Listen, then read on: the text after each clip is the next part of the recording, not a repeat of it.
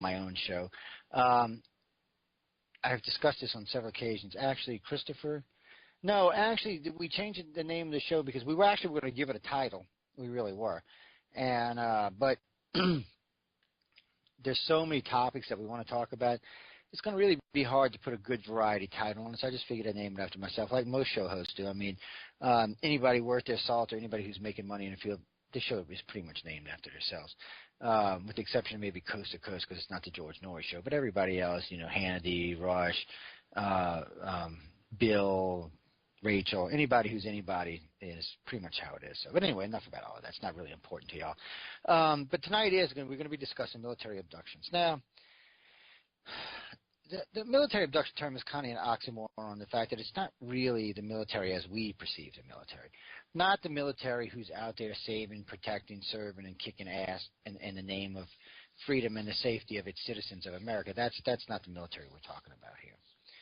To start off with, we probably at ICAR, and myself personally, probably for every 50 cases we get, maybe every 100 cases, it's hard to put a number on it, we probably get one military abduction case. Now, there's a lot of reasons for military abductions, and we're going to talk about that a little later on the show. But there are a lot of reasons why a military would want to abduct people. But first, what really is a military abduction? What is it really?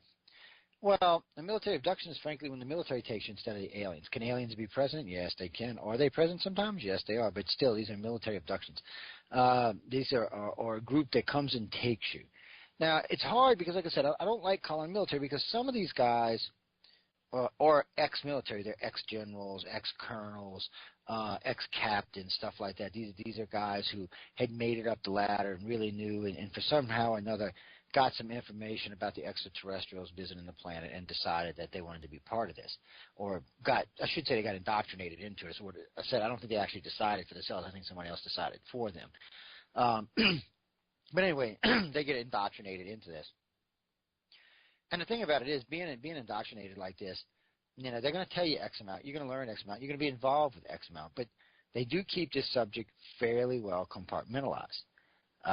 It is one of those things that it's easier to do it that way. So Joe knows what kind of craft it is. Bob knows what kind of alien it is. Christopher knows what the alien likes for dinner, so on and so forth, and it just goes around and around. And that way, the guys at the top have a good idea of what everything is as much as information they can get on their hands, and they move forward like that. Now, so here you got ex-CIA, ex-NSA, ex-military, ex-politicians, business corporations. I would imagine several companies have people there representing themselves in these military abductions. I wouldn't doubt that Bigelow Aerospace had someone there representing them. Any company that has a vested interest in technology has a vested interest in extraterrestrials, let's be honest about it. The only company with enough balls to actually say it was Bigelow Aerospace.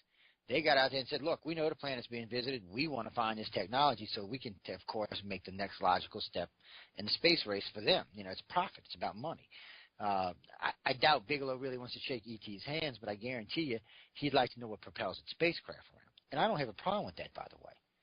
Okay, if it can advance mankind and advance our way of being without killing anybody, harming anybody, anything else, I don't really have a problem with that. Let's be frank about this. You have extraterrestrials coming into our planet, abducting people, taking people, so there should be some give and take, right? I mean, why do they get to have all the fun and we don't get to have any fun? People tell me all the time, oh, the military knows everything, the government knows everything. No, they don't, okay? The fact that they do military abductions proves beyond any reasonable doubt the government doesn't know much more than most advanced researchers. Maybe not as much as some advanced researchers because they seem to have a particular interest in some of them. So the thing about it is they know they're here. Whether they made a deal for technology versus abductions, they may have. They must have ran out by now because it doesn't seem to be working that way anymore. I mean, we're making natural progression off the technology we have, but it doesn't seem to be a real infusion of new technologies. There's lots of new inventions, but they're all based on the same technology. Somebody said the other day, well, look how much has changed. We got pads, we got this, we got that, we got this. They're all based on a microprocessor. It's nothing revolutionary or nothing new. The Google Glass or the Gorilla Glass that you use on your telephone was invented by Corning in 1948, people. Okay, so actually the glass on your phone is an ancient technology as far as things go. So it's not, I don't want people to take it out. The microchip was invented a long time ago. All this is better and more advanced software. And of course, we learn how to make everything smaller, but it's not anything new.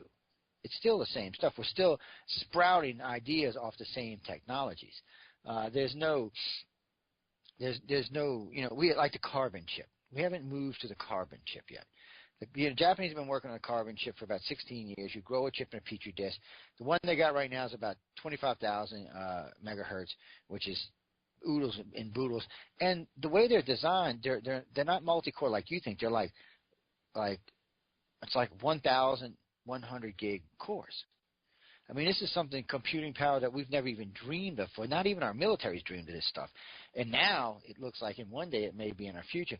That is a step, but it's still a microprocessor, mind you. It may be a microprocessor grown from carbon, but it is still a microprocessor. It's not anything new. My biggest argument for today and everybody coming out forward advance is the fact that, yes, we are advancing, but we're not inventing anything new. We're just simply getting better and better and better. To put in point, heart disease, cancer, things like that. 20 years ago, AIDS. 20 years ago, we're killing people left and right. Your chances of surviving now are much greater than they were 20 years ago. Of course, 20 years from now, they're going to be much greater than that. Another 20 years from now, it may be completely cured and we won't even have to worry about it. But still, it's still the same progression of the same technology. So the government comes in and they says, look, okay, we know people are taken, alien abductees are taken. Well, one of the things we learned very, very early on is some of the more famous ones seem to get MILAB more often. And there's a reason why to that. Because famous contactees tend to get on the radio or TV and blab about what they know. Okay? And by the way, I've told the government if they want to know what they know, they can just call me on the phone and ask me, or come over and I'll tell them all my little secrets. They can come on by and check it out and so forth and so forth. We're pretty open. Yeah, actually, yes, I am. Sorry, I was answering something wrong, but the government goes around doing this, and like I say, I hate using the government word because it's really not. Barack Obama knows nothing about this. George Bush knew nothing about this. Their pay grade is not high enough to know this. I hate to say that about the President of the United States because they make what, $400,000 a year, $500,000 a year, whatever they make. Their pay grade isn't high enough. They don't want them knowing this secret. George Bush Sr., he probably knew. Reagan probably knew. Carter, he didn't know. I don't think Clinton knew either. Hillary wanted to know, but they never would tell her for some reason. She got involved with several different groups, including the Rockefellers, to try to force this, and then somewhere along the line, she just dropped it. Reason one is she wanted to have a political career. You're not going to have a political career if you're chasing UFOs, well, let's be honest about it. So Ford, I don't think knew either. There's always been an argument that two-term presidents are told. If that's true, then it looks like they only tell Republican two-term presidents, because I don't think Bill or Obama knows. Obama does not act like a man who knows there's extraterrestrials visiting his planet. Reagan did, though. So did Bush Senior. They both acted like it. They instituted. Think about this, y'all. This should tell you something right here. Some of Reagan's claim to fame. You ever heard of Pine Gap? Yeah, the Mutual British Defense of Outer Space. Now, outer space means beyond the moon. It really means beyond the solar system, but we'll just, for the sake of argument, say beyond the moon. What we were defending ourselves from, by the way, this is a fully functional base still in Australia, still operational today. Thank you, Mr. President. Oh, Star Wars lasers, Star Wars missile defense systems, Star Wars laser defense systems. Oh, well, we found out that he was building these lasers to put on these platforms that, well, they were way overpowered for shooting missiles down. Maybe for like cracking buildings in half or melting large objects coming towards you, but not so much for missiles. You just kind of wonder. Oh, and then what else did he institute? It's called the Heart Facility. Now here's a man, and then he got on national television on 6 occasions and said, what if an alien invasion was to come to our planet? This was a man preparing for an attack for space. Ronald Reagan felt like this planet was being threatened from outer space. Whether we were or whether we're not, I'm not going to debate that, but he was planning for it. George Bush Sr. seemed to be a little bit smarter than that, even though he went along with a lot of this. He might have knew a little bit more about it. But it also tells me that the presidents really don't know what the aliens really want. And I think that scares them more than it scares us. You know, you have the U.S. military, one of the most powerful militaries to ever exist on this planet's existence that we know of, and yet they're scared of a little gray guy and a little flying disc. Why? Yeah, ain't that the question? Why? Yeah, that's the whole damn question. And they seem to be petrified of them. Military abductions happen all around the world. What's really funny about military abductions, sometimes like in the U.S., Canada, most of South America, some places in Europe, Australia, they do see Americans present. Some places in Europe, they see Jean Transport. Is that how y'all say? Is that correct to say? French policemen, has how they describe them? Speaking fluid French. Actually, they do speak French, but in most occasions they say they have a French accent. And it's so funny because two contactees just recently were telling me this, and they compared them to Inspector Clouseau in the way they spoke, which was kind of funny, by the way, but I'm not sure the relevance, but it was kind of funny. But they did mean with a French accent. So we have found that out. We do know that there has been military abductions done in Russia by, well, whatever Russia calls the KGB now. I have no idea what they call them, but we are aware of that. As far as I know, ICAR's the only one that's aware of that because we ran across, well, we happen to have contactees and a director in Russia. So, you know. But altogether, for the most part, it seems to be what I would like to call a special ops group of some kind mixed with maybe a hybrid group or maybe the Rogue Grays. I don't know what you want to call them, but there seems to be some other presence there.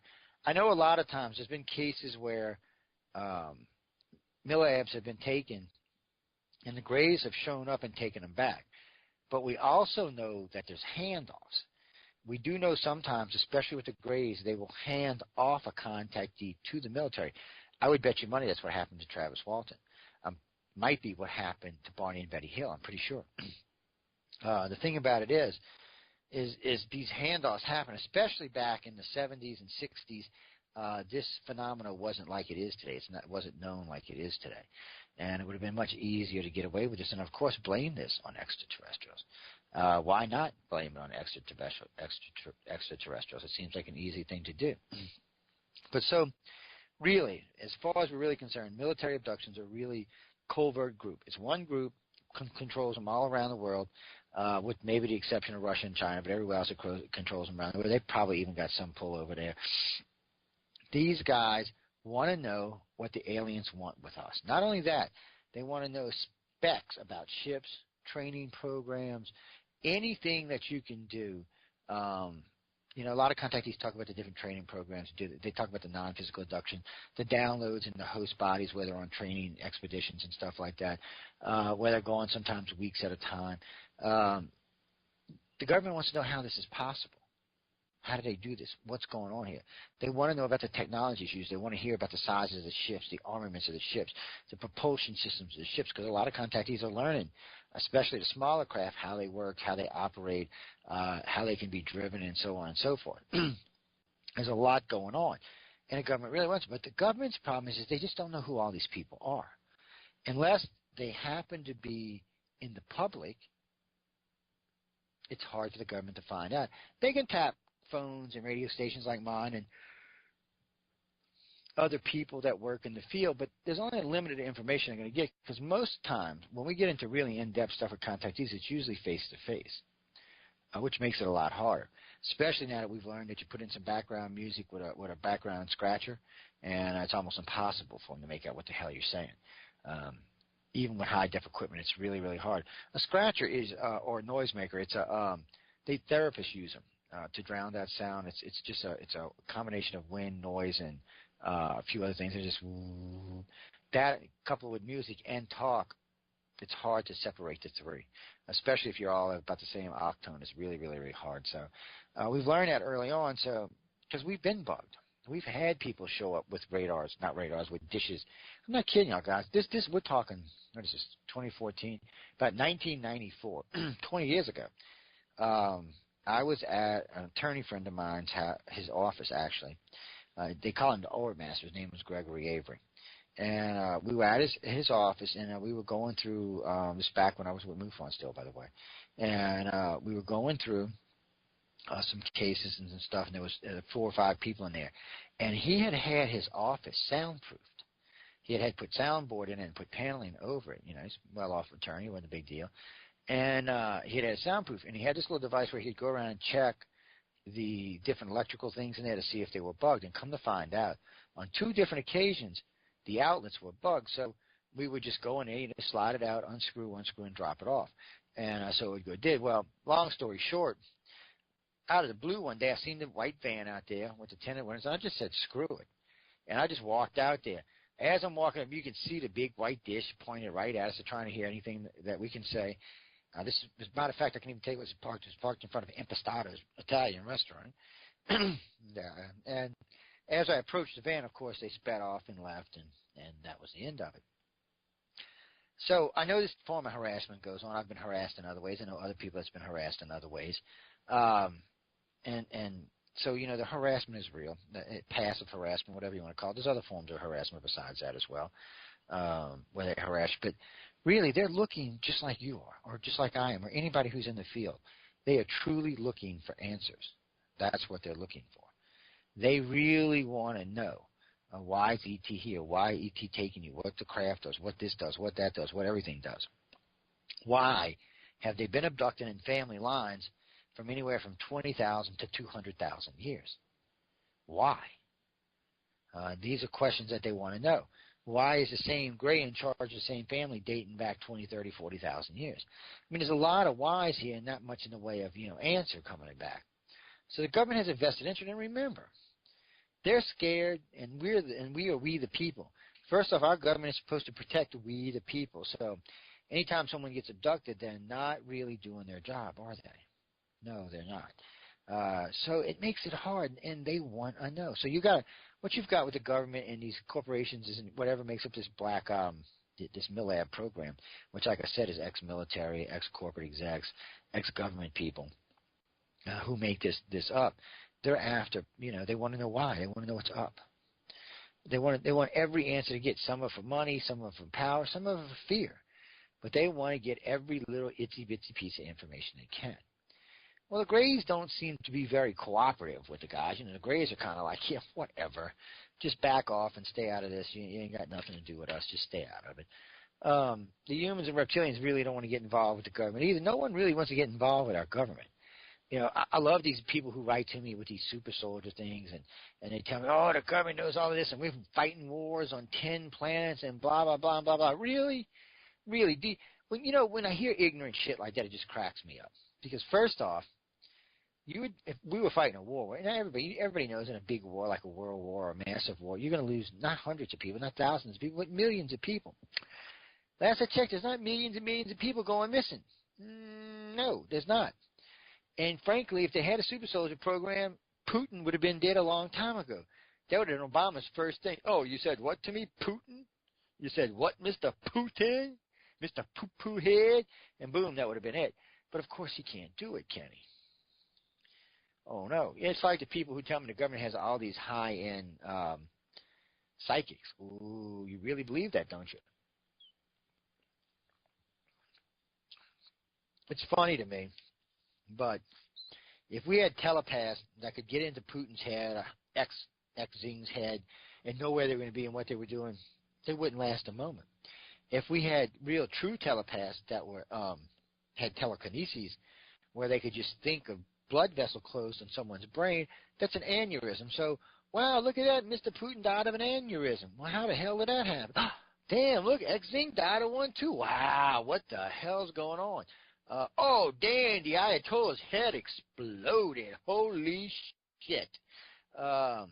Kim Jong-un, yeah, I know what happened to him. His little thing would have fell off. But the point being is none of this happens. So we don't have those abilities. And someone told me one day, oh, well, China and Russia probably have them too. Okay, I'll give you that Russia might. China is just now getting out of the third world into the second world. No, they don't. India don't, South America don't, Middle East don't, So if we had them, we would be using them, but we're not. That's the whole point. We're not using those kind of things. There's a lot of stuff you can say we have, but there's a lot of ways to prove we don't. Frank, to answer your question, yes, Bush did order 5 Planet Buster missiles. Whether they were ever built, I never heard. I've never seen any other articles on them. I just heard that they were going to be, what did he say, K5, 10 to the 10th power or something. Anyway, it was 100 times stronger than the strongest nuke we have today, which I believe is 100 kilotons. So I guess 1 million kilotons. But as far as I know, none were made and none were ever delivered.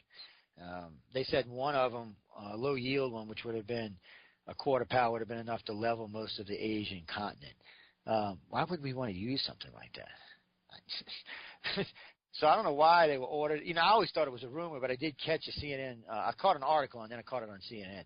So it was actually a real program, but I don't think anything ever came out of it. I really don't think anything came out of it. And if it did, well, then there's 5 Planet Busters laying around somewhere. God hope the terrorists don't get hold of them.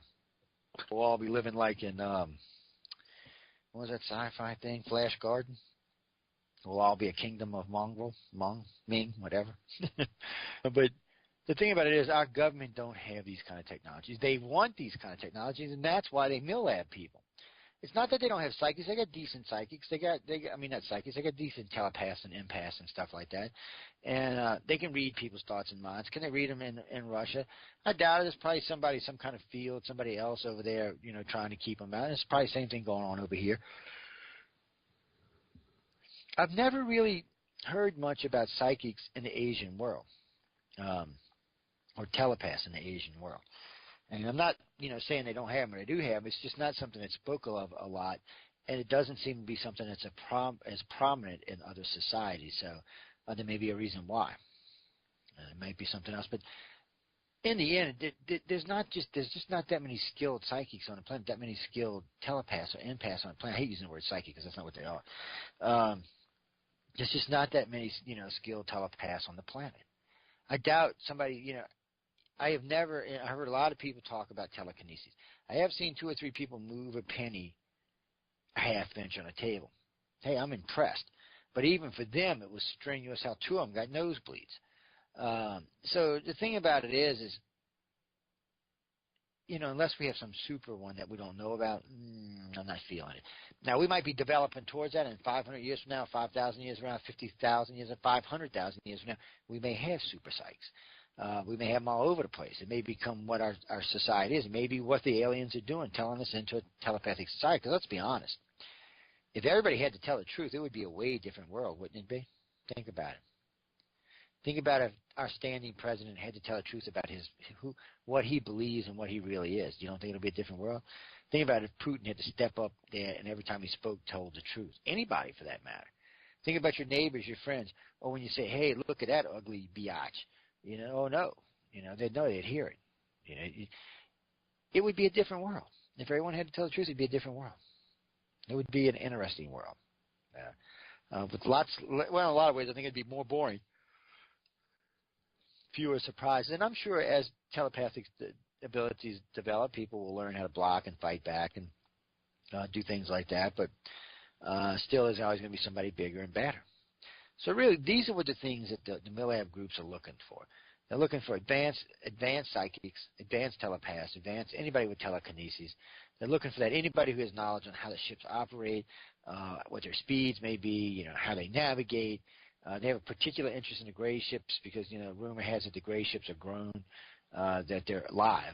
They're not like the human ships and the reptilian ships are built ships like we build ships, but of course way more advanced than ours. But the Greys actually grow the ships, and not just the little ships, even the big ones, the planet-sized ones. They actually grow those damn things.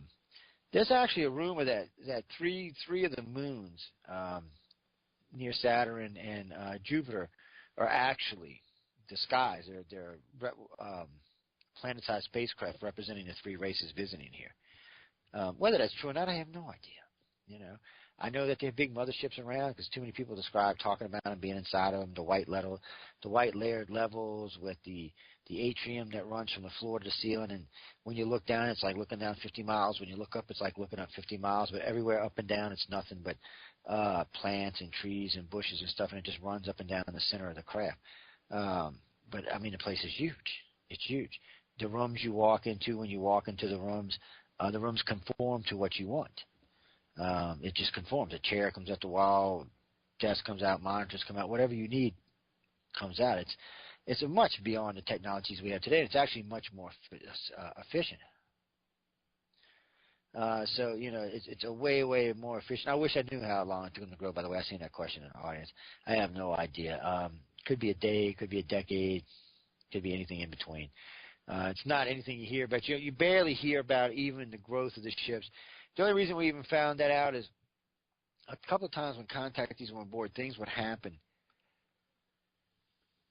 on the ships, you know, accidents, what have you, whatever you want to call them, maybe attacks. I don't really know what they were. But in those occasions, the Greys were treating the ship as it was wounded, not as it was just a metal craft.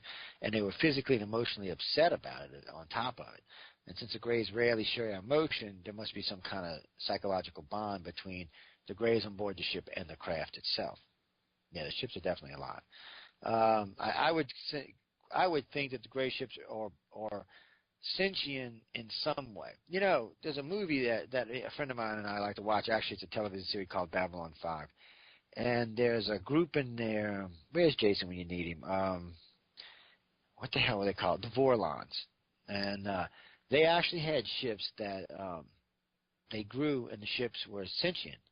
And they used to keep a telepathic link with their commander and their pilot of the ship. It sounds a lot like that. It really does. It sounds a lot like that. People will tell you when Greys go into the ship, they actually slip in these little holes. It's like they plug their body into the craft itself. There's no physical instrumentation anywhere. So it's like they plug themselves in.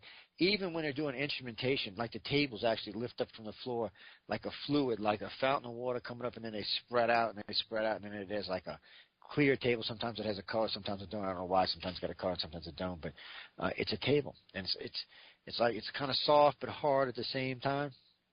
And then when they lay you on top of it, it actually conforms to your body, and then it will actually cover your body, but yet you can still breathe. That shit just freaks me out. It's just cool as hell. It's one of the things that really cracks me up too, though. I actually enjoy listening to people talk about it. It's because there's a lot of fear there, but there's a lot of exhilaration as well when the people start talking about these different instruments coming out the walls.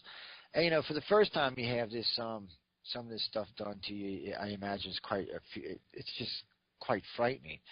But still, you know, when it's happened a few times, or a few more times, then you either get used to it, or you crack up, or you start to ask questions, or something in between.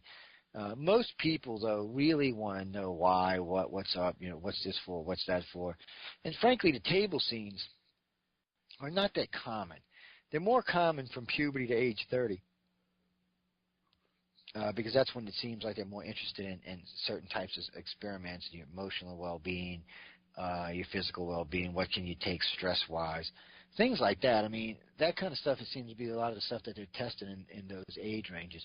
When you get older, they seem to be doing a lot more different stuff. And Chrissy, to answer your question, yes, the reptilians are abducting people, just like the humans are abducting people, just like the Greys are abducting people. The Greys abduct probably 60 to 70% of most of the abductions of Greys. The other 15%, other 30% is split pretty evenly between the reptilians and the humans. But see, that's not how it started.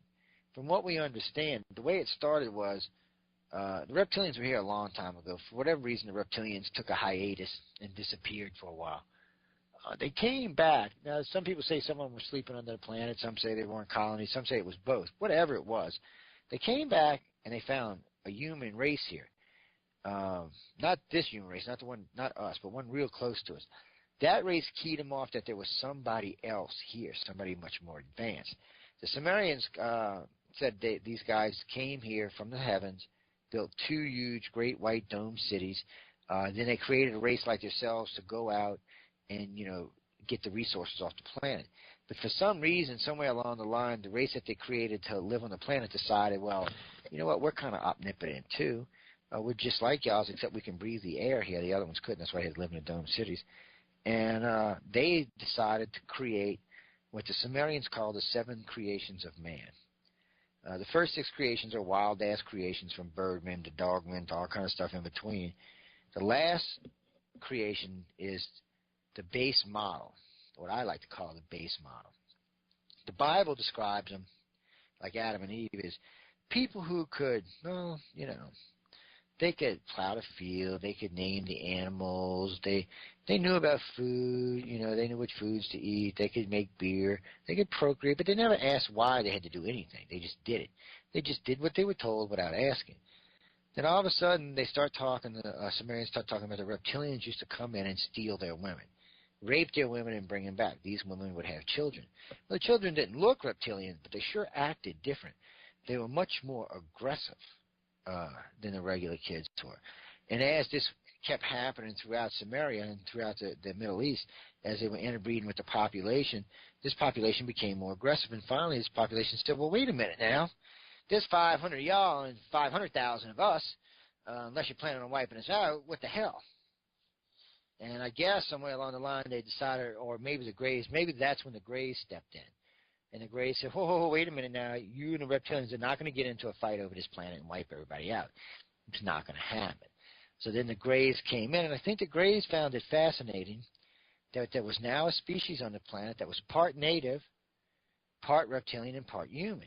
And I think the Greys decided to say, well, you know what? I wonder what would happen if we added a little Grey DNA.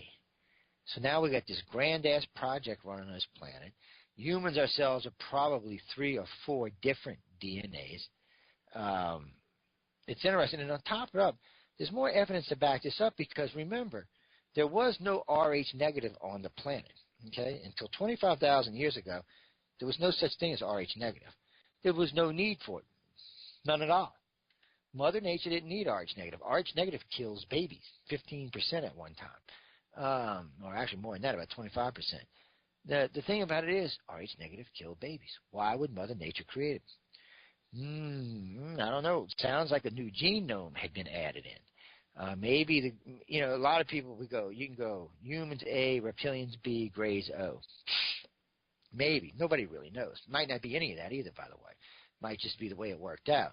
But in the end, something or someone introduced into the human population Rh negative. Now, in the beginning, it was a negative. And then somebody invented the antigenogen D gene and started giving people shots. That's why in the old days you used to have to get a blood test to make sure you were compatible. Do y'all remember that? I know some of y'all too young to remember that, but you used to have to do that back in the day. You'd have to get a blood test to make sure you're competitive, and that's because Rh negative and Rh positive sometimes didn't mix, and the baby would die. Spontaneous abortion, things like that.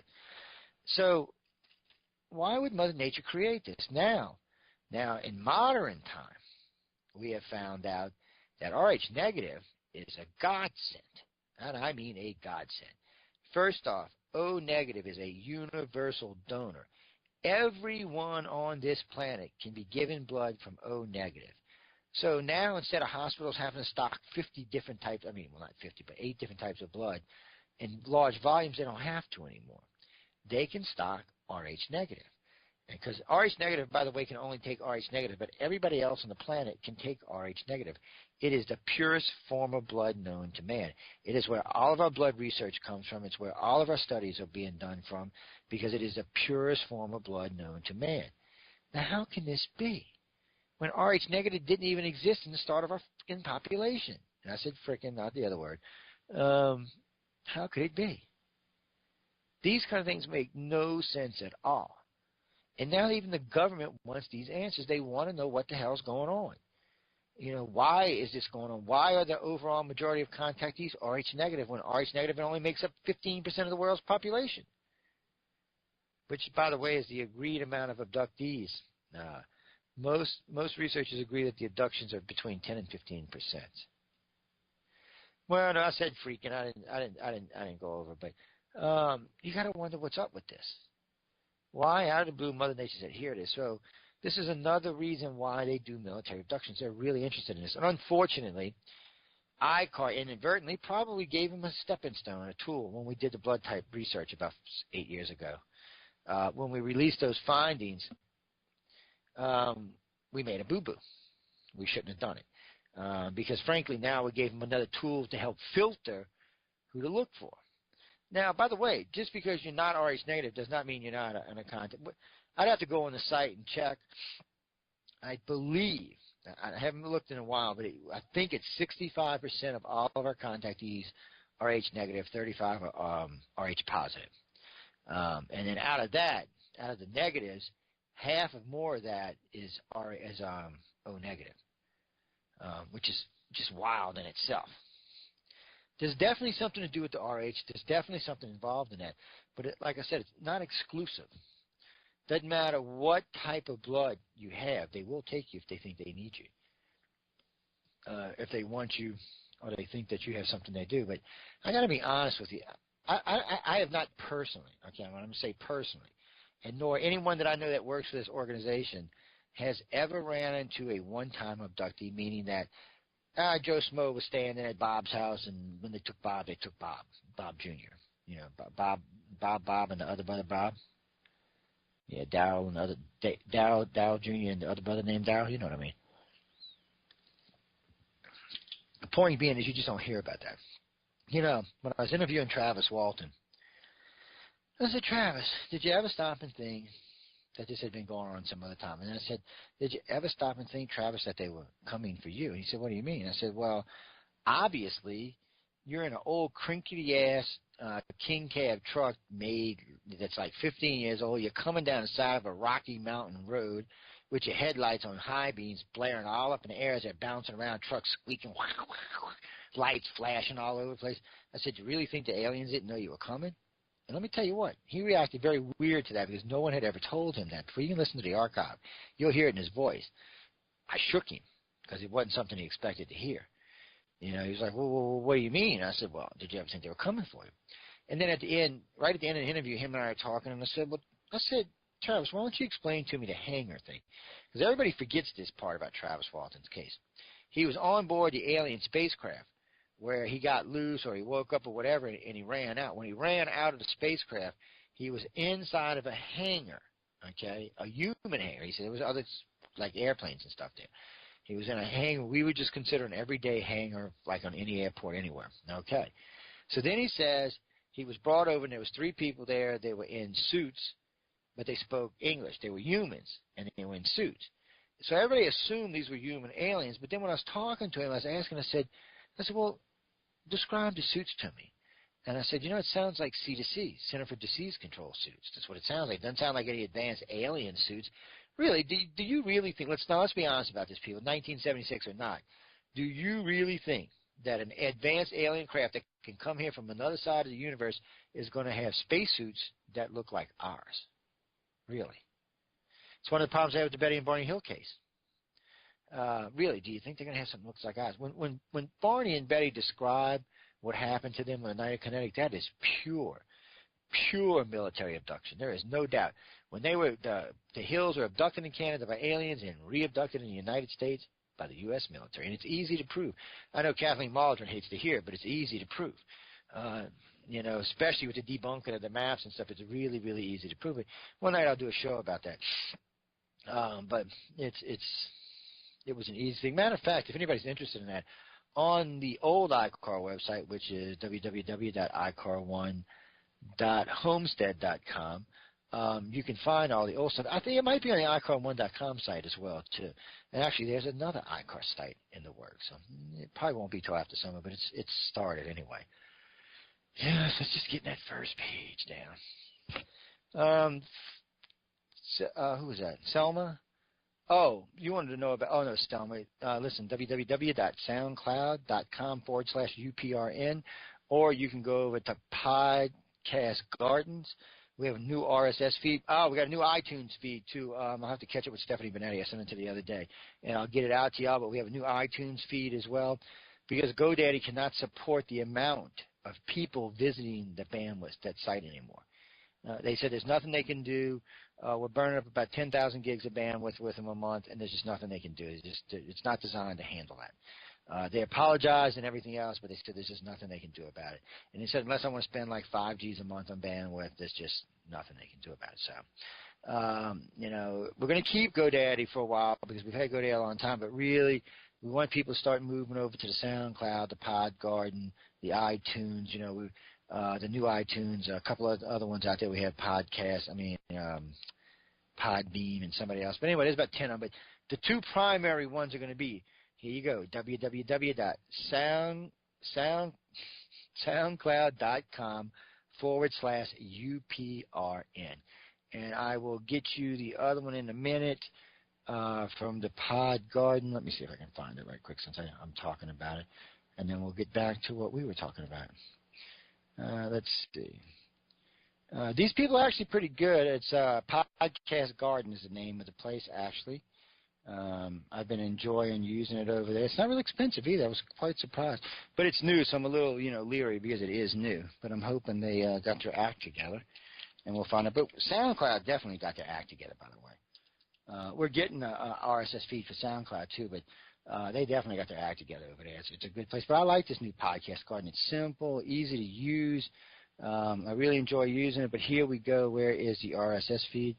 Okay, the RSS feed is, well, let me give you this one. This is www.podcastgarden.com, and then it's /podcast /UFO Paranormal Radio Network.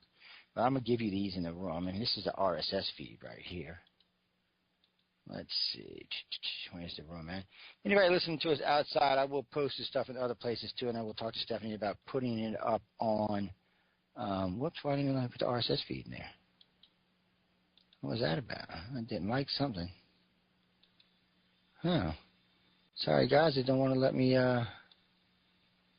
what's up with that? It rarely ever does that. It contained illegal characters. Get the hell out of here. But anyway, guys, since Power Talk wants to be a pain in the butt, it's Podcast Gardens. We're under the news and politics category. You can find us in there. It's really easy to find us.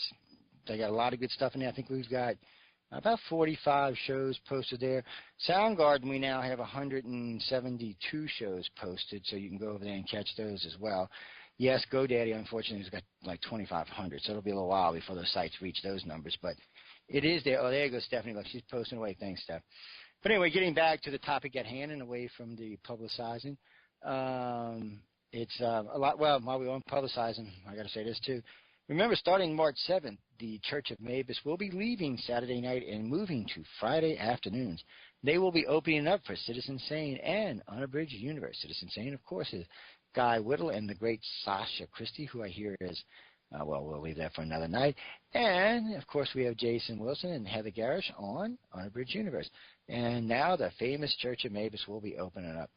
It's kind of funny to me because the host of the Guy Whittle, who is the host of Citizen Sane, and, of course, Jeffrey Pritchard, who is the host of Church of Mavis, used to host together. And, of course, they no longer do, so this is going to be fun to watch. I told them they had to be nice to each other. We'll have to see how this works out, by the way. It's going to be fun. But anyway, enough about all of that. I got a bunch of questions coming in from all over, so I got to get back to what I was paying attention to. It. So for military abductions, basically these are groups of people that work inside. There's an organized group. Probably was originally put together by a government organization. It's outside of the government now, though. It runs independent. They probably have some more advanced technology. They probably are in cahoots with either the hybrids or what people like to call the rogue gray race. I don't know enough about that to know for sure, but there is some evidence to suggest that there's a small rogue gray group out there because of some weird gray abductions. And there's one or two, like one of the guys described the gray as almost had a limp. I don't know what almost had a limp means, but so it was just weird. The whole thing was weird. It wasn't like any typical gray, anything they had seen. So there does seem to be that. And the men in black, a lot of people seem to think are hybrids. Some kind of cross between human or human reps or something. I don't know, but I know that but for the most part, these are just everyday U.S. people who have held whatever positions that are looking for this technology and this understanding. They're trying to recruit, telepaths, anybody they can get. They really want to know what the ETs are up to. I mean, what does Uncle ET want? Why is he here? Why did ET introduce Rh negative? Are they making a better, leaner, cleaner food? Is that what's going on here? I mean, for the government, this is a nightmare.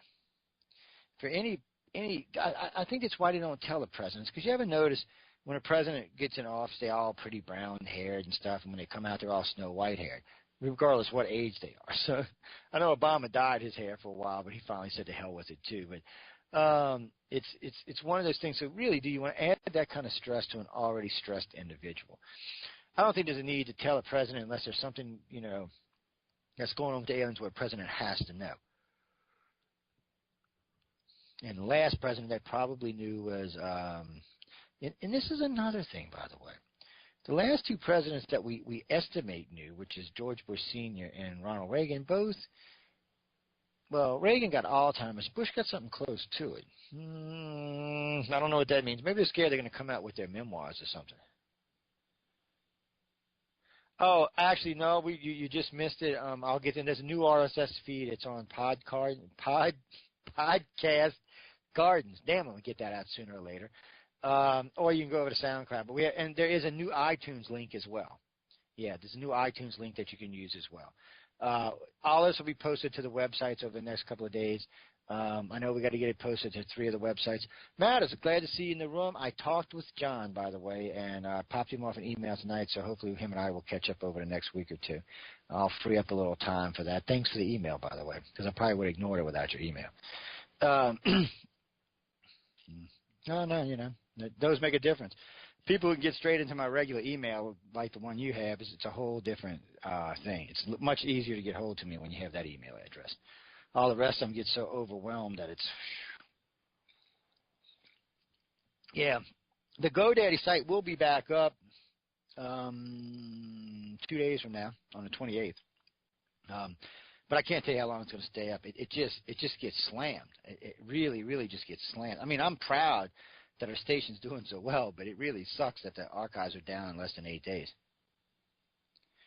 I would want to think that Travis was probably a great contactee. It's one of those things. Yeah, well, you better not. I sent you a good one today. Melinda Leslie is great. I like talking to Melinda. Leslie and I are great friends. Last time I talked to her was about a year ago. She's working down in Sedona, Arizona, doing Skywatch tours at night, taking you out with the 3D scopes, and so you can go out and see, and card reading. She's a tarot reader, so go down and see her. Melinda's a lot of fun. Besides, even if you just go sit and talk to Melinda, no tarot, no UFOs, Melinda's just a lot of fun. She's easygoing. She's a blast to talk to. She's got one of the as a show I did with her that's ranked in the top 3 shows of the whole entire network for its entire existence. It was one of the shows we did just on military abductions. She's somehow or another, her and I and Randy Kopang, after Carla Turner died, got coined as the MILAB experts. And then about a year after that, and this was because of a Coast to Coast interview, a year after that they decided that myself and my North America director, that we were generals in control of all the MILABs in the Americas. And they said that's why I promoted Jason to his new title, so that he'd have free roam to run around and do military abductions across the North America. I was like, really? And wait, and the funny part about this was the last conference I attended, someone actually came up and asked me about it. I've gotten several emails and several phone calls about it. And it just always cracks me up. Everybody, I mean, if you listen to me for more than a month, you have to know that's not what we do or who we are or have anything to do. Hey, rumors are rumors. Yes. Great. As far as I know, none. There's none that we can prove. Let's put it like that. There's none that we can prove. What I would really like to see, and I don't know how we could ever find this. I would really like to find out what the president's blood types are. Well, Carter saw a UFO. Bush saw a UFO.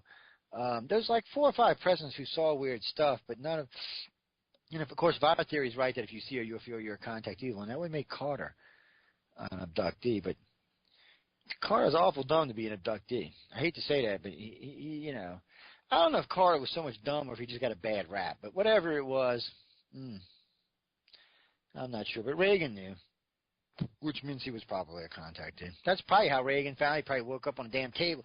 Don't you know I'm the bleeping president of the bleeping? I will shoot a laser up your bleeping gray bleeping hole, buddy.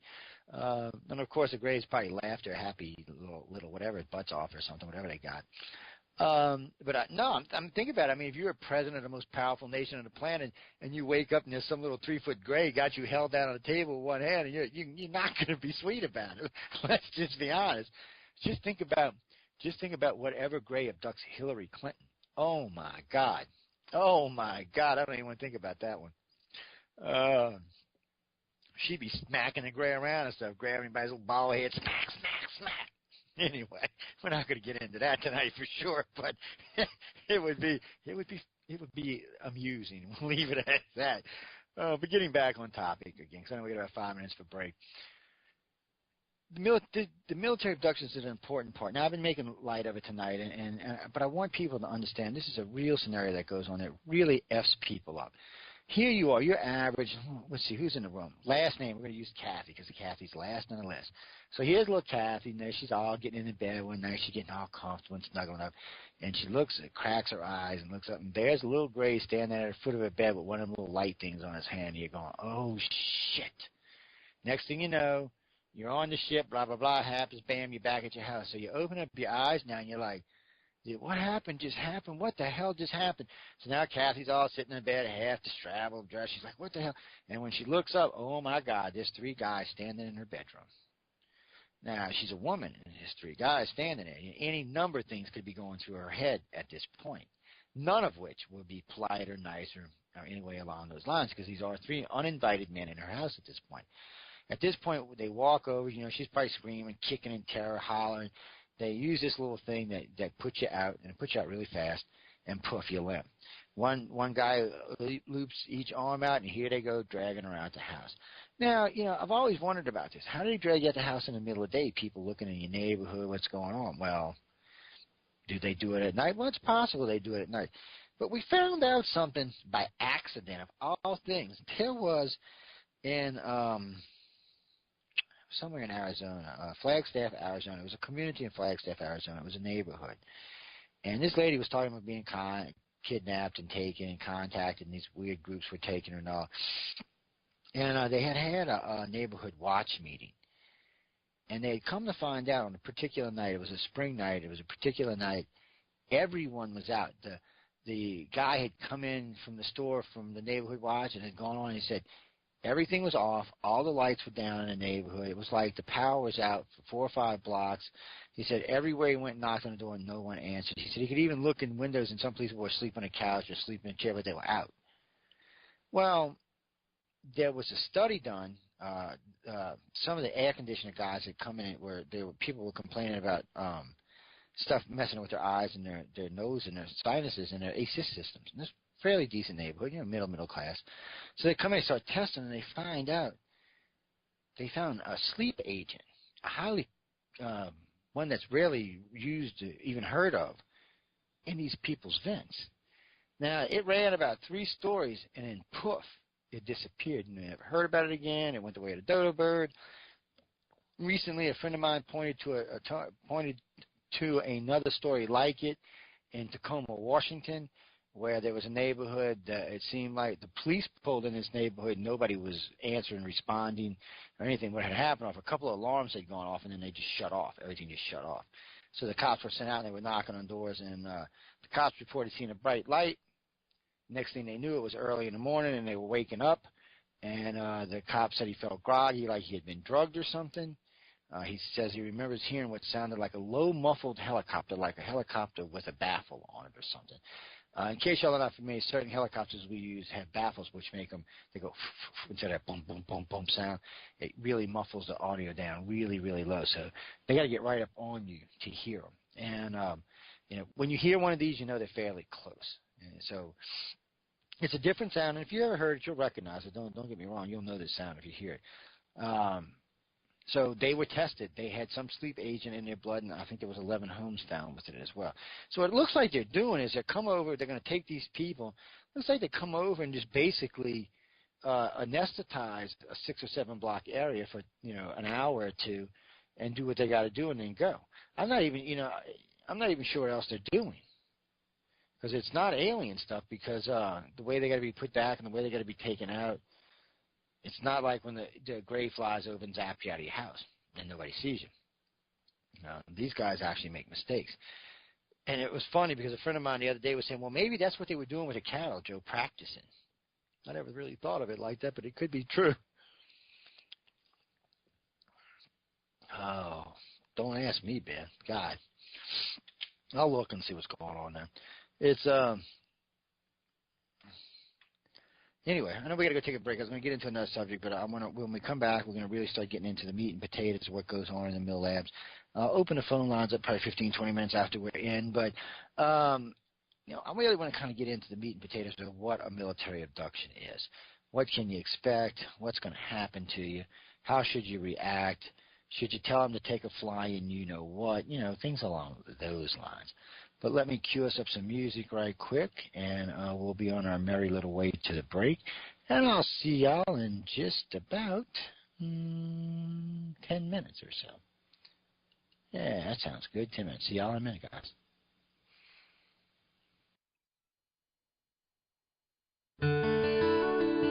Join us in the chat room. Visit paltalk.com. Go to the social issues, select other, and enter the UFO Paranormal Radio Network. The paranormal, ghosts, spirits, demons, reincarnation, past lives, the afterlife, divination, exorcisms, witchcraft, the unseen. He's psychic medium Chris George. And he's Victor the Voice Furman. We are Second Sight Radio. Join us live every Thursday night from 8 to 10 p.m. Eastern Standard Time on the UFO Paranormal Radio Network.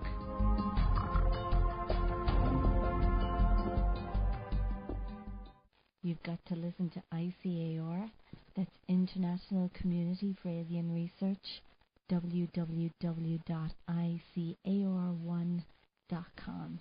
I should know, I'm Irish.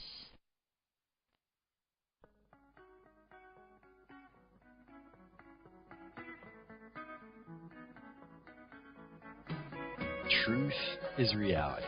The connection is you. Check out Catherine Buckaloo on Truth Connections Radio, Thursday night at 10 p.m. Eastern Standard Time, right here on 107.7 FM, the Paranormal Radio Network.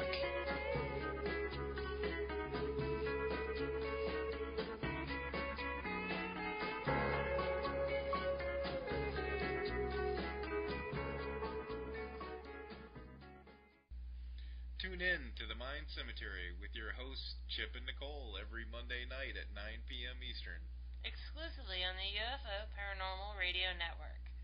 We delve into UFOs, abductions, ghosts, aliens, conspiracies, and cryptozoology. And how could you ever forget about those creepy topics you won't hear on your local news? This is where I would insert my obligatory skeptical statement. The Mind Cemetery, where the paranoia about the paranormal comes to rest. Follow us on Twitter and subscribe to us on Facebook. Also, check us out on our website, mindcemetery.com, for show updates and the critically acclaimed Mind Cemetery blog. It's not critically acclaimed, but you should check it out anyway, mindcemetery.com.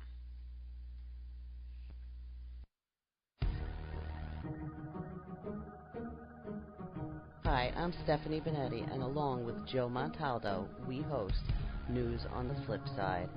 Come join us every Saturday night at 7 p.m. Central for our 3-hour program. We have opinions on everything, and we're not afraid to share them. False history gets made all day, every day. The truth of the new is never on the news, but you can find it here with News on the Flip Side. Remember, don't be politically correct. Just be correct. Join us.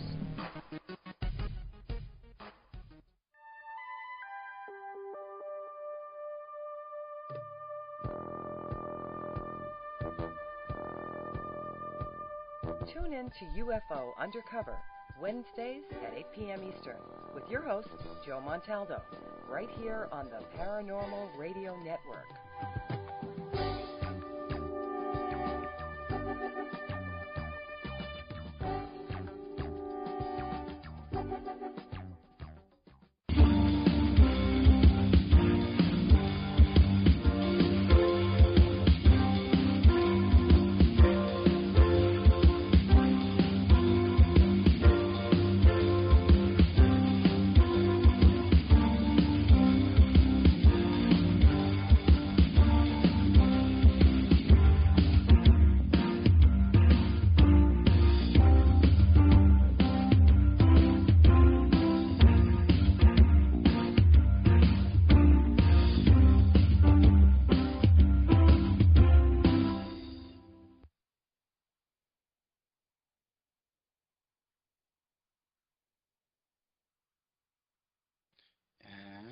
Welcome back to hour number 2. Joe Montaldo's back live and going to kick some more butt. I had a lot of fun first hour. We just blew through it like it was nothing. I mean, the first hour of the show was like warp speed, man. I mean, it just zapped through there. A lot of good material in the first hour, though. If you missed it first, ladies and gentlemen, it will be available on the archives in about 15 minutes after the show tonight. It will be available on GoDaddy, but not until Friday, I believe, but you'll be able to get it there. But you can pick it at www.soundcloud.com. /UPRN. That is one of our new archive sites. You can also find it at Podcast Gardens. I will be there. We're under the news and social issues, news and politics category. You can find us there. And remember now, there's 2 stations now. There's UPRN Talk Radio, which is United Public Radio. And then there, of course, is the UFO Paranormal Alien Network. That was a Freudian slip, wasn't it? UFO Paranormal Alien Network, huh? Anyway, y'all know what I mean. I might have to change the name of that. Okay, yeah, that was a Freudian, so I guess that's whoever says we were the general in charge of mill labs. They can bite me. Gina, a couple of quick things. I know we're going to get back into this real quick. Do I think Stan Romanek is being messed with by you mean mill labs right now? I have no idea, Boo. I really don't have a comment on Stan Romanek. You see, this is the hard part for me here. You know, I met Lisa. Lisa's a nice woman. I never really met Stan. I've talked to him once or twice, but just in passing, no investigation. ICAR actually chose not to investigate Stan Romanek. For us, he didn't meet what ICAR considers abduction criteria. So we never really I was going to have Patrice Sheridan, our Washington, D.C. director, and Phil Torrey, who's our Colorado state director, go out investing. But when we talked one night, the 4 of us were talking one night, and we got to discussing it. And really, the case was not what we considered to be inside the norm. Could he be being harassed by the U.S. government? Yes, he could be. Could this be fake? Yes, it could be. But I'm not the one to ask because I really don't know. Okay. Frankly, at this point, it's a wait and see kind of thing. It really is just a wait and kind of see what's going to happen here. And I really don't like talking about phony ufologists.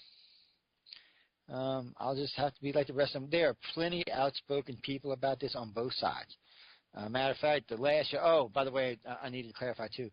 I know I didn't post last week's show. It will go up this week sometime. I just had not had enough time to edit the show. I have to split the 2 pieces. The first hour will be up by itself with David Jacob and I, and the last 2 hours, there was 2 hours addition we ran over that night, will be myself, Jason Wilson, Chip Plesher, Jeffrey Pritchett, Stephanie Benetti. That's 5 of the hosts in the network, and 3 callers. So there's 8 of us in this queue.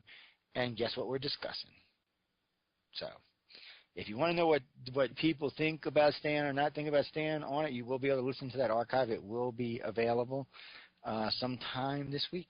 And I got a 5-day holiday coming up because it is Los Temps Roulés, or like we say down here, Bon Temps Roulés. You know what Bon Temps Roulés means? Let the good times roll. It's Mardi Gras here in the city, guys. Yes, it is party starting Friday until Wednesday. There will not be a sober person from here to Pensacola, Florida, actually from here to Miami, Florida, nowhere at all. Yes, and there will be no violence and no accidents. You figure it out. Mardi Gras is a great thing down here, and we have a lot of fun. The only Mardi Gras must be like a great thing for extraterrestrials. It must be, March 4th is Mardi Gras Day, in case anybody wants to know. But Mardi Gras must be a great thing for extraterrestrials because, these people are so wiped out down here. They're like, yeah. And what's really funny is, there are a lot of locals that attend Mardi Gras. About half the locals go to Mardi Gras.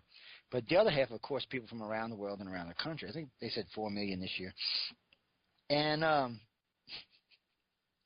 it is so funny because they're in a foreign city and they just act crazy, ripping off clothes, skin flashing everywhere because it's not their hometown. And in New Orleans, they usually will not arrest you for showing your chest.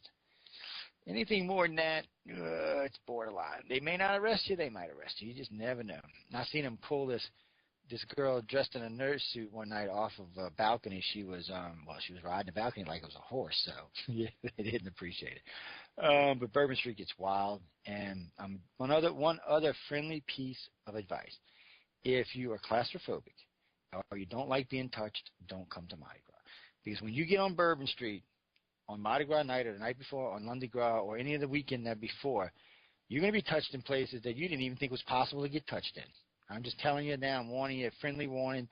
When you're going through that crowd, it is so packed. I mean, the crowd's swaying and moving, and even though you're walking through it, you're still swaying and moving. There are hands everywhere, and you don't even know whose hands they are or where them hands have been prior. But just know, don't get upset if somebody touches you. It's just one of those things. Well, if you don't go to that end of Bourbon Street Starship, you ain't got to worry about that. It's just crazy. It's just crazy. It's a lot of fun. It's a good time for everybody to be had. Just don't get stupid. And the reason New Orleans hosts it is because no other city in the country can figure out how to host it without having some kind of major catastrophe after it. I actually heard New York's mayor the other day on TV. He had been sent a petition to do Mardi Gras in New York, and he wrote back to it. He said, no, I think we're going to leave that for New Orleans. Y'all remember what happened in Seattle, right? He said, we're going to leave that kind of crowd control for down there. Yeah, they don't want to mess with that. It's because the locals, it's more important for people to understand, the locals have to have a certain mindset for Mardi Gras to be successful. They can't mind people passing out in their yard. They can't mind people peeing on the trees. All this stuff's going to be cleaned up after Mardi Gras anyway, but you can't lose your cool. You can't hate on the tourists, And another thing, it's like if you're famous and you come down here, nobody bothers you. We don't care. I can think of 24 famous people in the last 2 years have been down here. 2 of them actually left because, here you go, what's his name that had the house down here? Oh, what's his name? Good-looking guy. He played with John Travolta and Nicolas Cage. He said he had to go to another city because he thought that his popularity was waning because nobody even said hi to him down here. He said he was walking in and out of clubs like they were nothing. They just ignored him. And it's a mindset to the locals. There's a lot of famous people from New Orleans, so it's a mindset. And there's a lot of famous people that come to the quarter. So it's just a mindset. If we want them down here, we know to leave them alone. And we leave them alone, they keep coming. John Goodman said it was just like, he said it's just incredible. He said he said he would have to start conversations with people. And I always just thought it was fun, It's fun. It's the way a town should be. It really is. But we've got our bad things too, like everybody else does. Plus, we got extraterrestrials down here too. Oh no, Karen. The case you're talking about is the I forgot the name. Right as you said it, I knew the name too. Linda Castillo, no, not Linda Castillo. Linda Carter. Anyway, she's the one that was taken in New York City. When the ambassador and the 2 Secret Service guys saw it. Yeah, all 3 of them gave testimony to this. Yeah, they did, actually. One of the Secret Service guys was in Nut House. The other guy went somewhere else. Never heard anything back from the ambassador. Actually, I think somebody told me he was dead. But they witnessed, I think it was Linda Castillo being taken from her bedroom window like 60 stories up in New York City. It's a great case. There's a book about it. No, it's a great case. You should check it out. Dean, to answer your question before I get back on the Millab thing, my all-time favorite case for UFOs is Shag Harbor. Yeah, it's my favorite case. There's cases out there that are comparably as good, but Shag Harbor for me was a great case because no one thought it was a UFO. Everybody thought it was a small plane crashing. Until the thing took off underwater, no one thought it was a UFO. It went under the water. This big yellow foamy shit was all over the water, and the guys who were out there rowing in boats thinking they would find survivors, and the thing took off and went out the sound and just took off. It is wild. You mean number-wise, the biggest number-wise? I don't know. I mean, let's see. There's the New York City case where, 1 million people reported seeing a UFO. So if it's true that people who see UFOs are contactees, that's a big one. That's a big one. New York, any city, any large cities, they can have large abductions. You know, everybody wants to think that this is one person out of every 5 billion or something, but it's not. There's a lot of people being taken.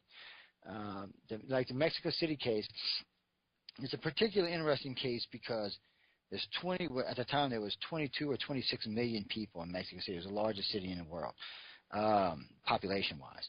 This thing hovered over Mexico City for 24 hours. Over 1 million people reported seeing it, including the fire chief, the mayor, several pastors and padres and stuff like that reported seeing it. And there was a lot of video taken off of different places in the church. And if you've ever watched in the movie Signs, when you see a bird fly into the spaceship and fall down, that's where that came from that Mexico City sighting. That's what they said happened. That's how they figured it was there. And a bird, actually it was a flock of birds, flew into it and fell down. And it left marks, and you could actually see where the birds had hit. I guess it was blood and feathers. And then as the cloud bank came in, or the fog came in, you could see it actually kind of engulp. You could see it engulfing around the thing. It's a wild one. It's crazy. But it's almost impossible to find anything on it. It's like the sunken city off the coast of Mexico. It's almost impossible. Somebody out there is scrubbing the net. I don't know who it is, but somebody's doing it. Because more and more of this stuff is getting harder to find. That's why I tell people, when you find something, make a copy. Make a copy. Make several copies if you want. I tell you what I did on, which computer is it on? On this computer right over my right side, it actually has the satellite photo of the sunken city off the coast of Cuba. Yes, it does. I kept it because everybody, ain't no such thing. Really, here, let me show you the satellite picture, the U.S. military satellite picture. It actually wasn't the U.S. military. It was the what do they call them? Not archaeology, not economy. Anyway, it's the guys who are interested in the soil composition, stuff like that around the planet. They found it. They just found it. They were scanning, and there it was. And it's big. You can't doubt it. It's on the northern side, or I should say the southern side of Cuba. It's inside of a protected waterway. And it looks like at one time you can see there's a ring around it. So something must have happened. It might have been at the top of a volcano or something, but it must have dropped down. But at one time it was actually above the water. I think it's like 1,800 feet or something. Some of the divers described pyramids that dwarf the pyramids in Giza. They said all three of the pyramids of Giza could fit inside of one of these. You can clearly see from the video, from the photograph, and I think it's still available, and you can clearly see from the photograph what looks to be a runway on the side of two of the pyramids going, you know how runways make the triangle? It looks like a runway. What it is, I don't know, but it looks like a runway. But what bothers me about this is the lack of information and the lack of people talking about it, because you could say if it was just Cuba, that's why it was kept a secret. But the British Archaeological Society teamed up with Cuba along with an American diver group to go survey this place. All of a sudden, nobody wants to talk about it. What the hell? Those kind of things bother me.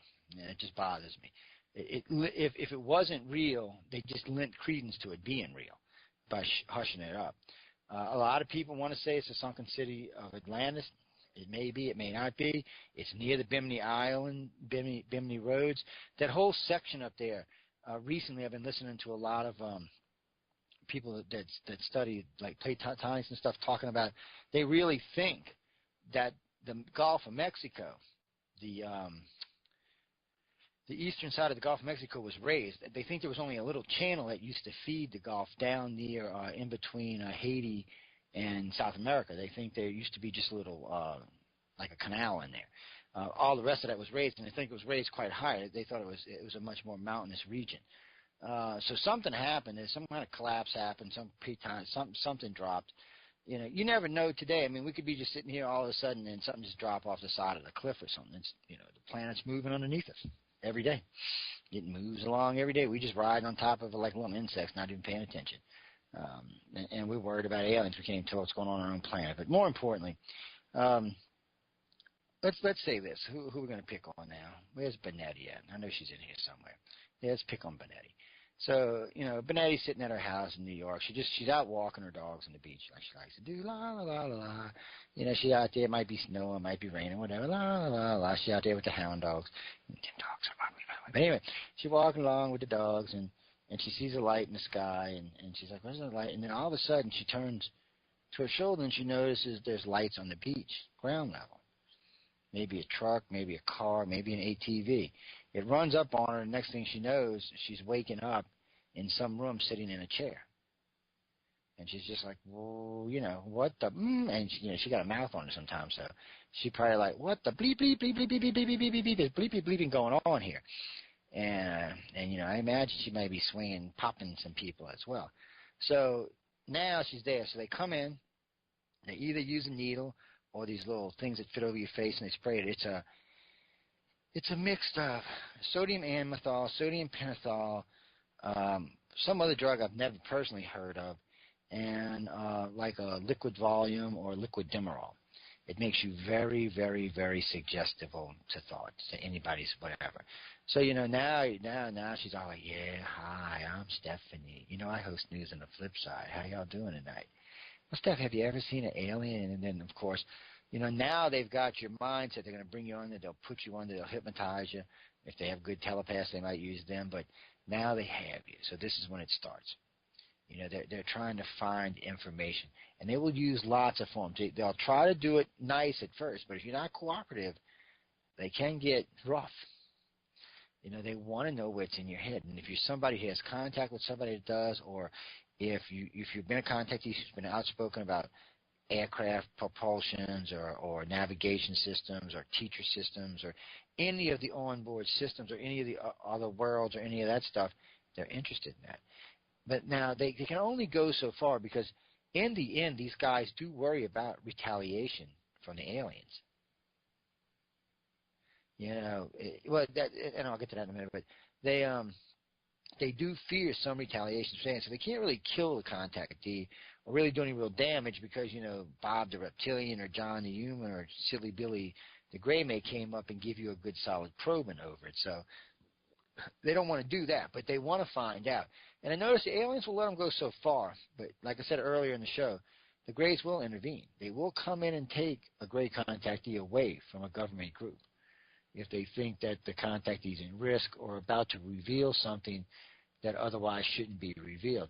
Don't ever forget, especially with the Gray contactees, they keep a telepathic link with all their contactees at all times. It may be a low level, in the back of your head kind of thing, but it's there. And they're paying attention. And then, imagine they do like keywords like everybody else, something that you hear or say sets it off, and they start paying attention to what's going on around you. And they will retrieve you. It's not every time, though, and it's only in those certain cases that do it. As far as reptilians humans go, I haven't got any cases of our own that says that. I couldn't rule it out, mind you, but I don't personally have any cases that says that.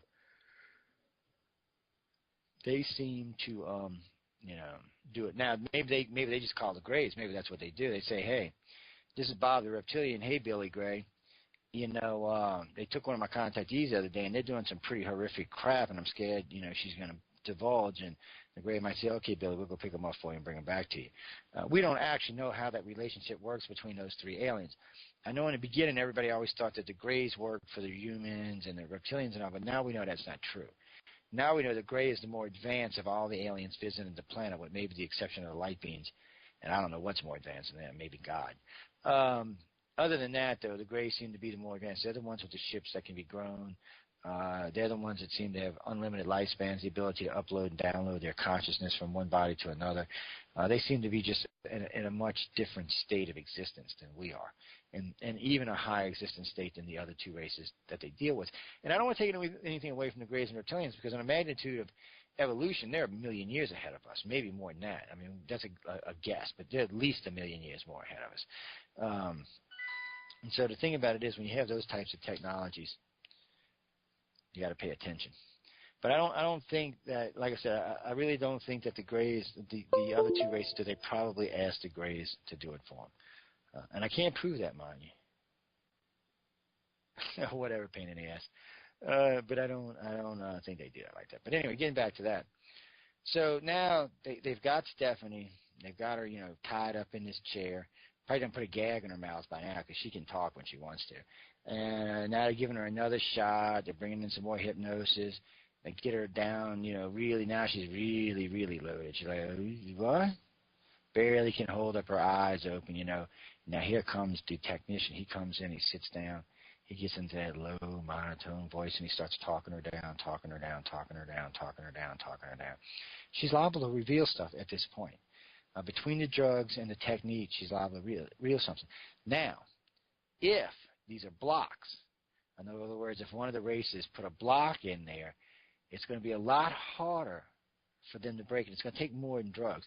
It may even take some drugs and a little bit of some physical roughness to really make them people want to break that block. You need to either make the contact that you want to break it or fear it enough that they subconsciously, their subconscious can break it. That's rare, and that's really stressing a MILAB. Most MILABs will give them, most contactees will give the MILAB people what they remember. Because they're scared. This grade picked me up and did this, that, and the other thing, and they'll tell them. Well, that's fine. Nobody really cares about that. What they really care about is the stuff that's locked down in your head and blocked. And they, for whatever reason, the aliens feel the need to block that information. That's what's going on. And that's what they don't want being told. And, there's a couple little stories I heard when I first started doing military abductions. I started looking at some of Carla Turner's cases and a few other cases. By the way, she's the, what I would call the mother or father of modern military abduction research. But still, I started looking at her cases and some other cases, and they can be harsh. They can be hard. They've been known to really rough people up, men, women, degrading things, stuff that, you just want them to quit. You'll do anything just to make them stop. But then, like I said, sometimes there's repercussions from that from the aliens. So it's a tight line they have to walk to try to retrieve the information that they're trying to retrieve. So there's a lot of information there to be retrieved. There's a lot of stuff. Guys, I'm going to take calls in about 5 minutes. I see the lines. I got like 8 people in line, but give me 5 minutes, guys, and I'll open up the lines. But they're in this box. It's like a time box. It's like a timeout box. But here they are. They got to get in, get this information with whatever methods they can. No, that's okay. I want y'all to call in just in about 5 minutes. It's the way it pushes these contactees is, it's get in, use as much as you can to get it out, but without destroying or disabling the contactee so you don't fear the wrath of whatever extraterrestrial may be here. It's a tough line. I've heard of women being raped. I've heard of men being raped, by the way. I've heard of people being beat up, slapped around, knocked around, drugged. I've heard of them using devices. I've also heard about them using fake aliens, people dressed up like Greys or Manus. The favorite one seems to be the Manus for some reason. This Manus thing's come up a few times as a puppet for the reptilians, actual physical puppet. It's been humans have dressed up in them. Whether it's a real Manus race or not, I don't know now. You just got to kind of wonder. You just got to kind of wonder. And to see what somebody wrote in the room, no, this information is not going to help Joe Public because the government wants it for themselves. Or not even the government, whoever this group is wants it for itself. It might make the next great invention, a new pad, whatever it may create. It may be the next great invention may come from whatever they retrieve. Plus, I think some of these people are really wanting to know what's going on. And there's a level of fear in here. Maybe the Greys do want to take us over. Maybe they want to make us a more leaner diet. Americans are pretty fat these days. They might want to lean us down before they start eating us. We're high in cholesterol. It's a joke, guys, but still. You just don't know. And I stress this all the time because humans are so arrogant and so egotistical, they get themselves in this lock. This is not about us. This is about them. Don't ever make the mistake that this is about us. The Greys have an agenda. We're part of that agenda. We're not all of the agenda. We're not even a big part. We're just a part of their agenda, just like we're part of the reptilian and human agendas. These are advanced races that have other colonies and other worlds, home worlds, advanced technologies. They're running an experiment here that we're part of. Now, for me personally, I'm hoping we're the good part, and there's no reason to flush us down the toilet or any other namely bad ideas that they could do to us. The reptilians seem to think of us like kissing cousins, kind of. They don't want to see anything happen. The humans just think we're like trash cousins. The reptilians, with the exception of a few, and then the reptilians really do think of us like family. Maybe because we both developed on this planet, but whatever reason it is, they do think of us as family. It's not that they won't take in, it's not that they won't do shit to you, but they do think more of us. The Greys are funny. Until you understand the Greys, you're thinking that they're this like Spock kind of guy, no emotions, no nothing, but they're not. The Greys actually have emotions, and they can have strong, intense emotions when they do. Maybe that's why they keep them tight so much. Maybe because they're more intense than us. Who knows? But I have heard people tell me when they've gotten into their Grey's head by accident, or like when we send questions, we program contactees to ask questions subconsciously. The Greys sometimes punish them for it, but they still act like a proud parent, like, oh, did you see? My contactee could get into my head. I bet you're scared. Shit like that. So there's some pride there. There's some ego there. I've learned now over the years that the Greys do have an ego. They do have emotions. They have much better control of it than any of the rest of us seem to, or anybody else seems to, but they do have it. So it's not a unique to us. We know the reptilians have emotions. Shit, their emotions are just as bad as ours. They're just as flaky as we are, just more advanced. And I'm pretty sure the humans are just as flaky as we are.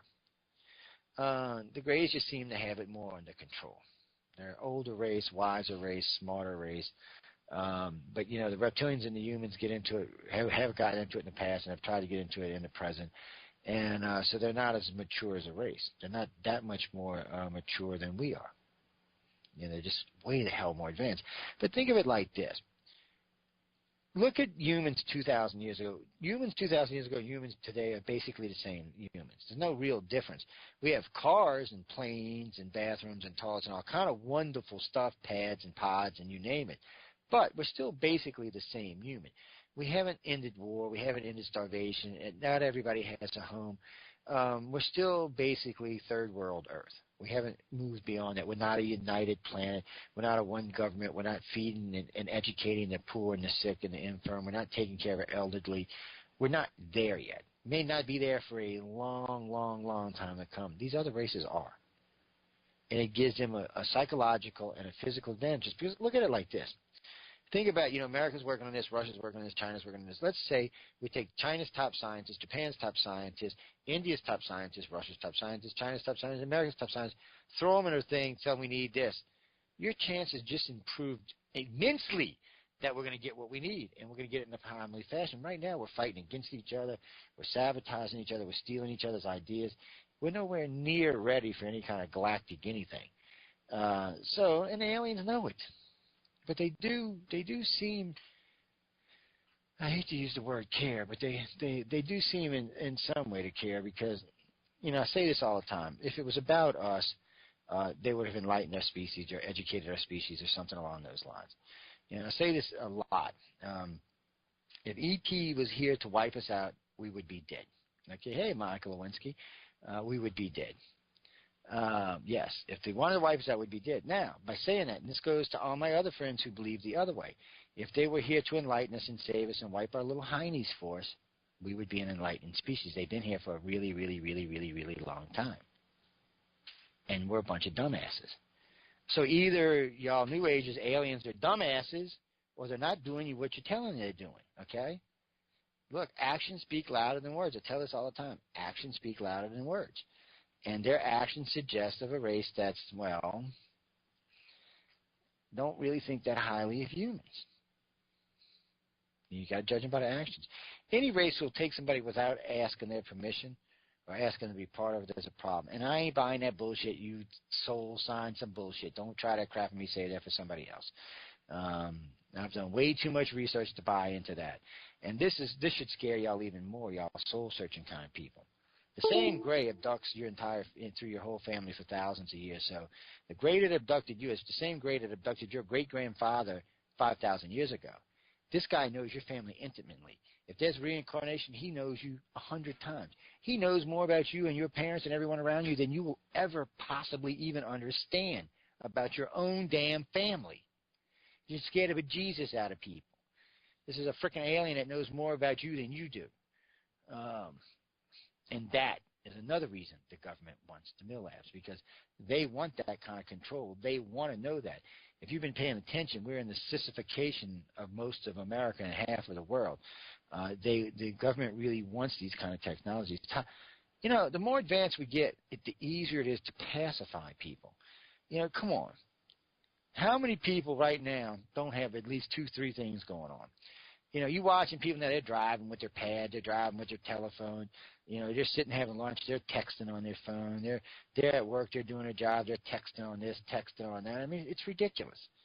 It's ridiculous. You know, we are being distracted from what's really going on, and it's why we're in the trouble we are these days. But the aliens have realized that, and they know we're easily distracted. Throw something shiny around and bobbly and pretty, and woo-hoo-hoo, humans get all distracted. But, guys, I'll go ahead and open the phone lines. Hold on, let me move this over here. Let me bring up the Skype where I can actually see the box. Oh, I see somebody right there already. Who is that? That looks like Callie. Let's click on that. Hey, what's up, man? Hey, Joe. Callie as usual. Yeah, so anyway, like I have at least like three questions for you concerning Mel Labs. So they may increase as. All right. Okay, first of all, like, have the Mel Labs succeeded in getting any information that they wanted from?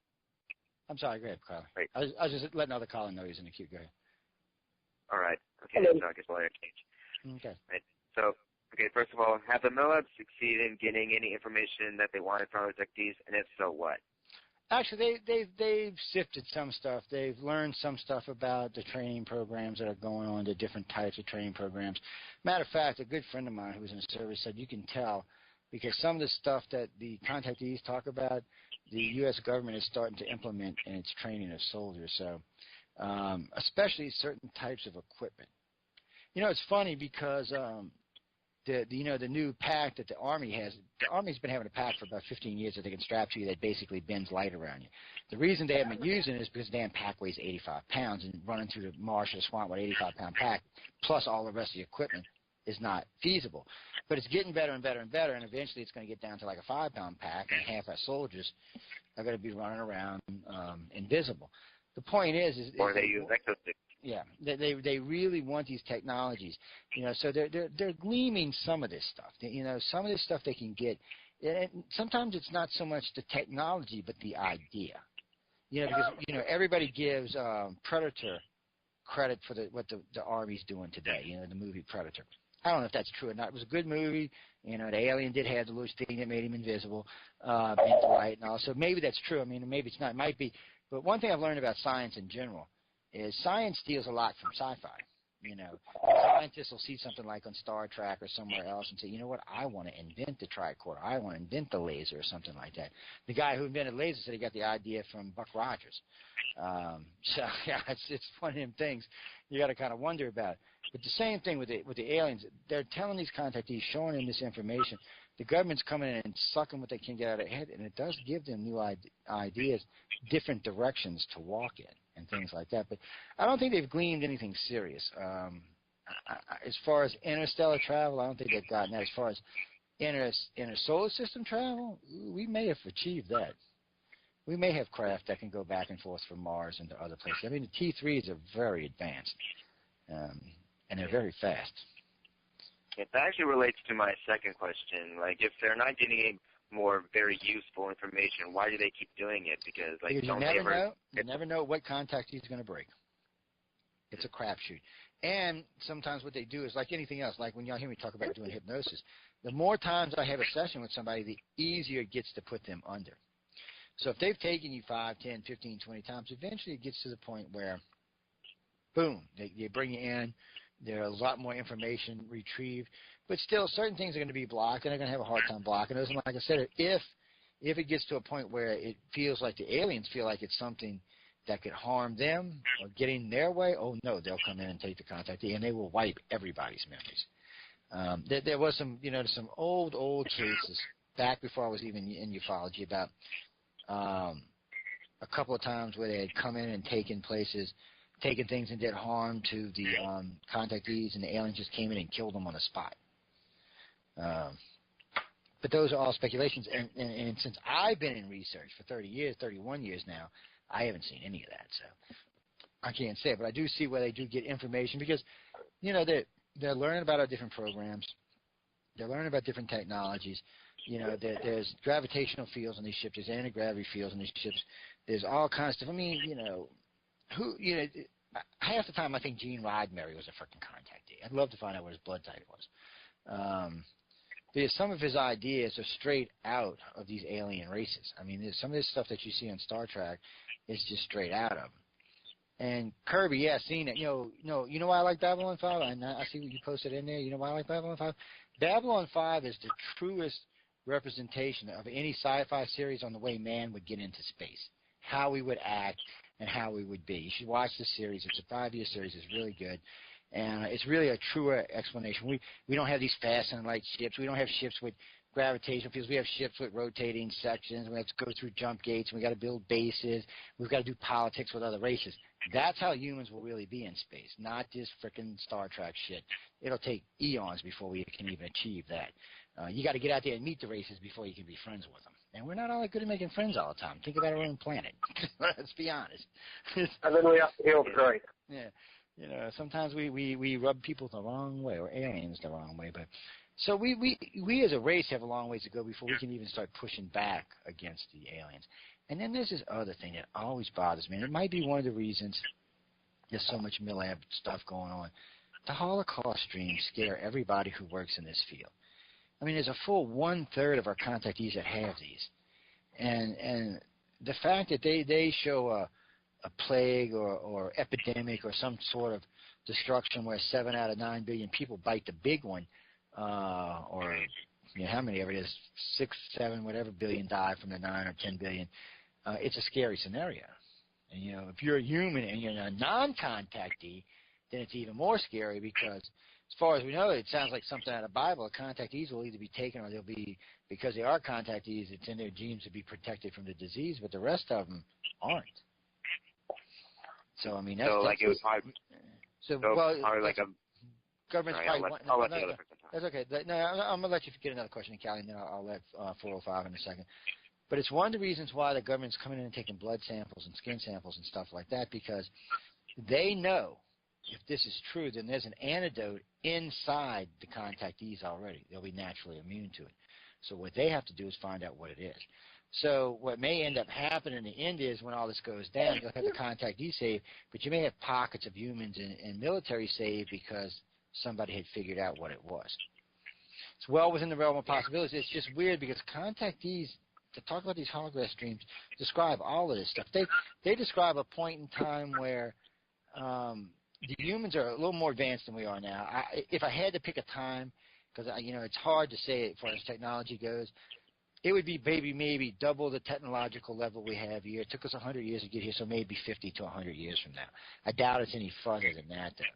And it could be soon, it could be longer. It's hard to tell because I don't think the aliens tell time the way we linearly tell time. I think they have a different understanding of time than we do. But anyway, long story short, that's what it seems to be, and it's one of the things they're looking for. And they are looking for this. They are actively looking for this. And they're looking for two reasons. Think of it like this, Calvin. If they can find the cure, then that means they can find the disease. Well, we may not have to wait for the Greys. Yeah. Then we don't have to wait for the Greys to be released, and they might release the damn thing. Yeah. So, or like maybe find like whatever genetic code allows that immunity, and maybe like virally like introduce it to like whoever people they want, if not the entire population. Yeah, that's the thing. It would make a great weapon, especially if you had the cure. It'd make an outstanding weapon, and especially if it could be limited and yield the way it does it. These are scary scenarios, and we don't know. But and I tell this to people all the time: you have to judge extraterrestrials by their actions. Okay, let's look at their actions. They abduct people without their permission. Okay, that's bad. But at any given time, they could have just wiped us out. I mean, let's be honest. 25,000 years ago, what were there? 40 million people on the whole planet? It would have been with spears, no less, wooden spears. They could have just wore around one ship with a laser, zap, zap, zap, zap, zap. Could have been like a damn Defender game or something. What is that one where the thing's flying out the sky? Just go around zapping people. They could have easily wiped everybody out on the planet. They could have let a plague loose then and killed every human on the planet. So obviously they don't want to destroy us. That's not their goal. But they're not obviously here to enlighten us or advance us either. They stay out of our technological shit. You see they're not cleaning up Fukushima for us, are they? They stay out of external politics on this planet. Because for them it's different. Let's say we do have a nuclear war and half the people get wiped out. Well, more than likely they're going to take their contactees off the planet when it happens, so they're going to be safe. As far as an irradiated planet, these are billion-year-old alien race. I think they could clean up our planet. Matter of fact, they could probably neutralize the radiation and with probably not much problem at all. And now you got a pristine planet with nobody on it. So I don't want people to think these aliens are here to save us in that right. They may be here to save a segment of the population, but I don't think they're here to save the entire population of Earth. I think as far as they're concerned that they probably feel either the herd needs to be culled, or maybe this planet belongs to somebody else because the human race created us as a slave race anyway. This planet might belong to somebody else, and we're squatters. And if that's the case, they don't want to destroy us and wipe us out because we're now a sentient race, but you can't move 10 billion people to another planet. But you could move 1.5 billion and start a good new civilization. So it's all speculation, though. It's just all sheer speculation. But there's a lot of anecdotal evidence to go along with, I guess I should say.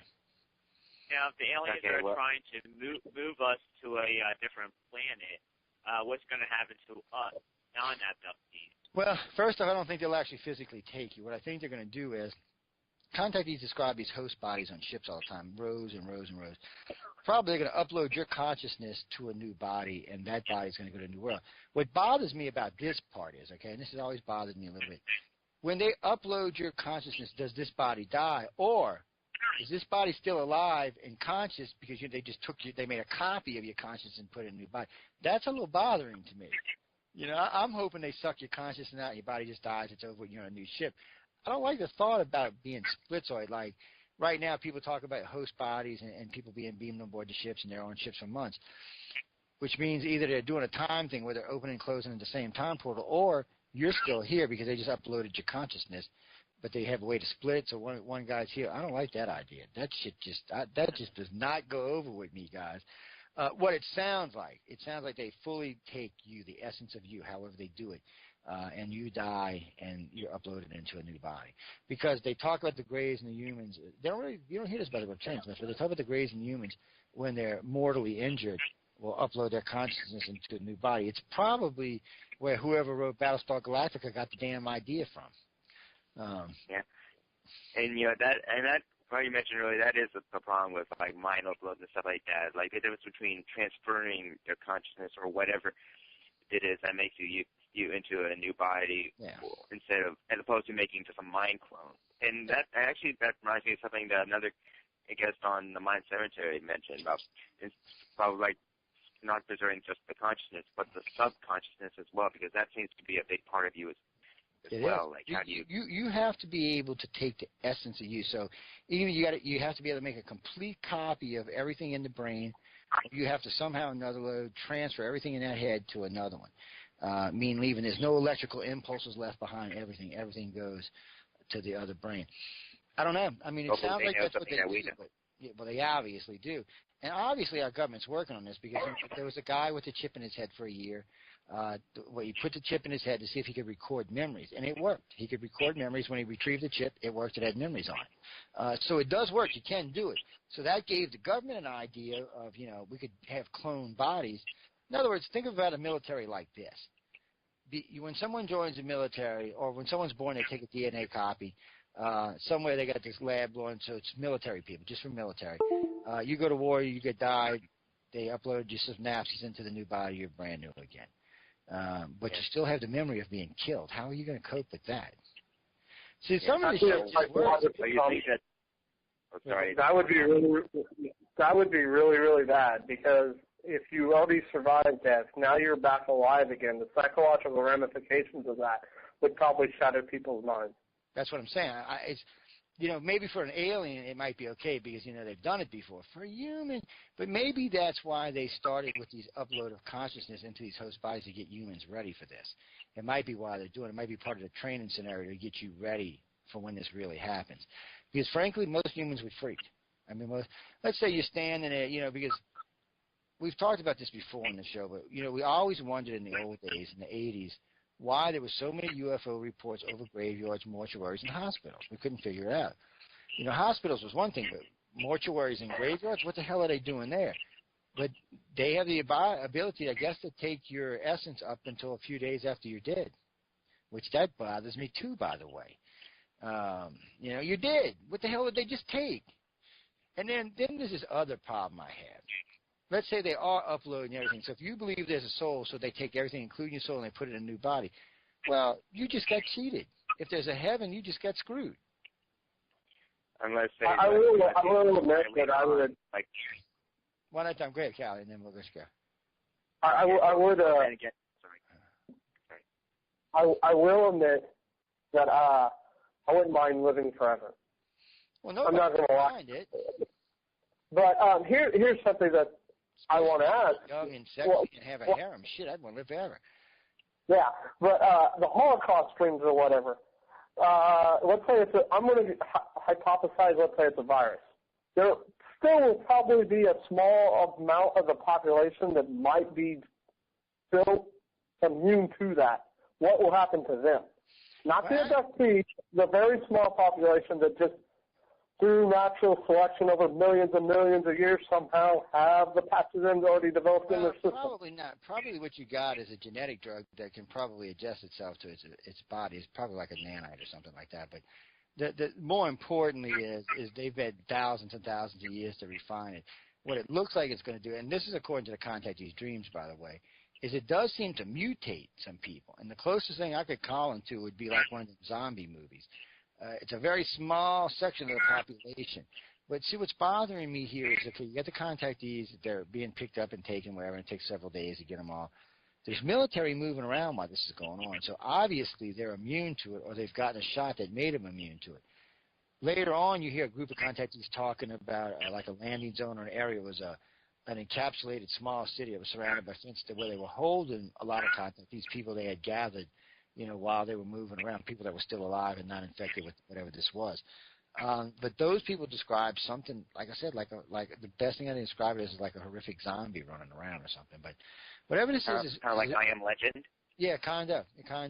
But it was only a few of them. It wasn't all of them. It wasn't like the whole population went like that. It's a very few. It's probably less than 1% of the population. But it did happen to some of them. And then they talk about the military doing mass graves on the backsides of cities and stuff, just burying. My second question to this, Joe, would be what would the graves do if they found somebody who was just naturally immune to it? Well, depends. If they're a contactee, if they're not a contactee, you'd probably wipe them out. Not a contactee, they'd probably wipe them out. Well, okay. The Damichi's going to wipe me out. That's basically it. Well, no, I mean they. See, it's hard. I mean, let me ask you this. Everybody's in here. How bad do you feel when you step on a mound of ants, other than when you get bit? I mean, do you really feel remorse for crushing their kingdom under your feet? I mean, I would. Yeah, well, you see, Callie, you're a lot nicer than us other three assholes. I used to put funny shout out by what type of person I am. But just to say, I mean, I'm not feeling remorse for it, so. And this is a civilization. Everybody forgets ants actually have their own little civilization going on down there. They got the worker bees, the worker ants, the kings and the queen ants, and all kind of other little things going on down there. They're building big mounds and pyramids, and we're destroying the little damn things. But I don't have any remorse for that. People can still feel sympathy for things that are lesser than themselves. They can. Like that's how, so, I don't think it's out of the possibility that they could feel some kind of sympathy. Oh, I think they feel empathy for us. I really do. It's not that. I mean, I think in one way they look at us like, oh, you some dumbasses. But in the other way, I think they see a spark. If they didn't see a spark of some kind, we'd be gone. Let's be honest about it. Everybody listening tonight knows that. If there wasn't something that they saw or were interested in, we would be gone. There would be no reason to keep us around. Here's a question that I'm wondering about. You talked about zombies. I'm going to use it as zombies. Are the small population of zombies, population of humans who get this virus who turn into zombies or something similar to that? Mm-hmm. Well, what happens if someone over, I guess, several hundred years or several years turns back into a human after being that I don't think you're going to have to worry about that. I think they're going to be wiped off the face of the planet quickly. From what way the contactees talk about, anyone that was seen anywhere, whether it was a contactee or military, wiped them out immediately and swiftly. Because you could have a point. They could. You know, they could revert. We just don't know. There's not enough evidence. But it's whatever this is, seemed to be a very, very small, very minute population. But these holding camps seemed to have a lot of damn people in them, and there was a lot of military there. Now, we know all the military ain't contactees. So either they found a natural immunity from somebody, or they broke the code and figured it out on their own. But somebody out there, at least in this country, I can't speak for any other countries because I don't have enough information on it, but at least in this one, it does seem at least some of them make it. But I got to be honest with you, from the way the contactees talk, this is no whole bars. This is survival of the fittest, and the contactees will take them out if they see the military, or because the military would take them out. I would like to go back to the mill lab. I'd like to go back to the mill lab thing for a minute there.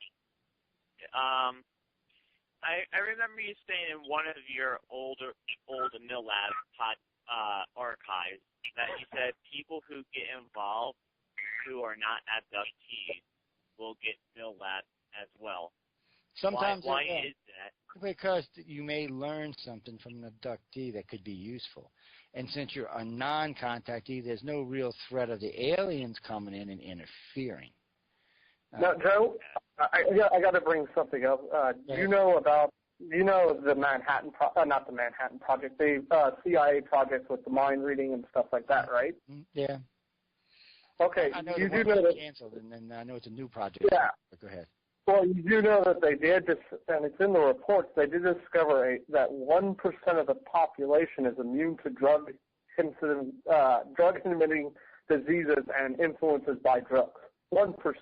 Yeah, it's probably actually a little higher than that.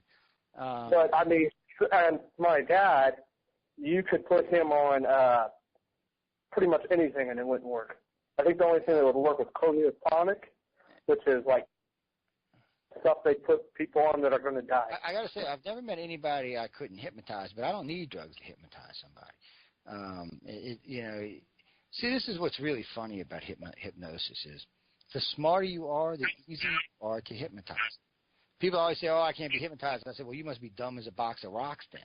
Because smart people are easy to hypnotize. They go under really fast, actually. And this is an easy thing to prove for anybody listening. You know how you sit and watch a TV show and you just sit, and all of a sudden you just catch yourself like zombied out on the show. You're not really thinking anything. You're not even really watching the show.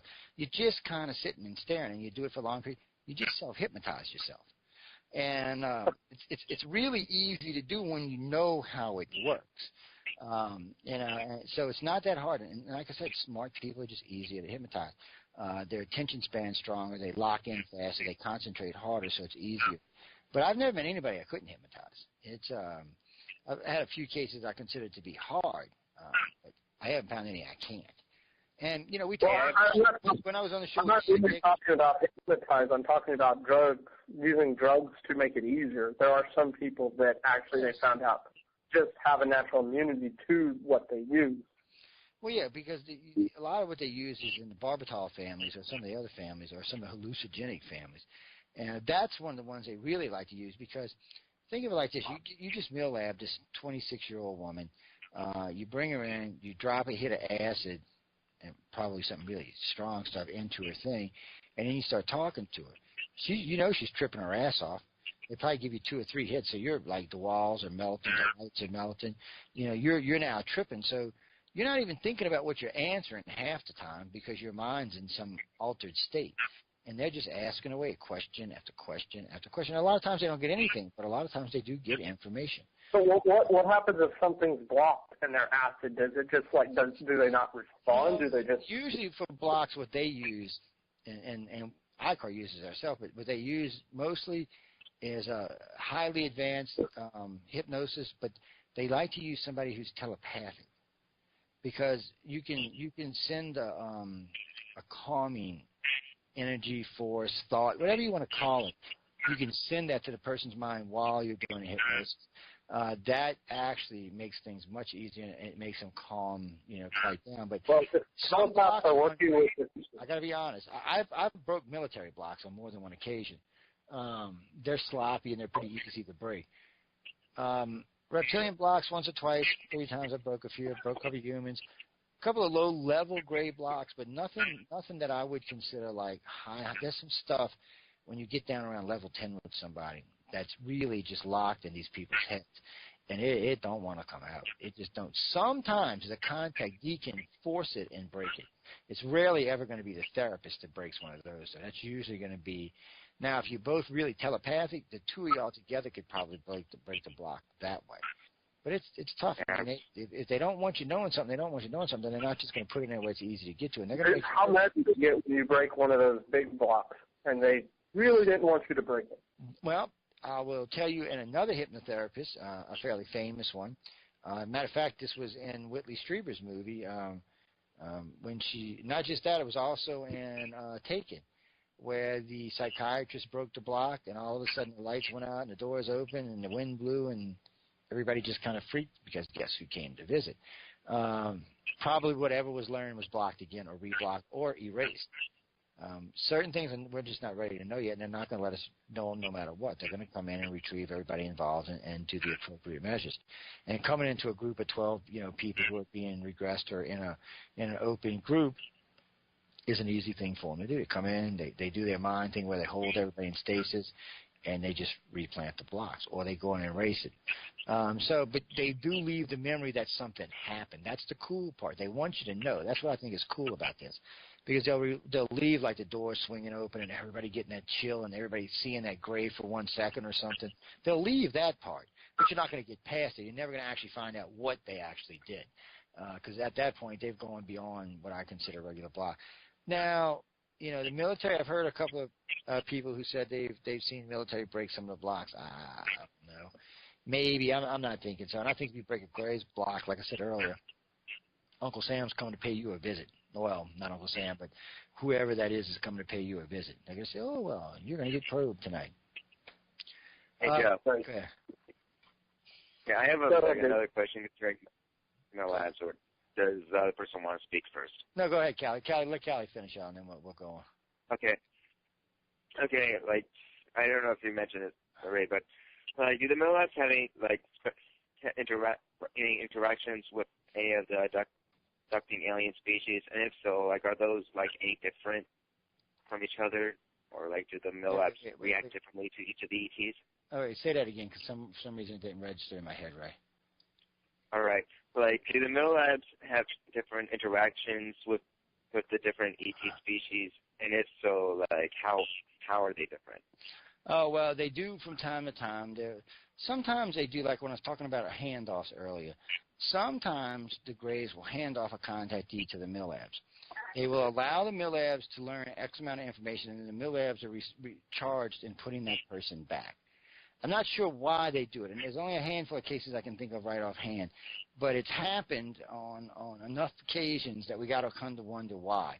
There's something to do. It's got to be something to do with the individual, that they decided to drop them off and say, they hand them off, and sometimes under certain types of military abductions, an alien will be present, I guess, to watch, to make sure they don't go beyond. It's a real weird thing because sometimes they don't seem to have any concern on what the Millab people are doing at all, but sometimes they're definitely there. And then sometimes it's a Millab which are being brought to the Greys. That's why a lot of times we think it's like not a hybrid race, but like a rogue race, because the military is picking you up and bringing you to the Greys. And in most cases, the Greys would just pick you up yourselves. So that's why that's another reason why people think there might be a rogue Grey race running around, or a rogue Grey group running around out there. No, I've heard that the reptilians get kind of pissed off over the med labs. Is that true or not? Yeah, they get pissed off because they aren't messing with their people. They take it personal. See, it's different for the reptilians because the reptilians only abduct in their family lines. Okay, everybody they're taking, every contactee they're taking is directly related to them. They abduct our family lines, but it's through their family lines that they're doing it. Whatever the original interbred population was, however long ago it was when the Sumerians said the reptilians, and not just the Sumerians, but the Dogon also said the reptilians came and bred with the local population. They abduct from that pool, from those contacts. That's the people they abduct. And it's I wonder how humans abduct. Yeah, I wonder how it was just like a small population, not the whole population, if it was smaller, because if it is true that they abduct took the women and had mated with them. I don't know how they avoid interspecial barriers. Yeah, I about that myself. But yeah, it's because that's one big well, I find it how come they didn't do it with the whole population if it was much smaller back then, and not because everyone had that issue with non family lines and I'm just rambling right now. Well, no, it's okay. If the Sumerians are true, what they said, that was the cradle of civilization. That's where it started at. That race that came here to mine the resources that created that secondary race decided to create a slave race, which was us. The only thing different. How come it's not all of us that are being abducted? Because it seems like only like you said, only 15% of the population is being abducted. Look, that's probably back whatever they enter into the species. Let's say there was 400,000 Sumerians. They probably abducted 14,000 of them. And that's the ones they bred with. That was enough to interbreed because each one of those women, 14,000 women having children, average family back then was 8. That's a lot of damn people. And then it snowballed from that. Then who were the rest of the population that didn't get the bloodlines? Well, we wondered about that because we know somehow or another everybody's got to be breeding back and forth. So we do know that every human alive today has a reptilian section in their brain. But does that mean that directly related to the reptilians? I'd have to say yes, because they have a reptilian section in their brain. But does it make them family related? No, because you have to have X amount of DNA. Your DNA has to be closer to theirs than it is to ours. How the hell they know that is beyond me, but really they do, because they only abduct inside those family lines, and they don't really even want to mess with the humans that the humans mess with. They don't even want to mess with them. And they have a direct descendancy as well. So you got two races in a population. If we knew the data, it would make more sense. Go ahead, man. Joe, if the reptilians find out that no lab is going on with one of their abductees, do they show up and take them back? Sometimes. Not often, though. Usually, I actually think they call the Greys a lot of times to go do that. I think there's some kind of understanding between these three races, that the humans and the reptilians keep X amount of distance before them and stay off of each other's contactees. And I think that's why the Greys kind of act like a policeman. They're kind of in between the two. But you got to look at it from their point of view. Here's a race that started from monkeys or whatever. Then these human aliens introduced their DNA to us, and the reptilians introduced their DNA. Then the Greys introduced their DNA. So now we're a race with 4 DNAs, 3 of which are from very advanced races. That means sometime in our future we will surpass these 3 because we have all 3 of their DNA. We will become the race. We may even become the light beings one day. But when is that day, and how will we be ranked in the grand universe? I think one of the things they're doing here is watching us evolve. I think they really want to see if this race can be allowed into the galactic community, or does it need to be sterilized. I really think that's what they're actually waiting. So you got to remember, for them, 100,000 years, a million years is not that long. I mean, Greys have been around more than 1 billion years. They don't really think in time the way we do. So 100,000 years from now, they might decide and say, well, you know what? We've tried everything. We've tried giving them our DNA. We've tried showing them the right path. You know what? Screw it. Let's just start from scratch. We just don't know. But what bothers me the most about all of this is we are a created species. And since, most people say, well, yeah, we're created by God. Well, whatever you want to say created is fine, but we're a created species. So that means someone has the right to terminate us. The creator that created us has the right to terminate us. I think technically would be uplift or something like that, or at least maybe we talk like DNA. We still know we have DNA from all other animals on the planet, and like you said, there was probably some kind of primate species that they took, if anything. So, I still want to know where do Homo erectus, Neanderthals, and all those other Homo species fit into that. Well, that's interesting because there's Cro-Magnon and Neanderthal. That's funny. We know Cro-Magnons weren't a separate species, actually. They were just But these two species actually existed at the same time because that's what they said happened. One species outbred the other species. They actually incorporated the Neanderthal into their species and bred them out of existence is what they did. And science agrees with that even today. They really think that's what happened to Neanderthal. They were just absorbed into the different tribes, whatever they were back then, and taken over. But since they were so different than what we consider the modern human to be today, a Neanderthal was, that might be the other half that you were talking about, Callie, the half that didn't receive the alien DNA in the beginning. They may have been moving on, and then finally the two species met somewhere on some continent and started breeding with each other, and then finally the human race that's here today emerged into what it's supposed to be, which is a combination of three alien races and whatever they used initially to create us, which I'm assuming was an ape. It might not have been. I mean, I hate to make assumptions like that, but I'm assuming that's what it was. And that's the four species that live today, and it makes sense to me because we have A, B, and O, and now we have RH negative. So, there's some things that popped up out of nowhere for no reason, and that's what we got to look at. Here's my question. In let's say, I'm going to say 100 years. I'm going to give it a very short time frame. If we formed a world government, an actual legitimate world government, not the UN, how do you think the three races would respond? I tell you what, if we end war on this, end war, and we unite, I actually think you would see the space lanes open up to us, and I think their agenda they have now, I think, would be altered somewhat. If we could show as a species that we were ready to be in deep space and we were going to go out there and act like whatever we were going to act like and not a bunch of animals and a bunch of idiots, it's different because, you've proven it. But it's going to be tough. Humans are just, we're so want, needy. It's all about us. It's really going to be hard. Well, that just made me think of something right there. What if the Holocaust? I mean, it seems like what if the Holocaust dream isn't like a prophecy, but more so a warning of what would happen if we don't. I know that's still but that's a good point, Callie. It might be the Holocaust dream might be a warning. It might be saying, look, if you don't get your act together, this is where it's headed. Because in the end, we've got a couple of little oddities here on the planet that no one can quite explain. We've got the map of the Creator, which dates back between 100 and 125 million years ago. Which we know there was reptilians on the planet at the time.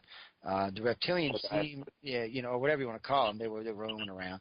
But the thing about it is these periods are when a lot of people think the reptilians were on this planet. They've already, What's funny about this is people seem to think the reptilians evolved before the Jurassic period or the Pleistocene period, before, which I'm not quite where they come up with it, but I'm not going to argue. I mean, maybe they did. Maybe they came right at the beginning of the start, and then they, emerged out of everything that was, all the dinosaurs and everything else, because it was. If you look at the extinction level events, right before the Jurassic was the Permian, which would be a perfect time for life because you had over 5 million to 10 million years of stability on the planet. What more than likely happened was I would bet you that there was a reptilian race here, probably just like us. This is what everybody don't understand about the reptilians. The reptilians are really humans, and the way we are. I mean, they have a religion. They're arrogant. They got egos. They get mad. They get happy. They got families. They're and all the species that visit us, they are really the closest to us. They're even built like us. They're bigger than us, and they've got these things that look like scales. But in reality, 5-fingered, 5-toed, 7 foot tall, 8 foot tall, 500 pounds. I mean, they're basically humans. And except for the presence of spikes, tail, gills, and all that kind of stuff. But they're warm-blooded. And there's a lot of animals on Earth that have similar characteristics. We had a tail one time. Hey, Joe, they say genetic engineering, we might be 7 foot to 6 foot, upper 6 foot to... will be. But in 5,000 years, the average height may be 6'5" here. I mean, we're growing. There's no doubt the species is getting taller. They're living longer. And the smarter, brighter, and faster we get, the taller, healthier, and longer we're going to live. That's just a given. Hey, Joe, I have a weird question for you. I recently watched The Encounters of the Fourth Kind. Now, did aliens ever really do hurt their abductees? Okay. that movie was actually a good movie. It wasn't too true to what really goes on, but some of the stuff in that movie is true. Like when the guy was being regressed and all that shit went crazy in the house, that's happened. That's even happened to me. That part I believe. Yeah, that kind of stuff has happened. They've taken people. They've think about this. I mean, we have contactees in prison. They still take them.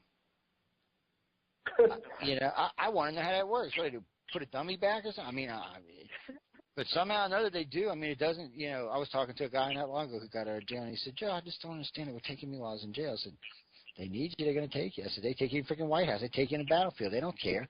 They know where you are. If they want you, they can come get you." How they get the perception that someone's still in a cell is beyond me, but they do. Hey, I got one more question. Now with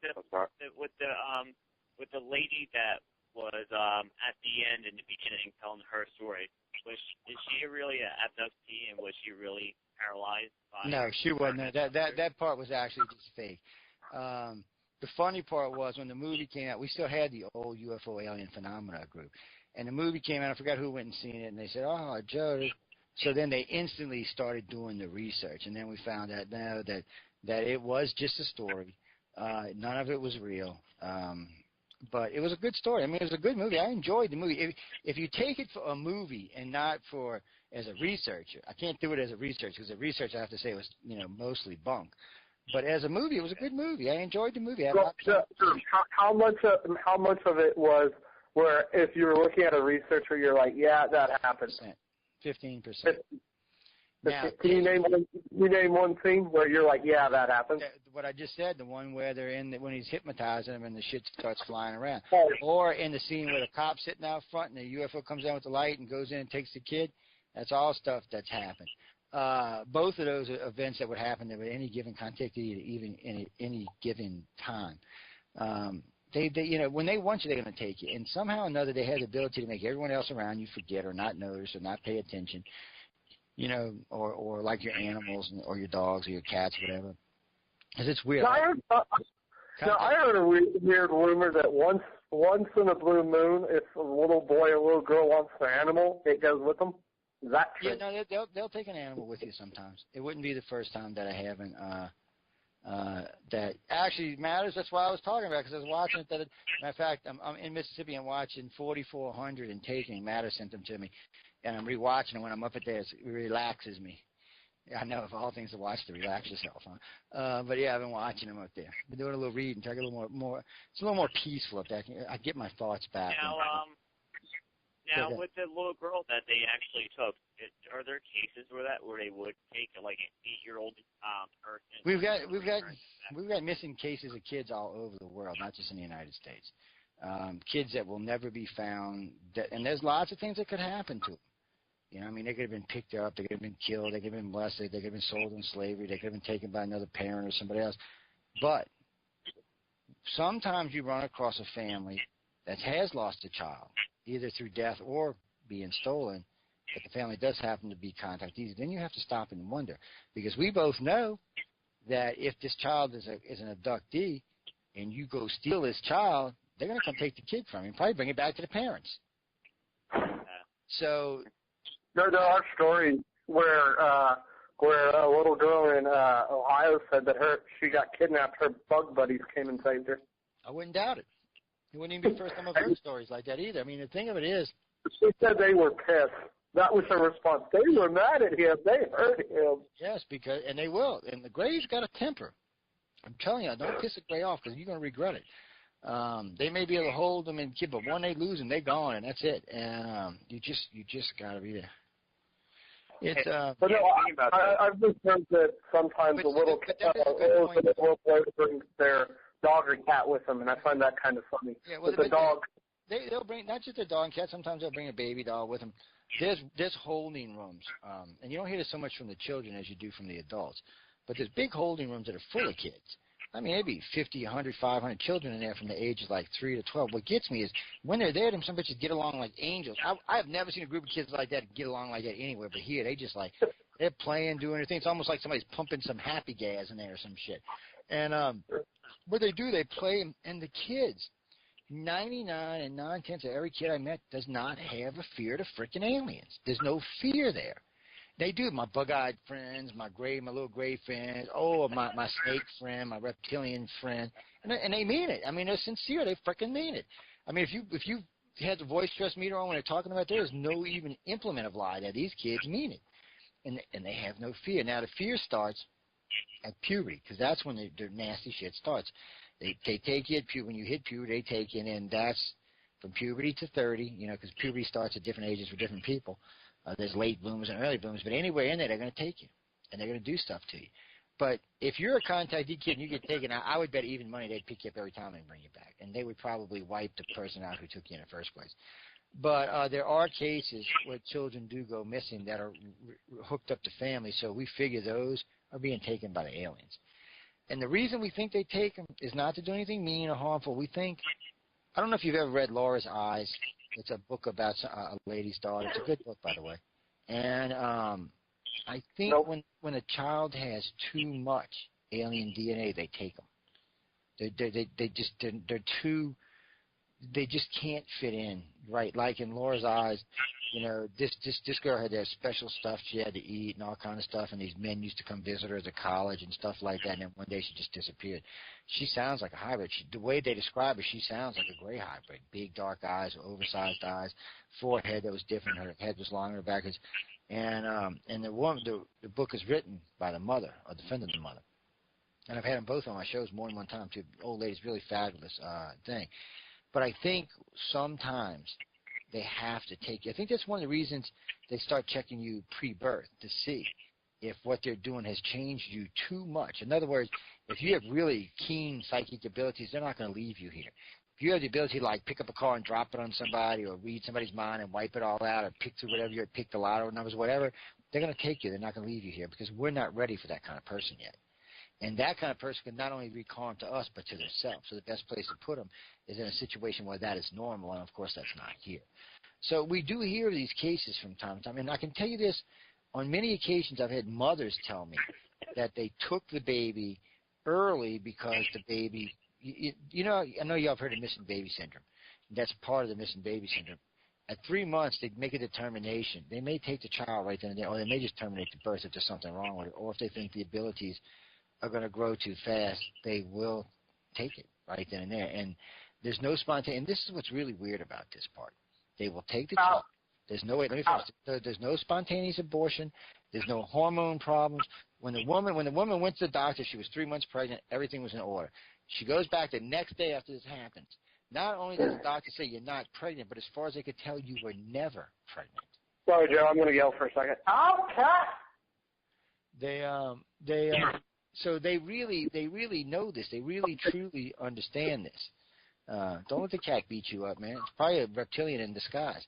That's the thing. But we got to get ready to get out of here anyway because I know we're running over, and I know we have a huge audience. I'm watching. I think, by the way, I apologize. I know Live 365 has reached its limit, which that's cool. We've been hitting a lot of limits lately. We're going to have to start adding more servers.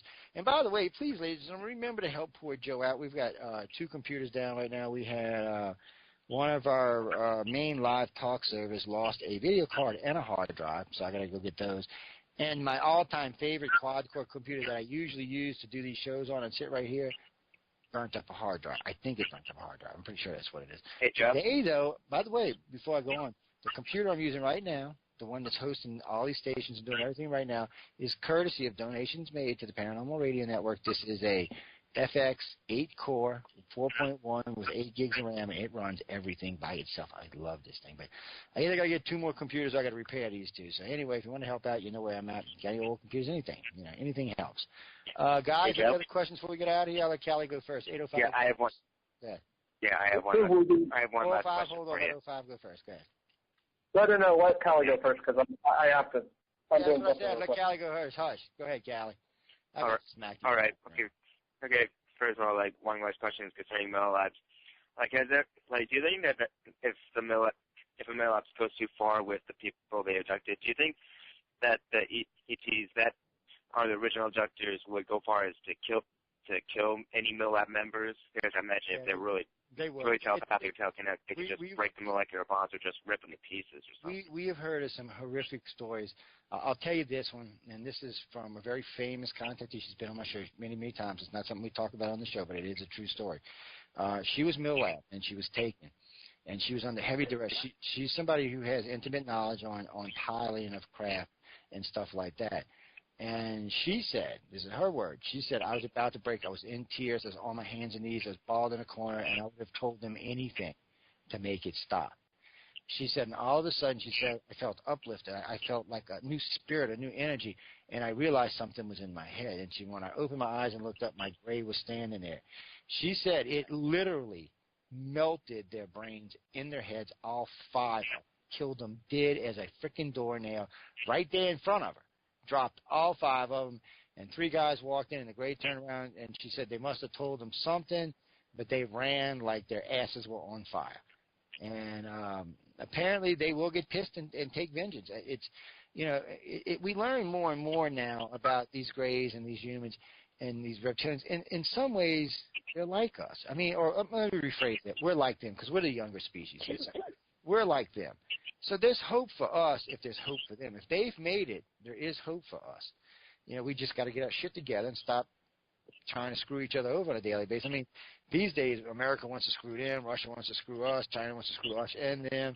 Europe's just screwing everybody. Japan's just like, what the hell ever, Nobody really cares. They only care about themselves. You got to get past it. You have to start caring about everything around you, not just yourself.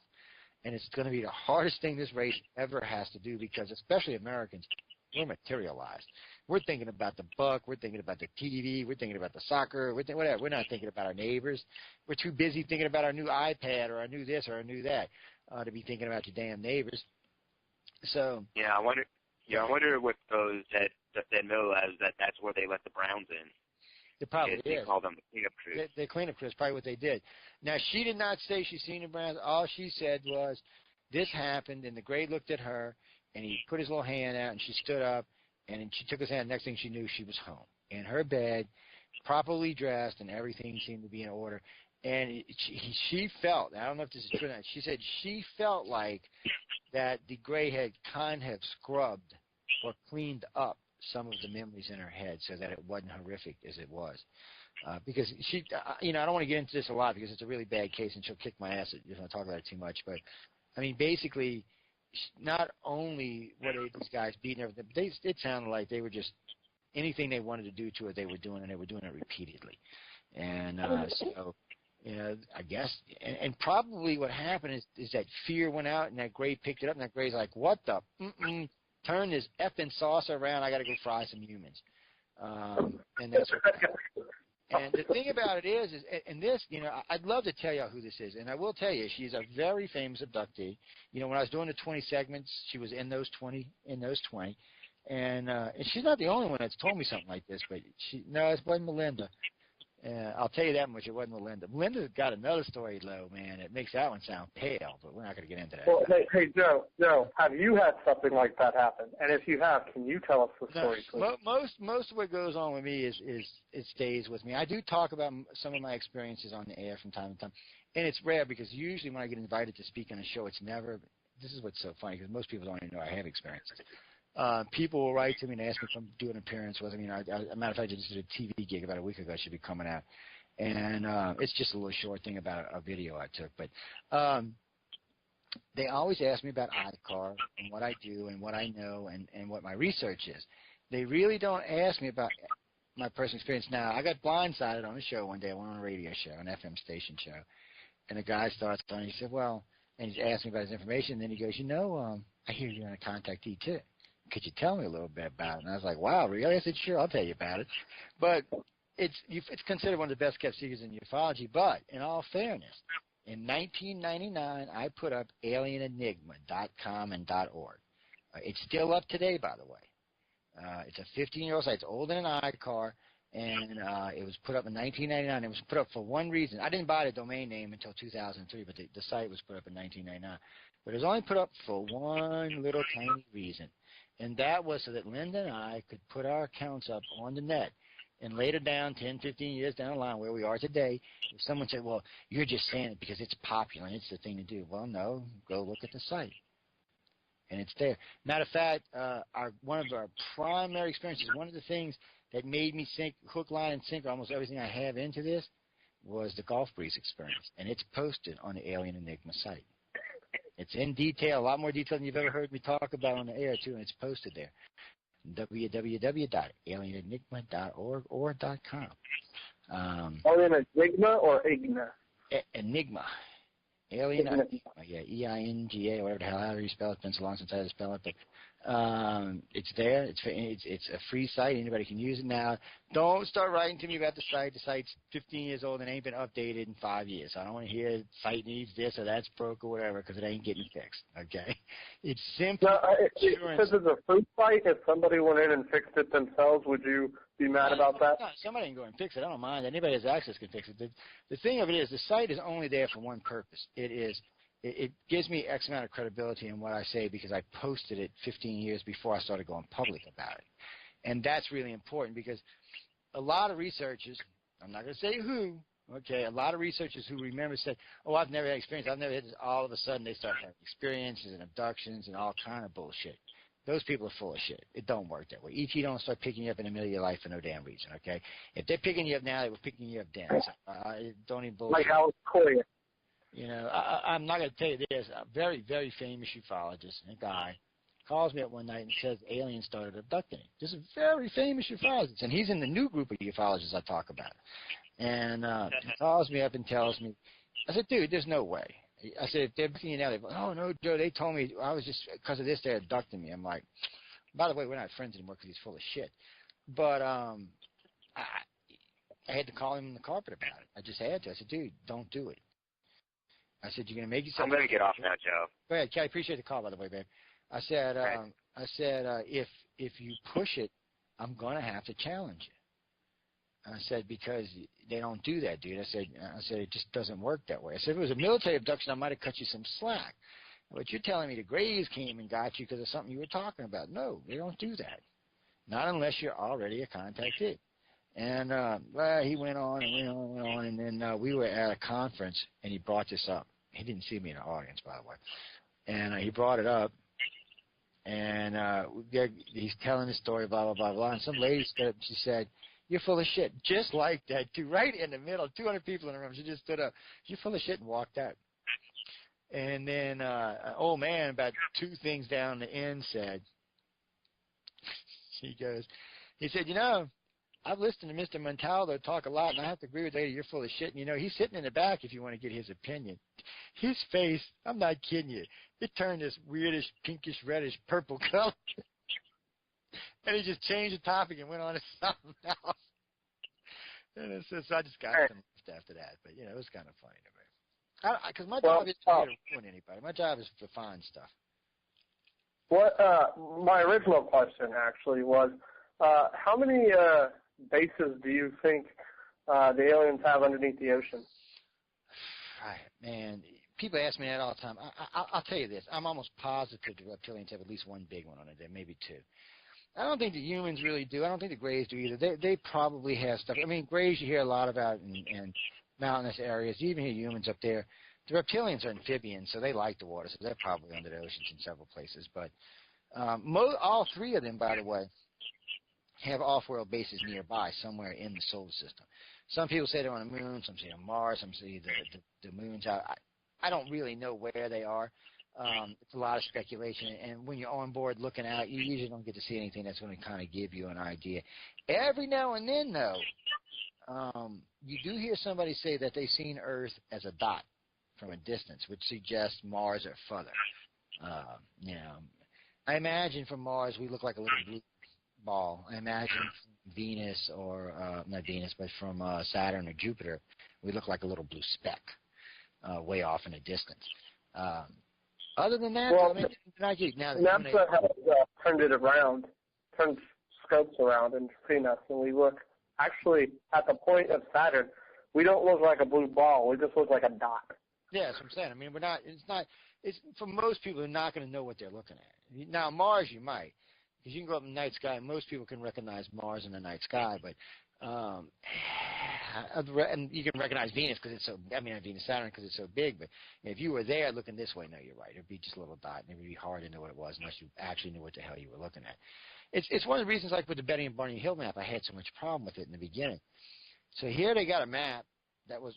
I love this part. They pulled the map down on the wall. Okay, this is a pull-down map on an alien spacecraft, guys. A pull-down map. Kathleen Maldron in the new book changed it to like a digital screen, but in the old book, it was a pull-down map. And so you know as well as I do, pull-out maps has nothing to do with aliens. But anyway, long story short, there was this star cluster, right? Betty and Barney Hill star map. The problem is there's no point of origin. There's no way to possibly know where the star map went without a point of origin. All they said was, well, this is our home world, and this is the stars. It didn't show Earth as a point of origin. And Betty always said that.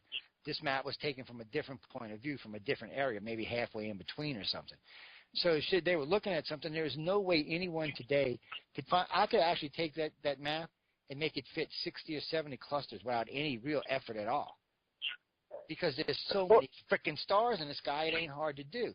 So there's no way without a point of origin you can locate where this homeworld was. It's impossible. Does ICAR speculate where the three homeworlds of the races are? Well, where the reptilians' main base is. Well, let's put it like this. Most people feel that the Dogon, who knew about Sirius A, B, and C, feel like the Dracos live on the Draco world. They live in the Draco system near the Dog Star and all up in there. They probably have large colonies, even homeworlds out there now. I mean, if they left the planet 63 million years ago, shit, they probably got planets and homeworlds all over the damn place out there. But they do think they're from the constellation of Draco. That's where they think they're from. And then, you've got the Dogon and the Sumerian putting them there. You also have Angkor Watts putting them there. So you got three different societies on this planet saying that they're from the Draconian star system. And that's why they call them Dracos in the first damn place. The humans, I've heard, this is what bothers me too. First, there's a couple of theories floating around. Some say the humans live out about halfway between us and the sun. A lot of people say the Greys live on the other side of the known galaxy, some 80 light years away, 80,000 light years away, which is almost on the other side of the known galaxy. There are theories, though, that say the reptilians were from Earth, the humans were from Venus, and the Greys were from Mars. And there was some kind of catastrophic disaster on the planet in between where they had like a group of them were living all together. When that world exploded, the asteroid belt between Mars and Jupiter, now the thing would be about 5 times the size of planet Earth, which by the way is the size they said Naribu was, blew apart. When it did, we know now that Mars got hit by a giant asteroid. We know Earth got hit by a giant asteroid. We're almost positive Venus does, but Venus's erosion on its planet, you'll never find it because of the 900 degrees. It's always rearranging the surface of the planet. You'll never be able to find it. But on Earth and Mars, we found the impact zones. And we know they date between 58 and 63 million years ago, both of them. So something happened. There were probably 3 or 4 thriving planets here when this happened. It could have been a war. It could have been a natural catastrophe. It could have been Jupiter pulling on that planet and destroyed it and sent massive asteroids flying out through the lower part of the solar system, killing Earth, wiping out Venus, wiping out Mars. And it may have been without any warning, or it may have been with some warning. But something happened. There was some reason why the original inhabitants of this planet left, and whoever was living on Mars and Venus left. So we don't know. I mean, as far as we know, the reptilians, humans, and Greys could be from here. But most contactees seem to think they're from further out. And then, of course, there's a theory that Earth isn't from this, or the solar system isn't from the Milky Way. It's from the red dwarf galaxy Sagittarius, the one that the Milky Way is eating up. And in case y'all didn't know this, it's very close to our location. It's depositing red dwarf stars all over in nearby areas of Earth. So they really think it's a possibility that Earth was deposited here by that galaxy. We may not even be native to the Milky Way. It'd be another reason why all the races would be interested in us. They just found the world from another galaxy, inhabited in their own galaxy. That's a pretty good reason. Well, I mean, if it's nice and stuff, couldn't they just travel to other galaxies and see what's there? I don't know about galaxies. Traveling around our solar system is one thing. I mean, if let's see, who's closest to us? Not Proxima. No. Alpha Centauri. Is it Alpha Centauri? No, I'm talking about Andromeda. Andromeda is the closest galaxy to us. Galaxy. Andromeda, yeah. Yeah, the closest star to us is Proxima Centauri at 3.8 light years, I believe. But Andromeda is the closest galaxy, and if I remember, it's almost 2 billion, 1.5 billion light years away. Man, even at faster than light speed, that's a trip. That's a few year trip there. You'd have to be doing something like warp 5,000 or something. You don't think the Greys have colonies in Andromeda? They could. Andromeda is going to eat the Milky Way. In case you haven't noticed, ladies and gentlemen, in about 1.3 billion years, Andromeda will eat the Milky Way, just like the Milky Way is eating the Sagittarius galaxy. It's going to eat us. It's 3 times the size of us. So we're not even going to hardly disturb it. We're just going to be redistributed inside of Andromeda. And part of the Milky Way might survive as it passes through, but the most of us will be dropped in Andromeda. So this is what's really funny about this. People talk about humans living. Well, everybody's always concerned about 3.3 billion years before the sun goes red dry and kills us. Screw that. In 1.5 billion years, we're going to be colliding with another galaxy. Maybe we should be thinking about that now. No. Joe, the sun is, as it starts eating up the helium, it's going to switch to different compounds. Yeah, and the different compounds, we're going to get a red star, and in, I think, only maybe 1 billion years or so, Earth will be uninhabitable. 3.3 billion before we go red giant. Until then, we're fine. But it's they've worked it out. The sun's got 5 billion years of life left. You'll be alive until the red giant blows up. Yeah, but it'll be 3.3 years before it expands and eats Earth. Now we'll start feeling it within 2.5 billion years, but at 3.3 billion years, that's when it's going to actually explode. No. There's a theory that had just come in 2003, where the sun, as it slowly eats up its materials, we discovered it'll eventually produce more heat than the Earth can contain, and it will slowly expand before it finally does. Eventually, within about roughly 100 million years or so, Earth will be uninhabitable at all. No, all the oceans, the sun, and all that. Yeah, we're yeah, somebody's smoking crack on that. But don't worry about it, man. I've listened to too many scientists talk about it. We know what the average lifespan of a yellow sun is, by the way. It's about between 10 and 15 billion years. We know that already. We've seen. Maybe we'll get lucky and we'll do 15. Well, but we've seen them die and expand in the galaxy. We do know at 3 billion years, the sun itself will expand outward. And it will go, the sun will actually be as big as where we are today. It will actually eat the Earth. It will swallow it up whole, and you will have a huge red giant. Well, what's cool about this, for another 2 billion years, it's going to heat the outer planets up, which is going to make moons around Venus inhabitable. It will make Mars re-inhabitable, and it will make quite a few planets inhabitable that were no longer, even Pluto, the ice will start to melt. So you will have an abundance of materials being discovered at that point. But then you have to still think. You've only got 2 billion years after that to get out into the universe, because if you don't, your solar system's going to die, and everything here is going to die with it. And so anyway it goes in 5 billion years, our solar system's dead, but it doesn't really matter. Like I said, in 1 billion years, Andromeda will eat us. So we need to be thinking about that ahead of time. And what can you do? You know, you're going to get eaten. Well, I mean, if we're I'm going to be around to see it, by the way, just in case y'all know I'm a vampire. Yeah. My generation will be around to help to do anything about it. Yeah, well, it might not be anybody around. And by then, we may have abandoned our solar system and be living way out in other worlds all over the place. No telling where we're going to go. I listened to a guy, I had talked with Michio Keiko about this, about the stepping stone theory. And with the technology we have today, you could build a base between Mars and Earth. You could go in, well-shielded, send your astronauts, they could stop off, spend a few days there, months, then hop back and go over there. Then you're at Mars. Then you build a launching zone between Mars and the asteroid belt, Zone L7, which you can launch into deep space from there. But what you're going to do is, so then now you'll have a stop-off in the asteroid belt. There'll be a base on probably Europa, probably a base on Aya. Then there'll be a base out in the Oort cloud. And then there'll be a base at the end of our known 2 light years out, which is the end of our sphere of our sun's influence. We'll have another base there. But when we're there, once you get there, you're only 1.1 light years from Proxima Centauri. So even at half light speed, it'll only take 2 years to get there. So now we've got ourselves close enough that we can step off and get to Proxima Centauri at half light speed in 2 years.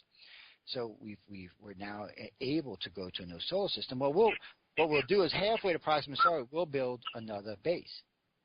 So we'll have another stepping stone. And then when we hit Proxima Centauri, we'll build a base there, and then maybe one on a planet that we find or something out there, whatever we find. Then from there, we will find the next closest solar system and do the same thing. You don't have to have light speed to explore the entire known galaxy. Look at it like this. The galaxy is 100,000 light years across. That's how big the Milky Way is. It's 100,000 light years across. At half of light speed, you're going to explore the whole entire galaxy in 200,000 years. Okay? Gray is 1 billion years old, which means they could have explored the entire known galaxy 5 times over, which means they could have bases, planets, you name it, all over the entire galaxy. So every trip is just a short jump. Jump here, jump here, jump here. If the Greys saw us doing this, do you think they'd be cheering? I think they want us to do it. I just really think they want us to be. It's not that they want us to be all peace, love, and light. That's because they're not all peace, love, and light. It's not what they want. They just want us to be responsible. We're not going to go out and start an interstellar war. We're not going to throw off the balance of the known, whatever, how everybody gets along and stuff. We're not going to go out destroying planets and polluting shit and just destroying shit left and right. Because we're way out on the spiral arm. I mean, we're way away from everybody. The fact that any alien race even find us is kind of funny because we're way out there. I mean, we'd make a great stepping stone like if you wanted to jump to, Andromeda, because we would be way out on the spiral edge, so you could make it closer there. Well, you'd be 100,000, 50,000 light years closer, but still, it would make a great jump. Well, there's theories that some races do use our system as a stepping stone to go out to Andromeda. Well, water makes hydrogen, and we got a planet full of water, so, and it makes other chemicals besides that. So, and I would imagine most species probably need fresh water to survive, or some type of liquid along those lines, I imagine. But anyway, we got to get out of here because it's almost 10. So I'm going to lock this up. Guys, thanks for calling in. I got one thing to ask. Are you going to be on next Wednesday or no?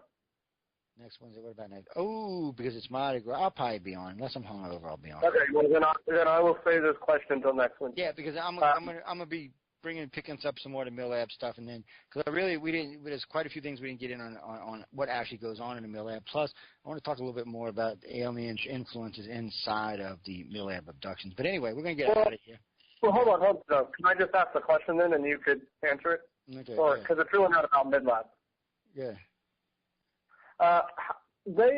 Scientists confuse because they say that advanced life cannot evolve in water, but you've talked about advanced life being in water in that giant city. How do you think they evolved? Well, I don't know why they would say that, because we know all life on this planet came out of the water. I know, but they say that there's no way to have fire and stuff.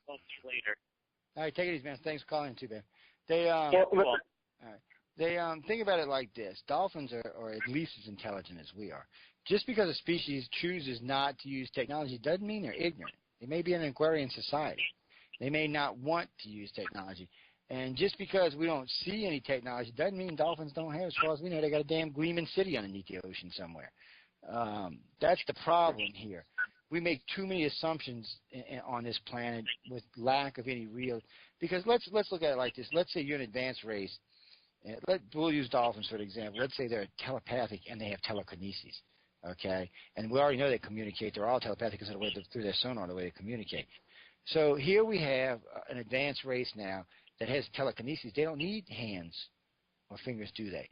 Because they can move materials with their mind. They can put things together with their mind. They probably don't even need cutting tools. They can probably bend, shape, and mold with thought. That's of course a much more advanced race than we are. So when they say that, I don't think they really conceived of things along those lines. They're thinking on the flesh and blood, physical hammer and nail type technologies.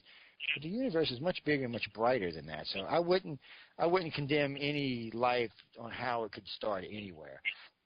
So have you seen a dolphin in that giant city, or has any of the? In the council chambers, there's a bowl at the top of the council chamber. It looks like a giant fishbowl, actually. It's got rings and seats and all kind of stuff in it. Those represents about 500 aqua races. And dolphins are in there. I don't know if it's the dolphins from Earth or what the hell they are, but they're there. And it's not the only time. There's been several people who have seen dolphins on board different ships. So, and then there's a thing that a lot of times when the Greys come, you'll see them like over the Gulf of Mexico. This has been seen at least 100 times.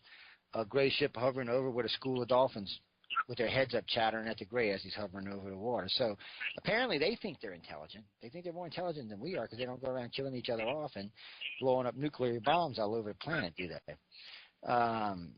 It just depends how you want to look on what makes you intelligent.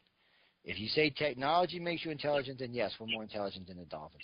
If you go by sheer evolution and who's been here the longest and brain capacity, then the dolphins are more intelligent. Most humans don't want to admit it, but the dolphin's brain is 1.5 times the size of humans and has 2 more senses than humans. They have 7, where we have 5. So who you think's more advanced?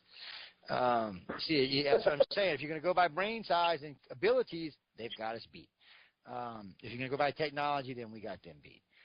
So it's just whatever it is that you think makes an advanced race. That's really what it comes to. Or maybe they already went through the technology and we just don't know it. And they might have. Hell, know this. We know that one time dolphins were on the land. So dolphins started in the water, walked onto the land, and then walked back into the water. Why? Because they used to have a straight spine. And if you ever see a picture of a dolphin, their spine is straight in the back, and their flippers, both front and back, have 5 fingers in each one. They're finger pieces. You can see them. They look like little fingers, and they look like little toes. So at one time, it was definitely an air-breathing, upright walking animal that now went back to the ocean. Maybe they had the problems we had and just decided, you know what, let's go back in the ocean. We can do it that way. And then there's an argument on dolphins' evolution from 125 to 270 million years ago. I have no idea who's right on that, who's not. I just know they're way older than humans are. Or at least of a magnitude of 100 million years or more. So, I don't know how you judge who's smart and who's not. But anyway, you be good. I'm gonna get out of here, and for my wife threatens to kill me again. And have a good night, Jeff. Yeah, and guys, I'm sorry y'all blocked up Live 365. I see y'all just killed it tonight. But remember, there's Ustream, Livestream, Shoutcast, Icecast, Jetcast, and then if you're overseas or if you're in the West Coast, you can get on the Microsoft servers. If you're overseas, remember, there's a whole host of servers that carry us in Europe. The Telstar server, the Pioneer server. There's 2 others I can't think of. Then, of course, there's the Hong Kong servers and the Beijing server, so y'all can always get on there. There's ones in Australia, and there's also the Aussiecast in Australia. And we just recently got a New Zealand server. I had met a guy online who's a regular listener to the show, and he told me that he had a server down there that, hosts different radio shows and different stuff like that. And he asked us if we wanted on, and I said, yeah. And we've been doing good. We've been averaging about 800 listeners a day down there, which is not a lot to start off with, but it's still pretty damn good in Kiwi land. So everybody listen down in Kiwi land, welcome to the network. I hope you enjoy it. And for y'all, especially for the friends overseas, you don't have to use a toll-free number to call in. You can get me through Skype. We have a Skype list. If you send me an invite along with a message on what it is, I will add you to my Skype list, and you can call into the show that way. So you don't have to cost yourself an arm and a leg. Or if you have a Skype account that's a paid account like mine, a lot of times you can call me for like a penny on the minute or something. So think about it. I want people to get involved from all over the world. And we are short an Australian director right now. I lost 2 Australian directors because their wives had babies. Yeah. Last one had twins. Donatello already had a bunch of kids, and he had another one. I miss him. He's a lot of fun. I miss all of them. But you got families. When you're raising kids, this is a tough subject to be discussing around them. But Matt, as everybody else, thanks. Leela, if you listen tonight, thanks. Leela, if you listen tonight, I want to talk to you about a director's job. Actually, I want to talk to a bunch of y'all about director's job, but we'll get into that soon enough. Thanks for everybody who helps with the Facebook's pages and especially on the News on the Flip Side, because News on the Flip Side has gotten huge and out of control. So all help there is appreciated. Remember, if you want to help with the new servers or the hard drives or whatever, you can make a donation on the Paranormal Radio site or the United Public Radio site by clicking on the PayPal button and make a donation. Mark, if you want to do that and just mail me a hard drive, feel fine. You can do that. It's we're easy. It's just I made a promise to myself 2 years ago that I would not take any more money out of pocket on the station. So it is up to y'all to keep the station on the air now. And I got to say, there's been some great donations. A lot of people have done good work for us. For the people who helped get this computer and a lot of the other stuff from the bandwidth and all the other stuff that we've been paying for the last few months, I want to tell everybody thank you. For the last year, you, the listeners, have kept this station alive, so I want to tell y'all thank y'all for that as well. And remember, when you want something, you need something, tell me, write to me. I'm easy to find. Write to me. It takes me a little while to get back to you, but I will get back to you. because we're always looking for guests. We're always looking for new. Excuse me. We're always looking for new shows, and we're always looking for new information. And since we've changed over to the Joe Montaldo show now, we will be adding venues to the show. Eventually, I'm going to get with the 911 people. Oh yeah, this is going to be fun because y'all know I'm not a real big 911 conspiracy guy, so it's going to be fun because I really got my ducks in a row. So they better have their crap. If they're going to prove to me that this was some kind of inside job by Bill Clinton, they're going to have to have their stuff because people don't even call me and tell me it was George Bush. George Bush was only president for 8 months. There's no way you could even put those buildings together in 8 months to bring them down. It was hard. I'm a harp, you Jays. I'm going to buy you a big old harp for Christmas. Anyway, we're going to get out of here now and tell everyone thanks for hanging out, especially for the extra hour. I'm glad to see all the servers were full and happy tonight. Any comments, questions, or any other things, you can write to me at uprn@cox.net or at icarcox.net. Anything abduction related, please write to, abduction@AT&T.net or abduction@cox.net. Either one of those two will get to me, and we try to keep that stuff separate so that y'all can get to us. Remember, too, we're always looking for directors, investigators, all kind of people for ICAR. Really, we got a lot of stuff going on. We really could use the help. Again, I want to thank everyone for tuning in tonight. If you keep up the good work. And, Frankie G, what's up, man? Oh, no. Well, yeah, we might take another paranormal show, another UFO show on the network. Probably not any more than one or two more, but, we are I'm looking for a good tech show because Rob retired, so I'm looking for a good tech show to pick up the slack there. And also, whoever brings in a tech show is going to get a 15-minute spot on News on the Flip Side because we do tech on News on the Flip Side. I'm also looking for someone who does good space science. I'd like to set up like a half-hour show, maybe an hour show on space science, and I'd like them to take a 10 or 15-minute segment on News on the Flip Side as well. Because we do a lot of current politics, but there's a lot of other stuff we talk on News on the Flip Side, and I really want to get it going. But remember, you can catch us Saturday night. I will be back on air with my co-host Stephanie Benetti on Saturday night from 6 p.m. to 10 p.m. You will no longer see the Church of Mavis following us anymore because the Church of Mavis has moved to Friday night starting March 7th. So come check out Jeffrey Pritchett and the Church of Mavis. Cal, oh no, that's Friday night you're talking about, right, Cal? Which one? Well, yeah, both of them got guys and girls. You got to give me something better than that. Oh no, that's Jason Wilson. Yeah, you said it started with a U. That's Jason Wilson. Yeah, he's perky like that. You can write to him. He's easy to find. Yeah, if you can't, just pop into the Pal Talk Virtual Tournament. I don't know if you're on a chat server or not, but you can also catch him in there. So anyway, on that note, I'm going to get out of here. Again, I want to tell everyone thank you for tuning in this evening.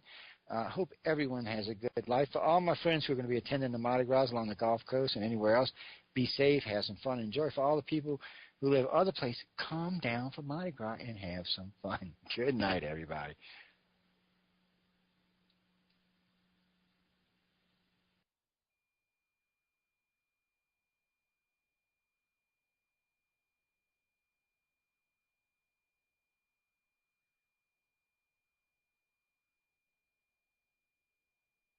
You've been listening to News on the Flip Side with your hosts Joe Montaldo and Stephanie Benetti.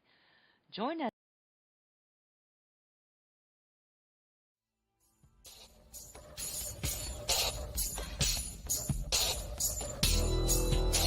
Welcome to the Outer Realm with Michelle DeRoche and Amelia Pisano. Airing live on the United Public Radio Network, 105.3 FM in New Orleans.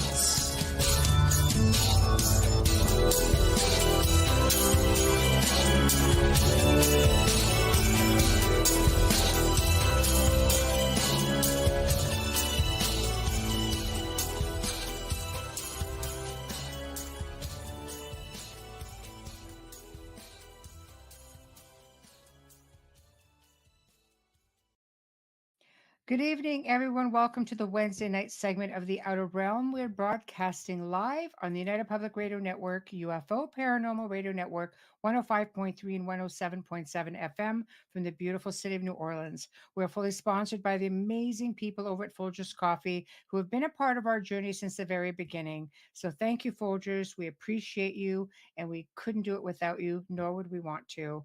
Also, big thank you to Dr. Snick, aka Justin Snicker, the sonic surgeon, for this contribution of his time, his music, and his voice for the intro that you just heard. He's an award-winning composer of Halloween horror, sci-fi, and dark wave electronic music, which can be found on all of your favorite music platforms. Also, big thank you to Steve McGinnis, the artist behind all of our banners and logos here at the show. Check him out on Facebook and Instagram. Also specializes in the horror genre and can do phenomenal commission pieces as well of any type. So tonight, Amelia's having a tech issue, by the way, so we're just waiting for her to get it together and try to get back on board here. So I'm going to be flying solo a little bit, but she's going to try to get back on, no problem. But tonight we welcome back our very dear friend, Hamilton White from the Lost Relics of the Knights Templar TV show.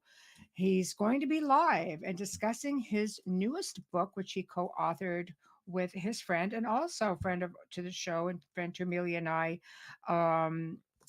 Richard Stanley. And I don't know if you guys can see this, but Crusade Against the Grail 2. And it's in the footsteps of Otto Rahn. So Richard's been on talking about Otto Rahn before, and phenomenal story. So we're going to hear all about that. But Hamilton is also going to be doing a giveaway of said book right here, along with a bonus book, Monsignor. So you're going to have to listen to the whole show in order to answer the question that he puts forward. And at that point, we're going to put up the email for the show, and you're going to have to email me. And whoever emails first with the correct answer, yours truly here will mail it out to you, right? So it looks like Amelia's coming back on. And guys, remember, we're going to be in the chat room. There are 7 chat rooms that are here out of the 8 platforms. We go with the flow of the guest, and we try to keep up with everybody right here in chat. But it's like 7 lanes coming down to 1, so please be patient. With that being said, Bo, here she is. You all right? Yeah, I've got a guest. No, that's nice. Hi, Versace. Hello. You can't. No. But like, yeah, I finally fixed it, and then I get this scratching and this climbing, and I pick them up. I'm like, oh my god, I'm through. Oh no, that's okay. We like it when guests come on with their, with their pets and sure. And so the chat room is filling up. So yes, hello. Hi, Janie. Love you too, Janie. Oh, all the way from the Netherlands. Hello. Very nice for you to join us. Hello. Zizan Wayne is in the house. Yay. Janie's in the house. Yay. Oh, hello. Mickey, hello. Can't see anything. I gotta put this. You gotta Jade, go hello. Oh, right. Oh, Wayne Murphy, Team Templar North America says hello. Michelle, Amelia, and Hamilton. Have a great show. Thank you very much. Nice to always see you stopping by when you can. Hello, Ruth. Oh my goodness. Hello, Susan. Well, looks like it's starting to fill up. So we're going to bring in our guest of honor. Hamilton, just nod. Are you ready down there? Ready? Yeah, send on. Okay, here we go. Okay. Bam. Am I here? Oh, you are. You've got the very old and very tired version of Hamilton, not the usual bag of energy Hamilton. He's having a rest for a bit somewhere. The usual Hamilton has a bag of energy?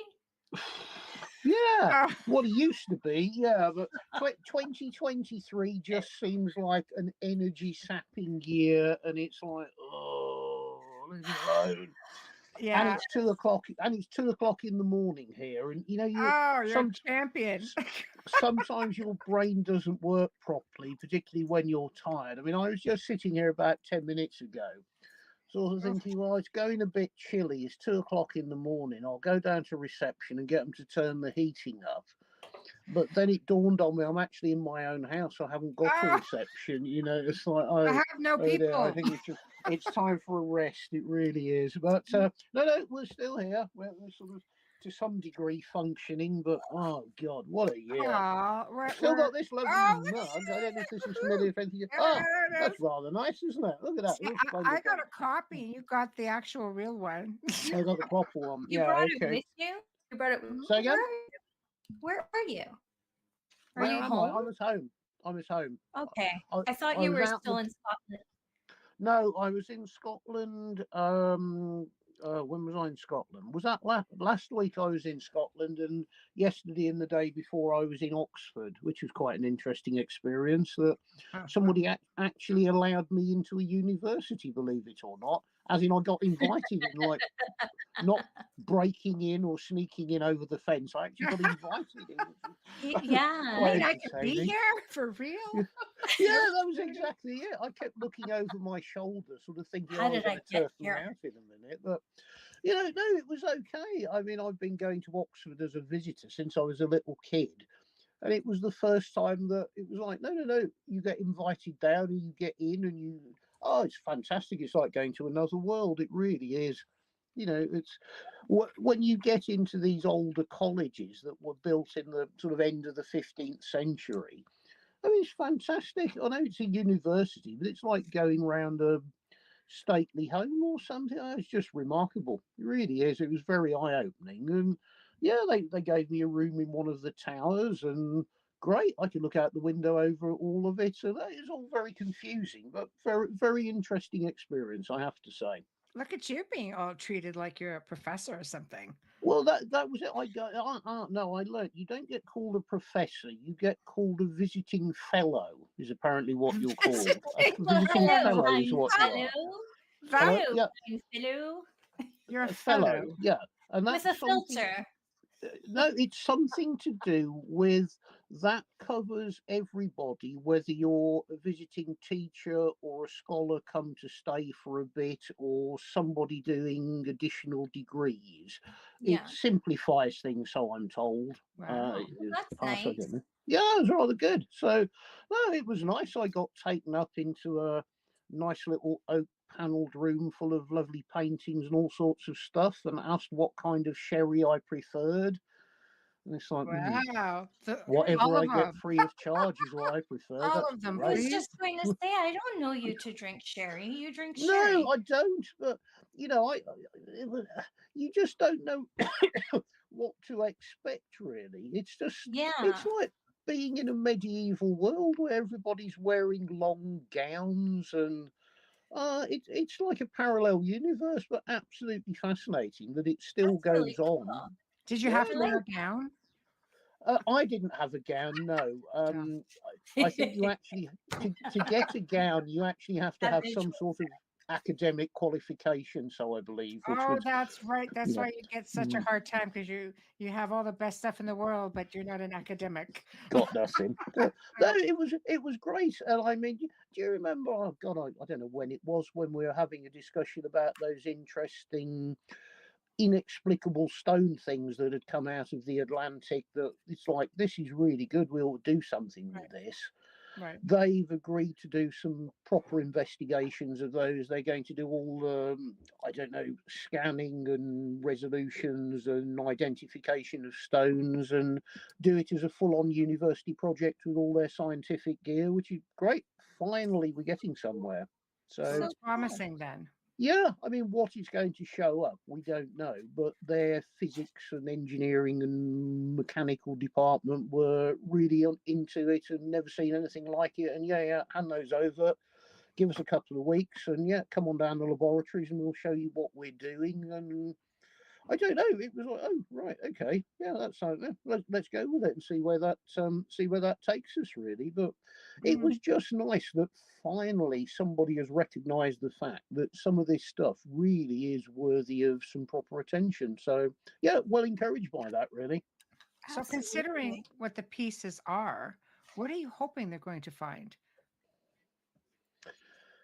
Because you know where you got them. So I mean, this is, you know. Yeah, I mean, I think what they're made of is quite obvious. There's some sort of graphite or graphene based material which is completely alien for where they've been found, both in the sense of there are no beds or mines of this type material anywhere near where they were found. And there wasn't actually any discovery of graphite until several thousand years later than the site appears to date from. Wow. So, I mean, I think what would be good to start with is if the geology people can actually confirm, well, yes, this is a version of graphite, then it's up to them. It's like, oh, right, yes, what you told us about where they've come from, well, that's really weird. We'd better go and start looking into this and see what everybody else thinks about it. Right. I can't see that they can identify it as any other sort of mineral, really, because it doesn't make sense. It's graphite. That's it, really. Well, for the region to which they were discovered, Yep. you know, there is a hypothesis that Atlantis was off the coast. A lot of people have thrown up ideas about Atlantis, where it is. Well, there's a pyramid in the ocean there that they have found, and they're actually researching it. There's all sorts of ideas come up, and I mean, it's always one of the areas that has been proffered as an explanation. It was out in the Atlantic. Plus, I really don't know. It's not my area of understanding or knowledge. So I've just left it. I've handed the box over. There's the box. There's the paperwork. It's entirely up to you. Do what you want with it and draw your own conclusions. You have all of the equipment. So let's see what the science comes up with to start with. And when we've got the results of that, we'll decide what to do with it. Oh, very nice. Yeah, but it feels good that you can actually hand the stuff over to people who really want to do it, really understand what they're doing, and they're as interested as, well, probably more interested than I am, because, you know, they're used to weird materials and things that are a bit out of the ordinary, and they'd never seen anything like it. So, you know, it was like, wow, let's get this down the lab and crack on with it, you know. And they've got such wonderful, I mean, equipment. I don't even know what it is. They try to explain what these scientific measurement equipments and scanners do, and it's more advanced than most hospitals have got. You know, these universities have got such enormous funding to get the newest and the best of all of the kit. It's absolutely fantastic. So what's fantastic is you're just like this eccentric bloke who's got this amazing stuff, and you're being taken seriously. Well, I think that was... That's why we fit with Hamilton. I know. That's why he's family. We're all eccentric, not blokes, but weirdos. We're normal. Yeah. Well, I mean, I think that was part of what got them interested, is that, well, somebody just almost walked in off the street with a metal case full of stuff, kind of chucked it at us and walked off, and that's it. This is just get on with it, you know. Whereas fancy. I think that they're used to a lot more, I don't know if professional's the right word, but probably a lot more attention to detail than I'm ever likely to give anything. Right. And I think because of that, and it's a, you know, I didn't ask them what they were going to do with it. It was a case, there you are, get on with it, just do it. Tell me when you've done it. Here's a few little tidbits for you. Yeah. Save the big guns for later. Yeah. Yeah, and I mean, they know there's other stuff that is interesting and certainly worthy of the same degree of scientific study on it. And, you know, let's see what they come back with. I'm open-minded to all of it, and genuinely, I haven't got any clue about it at all, other than when I was given it, that's the story I was told. Here's all the paperwork. I know nothing more. You know, I can't actually have any insight on it because I simply don't know. I love it. Challenge accepted. And definitely, yeah, that's exactly it. Yeah, you know. yes. And it's good for them if they actually come up with some results that are completely out of the normal. Mm-hmm. If they want to do a paper or whatever proper physicians do and whatever you produce for science journals, it's Mhm. great for them to come across something new, because not that much new in the way of materials actually comes out anymore. Everything's Right. been found and studied, Right. so That's true. You're Yep. probably the only one getting any new material to study. Yeah. Ironically enough. But speaking of, new material, Yes. where you left off the last time you were on the show was the Henry Lincoln collection. How has that been going with you? I mean, you were going through it, or you were about to go through it at the time, and I know that you have been publishing books and so on. Yeah, we've got all of these as well. So, how has that been going? Well, Henry's stuff has kind of been sorted through, and the better and more important books have been separated out and actually put into sort of sealed up polythene things, so they're not going to get damp and they're not going to deteriorate, which was kind of the most important thing to try and do with Preservation. it. Yeah, just until something decides as to, well, where's it all going to go. Right. I haven't really had the time to devote to going through every single thing and looking at books and, looking at every book. But the sort of, I've extracted one big suitcase full of stuff that I periodically look through, that I've thrown in quite a lot of original papers and letters and all of the things that look like you want to sit and look at when you've got a quiet 10 minutes. Right. And yeah, there's some interesting things in there. There's some letters that go back right to when he was doing his first TV shows in the late 60s, early 70s. What I'm going to do with it, I haven't worked out yet, but there is Right. there's enough in there that merits a little bit of study to it. And Right. probably it'll put it to work. You do sort of think, Henry, were you just making this up as you went along? Because It could be. because the paperwork. Henry was also an eccentric bloke. Yeah, some of the paperwork and some of the bits don't exactly match up with what you'd have expected them to be. But Right. again, it's a completely open mind. Maybe that's a job for somebody else to take the big box of stuff and sit there and go through it and see if they can make some sense out of it. Right. But no, it's good. I mean, having now got over the pain of having to pay for it and drive to France in a van in the middle of winter to pick it up, it doesn't seem quite such a burden to have. It's all stacked up nicely. It's not in the way. Right. And if it sits there until I've got time or until somebody else comes along who wants to do it, not a problem. Now, funny you should say that, because there was one book. Hang on, bear with me. My token effort at being organised, because most of Henry's stuff had got his sort of book plates and his little stamps and things in it. Right. But this one will actually be one of yours Christmas presents, and you can work out who's going to get it. All right. Because We'll share it. it's actually just a sort of work of fiction. And it's, let's have a look. Hang on, where is it? I'm just trying to look at the day. Here we are, 1839. Really nice little book. But the title of the story is Bubbles of Canada. Wow. Oh my God. Very cool. Which I thought that was is very amusing hilarious. Public. Isn't that the to truth? come out of Henry's pot. So Oh that'll my have to come over in the mail at some point, I guess. Wow. I've always wanted my own book stamp. I wonder if they even make them anymore. Yeah, of course you can. Yeah, you can get book plates. My antique books, I would love. Yeah, you I should do. think I shouldn't touch them though. No, I think everybody should have their own book plate. I mean, I've got a pile that I had done years ago, and I've never actually had the time to sit there and stick them in my books. That's the problem I've got. I bought a pile of books. Well, if you're hiring, I'm right here. Oh, yeah. I'll come over and just come over, sit there with a pot of glue. I know. No. I mean, it was good. Henry. It's like I don't look white enough in this lighting right now. Be ready, Hamilton.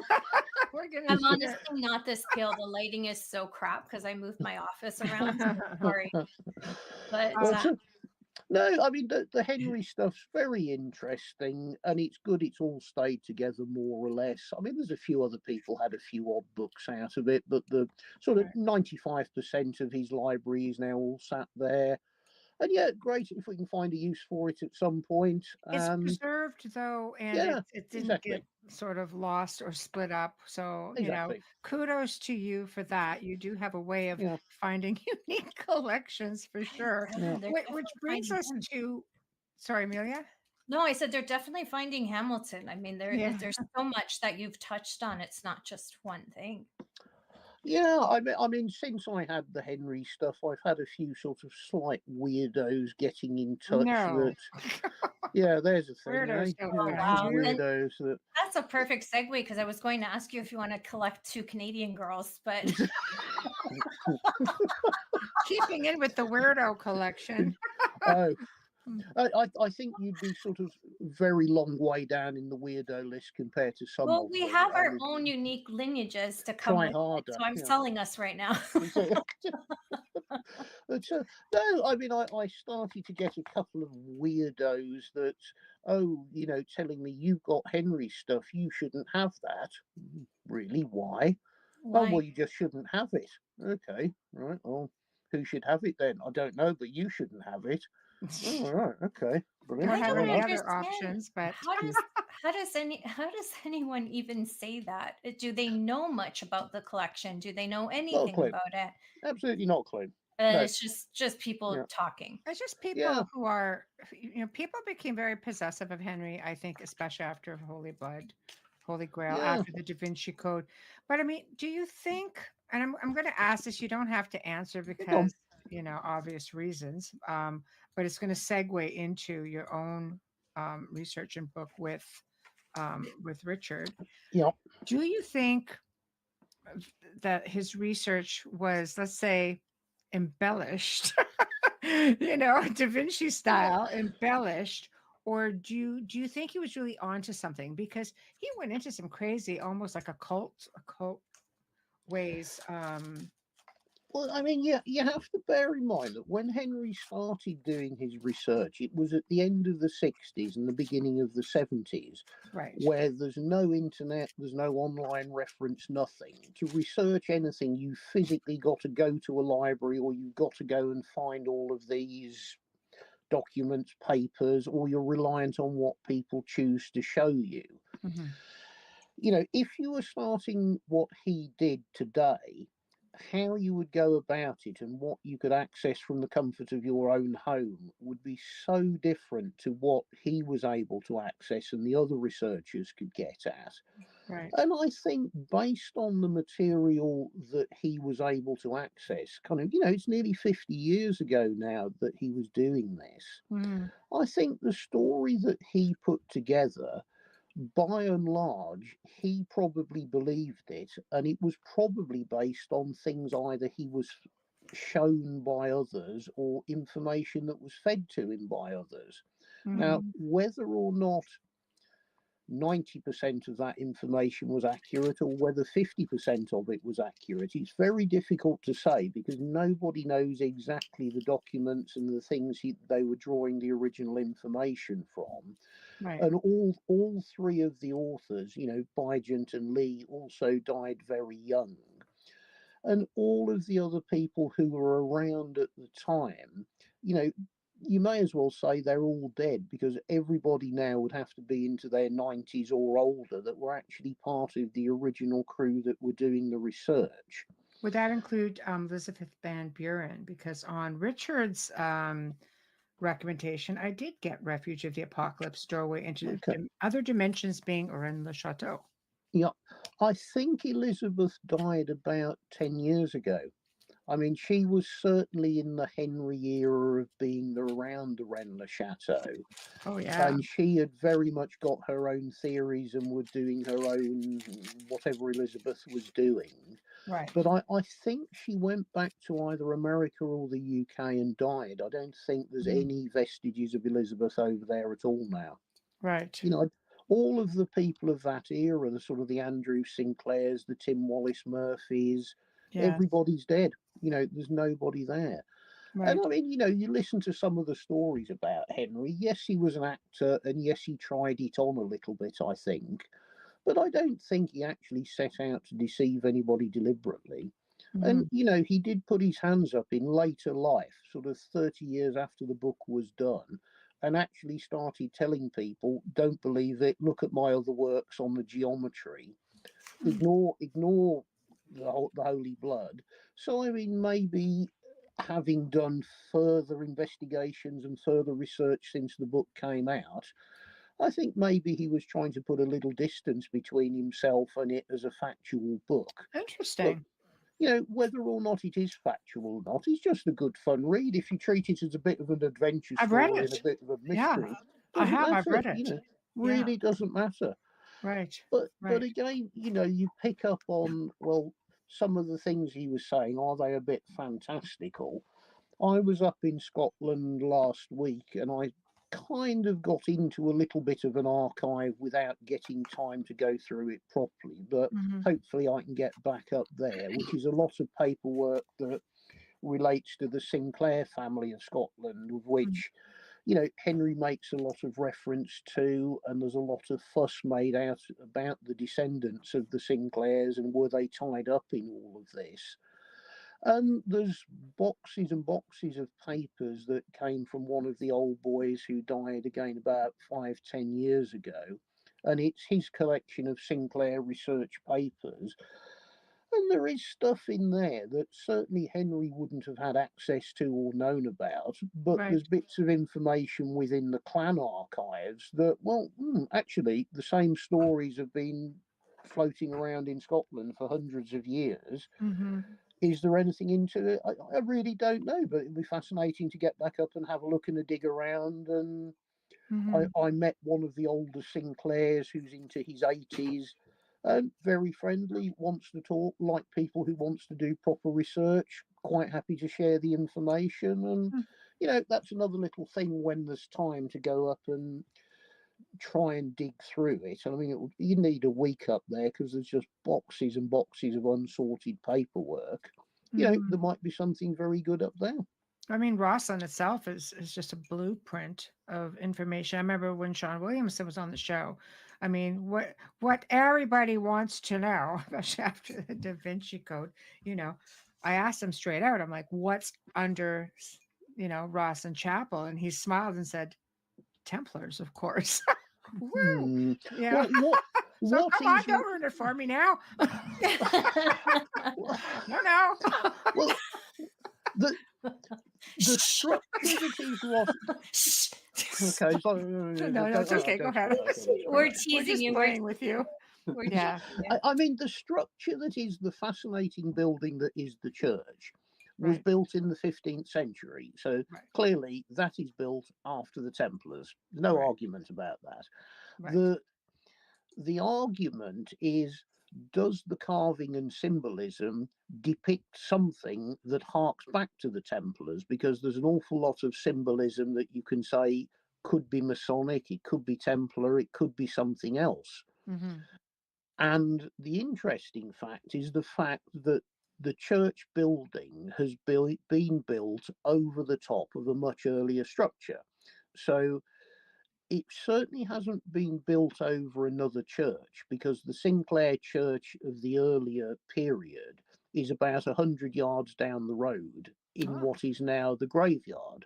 So the crypts or whatever is under the present Sinclair church built in the 15th century is something that nobody can actually turn around and say 100% what it is, because they don't know. What is known for sure is that there are some crypts under there, and for several hundred years it was used as the burial ground or the burial chambers for quite a number of the generations of the Sinclair Knights. And that's recorded up to the 17th century when the last one was buried down there. Yeah.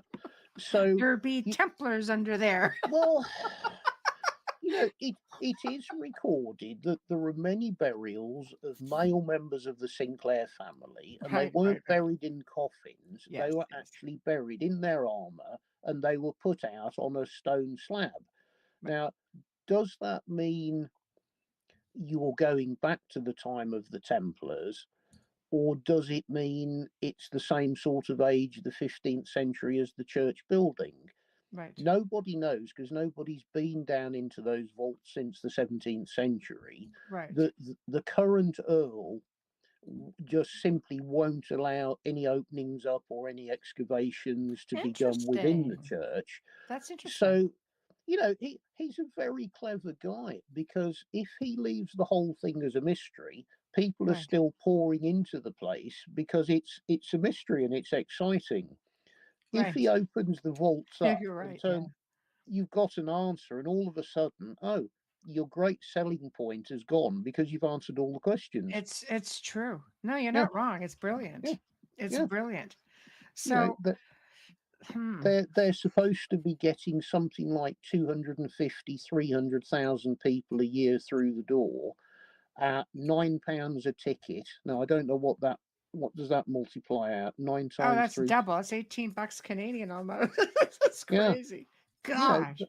Bandits. That's Yeah. good money for tourists swarming through there. For And sure. you know, we had a bit of a Friday afternoon walkabout, and it was absolutely heaving. Bearing in mind, tourist season's over. There were parties over from Spain. I could hear some what sounded like German voices in there. It was busy, and I mean, it's a cold November day. I was It's there with busy. hardly anybody. There were 3 of us in there. I was so happy. Oh, that's nice. I spent so much time there just going, look at this. There's not a sound in here. Because my son knew better than open his mouth while I was in there. So between us two and the tour guide, we were okay.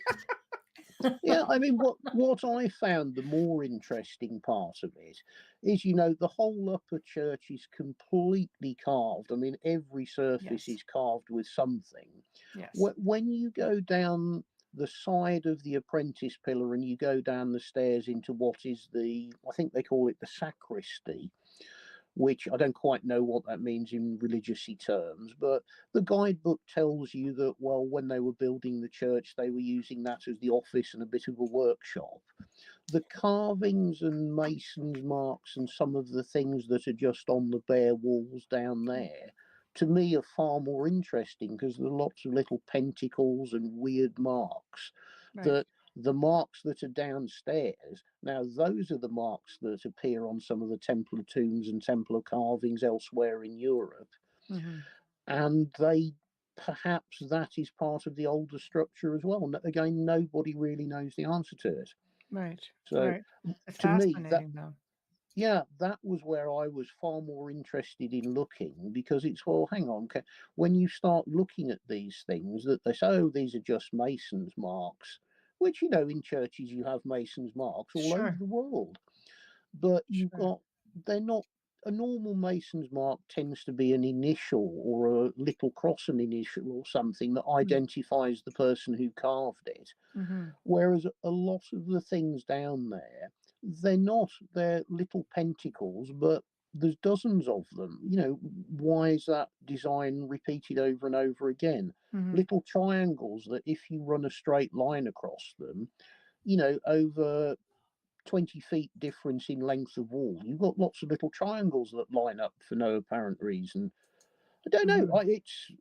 I just find that piece, that little part of the church, far more interesting, because everybody ignores it. Oh, it's just the workshop downstairs, no carvings downstairs. Quite obviously they've been put there for a reason. They've been put there deliberately, and they mean something. Mm-hmm. And nobody seems to have put the amount of effort into trying to fathom out what they are, compared to the carvings that are upstairs in the main body of the church. Mm-hmm. So no, it was very good. You know, it's enjoyable. Right. No, I love it, and it's a good segue into let's talk crusade against the Grail. Oh, Crusade Footsteps Against the of Grail Otto 2. Realm. Well, I mean, that started off because over the last, God, I think it's 20 odd years, Richard Stanley has been writing the biography of Otto Rahn, which For a is long supposedly time. the full-on, this is the ultimate study of what Otto did. Right. And I mean, it had gone on, and I was just trying to help him a bit, just trying to find somebody who could actually turn it from all his documents and files into a proper printable book. And we did actually get it to the point where we can print it as a book about a year ago. Right. But like an awful lot of things trying to deal with Richard is creative, but he's not practical, if that makes any sense. He'll probably tell you the same thing. I was going to say, does he know that? My Yeah. apologies for being on No, we mute, love him. moving Yeah. an office. No, when you I have mean, a he's blind great. dog. He's creative. He's always wanting to do something, but actually getting projects finished isn't Richard's forte.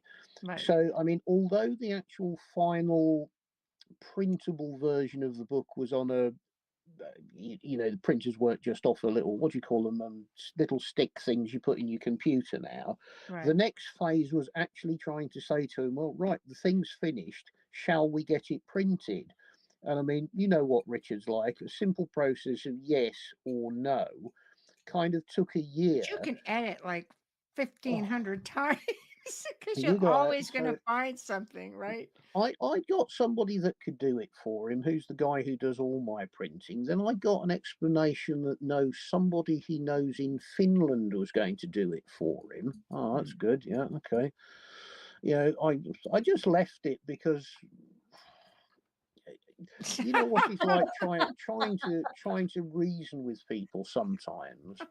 Yeah. And I don't really quite know what happened, but I gather that some books were printed, but somehow they managed to print them from the low resolution files, not the high resolution files. So what they printed was some of the photographs came out as blurry messes. I mean, I haven't seen one of those, but that's what I was told. So at the point of exasperation about 2 months ago, he finally agreed that, yes, why don't you get some printed, which was more or less what I'd said to him a year ago. So we do actually have now, at long last, a limited run of Richard Stanley's full biography of Otto Rahn. Love it. That's very shiny. How big is the book? How big it's is it? nice How and big is it? Show glossy. it.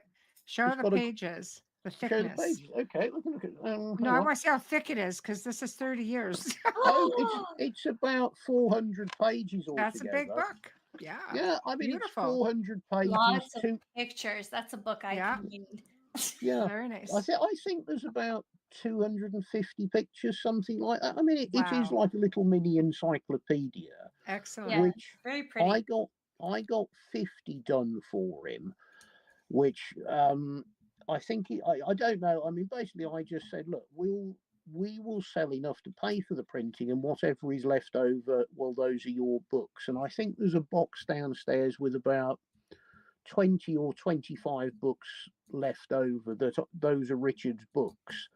And again, it's like, right, okay, what do I do with them? Do I send them to you in France? Or are we going to leave them here? Are you coming over? What do you want to do with them? They are your books. They're in a box ready for you. And I don't know. I sent him a message that said, well, look, to DHL some over to you is going to be about 40 quid. And I just got a little thing back by text that, oh, great. But didn't actually specify whether I should send them or nothing. I see. Okay. Need some extra Okay. direction. So No problem.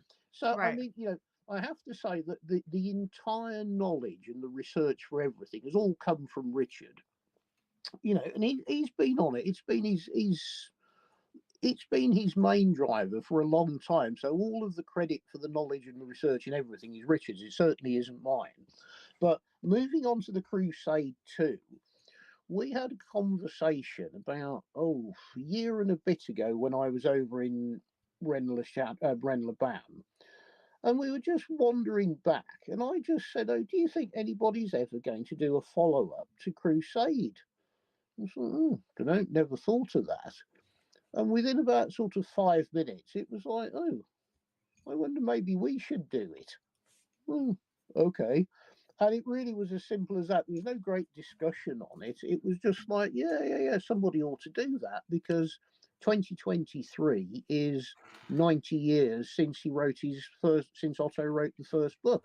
So it's a good, right, well, that would work if we could get it done and get it out. Well, 2023, 90th anniversary, that works. That's really good. So again, the same sort of thing. I picked Richard's brains and made copious notes, and the sort of vague idea was that we would write it between us. But like a lot of things with Richard, trying to actually get him to sit there with a paper and pencil, it was like, well, I tell you what, why don't you tell me the information? I will write it down. That way it will actually get written down. Right. And we just slightly changed the direction of it. That, you know, if you read Crusade 1, it's a very confusing book to read if you haven't got a background of medieval history and what was going on in France. It's a very hard book to understand. So it's more Crusade, academic for well, advanced people who are in the know. It's academic in the sense it was Otto Rahn's own theories on what medieval French history was. And he was obviously a proper scholar who'd studied it. And it's his own academic version of what was already academia. So if you're not familiar with the topic, some of it's a bit hard going to try and wade through.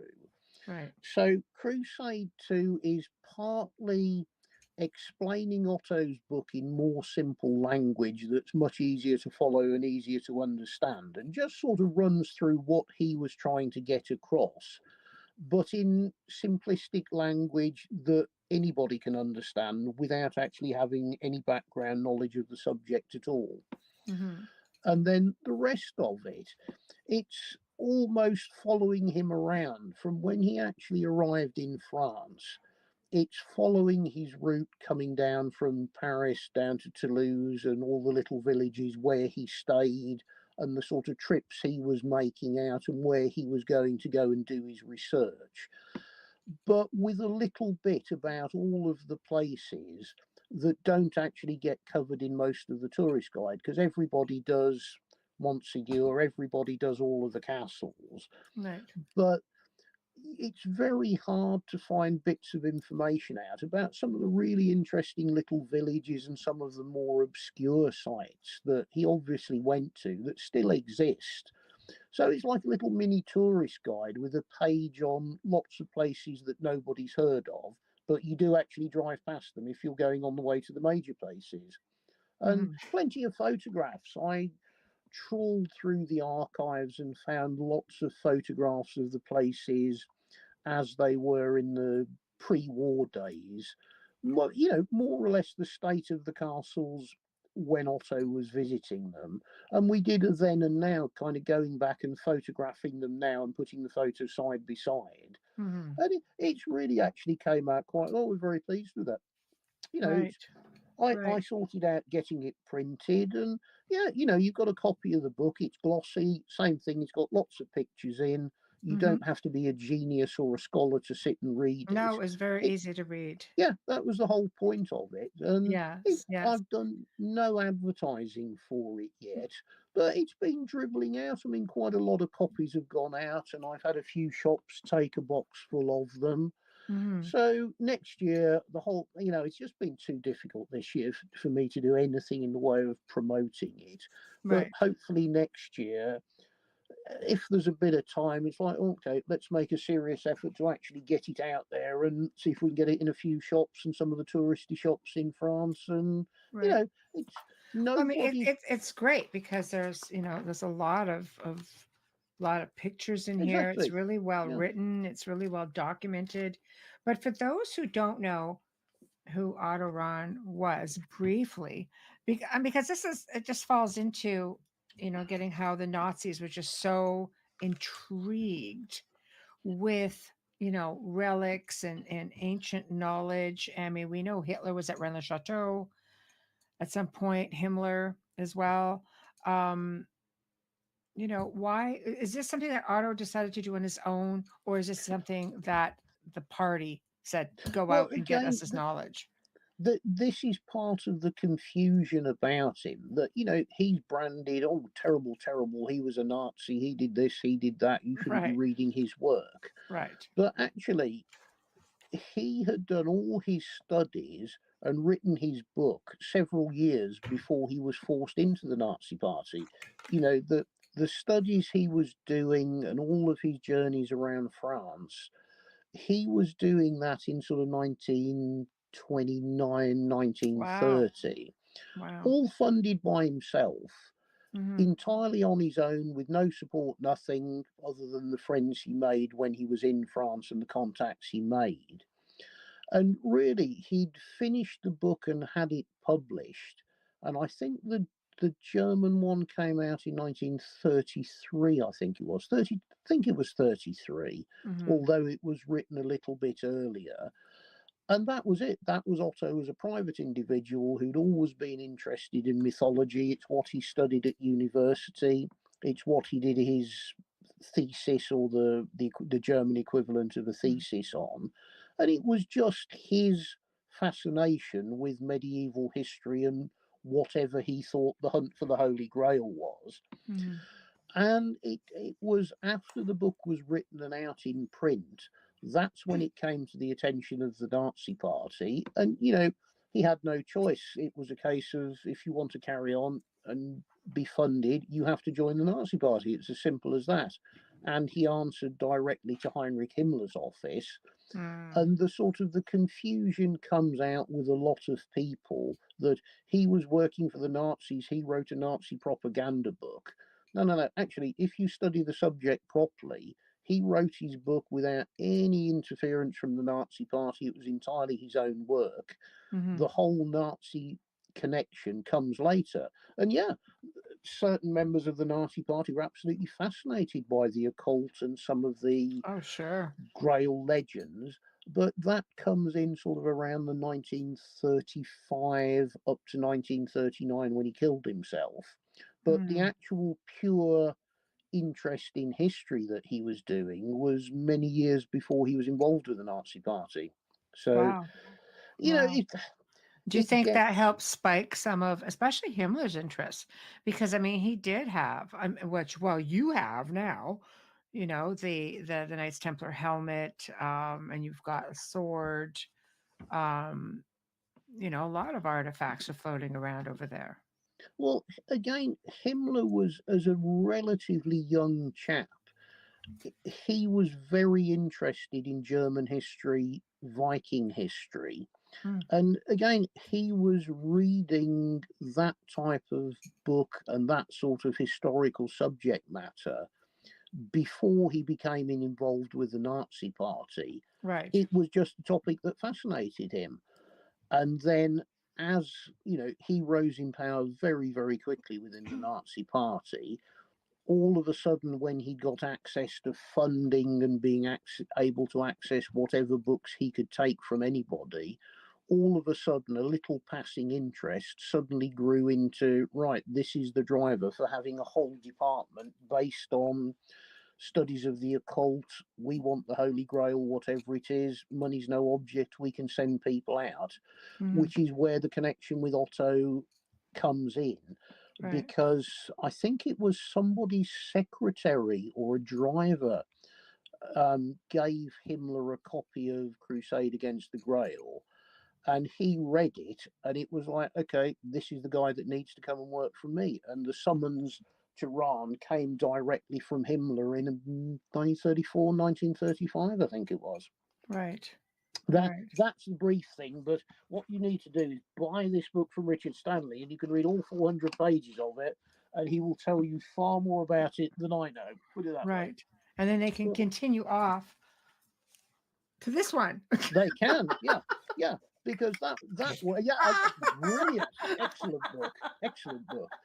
And I made sure it was here. When you look now, how many people really want to read a full-on biography compared to how many people have got a passing interest that, oh, that's an interesting story, and oh, crikey, I've been to some of those places. the pure historian is going to buy Richard's book because it is very, very good, and the research on it is fantastic. If you want to know who was in primary school with Otto Rahn and see a photograph of them, this is the book. This is the depth Richard has gone into. Wow. Whereas what I threw together was more of a general that anybody can sit and read it who's interested in having a tour of some interesting places in France, and great, you pick up a little bit of history while you're at it. But well, look at all these fabulous places you can still go and visit. They haven't really changed that much from where they were 90 years ago. That's what I love about it. It's 90 years ago. I think it's a lot of it's like time just stands still. It's actually still there, ancient walk amongst these ancient pathways. It's just phenomenal. Totally. I mean, the Cathar pathway, which is the most famous, or not most famous, the best known, which sort of takes you all around Montségur, and it will take you up into the hills and bring you back heading down into the valleys. Me and Richard have walked it, and it is exactly the same as they were walking 1,000 years ago. The pathway hasn't changed at all. It takes you to the same places. You walk on the same bit of dirt through the forests. It's fantastic. Really is good. So that brings us then. Why don't you talk to us about this book a little bit? What's that one? What am I looking at there? It says Monsignor. Oh, the little We were just talking about it. Wonderful book. Oh, wonderful. I kept them here. Yep. Yeah. Brought them out because I had a feeling like Michelle and I, sometimes we share a brain. Well, this is going to be the giveaway tonight. Bam, guys. So listen up. Yeah, so go ahead. Let's talk Monsignor. Well, the little booklet, that was started off as a byproduct because, through the photo archive that Richard has got and the things that I turned up, there was a lot more information and pictures than you can really actually. What is that? Do they all all autograph? Oh, I remember that. Yeah, these are our autographs. Just saying. Yeah. My favorite. Wait. Yeah. You got another one? Oh, this one. Oh, that's a little me. I remember that one. I love it. Oh, I love it. Those are not the ones you guys are getting. No one can read it because it's too tiny on their. It's scribbly, isn't it? Yeah, I know. No. I would never let anyone read that. I'm just saying they can't read it, so it's okay. So you put it together. The little booklet. Well, it was three reasons that there was lots of pictures and bits of information left over, and if you wander into any of the shops really down in France. Yes. Michelle's looking for a Christmas gift. Are we looking for? What have we got there? I spot that. Yeah, I remember that one. Yeah. Just saying. I don't know what the insurance is like on a piece like that. Oh, don't ask. A little technicality. Sorry, Hamilton. Go ahead. No problem. Where were we? Oh, you've lost me again. My brain's not working. Where were Monsignor, you put this little booklet together. Oh, the booklet. Yeah. Well, I mean, if you go into any of the sort of gift shops or even the bookshops, it's very hard to get what you'd class as a sort of interesting little concise guide to a lot of these places. Right. And just with the bits of information that was got, it was just an experiment.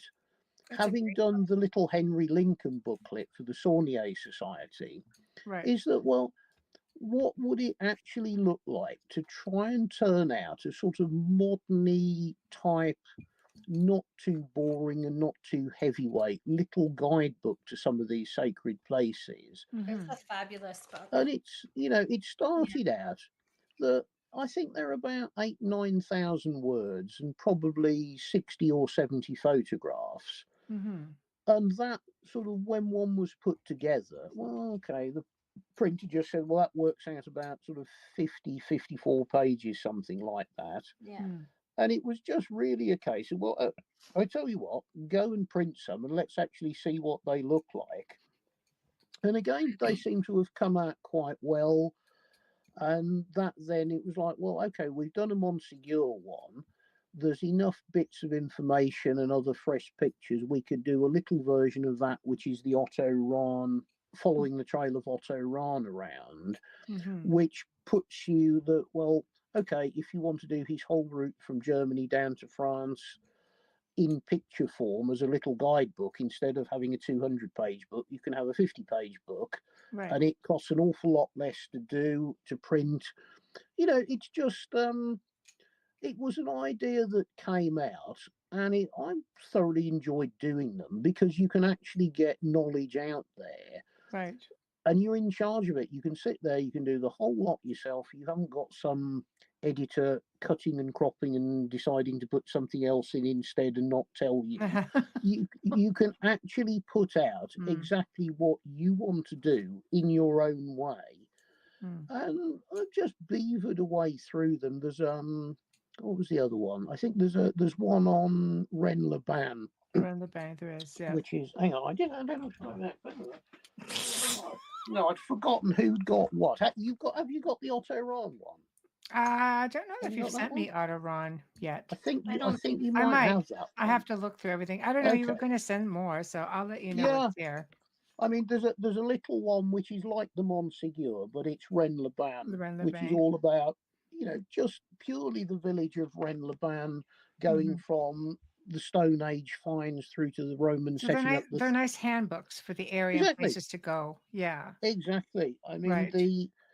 a friend of mine who supplies books to the little bookshop in Rennes-le-Château, which is the main bookshop for the whole area, they've taken quite a pile of them, and they seem to be going out. I mean, they're moaning because they're written in English and they want French ones. Well, Right. okay, not a problem. We can translate them into French. Would you like to pay? No. Okay. Okay, right then. All right then. Not How in would French. you Right. expect them to be converted into French then, if somebody pays to do it? But you know, Right. again, teething Right. problems. But the whole concept that if you could get a Ren Laban, a Montségur, possibly a Rennes-le-Château one, you could put together a whole little series for anybody going down into the Pyrenees or doing the tour of the Cathar sites or the sacred sites. Right. Which means you got to do Bugarash next. Yeah, but again, there's a whole list of ones you could actually do, because you couldn't get a full book out of all of these places, but with a good enough selection of photographs, they're all interesting enough places that you could get a little touristy guidebook that's priced sensibly. Right. So that's been another thing that I've just beavered away on the quiet, putting these things together. And, you know, come next year, if there's time, again, maybe it's when there's a whole package of them, actually go to a publisher and just sort of say, well, is it worth handing these over to a proper publisher instead of trying to do absolutely everything myself? I don't know. I'm not sure about that yet. But, well, I think it comes down to, you know, creative control. Unlike, you know, I think the big question here, and you can talk about the comparisons for yourself, from being an author to being in front of a camera. What are your thoughts on film? Because, you know, everybody's kind of wondering. If you're doing your own little authoring, if you're doing it yourself, writing it, setting it out, and you take it to the printers and you're publishing it yourself, you've got absolutely total control of what you put and the style of what you put out. Do you want it to be lightweight? Do you want it to be a touristy guide, or do you want to go in the direction where it becomes like a proper book? My thoughts are, I think if you're doing it commercially, it wants to be fun and easy reading that the person on holiday can pick up for not very much money. Agreed. And they don't actually Well, you don't want to lug a big book around while you're traveling either. Yeah, I mean, that's why the physical size of them, when you look at books that are A4 size, yes, the photographs are clearer, but an A4 size book is an awkward thing to put in your pocket or your handbag, and it doesn't fit on an average bookshelf. Whereas doing things the size I've done them, which is taking them down quite a few inches, you can put them in your pocket or your handbag. And I think if you're trying to do something commercially, it's got to have a nice, glossy, attractive picture on the front cover, because if somebody walks in the shop and sees it on a shelf, what's going to get them to pick it up is a nice, glossy cover. Right. And I think a lot of people buying books, if you're a touristy thing, you pick it up, flick through it. Oh, that's got lots of photos of where I'm going. You've already made the decision that you're going to buy it without actually reading through it. Right. Whereas you pick up a book that's 75 or 90% text. Oh, that's too much like hard work. I'm on holiday. I don't want to sit and read that. I just want a bit of fun. Mhm. So my direction with it was simply making something that is nice and lightweight. And because I'm doing the whole process, I can do that. Right. You know, if you walked into a proper publisher, are they just going to turn around and say, no, this has got to be more like a proper guidebook, less pictures, more information? Mhm. Maybe they will, maybe they won't. I don't know. But at the moment, this way's working. I like what I'm making. It's really good fun. It's not much work. Mhm. Everybody who's had a copy seems to like it and seems to understand that we're not preaching you a history lesson. It's just a bit of fun. Right. The difference between that and TV is you have no control of anything. You get told one thing, something totally different happens, and whether you like it or not, nobody gives a monkeys. It's tough luck, mate. Go away. So is it safe to say you've lost interest? Well, so put it that way. You know, no, it's a case of if you could do something that was actually representative of either history or of whatever objects that you're trying to be involved with, or a more accurate representation of how I function, or how me and Carl, or how whoever's there function, that would be very good. But unfortunately, that isn't the way TV works. They want something sensationalized because that's what actually people want to watch. Right. And really, because of that, that's why I was just very, very disappointed in the whole TV thing, because what was pitched at me simply wasn't what actually happened. Right. I don't want to be reduced to the level of some of the television programs that are broadcast across the various networks that are Yeah. just shameful, absolutely shameful. They really are, you know. Right.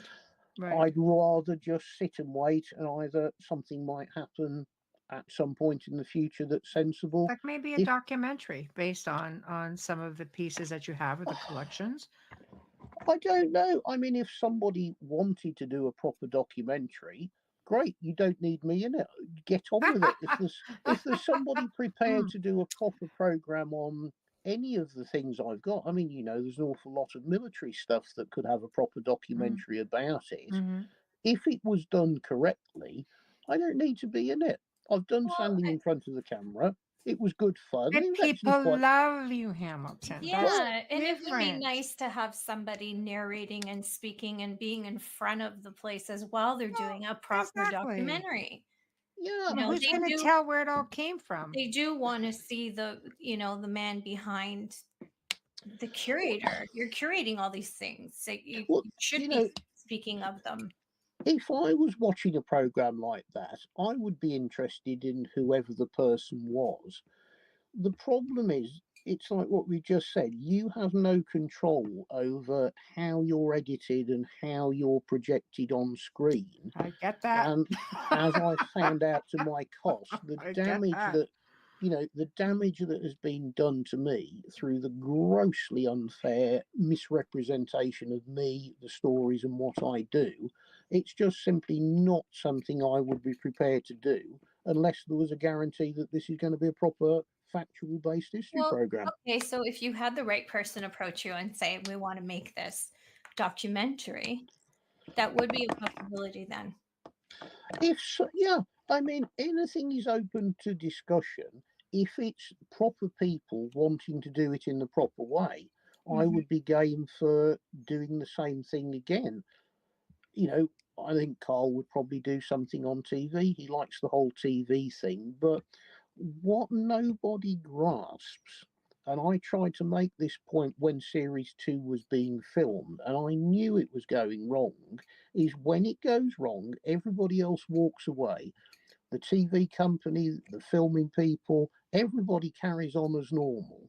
I'm the one that gets it in the neck because the gross representation of me and my objects and the whole storyline, I'm the one that this is my business, this is what I do.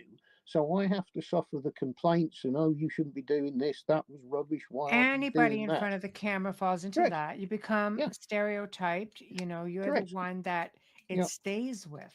Believe Yeah. me. I But get that. if you had the right person behind it that had your passion and direction and drive to tell the real story and to get out proper information, not maybe not television, because I see Wayne's comment, TV producers don't want to hear what Hamilton has to say. I Not agree. interested at all. They Not want interested at they all. want him to say what they want him to say, and that's not accurate. I get it. That's why 100%. he needs an independent, an indie documentary filmmaker is the route to go on a streaming service, not on television. Yeah, I mean, there is actually a very, very good channel. Now, I don't know quite where they broadcast. There's an English guy called Dan Snow who used to be a mainstream TV presenter. You know, he's done some things for the BBC, I believe. And he came up with the idea of doing a proper online, purely history streaming service. And I think it's called History Hit, I think is the name of the company. And they do some very, very good things. And what they seem to be doing is pulling in a lot of independent filmmakers Mm-hmm. who can't get themselves broadcast because they're too niche or they won't be controlled, and they actually make great history documentaries, some of That's them. probably the way to go. Streaming is the way to That, go. I think a lot of mainstream stuff is slowly yeah, phasing out. yeah. I mean, I know nothing about that area of business. You know, somebody's been trying to set me up with a YouTube and something else. So Patreon, is that the word? Channel, Yeah, something like Patreon's a that. big one. Yeah, yeah. You know, I've just done nothing at all about it, either through lack of time, lack of motivation, or just there's been so many other things and problems this year for me to try and deal with. The idea of trying to set up and do something and go back into public, I just don't know if I need it. I think maybe it would be more interesting for me to sit and actually tell the story and then let somebody else to go and film it if they wanted to do it. I don't really know. I mean, it's just a case at the moment that it's not within my it's not within the radar of things I desperately want to push. Thoroughly enjoyable, great experience to actually be involved in it. And oh God, you've been on TV. Well, lots of people don't do that. But for me, I just really don't feel it did me any good at all, and it certainly didn't do the objects any good at all. It actually set me back, if anything else, the reaction that's been to it. You know, so I've been on a process this entire year of firefighting problems, and an awful lot of them is the appalling misrepresentation of me by History Channel. You know, and it various bits of information that have been fed to me subsequently. You know, all of these channels, I didn't know this before we start filming. They've already made a decision before they even turn a camera on. How is each person going to be profiled and how are they going to be edited? How are we going to project them on screen?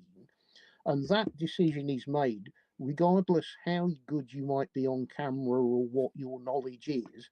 The decision of how you're going to fit in with their program is made by the bosses before you start filming. It And, absolutely is. Yeah, I I've knew heard that nothing. from a dear friend who had a big show, and he said, after all my work, all my research, I had to go through this, and watching it back, I wish I never did it. Correct. Because it's not what he envisioned of the story.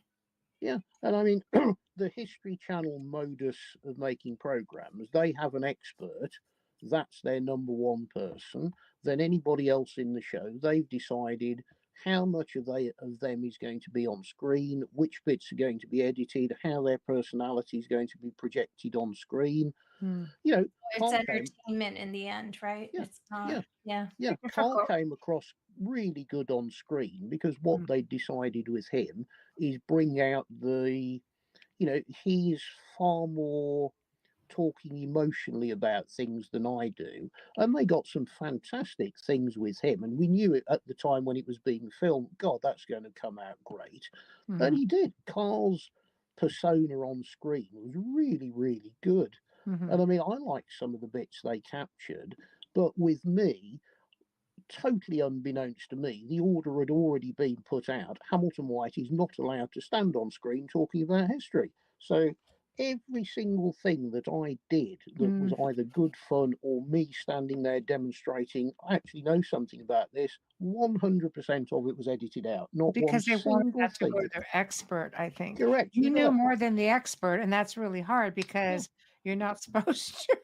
Yeah. And I mean, first series, knew nothing about this. We know nothing about TV. We're just having a go.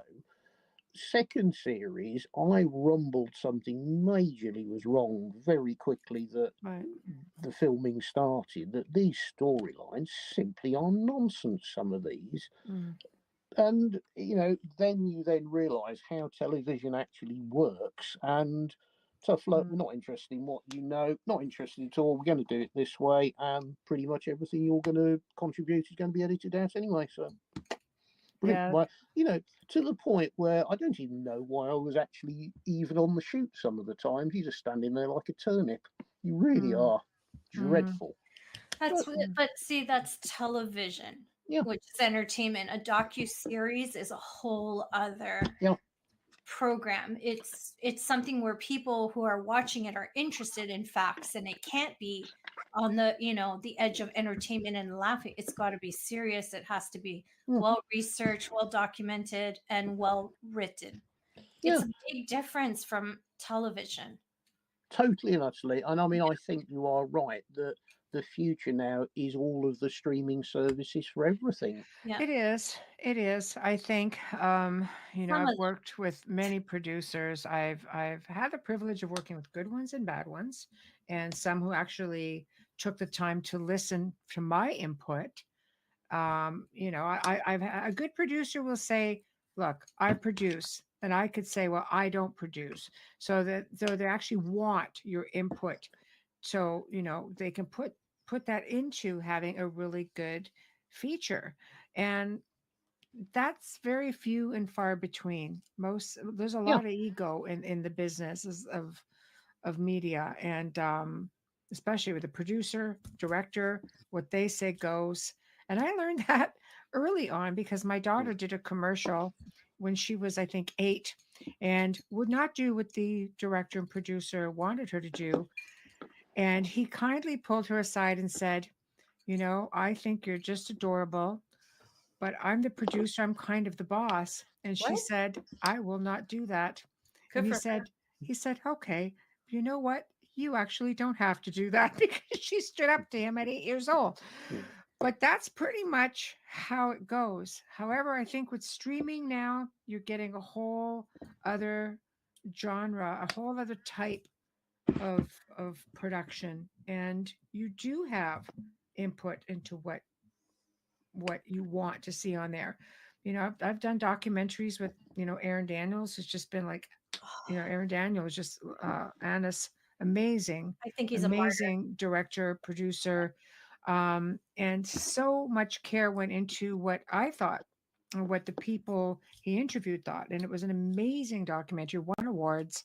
I can't wait to see when the next one comes out, because he's just a good person now. Like Hamilton, you would love him. Mhm. He's just salt of the earth, and he wants to do everything right. He's not, you know what I mean? It means a lot to him to tell the story in the right manner absolutely. and give it respect. He's a different. He's different that way. He's really. That's why he's successful. Yeah. Well, Henry Lincoln's son, Rupert. Rupert's interest has always been prehistoric stuff, stone circles, and going back to the early points of history. And he's had his own theories, which, again, I don't know if they're right or wrong, but they're his own interpretations. And he's never been able to get a mainstream TV involved because he wants to do it his way, because he believes what he's saying is totally correct. And him and his filming partner, they do their own documentaries and do proper programs, like sort of an hour and a half little miniature feature films. And they broadcast on this Patreon service, whatever that is. And he started explaining, It's the only way. If you don't want to toe the line of what the television company, you simply cannot get anything made. I mean, You just he had it. build your own membership that way, Yeah, and your followers. Yeah, and I mean, I don't think they make an enormous amount of money out of it, but I think it's their way of getting their own theories. And I mean, it's filmed properly. They've got the right gear. They wait to go to the places when the weather's right, so the light's right. They do a very good job of it. Mm-hmm. But same old thing, he wants to project. I want to do prehistoric history properly.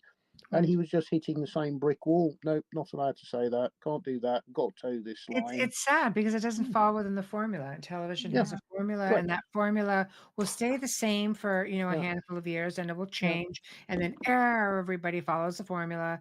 Then you get a lot of remakes, and then you get a lot of reruns, and same show, different different things. Different piece of wood Part you 1, dug 2, up this 3, week. 4, 5. Yeah, I'm melting here. Yeah. Creativity is just sort of gone out the window. But you know what? I think you've got so many things on the go.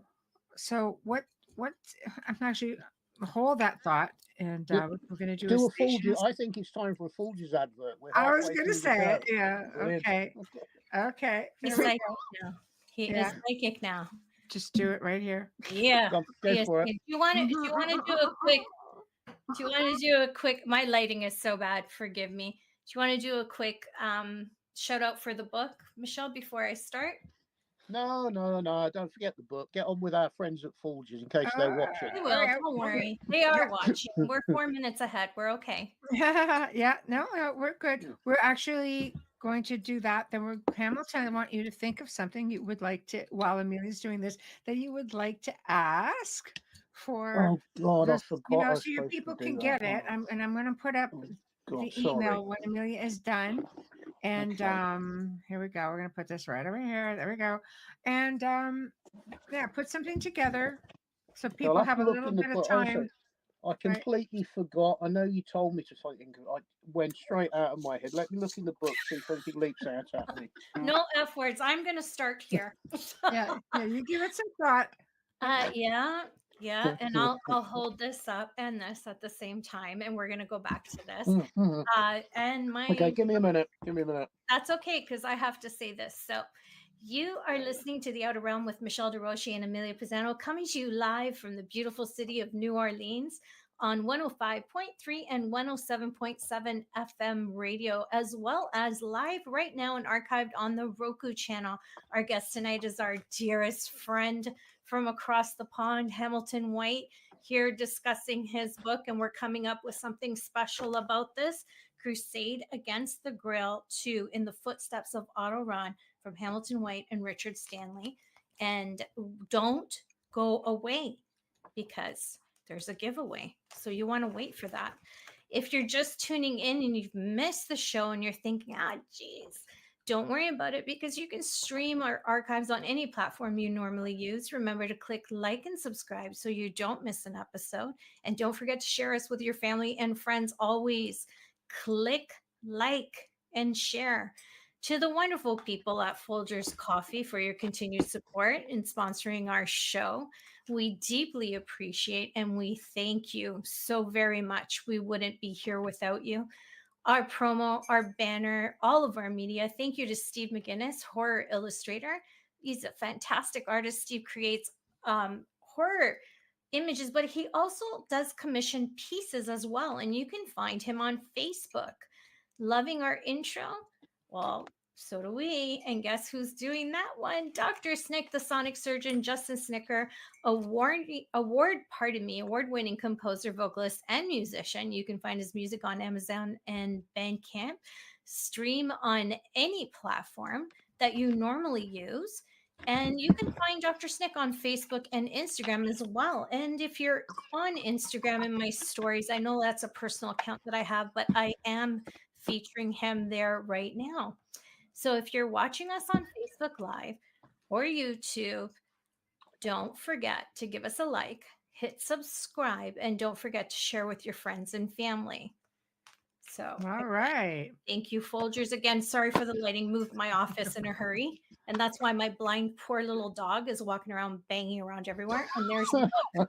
That's why you're hearing boom, boom. And I took put the mute button on because he keeps banging into Poor everything. guy. Yeah, because everything's moved. He's like, what's going on here? Yeah. So anyways, poor blind little guy. He keeps coming in and out. So, anyways, yeah. Okay. Now, our lords and masters at Folgers, have you had the discussion with them about doing a nice international broadcast next year? Yeah, Joe, we're going to France. Tell Folgers.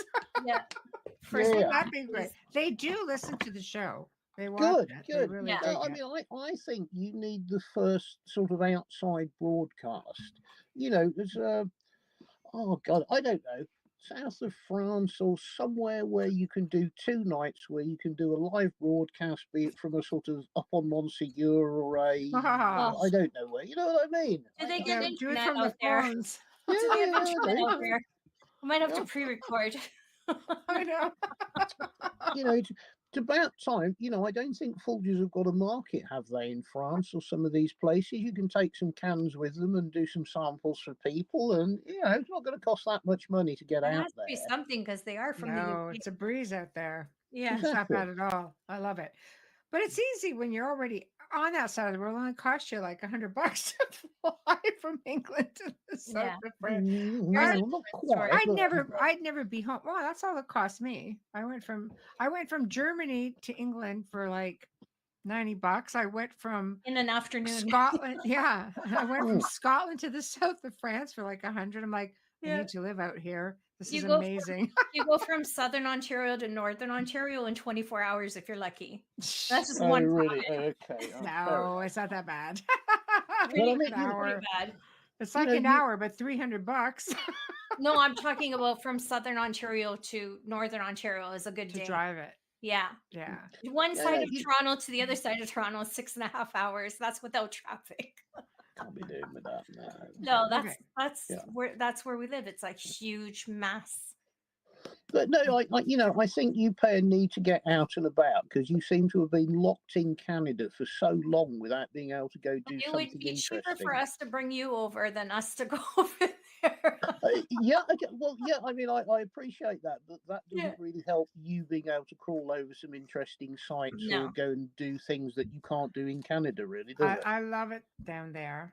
And I know seeing it through your eyes and Richard's eyes would be a much different experience than what I experienced the first time. And Amelia's never experienced it, so that'd be perfect. So we can just tell her anything and she'll go for it. She's never been. Don't forget, she's psychic. Yeah. She also reads body language, but hey, lying is not the thing you want to do to me. But let's go to this one.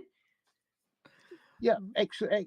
You know, you could follow that book round. You could do a little live broadcast, 2 nights on the trot of like, oh, this is where we've been today, and oh wow, look at this little cave, and we went in the cave and we did all sorts of stuff. That would be so interesting, and it's something a bit different, you know. You should write that up since you're the writer, and Joe will pitch it. Yeah, okay, not a problem with that. Oh, we would promote it for you. Yeah, well, what about if Joe is dragged along as well? Yeah, yeah. You know, does Joe do coming out to interesting places or? I don't know. Do you have UFOs down there? Pretty sure you do. Boogarash. He'd love Boogarash because that's where all the UFO lot. I've got pictures of UFOs. Bart has sent me some from Boogarash and Monseigneur of UFOs. Okay. Yeah, I mean, you could certainly get enough UFO and the sort of that little genre. That's what it would take to get Joe down there. Would it? Okay. Yeah. That would work. I mean, genuinely. Well, he can do UFO undercover, and we can do ours. Yeah, you can do sacred sites and the other things. I think I lecture up with Bart because he can do his show down there, becoming quantum conscious, and he's done them from the south of France because he spends about 6 months there. He does them every week. For Mary Magdalene. Yeah. Well, he does real stuff. He does those tours, the sacred caves and things like that. Well, exactly. To do a show from one of those places or a little collection of those places, I just think that would be really cool. You'd get so much good reaction out of that. Oh, we would have so much fun. Exactly. We really would. We'd Yeah. have a Too lot much. of fun. Yeah. Yeah. You gotta be careful So- what catches the film. You need to think of a question now, Hamilton, because we I need to give have a- people time to think about it. The God, show email is right struggling. up on the screen. Honestly, I'm struggling at the moment. I know you told me yesterday to think of a question. I You completely just gotta forgot. ask the question. Honestly. A Skim message through a to- page and find something that you can ask. That's what Well, I'm just trying. That's what I'm just But if trying nobody's to read do. the book, you're going to have to Yeah. ask. You're going to have to give something pretty generic. Just say something that you mentioned at the beginning of the show that people have been tuning in since the very beginning. Okay, all right, yeah, okay. Let me mull that over. What else? It's very early in the morning for Hamilton, guys. Be patient. But you guys are getting not just Crusade Against the Grail. You're actually getting Bugarash as well, or Monsignor. Sorry. And it would be good if It's a 2-for-1. Yeah, and it would be good if you could pick it up because You're postage very is so lucky. expensive. Honestly, Right. You Right, having posted books around the world over the last couple of months, I just can't believe how much it costs to send a book to somebody. It's embarrassing, you know, really is. I know how much it costs to send stuff to dang England to you. Exactly, to send a mug to England. You Yeah. know, I mean, it's ridiculous. Oh my God. So You know. So give it some thought because I'm giving it some thought. I am the giving email, it some you know, thought. you can ask something that we've talked about on the show, perhaps. Okay. So anybody who's tuning in has to go to the Outer Realm contact at gmail.com. So again, the Outer Realm contact at gmail.com. That's the first email that comes in is essentially that's the one we're going to grab. You have to have the right answer. You do, yeah. You definitely have to have the right answer. Could we do it the other way? Whereas I just sort of say, okay, the answer is 1927, and the point of it is somebody's actually got to come up with the question as to. Nobody's ever going to get that. Oh my We do God. that. Are you drinking? No, but they will have to try and figure that out. I'm on energy drinks today to try and keep myself awake. Okay. Ask a question that something that you felt wasn't covered in series 2. Christ. Well, let's face it. Or I mean, most people are familiar with Lost Relics of the Knights Templar. So you can ask a question going back to how about one of the artifacts? Okay, well, I tell you what, no, let's stick with Otto Ron. Let's go with that because I mean, it is relevant. Bearing in mind that's what the book's about. Okay. Okay. Well, let's set it so as people have actually got to go and do a little bit of background research because I think with all of the things that you do, I think when you're actually sort of either presenting or you're putting something out there, you shouldn't necessarily just be right. That's it. Well, this is the stating of the fact. This is what you've all got to swallow. I think what's interesting is to get people actually right. Well, I've read what he said. I'm going to go and do a little bit of further research on that and do a bit of digging myself. So somebody who can get themselves onto Google. What was the name of the town where Otto Rahn was born? Oh, that's a perfect question, people. How about that? Okay. So let's put that into the chat. Yeah, got him. Yeah, that's okay. easy. I'm going to go right good. here. Book. I mean, I'll have to go and look it up because my Giveaway. brain, I know I should know the answer, but I What don't. was the name of the town that Otto Rahn was born in? Yeah, there we go. Yeah, okay. Okay. Now, if you buy a copy of that. All right, guys, there's a question posted for everybody. Book giveaway. Yeah, it actually tells you the name in the first paragraph of it. So, excellent book. I suggest you buy that. It will give you the answer. Then you can get a free book. How about that? Okay, and you can find the information online very easily. You can. So. Yeah, it's out there somewhere. Yeah, definitely is. There you go. Okay. And don't forget to email the answer. Don't email the answer in chat. Yeah. Can I stop thinking now? Yes, you can stop thinking. Okay, so my brain stopped thinking in about August. In all honesty, between August and now, it's been on autopilot. I just kind of nod and either Mine stopped a year ago. Yeah. Well, I'm dear, gonna oh put dear. down book giveaway live show only. Okay, so then we're gonna go with the outer realm contact. Are you entering the competition yourself? Yes. You're gonna send me another set. Oh my gosh. Oh, I just God wanted to help put us. the email in because Okay, it's fair enough. scrolling, so I want to make sure people see it. But I wanted to clarify that it was for the live show only because Right. those listening to archive may feel this is an ongoing thing. So it Yeah, is but for the no, live it'll show only. by the Right. time they listen, it'll already have been. Yeah, Somebody will have won it, exactly. So Yeah. Definitely. Yeah. okay, so Has anybody fired any questions off? Because normally in the chat no, room they've just thing, been No, you- they listening and comment. they've been nothing. yeah. Okay, fair Yeah. enough. Wayne did Right, make a okay, comment where he said some of the flowers that were carved in Rosslyn Chapel were roses from the New World. I didn't realize roses are just from the New World, Hamilton. Is that a thing? From what I gather, that there are some carvings within the chapel that supposedly are species of plant that weren't known in Europe at the time when the Like chapel was corn? built.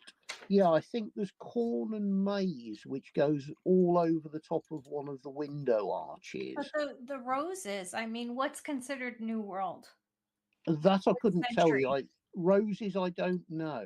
I would have thought I have roses roses in were a lot of my yeah. medieval furniture. It's like They're also or there in could my. be poppies, but I think that was We have popular. we have from- roses in our family crest, and they're also in Pisa. They're carved on the pillars inside Pisa and along the inside of the Depending cathedral. on so it would have to depend on Yeah. the year that was all carved because Rennes Yeah. Chateau or sorry, Rosslyn was erected when 1500s 1400s. I think they started the build of Rosslyn about 1446, 1450. Right. So And they would have been over. Templars would have been over and back by then. But I think the main discussion is the corn and maize that goes round one window. And I think there's possibly something like either what they've interpreted to be either an aloe vera leaf or a cactus leaf of some sort. And that's quite a big carving. I did have a look at that. And if it is one of those two plants, then they certainly weren't in Scotland or Europe at that date. And I mean, I think it's another thing that people like to argue about is that some people are absolutely fixated. That is the proof that they went to America. Look at those carvings. America, you could have got that from Spain. We have a winner too, by the way. Oh, do we? Oh, okay. Janie. So Okay. 18th of February 1904, Michelstadt, German Empire. Let's have a look. Hang on a minute. Who is it? Who won? Janie. Janie! Oh, congratulations. She's always here. She's listening to our on. show Yeah, that's twice a correct. week. Well done, Janie. Well done. Okay, Janie. Okay. Hey, Janie. Please good for you. email me again with your address. I'm so happy for her. She's here every week, twice a That's week. good. Yeah. Good. Good. Well, it's nice to make one person happy per year. That's it. I've made one person happy. I'm done now. Made me happy several times. Oh, is that? You send me Hang on all a those minute. pictures. That scarf travels more than I do. Look at it. How about that? There we go. It I'm was back it again. was well worth all the knots. You know what? Okay, there we what I go. could do with. I'm gonna You know, go next time answer. when you're doing scarves, right? Make it a fraction wider. Give it a little bit more width because then You you need can. more width? Yeah, I You don't think even have cold there. Yeah, you do. You do have cold. Well, So bear in you mind want that- it wider. I didn't even think you would wear it, to be honest. Okay, I can make you No, a wider one. Well, I wasn't a scarf wearer, But now, because bubbles, you are. well, I've never really worn a scarf, but actually now having a scarf and wearing a scarf when it's cold, you suddenly think, scarves are good. They keep you warm. That's a good idea. You know, Yes, they do. Yeah. Yeah, it's You taken got me the hat a on, lot so of there's- years to work that one out. They're a very good invention. They really are. Yeah. Right. Clever. I Whoever like came up to with the idea. I like to make for if it's a gift for a lady, I like to make it a little wider so they can put it on their head and wrap it around, so they don't have to worry about wearing a hat. Ah, okay. Yeah, Well, no, more I like just a pashmina. Yeah. having worn this for a bit, Yeah. the sort of the general consensus is that works. Whatever the wool is this wool? I mean, I don't even know if this Yeah, is wool or nylon or it whatever would be it a is. mix. Yeah. Okay, very good for keeping warm, but ideally could do with being a little bit wider. Then you could It's just like sort of have it okay. more as a It's bandage. it's a okay. softer yarn. Yeah. Right. How wide is that one? Oh my god. This I one. can't believe it. Do you want it longer? Yeah, why not? Yeah, because then you could wrap it Never around thought your I'd neck be having twice. this conversation with him. It's Yeah. that wide. That's great. But like, It's about that big. I don't very what good is on that? Like measurements. 8 inches? Let me tell. Wait a minute. It It's is. okay. Let me know in chat. Don't worry. Well, actually, this is how you can gauge it. Look, if you have a look, it's fractionally Same width wider than a book. Is that same width as the Monsieur? Yep. Yeah, Okay. it's about an inch that's 8 wider than a book. Yeah, that's how Okay. wide it is. So there we are. Yeah, Maybe that's- Hamilton would like one that he could put over his hat too. Yeah. Right. Be like a bandage. Yes, I know. yes. Put it right over the hat. There we go. Well, I love white because my hair is black, and whenever I wear it, I always get told by a certain someone that I look like I'm wearing bandages on my head. And I'm like, no, okay. I'm just doing it because I love white hats. But Okay. anyway, Mm. thanks. Yeah, Oh, dear. that was last year. I think I sent that to you last year. I think that's right because it Yeah. went down to Montsegur when I went down with my Yeah. pal with Gary. I mean, you know Gary, to pick up all the Henry stuff. And it was So also yeah, that must have been about a year ago. That Yeah. came in handy. God, A doesn't little bit nippy down there for sure. yeah, I was gonna say, doesn't time fly when you're not having fun? It really does. Oh my. Oh, All right. God. Well, okay. Well, we're slowly coming towards the end of the show, top of the hour. So, what do you have coming up? What do you want people to know you're up to? Fill everybody in. More God. books. More books. What am I up to? Well, this whole thing that's just kicked off with the university, I think, could be very interesting, and that's something I've never done before because I've never been able to access that type of that sort of equipment. So that's going to be really interesting. Other than that, I think I'm going to continue hiding under the bed until I've resolved all of my problems and I can actually then come out and explain what's been going on and exactly what's been thrown at me and I've been had to deal with. Because, you know, there are just some very, very unpleasant people out there who've got their own agendas. And, you know, if you find yourself on the end of it, it really isn't a barrel of fun. It really isn't, you know, but... Yeah. We're getting there. It's just a very slow process, and it's why I've not been on the internet or Facebook or any of the other things. It was just a case of, right, I've just got to cut this, go underground and deal with these people. Yeah, slowly things are spinning around a little bit, and I'm getting to the bottom of exactly where all these problems are coming from. And you know, it'll be very interesting when I can sit with a piece of paper and write it all down and just say, right, there you are, read that. That's why I had to vanish for a year, and nobody will believe it anyway. But it's I know, isn't that the craziest thing? You know, when you get into these Yes, this is areas my where life. you know, where people start talking about, well, the men in black, oh, don't be so ridiculous. Actually, you know what? When you've been on the end of it and they start When following you showed about, us those out of place artifacts, we know they're there, We don't can we? give you lists and lists about people who have had talked about that on the show encounters before. with men in black. Yeah, he talked about it on the show before when you showed your out of place artifacts. Yeah, well, that wasn't me. That was the guy who actually fished them out of the Atlantic 15 odd years ago. You know, but it's like, okay, they do exist. And I know.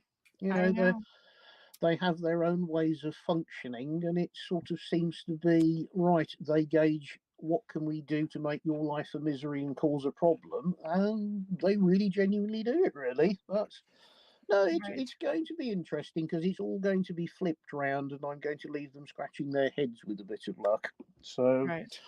it's just for the moment, I've just got to keep my head down, keep working away, and yeah, I think it's going to be next year before things are able to come round a little bit. But I'm Well, if still the here. world doesn't go too crazy, Hamilton. Next year's only a few weeks away. I know. Yeah, I know. It's I'm at the point, and it's all come together fairly, you know, really only within the last couple of weeks that I've really got to the bottom of where some of these problems are coming from and what I can now actually do about it. Now I know what I'm dealing with, and it's right. Okay, all right. You've played your games. You've given it your best shot, and I'm still here. I haven't Checkmate. shut up. I haven't gone away.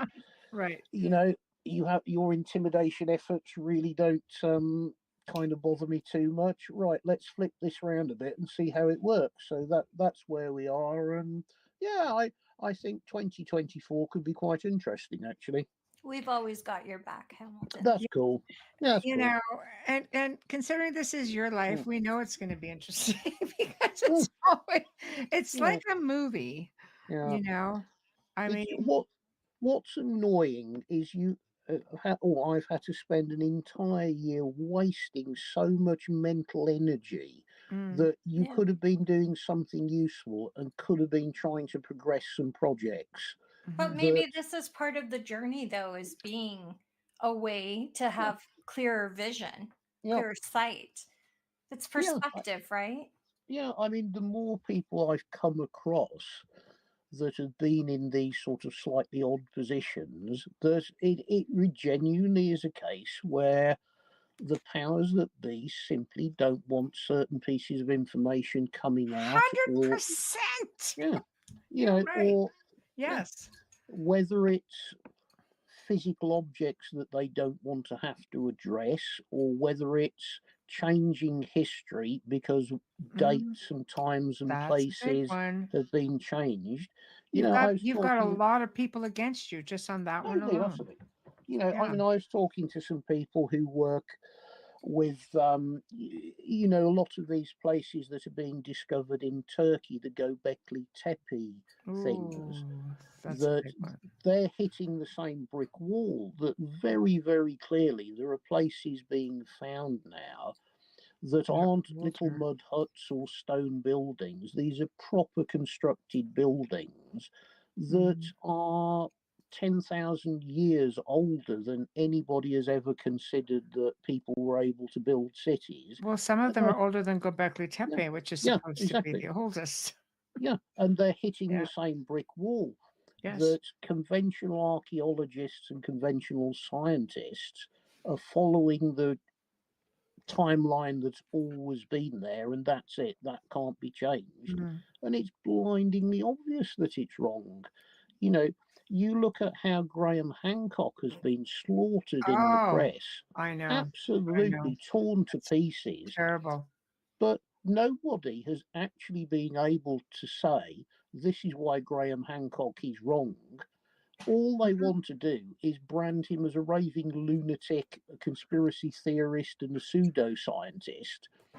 He's presented his evidence in a really good way, and it's properly researched. He describes it eloquently. He'll stand and talk with people, and he's just simply hitting the same wall. Nope, you are saying something that isn't what we want to be said, so therefore you're just going to be branded in the press and everywhere as the kind of weirdo freak. That's the way it goes. But you know what? He's getting it out there. A lot of conspiracy theorists out there right now who are sitting there going, who's a conspiracy theorist? That shit is real. So, hard to say.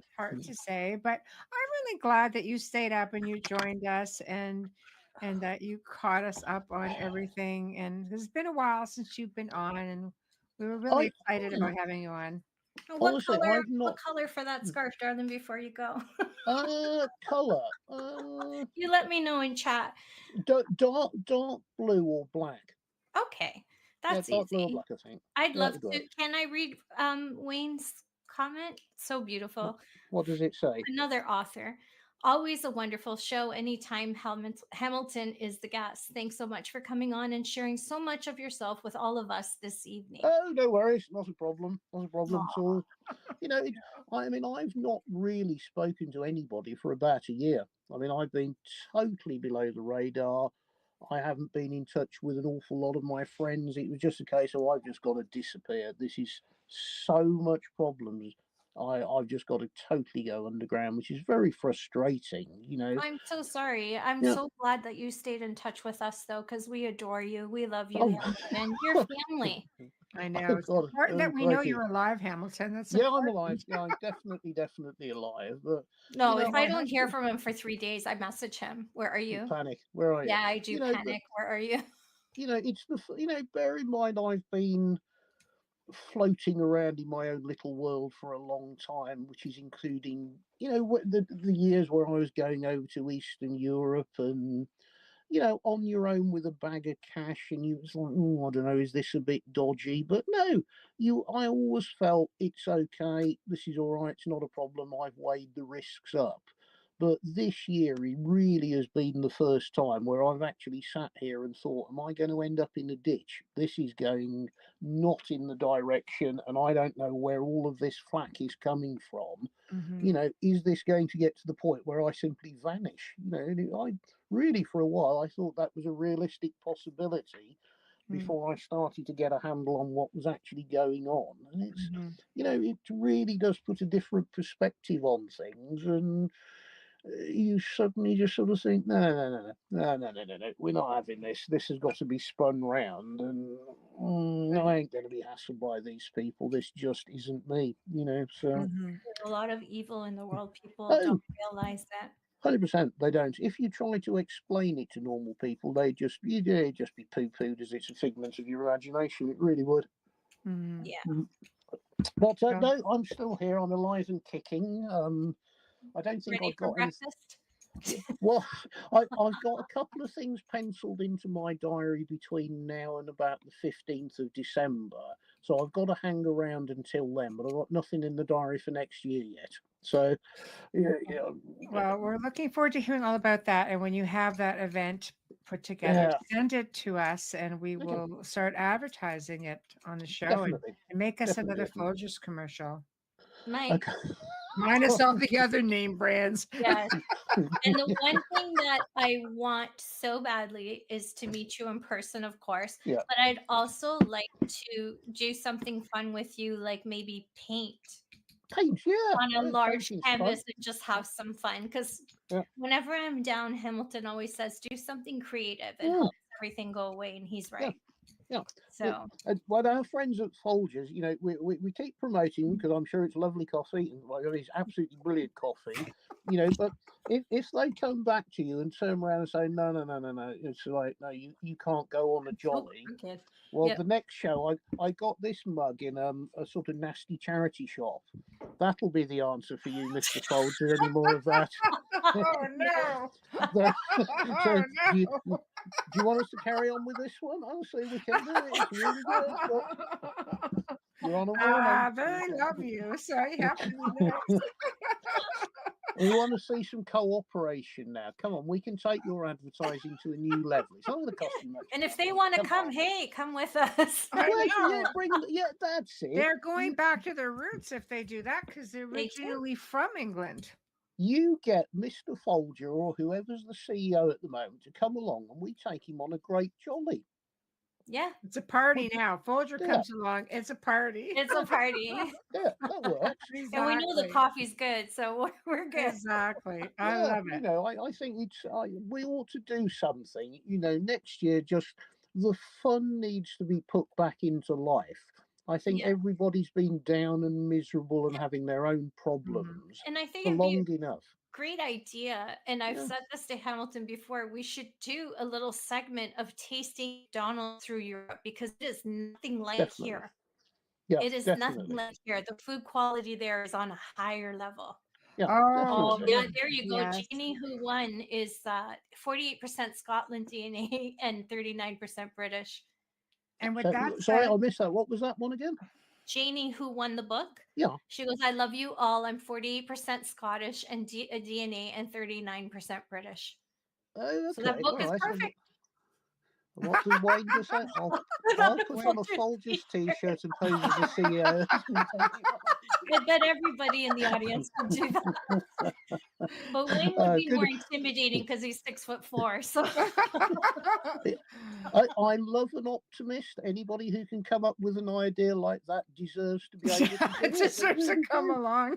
If you've got the nerve to try and pull it, I wouldn't know who the hell a CEO was. He could introduce himself. I'd go with it. I love it. There's some creativity. Oh, God. Okay, Well done, guys. Wayne. Hang Excellent, tight. Wayne. That's I'm just great. signing off. Hang tight. Hold So on. thanks to everybody for tuning in this evening.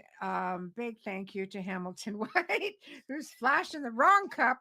Anyway, we are really grateful to the folks over at Folgers Coffee for sponsoring our show. Thank you, thank you, thank you. Big thank you to Dr. Snick, aka Justin Sicker, the Sonic Surgeon, for his contribution and his sponsorship. Big thank you to Steve McGinnis for his artwork and his contribution. Thank you, thank you. Tomorrow night, guys, is the return of Dr. Arlen Andrews Sr., who's going to be discussing his book series, The Shadowfall Chronicles, the Thaw Trilogy. That's the plan. So join us then. Until then, we'll see you tomorrow. Happy Thanksgiving, USA. And hopefully you'll be able to come and hang with us after that yummy Thanksgiving meal you're going to have. So think of us while you're doing that. We've already had our Thanksgiving. So we'll we be thank with you for in the well spirit. wishes all the same because they're all over our page. Exactly. All right, guys. Good night. And hopefully we'll see you all tomorrow night. Night.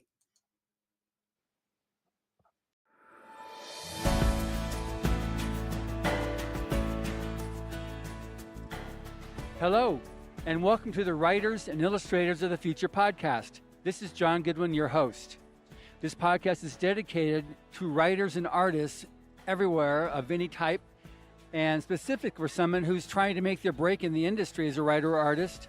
And we've been doing this podcast now for upwards of 4 years. Jim's been a guest before with his family when he recorded the Writers of the Future audiobook earlier this year. And now we're here at Salt Lake City FanX Convention with that sound you hear in the is about another 110,000 people walking by. So listen to this podcast, wherever you listen to podcasts. We're there all over the place. We're also syndicated on the United Public Radio Network to over 150 countries. Anyway, I'm here with Jim Meskimen. I've known Jim since... we were boys. Yeah, since we were wee ones. We were wee ones. Our mothers introduced us. Or something like that. But anyway, welcome, Jim. Thank you, John. It's great to be here. It's my first time here at Salt Lake City FanX. In fact, it's the first time I've really attended a Comic-Con kind of deal, and it's really something. Yeah, it's interesting when you get this, because these are the real consumers of the books that we publish. This is my audience. Fantasy. Yeah, absolutely. You know, we've got your sign up on the table, and people will stop by and look, and they recognize all these different characters that you've played over the years. Yeah, I've been an actor, a voice actor primarily for the last 35 years. So I've done stuff for Disney and Warner Brothers and all the major studios that we're on strike against, and and I hope to continue. And of course, I directed and did characters for your magnificent Stories from the Golden Age and other great fiction by L. Ron Hubbard, including Battlefield Earth, for which we won an Audie Award. And right now, it's not released yet, but Mission Earth, we've got Joe Montaldo, the guy that owns the United Public Radio Network, which syndicates this show. He's in the middle of listening to it right now. He absolutely loves you and your character. He's just constantly cracking up with Sultan Grease. That's great. Yeah. I hope it'll be available to the world very soon, because it's been a long gestation. It. He's definitely looking forward to promoting, but he's going to be one of those guys that's going to be, he's one of the advanced readers on the thing. Yeah, it's so cool, too, because Mission Earth is a science fiction satire. And I think that all the people I see walking by, I think would really enjoy it. Yeah, it really does fit everything. And one of the main attractions we have here too is Turl. Yes. From Battlefield Earth, which you also directed. I directed that. Yeah, and I love that story, and I felt so honored to be able to direct it because I'd read the book. I would read it every year, And even though it's a 1,000-page book or something, it was just so transporting, and it has a magnificent payoff at the end. I think some of these long science fiction, fantasy epics, I think they drop you off and they just kind of expect you to pick up the next book. Battlefield Earth is self-contained, and it builds to such a climax, and it's just spectacular. Absolutely, that's a fact. Now, one of the reasons I'm really excited to have you on this podcast, because obviously this is Rise to the Future. It's that contest that was created by L. Ron Hubbard in 1983. Right. And it's been very, very successful. But one of the things that writers sometimes have difficulty with is voice, how to be able to establish different voices and different characters and how to make something sound realistic. So as an actor, as well as, like I remember that one time, however long ago I had, he's a male impersonator.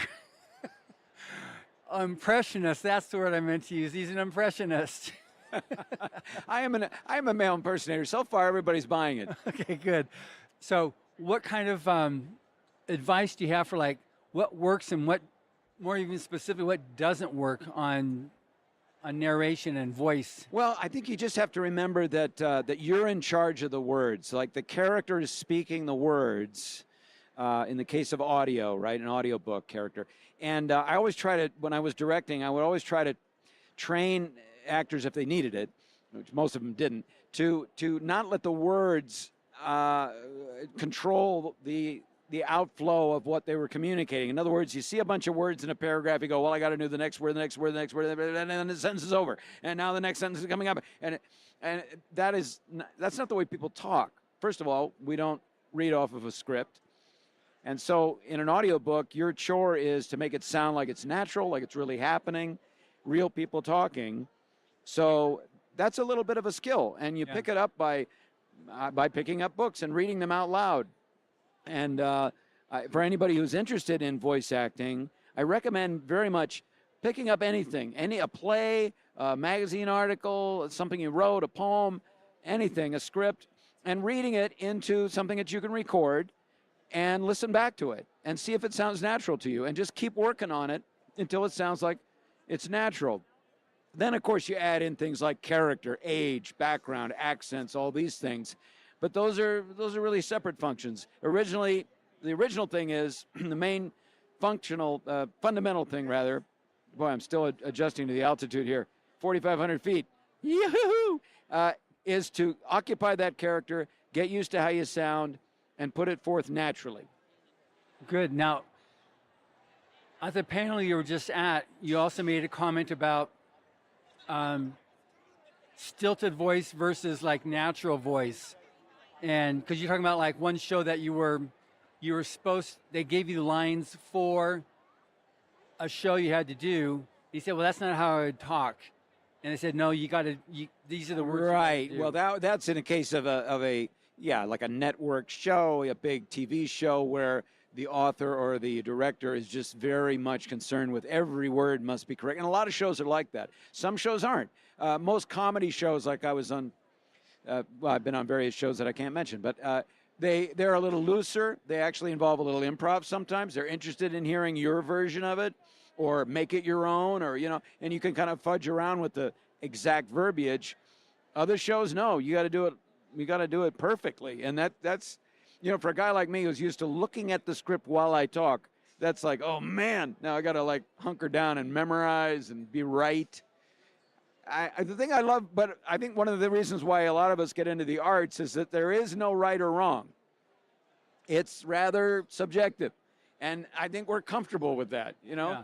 The things where you're right or wrong are a little tougher. That takes a little more courage. But so anyway. Then in terms of a writer now, an author, because you also write, you're an artist, you do all these different things. So like I've talked to various people who've given their tips of how to write narration and how to write dialogue, even more specifically into stories. Orson Scott Card said, well, if anything, you know how to do, it's how to write dialogue. You talk all the time. You're already... You should be an expert. You're already an expert on that. So it seems like you need to unlearn coaching on how to write dialogue. Yeah, I think the best thing to do is to, for dialogue in particular, listen to people, record people, Also, read great writers. Like L. Ron Hubbard's a perfect example. His dialogue, it's of a time, okay? He wrote in the 30s and 40s. So we don't necessarily talk like that and use those phrases today. Right. But we communicate the same kind of ideas. We sometimes use different words. But his interchange between people is never wordy or artificial. It's always, and you would understand it today. If somebody talked to you like that today, they would just be using, phrases that were not necessarily, that we might have to run to Google for. But if you read a good author, you begin to get a sense of it. And then it's just experimentation. Yeah, I mean, one thing I know, when you talk to somebody, rarely does someone speak with the continuity, start, change, stop each sentence before they start the next sentence. Yeah. They're always, you start, and then we went over there and it's just, you don't finish sentences. It's just, real conversations kind of go all over the place. So you've got to keep true to your story, but you've also got to keep it real to like, how do people actually talk? That's right. And it also depends on what genre you're writing in, right? So, for example, Shakespeare is an example of someone who wrote lyrically and very precisely and to a certain rhythm and meter. Iambic pentameter. Iambic pentameter, which is also communicates beautifully well. Right. We don't conceive that the people in 1590 spoke that way on the street, but we understand that they felt those things and they expressed those things. So some fiction is natural, some fiction is more mannered or more stylized, and that's another thing you have to kind of get used to. Like a lot of fantasy novels, I think, use a lot of, fantasy fiction use a more, I would say, more elevated sort of way of expressing. Yeah. And a book about the army, it's very raw and very abrupt sometimes. Shorter sentences. Exactly. Taciturn. There we go. There's a good word. So on, you have taken a career of, you got all forms of acting. Right here before we sat down to do this, you're painting on painting on my iPad, yeah. And you've written stories, films, and so a little bit about that, how the importance of being diverse, especially, or maybe not especially, just in this day and age, being able to like ride any wave and any change of waves. Well, I think it's just a lucky break with me. I mean, I've always been interested in a lot of things, and I've had the good fortune to have the spare time to develop various skills and that people enjoy, and I've been able to be useful to people. I've been useful to Galaxy Press, I dare say, because I can direct and write a little bit and do voices, and I understand theater and fiction and stuff to the degree that I do. And I think that everybody these days, we're all kind of multitasking. We're all trying to fill in. Maybe it has to do with the fact that a lot of people are dragging their oars in the water and not doing so much, and it's up to a lot of us to fill in the gaps. But my mother, on the other hand, she was an actress, just an actress and a mother, which is enough. And your mother was? Marion Ross, Marion Ross, an actress. She played Marion Cunningham on Happy Days, and she was a professional until just a few years ago when she retired. She's going to be 95 in October. And she taught me a lot, but she didn't multitask too much. In fact, she was a great mom, not a great cook, but a great mom, a loving and supporting mom. And she did film and television and even some animation and a lot of stage. But she didn't write or direct or do all those many things. So, but she also had the benefit of working her way up to a point where she was tremendously successful as an actress. And I think, as soon as I get tremendously successful in one of these fields, the others are I'm just gonna let them go. I somehow suspect that you're gonna let your art go, or you're gonna let your creative writing go. Yeah. I think it's important, because I've been doing this podcast now for coming on 4 years. Yeah, and it's very successful. Congratulations. Thank you. And one thing I've gotten from talking with creatives, it's like, yes, it's a livelihood, but it's also something you wake up in the morning and you have to create. You have to do it. It's something that separates the wannabe, the dilettante, from the actual professional. Even if it's an aspiring professional, it's something that would actually it makes a difference there. Yeah, last night I'm at the hotel and sort of getting myself together for today, and there was this little kind of recording that I'd made that I found on my phone while I was driving. It was a kind of a poem, and I was cleaning out my phone, and I was like, what the hell is this recording? And I was like, that's pretty good. So I edited it, I put it to music, I created some illustrations, and I made it into a little movie last night. I probably worked for 3 hours. And I was like, well, nobody's paying me to do this, but I just feel like you said, I have to do this. And nobody's, barking at me to do anything else at the moment, so why not do this? And that's my life. So that's something that for people that are, there's nothing wrong with having that urge. Some people have that, and a lot of artists, when they were young people, like their fantasy of doing art, of doing voice, of doing acting was tolerated by mom and dad. Yeah. But then when they quote unquote were growing up and it was time to face the world, okay, be done with that fantasy. Now you need to face the world. You need to get yourself a real job.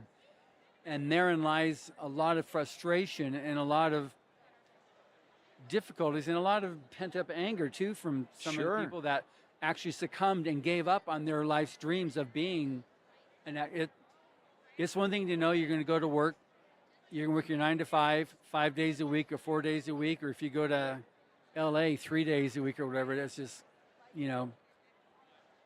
this isn't a podcast about that, so I'll just leave it with that. I like working. Me too. But then no, I want to be an artist, I want to be a painter, I want to be an actor, and I think I know what you're speaking to, and it's a great message, and it's one that I promote as well. Is that if you have that feeling, you need to pursue it. And I was lucky; I had a mom that encouraged me. I didn't have anybody telling me to get a job. I mean, at a certain point, I had to get a job, but I always worked in the arts after a certain point, and I never looked back, even though things got kind of rough.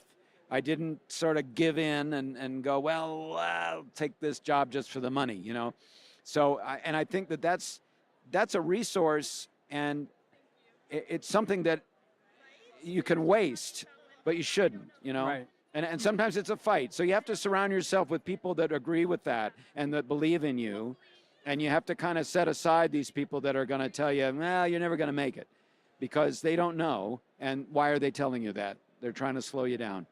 So, yeah, I feel very fortunate, but I've been very selfish in that way my whole career, and I'm not going to stop at this point, because it would be a big you're over mistake. 21 now. Yeah, I'm over 21. I got my own. I'm loose. Okay, good.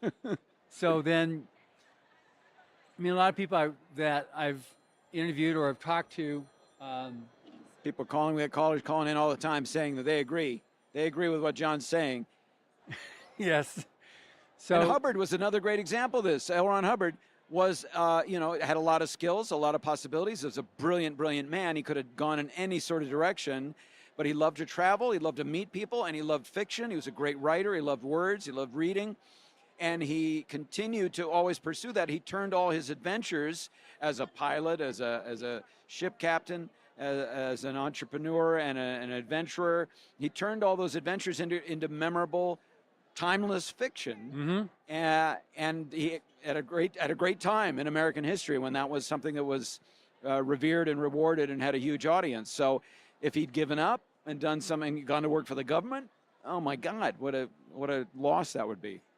Yeah, when he was, he was, the pilot, and he was also a ship captain, but he also then, he was a naval lieutenant in World War II. Right. And when the war was over there, he was, he served his country, and he definitely was a great supporter of the ideals of the United States and what it provided as freedom.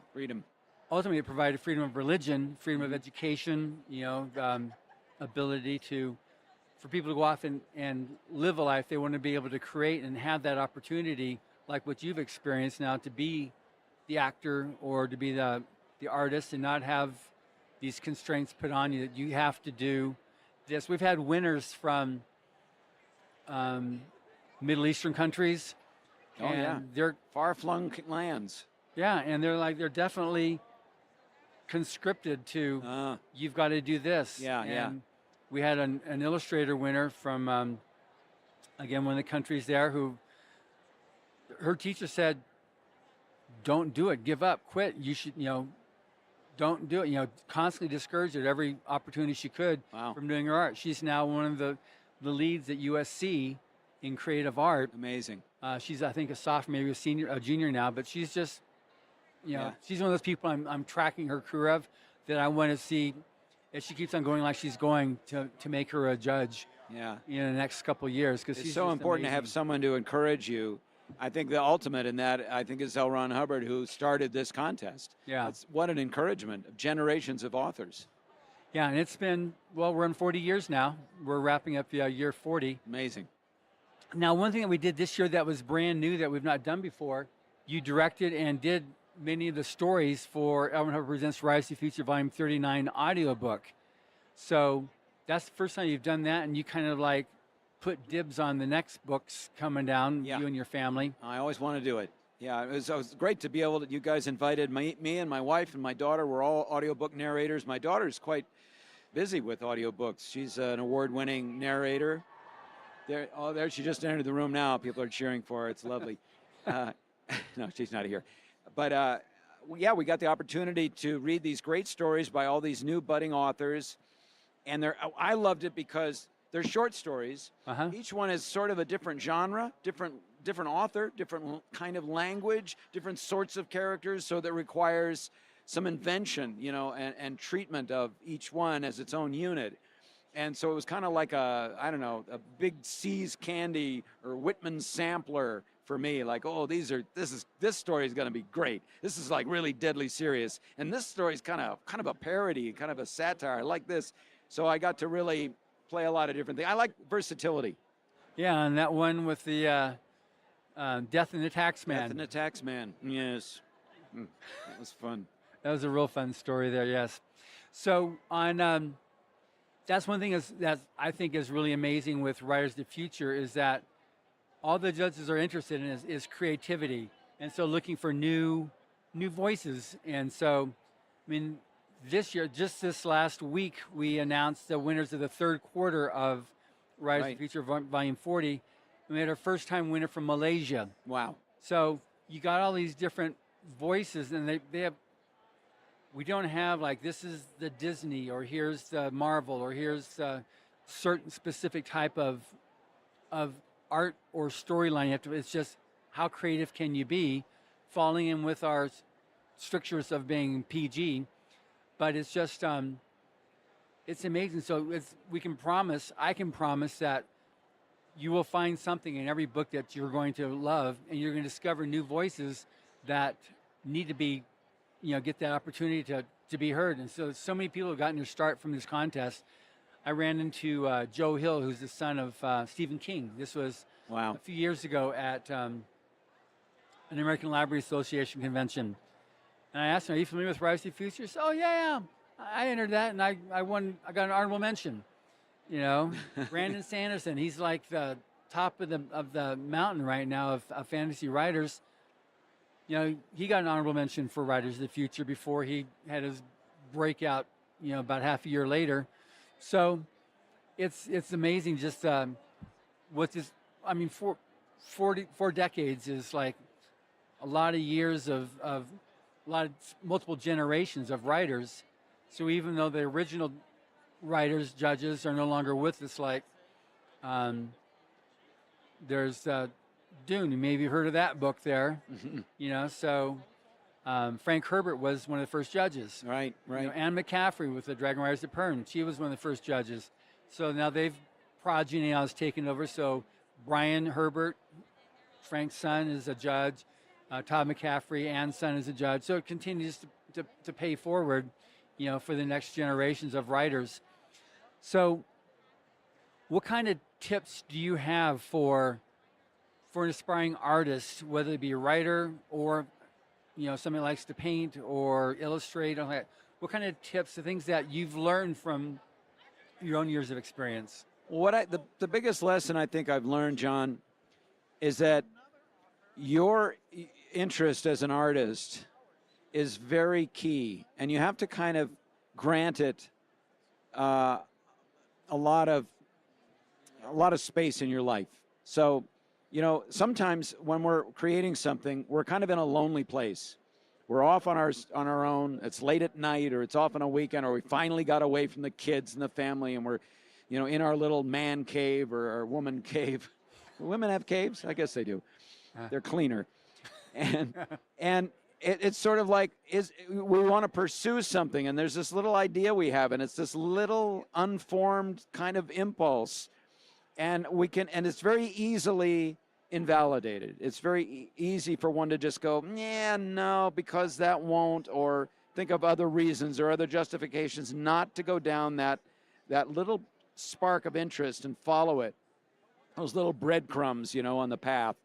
And I've learned that those things that I've followed have made me a unique artist. For better or for worse, all the silly voices, all the work I did to learn to do an English accent, for example, I spent many, many years just trying to perfect it, and I to this day, I work on it, I listen, I study, and all those little things adds up to who you are and what you can bring to any project.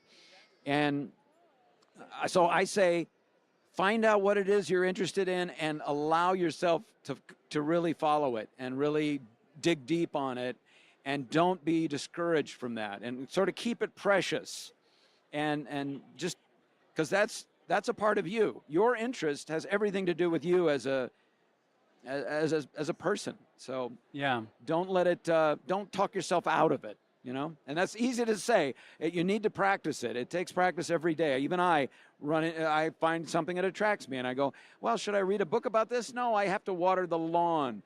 Could I water the lawn later? Yeah, I could. Let me read this a little. It's not that long, and you follow it.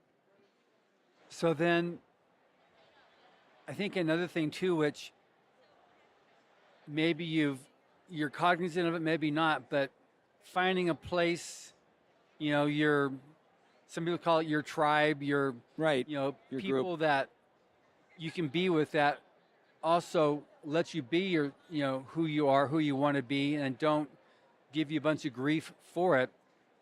And I know, and we're going to break that into two pieces here. One where you're able to do that, and the other where you're in a position where you can't do that because of family or boss environment, that they're constantly like dumping on you or making little of you, making nothing of you. So let's do the first half first. The importance of having yourself in an environment which fosters that or encourages it. Yeah, well, any great artist, I think, in history has people around them helping. I mean, let's talk about Steven Spielberg, a great example, great director, great visionary. He has amassed, at this point, I don't know, tens of thousands of people that are basically kind of helping him. So in the beginning, it was just him and his family and so forth. And that's how it starts. It starts with your true followers, the people that really want to enable you in the best sort of sense. And you want to build it from there. So that's the great thing about having a big family. I was too late in life that I realized, we should have had more children, because my daughter helps me so much. Taylor Meskimen helps me so much. I thought, God, if we'd only had 3 more kids, I'd have 3 more staff members.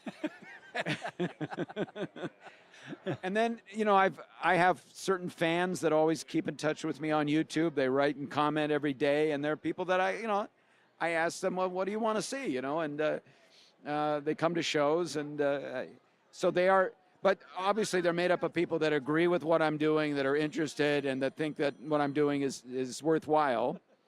And but it's always a team dynamic, and I think artists get used to the idea, I know I did, of thinking, well, it's just me all alone, and I get no help from anybody, and I'll just weather it, But really, you build a team. Good. And now, have you ever found yourself in a situation of having to be with people who don't have your best interest in mind? Well, yeah, sure. I mean, when I first moved to New York and I was just starting out, and I wanted to be an actor, but I was making a living as a cartoonist illustrator. And I would meet people, particularly in the acting realm, more. And I don't know why it seemed more prevalent in acting. And people would say, "Oh, you want to be a voiceover? Oh, you want to do a voiceover actor, huh?" Yeah, it's always the same 10 guys that do that. It's a pretty closed field. And stuff like that. And I heard that enough times from other actors, not from anybody actually in the business, but from people who also probably wanted to have that job. I heard it enough times to realize that, oh, this is just something that people say. This is something that is probably not true. So then I made it a personal policy whenever someone said anything like that to just acknowledge them and say, oh, okay. And then in my mind go, that ain't true. And I just mark it down as a falsehood. And kind of put a little red check mark on that person's head. So that when I saw them again, I go, oh, there's the discouraging person. And so that's one way to approach it. Yeah, now, people aren't always really strong about dealing with, because sometimes a negative person can be really negative and a real jerk. Yeah, you know, well, they can be downright evil. They can be so discouraging that they're cruel. Yeah. So this is where I think it's important to have, if you're forced to be with people that are like cruel or just, you know, they're nasty, they're just ghouls that just suck any beauty and life out of you, or anything around them. It would seem like it's important to really have that base of friends or other like-minded people to kind of like keep a sense of reality, because reality is also what you make it. Yeah. So if someone's enforcing their reality, like you're not going to make it as an artist, give up, don't do it. You're a fool for trying. You know, think of your parents. What will your father? What will he say? What would he say? You know, he's turning in his grave. You're killing your mother by pursuing this. Yeah. You know, so I mean, I was told that pursuing what I wanted to pursue, I was told, you know, my dad died because of it. Wow. You know, so that was, oh my God, that was a rough one to have to bear as I was in college at the time, and it was just like, wow, you know, that was hard, you know. So I mean, I know what stuff that I did, but any things that you would suggest, because you've also worked with a lot of other actors at the acting center. You've had stuff. Yes, my wife's school, the acting center. It's in Los Angeles, the best acting school in the world. If you don't mind my saying so. So I'm sure that comes up where people they harbor a desire to be an actor, but they've got someone else, but they actually have talent. They have a seed of talent that they could succeed. Yeah, and even if you don't have talent, I mean, talent is one of these weird things, because people have been telling me all my life, oh, you're so talented, you have so much talent. I'm like, after a while, I feel kind of like, I feel a little insulted. Like, no, you know, I actually work pretty hard at this. I've been practicing a lot. You know, I draw for hours and hours. I work, I rehearse, I do voices, I listen, I pay attention. So talent is a thing for sure, but it's like, that's like where you start, I think. It's like you have you've got a little leg up. You've got a little advantage, okay? It's, what are you going to call it, genetics or whatever. But beyond that, there is hard work and interest. And I think being interested in something is enough to start you on a career. Yeah. And you will develop, if you're very determined and you're really serious about it, you will develop skills. And I mean, painting, drawing, impressions, all these things, these are things that, you know, most people can do. Most people don't want to do it, but the people that really want to do it have figured out a way to do it. Right. So I think, you know, if someone comes up to you and says, well, you know, you just don't have talent. This is the kind of thing that ballet dancers hear all the time, and actors hear, and singers hear all the time. You know, even America's Got Talent, which I was on, they kind of have that sort of flow of like, well, some people have talent, other people not so much. Like, okay, but talent only takes you so far. So if someone says to you, you don't have quite as much talent as your brother, or you don't have as much talent as you're going to need, meanwhile, they have no talent, so what orifice are they speaking out of? And then what is their intention to you? And I think if you really examine their intention, even though they may say they're trying to help, they may say, it's for your own good. And I really care about you, and I'm trying to help you with this. I don't want to see you disappointed. They'd rather see you live a miserable life where you didn't pursue your interests. They'd rather see you, doing something that they are too. They've devolved into a kind of this sort of frightened state. Anyway, I think if you really examine their intentions, you'll find that you are being a much better friend to you if you pursue your interests and if you ignore those buttheads. Well, that says it pretty well, I must say. Thank you. Well, I mean, whenever you talk to or you do a little research about great artists, they've all gone through this. Great actors have been told at one time or another, yeah, you don't have it. You're not going to be a Brando. You're not going to be Brad Pitt or whatever. You don't have the looks for this or the voice for that. It's a good idea to just sort of go, why is that person even talking to me? Good. One thing I'm always amazed with, even though I shouldn't be, is like I talk to these. I have a lot of the big New York Times bestselling authors as guests, and our various judges too. And I say, okay, so tell me about how your career curve has gone. And it's virtually everybody has gone through this thing. They start off, their beginnings are so humble. I don't know, I haven't talked to anybody that's had that golden spoon in their mouth and they just kind of like, okay, I'm here, swinging from the brow of Jove, saying, take me. They work and they toil. They, like you say, they really ply their trade to master the craft. And at some point then, whether they've written their first 1 million words, they've painted their 400th painting, whatever it is they've done, like you said, the hours and hours you've done of trying to master a voice, learning to speak with an English accent versus a French accent versus an Irish accent versus an Irish accent. But a lot of people that start with English or Scottish, they get lost because it's the UK. And you could talk with an RP like this, or you could be Scottish, but you could get lost in the water. Wow. So that probably took you most of my life. Okay, good. But that's just something too, like you've been doing voice work now for how many decades? Going on my 4th. So, I mean, right now you can say you're one of the best, impressionists in the world, but the number of hours that you've put to make that happen, ridiculous. I think you can't innumerable underplay that in terms of in any art form. It's not something that you just kind of like, you don't go to school and say, okay, now I'm an artist. You can learn. I mean, I think it's important that you learn the history of your trade, to whether if it's an actor, you have to have watched hundreds of movies, right, gone to many, many plays, right, listening to whatever audiobooks just to see, like, how do they do that?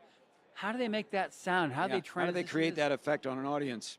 Yeah, and do this stuff. And it's just, we're unfortunately in an environment now that the idea of hard work is like, no, you just kind of like, the effort it tries to get washed out of life right now. Right, effort has a bad name. Yeah, and that's like the death knell of anybody that really truly I believe you mean the death knell. The death knoll is a that's where you place in the bury the forest. people that tried. The knoll, and the knoll. Bury him up there in the death knoll. Exactly. That's where we put everyone. Yeah, that's what I meant. Let me lend you my shovel. Yeah. So, yeah. Death knell, absolutely. And so you get the, there's no, even Owen Hubbard has a whole thing on we got a book called Art where he talks about, like, you can't scrimp on the shrimp there. You've got to, like, the amount of effort that goes in, it's like whatever you need to do to create that artistic effect that you're trying to create. Anything less than that, you don't create the effect. So if you can create that effect and then lessen that effort, okay, but if you can't, then the effort level has to be whatever you do to be able to create that effect. There's that story from Picasso, I think. Someone at a bar. You're familiar with that story? The story. Somebody just told me the story. Referenced the story the other day. Yeah, he sketches something on a napkin, and then he wants some money for it. The woman objects, and he said, "Well, I did it in 3 seconds, but I've been, spent decades learning how to do this." And yeah, it's absolutely true. So the way he can just, he does all of his lines and strokes. Yeah. Like but it would be a bad idea. It would be a bad idea for a student to only concentrate on doing cocktail napkin pictures. Okay, good. Fair enough. But your ability to, like what you just did a few minutes ago, go from one accent to another accent to another accent in literally the same breath, you can't do that at the word start. It takes a lot of work to do that and to make it sound like it's legit. It's one thing you can go ahead and just practice squeaking and then moaning and then groaning and then squeaking again. Okay, there's 4 voices. Yeah. Yeah, you're right. And then when you did that one Shakespeare, you did the thing with Shakespeare and celebrity voices. Yeah. That was amazing, and that's had over however many millions of listens to it. It's amazing how you do that. Though you just go boom, boom, boom. Yeah, I always do it in my live show now, and I have the audience call out different celebrities, and I just switch very quickly. The facility to switch characters. And to go, from Patrick Stewart to Robin Williams in a blink of an eye, I think it's very exciting. And Sam Elliott as well, just kind of toss that in there. That's the thing that excites audiences and shows, that I've been working on it a long time. It's a fun illusion. It's like any magician that doesn't practice, a race car driver, it's all the same. You got to know your materials very well. In my case, my material is my mind and my vocal equipment. Now, you've also been able to do this by going improv. Was that like your starting point, was being able to do improv that led you to be able to do all this stuff and go from... It helped a lot. I mean, there are separate paths, but I did get started. I got started with a lot of things all at once in New York City when I was in my 20s. I got started as an illustrator, voice artist, an improviser, and an actor. So I was kind of learning it all at the same time. But improv helped a lot because it made me realize that there's a lot of value in that first idea that you have, or that first artistic impulse, as opposed to like really working it out and thinking what's the best thing to do, and really kind of getting a little committee formed in your mind to find out what the best solution to something is. And improv taught me that no, most of the time, just go with that first idea. It's going to be just fine. And then of course I got in front of an audience and did a lot of performing. So that's the other thing too, like with any art form, there's no substitute of just doing it. Yeah. You learn things from doing art that you can't learn any other way. You can listen to artists, you can read about their lives, and you can, look over someone's shoulder.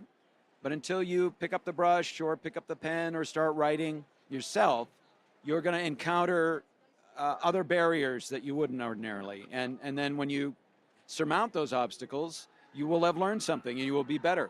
Yeah. So that's one thing I think is another key thing that aspiring, I say the word aspiring, but also not even aspiring, just artists and writers and painters in general, regardless of where you are on the spectrum of success, you still need to keep on working. You can't ever say, okay, good, I've arrived, I've made it now. Right. I am there. Yeah, I think everybody's like that. I guess it must be tempting. I don't know. I've never been in that position where I felt like I arrived anywhere. I think I've been struggling and striving the whole time. I don't expect that to change very much. Even my mother, Marion, always said, you never feel like you're really in this business. You're in it so briefly, and then you're like waiting for the next job and preparing for the next thing, and it's there's always all this stuff going on over here and all these bright lights and red carpeting, and like, well, I'm not there. So yeah, you gotta keep up with the new fads, and then that's why I'm painting on my iPad. I love digital art a lot. I still do work with pen and ink and with watercolors and oil paints and whenever I can scrounge out some time to do. But it's perfect for a place like this here at the convention. I can sit down. I don't have anything messy. I can just turn it on and off, and it's fun. No, that's really good. So now, in terms of, because I've not really addressed this thing about dealing with negative influences in one's life. Okay.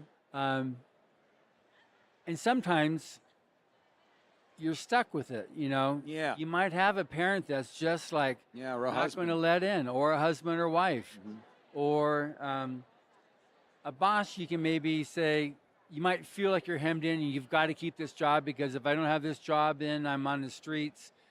And it is a pretty scary, dangerous environment out there right now, especially someplace like in California or New York where the cost of living is so high. And to have ridiculous. I think to own a house in Los Angeles, you have to make at least like $43 an hour was something that I was told.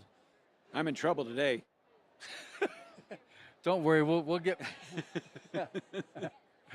But what can a person do if they're like stuck with what they feel is in a situation that they can't get out of, and you know all I can do is just I have to give in. You know, I have to give up my passion.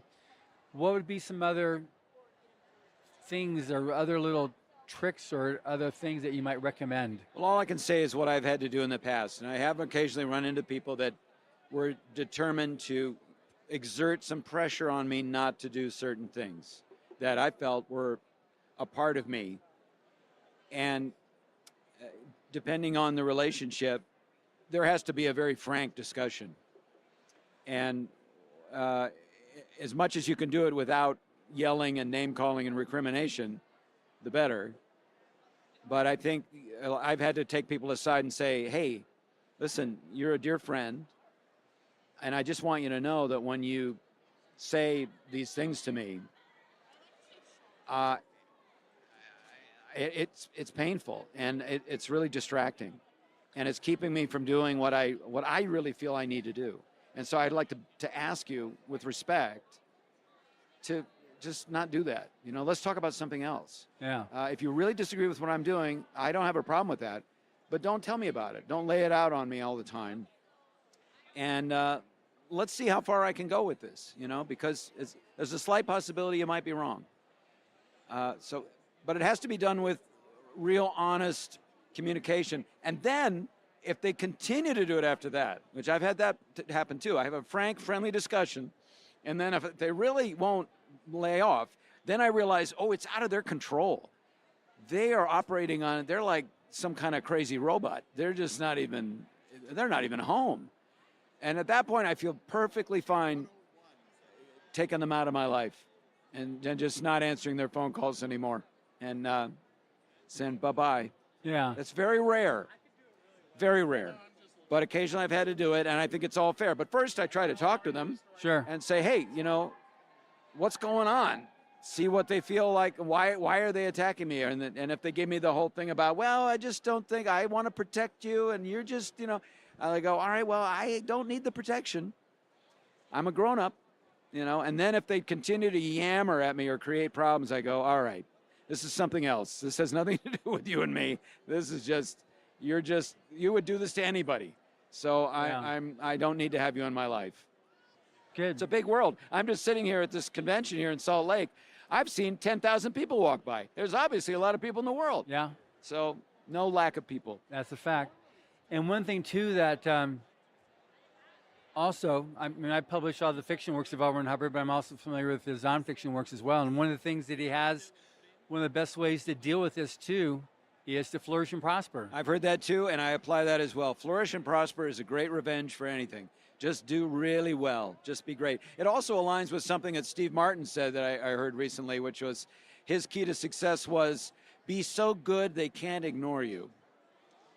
I think that aligns very well with Hubbard's flourish and prosper.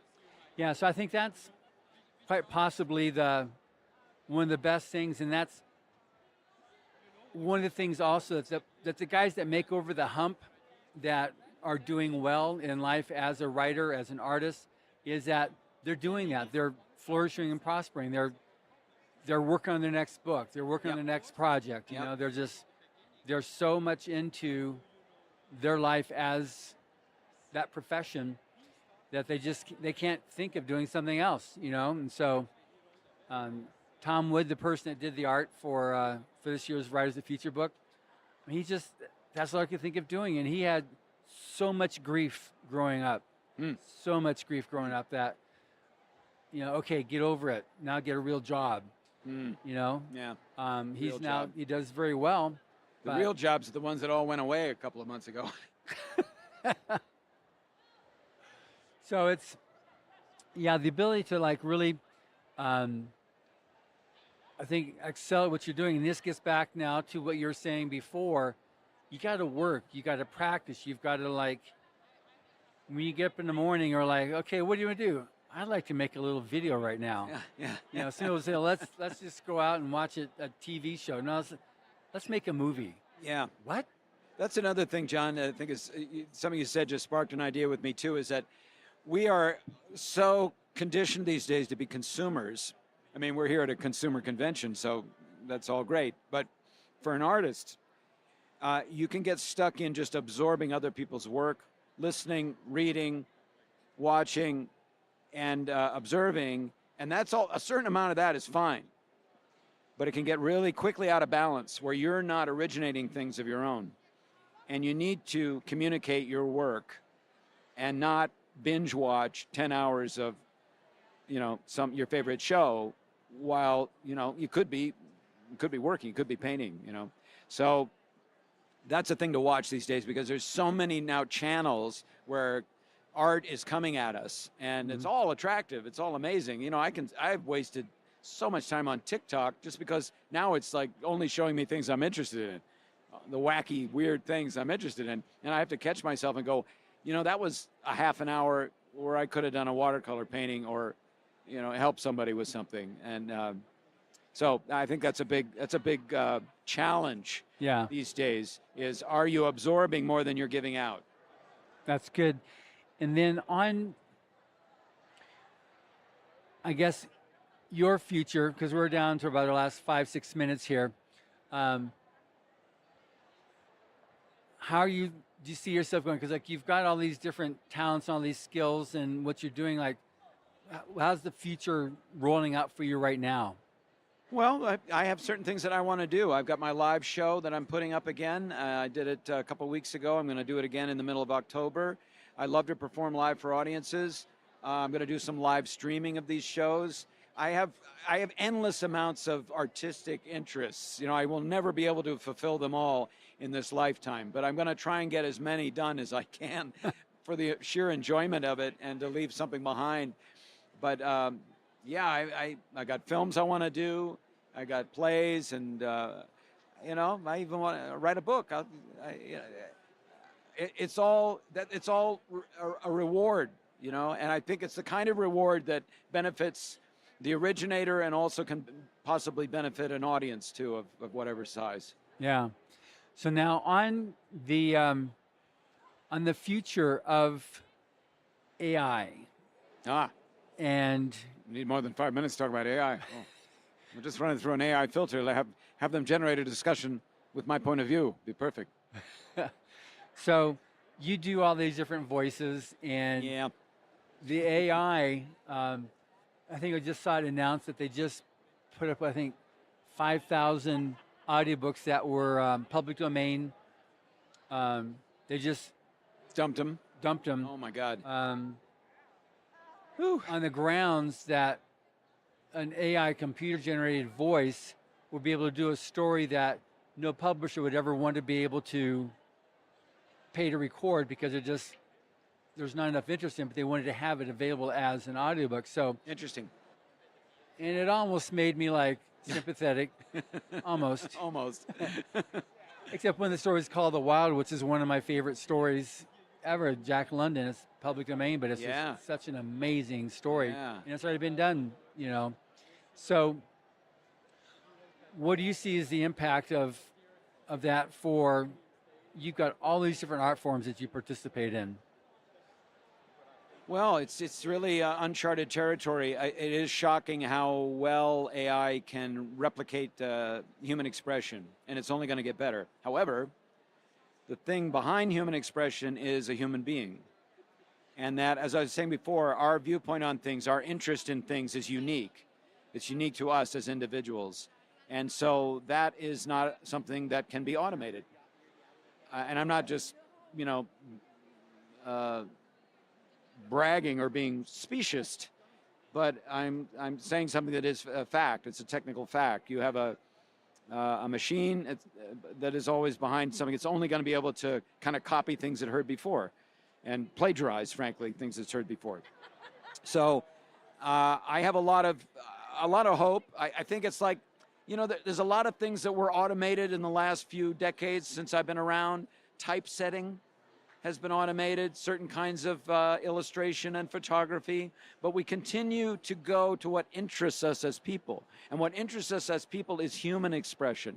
We are less interested in things that we conceive are produced artificially. We just instinctively don't care that much about it. And I think we'll feel that way about audiobooks or films or television shows when they are occupied by completely mechanized or digitized non-people. I think we just won't care. Yeah, and I think, though, too, because there's been, there's Muzak, that you get in. Perfect example. That you get to, that replaces, and even the impact of television to theater in New York. Right. Theater in New York is more burgeoning now than ever in its live performances, and to say that it's going to be, replaced, it's just, I don't see that happening. It's short-sighted. No. Yeah, so somebody will make a profit, and it'll help with things that really don't matter that much, like airplane announcements and stuff like that. Okay, who cares? It's fine. I don't. Nobody burns with desire to. I'm gonna wake up this morning and I'm gonna do, the phone tree for some corporation where I tell them to press the pound key. Nobody cares about that. Let's have that be automated. Yeah, and so, I think you're always going to find the people that, when I was in college, I could afford $1, $2 to buy one of those posters and then get a black light and it look really cool in my dorm room. Okay, that part of my life is long since Now I know gone. something about you that I didn't know before. Jim. There we go. I like you even more now. My man cave. I know what you're going to get for Christmas. But it's, and I think many people go through that, but that's part of your budget. You can afford buying a 99-cent donut. You can afford the inexpensive stuff, but then you go up. Now you've got more a taste, acquired taste, and so you're going to have, I want the real thing instead of, here's the copy with one of 10,000 copies. So I think it's going to be a similar thing. You're always going to have a connoisseur, somebody who wants to experience the real thing, wants to see somebody performing something as compared to just buying the CD and just only doing that. You're going to find those people, but you'll never lose that audience for the real deal. Well, from your lips to Jeff Bezos' ears, that's all I have to say. And with that, it's we're going to see what happens when as time rolls out here. But as long as there's people that are going to be able to hear, to express and to experience, I don't think that's going to ever fully go away. Well, that's the big experiment. That's what we're all involved in. See how far we can push this whole humanity thing. Seems to be catching on. I hope so. I'm definitely hoping so. Anyway, it's been great being able to talk with you and just finding here at FanX to be able to chat. So how does somebody find you? Where do they go to see your art, your work? JimMeskimen.com. Also on Instagram, Jimpressions, @Jimpressions. On TikTok, @JimMeskimen. And I'm on YouTube, too. Just look up Jimpressions there. I do videos each and every day, at least once a day, sometimes twice and 3 times, depending on what ideas I get late at night. So I look forward to meeting you there. Awesome. Well, thank you very much. And thank you for listening. Be sure to check out the Writers of the Future podcasts wherever you listen to your podcasts. We've been sponsored by Carnation for the last couple of years, and I really appreciate that. Carnation has been making milk products for over a century, delicious, all types of milk products, and I really urge you to check them out if you're not familiar with it. I think they're all over in UK as well as in America and probably elsewhere too. That's places where I've experienced it. So again, thank you very much for listening. And also remember that Writers of the Future is available in bookstores all over the US, Canada, South Africa, UK, Australia, and everywhere else on Amazon.com. So thank you very much. And from Salt Lake City Fanex, I bid you adieu.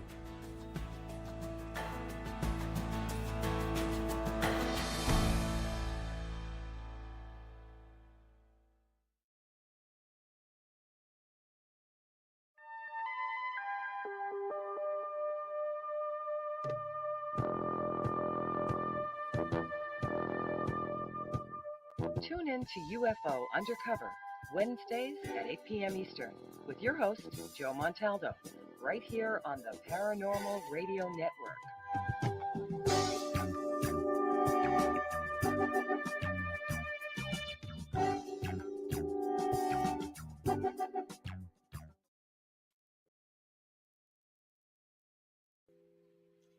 Looking for something new in dark fantasy, humor, space exploration, time travel, alternative history? They're in the L. Ron Hubbard Presents Writers of the Future Anthology. Get the 10-volume box set with 159 stories and full-color illustrations plus 34 articles with writings and art tips. Get the UPRN discount, $125 for the entire box set. That's a $60 savings for that beautiful box set. L. Ron Hubbard Presents Writers of the Future. Go to uprntalkradio.com, click on the link, and place your order.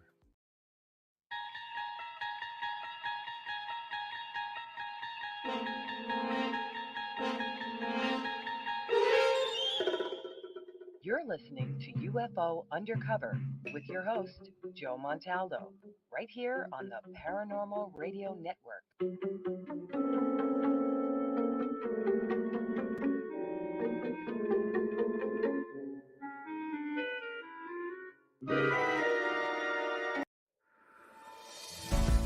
Looking for stories that are fresh and new? Dark fantasy, humor, space exploration, time travel, cyberpunk, alternate history, and more. They're in the L. Ron Hubbard Presents Writers of the Future Anthology, from 24 award-winning authors and illustrators, plus art and writing tips and bonus stories. L. Ron Hubbard Presents Writers of the Future. Buy your copy at galaxypress.com, Amazon, or wherever books are sold. Well, you drove out there into the middle of nowhere and had some sort of loud verbal display challenging ET in general out in the middle of nowhere? That's what I was doing. I actually had a pistol in my hand at the time. I was really ticked off. When I was having this fit, I was waving the gun in the air, okay, and I had this fit. And at this moment, I said, okay.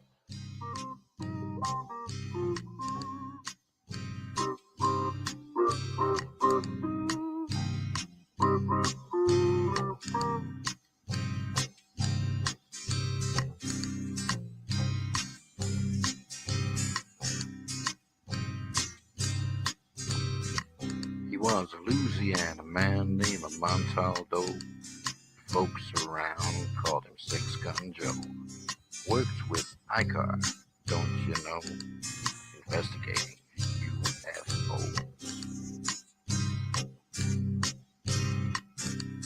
Out for a drive with a gal one night, they stopped to check out the reporting site. When an alien lit right there on the ground, he commenced to throwing his weight around. Now, old Six Gun didn't take too kindly to that kind of thing, especially without Vaseline or anything like that, you know. Seriously. Well, Six Gun looked that critter right in the eye and said, "Any last wish before you die?" He yells, reached for his gun, quick as a twitch, and said, "Fill your claw, you son of a bitch." Now a legend spread across the land about this pistol-waving man. But if you're from space or from Earth below, you don't give no lip to Six Gun Joe.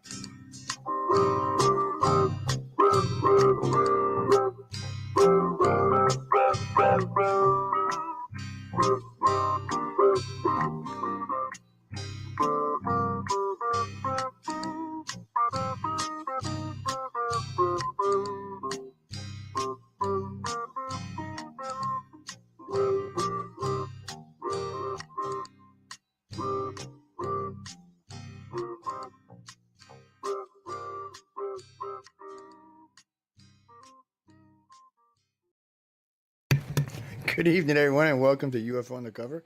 I hope everyone's having a great morning, great evening, great afternoon, wherever you are in your big blue planet. You know, I started using that like 25 years ago. You can hear it now. Nobody used it then, but you can hear it all over now. It's so funny how many shows, not just on our network, but on a lot of networks, it's just become a thing. Well, because it's true. I mean, we don't broadcast just to around the corner. Right tonight, I'm in Mississippi. I'm in on the coast. So I mean, and where I'm at right now is kind of rural, so it'll be a small audience if I was only broadcasting local. But we're broadcasting in New Orleans. We're broadcasting in 400 American cities. This show right here, as far as I know, goes out to every country in the world. So as far as I know, there's no shows it doesn't go, no countries it doesn't go out to.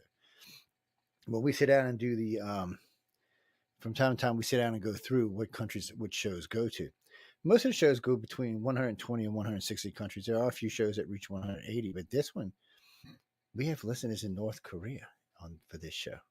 Yes, not just this one. We have listeners for News on the Flip Side, North Korea too. Well, if you want to know the truth, it's 15 listeners. I don't want to get anybody in trouble, man. Somebody else might be listening. I don't want to get anybody. It started out with like one. It's true, Frankie Bears. It started out with, I know you heard me talking about this. It started out with like one, and now it's up to 15. You may even be up to 17, but still, Now, places like Venezuela, we have a pretty decent sized audience in Venezuela, Argentina, China, Russia. It's funny. Our audience, Russia had been number one for a while on our list. They're dropped down to like fourth now, but still, they're still holding a big place. Well, because we offer a lot more than just regular news. So if you're a Russian and you want to hear our version of what we think is going on in the world, you can come here and listen. But we do a lot of other stuff besides just the news, and we do politics. We do how do you put your life back together. We do the alien and sticking. No, idiot. Anyway, we do aliens. We do demons. We do all sorts of stuff. So it's a little bit different. We have a lot of stuff to offer, and you can get out there and listen to us on a lot of different ways these days. Really, I don't know of any. As far as I know, we're on every podcast site, even all the big ones, and lots and lots and lots of small ones.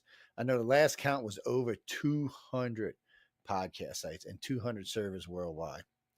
Like I said, that's between the podcast, the worldwide service, and American service. That's 800 locations. And remember, that's not feeding one person. When you get there, it's feeding a bunch of different people.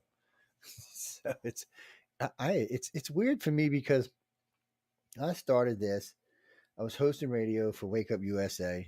I think it was 98, 99. And I was doing it out of my house in my dining room, a small little dining room we had next to our kitchen. I was doing it out of there. 2 years later, we got a place. We got a nice townhouse, a 3-bedroom, two-story townhouse. And we started the station out of there.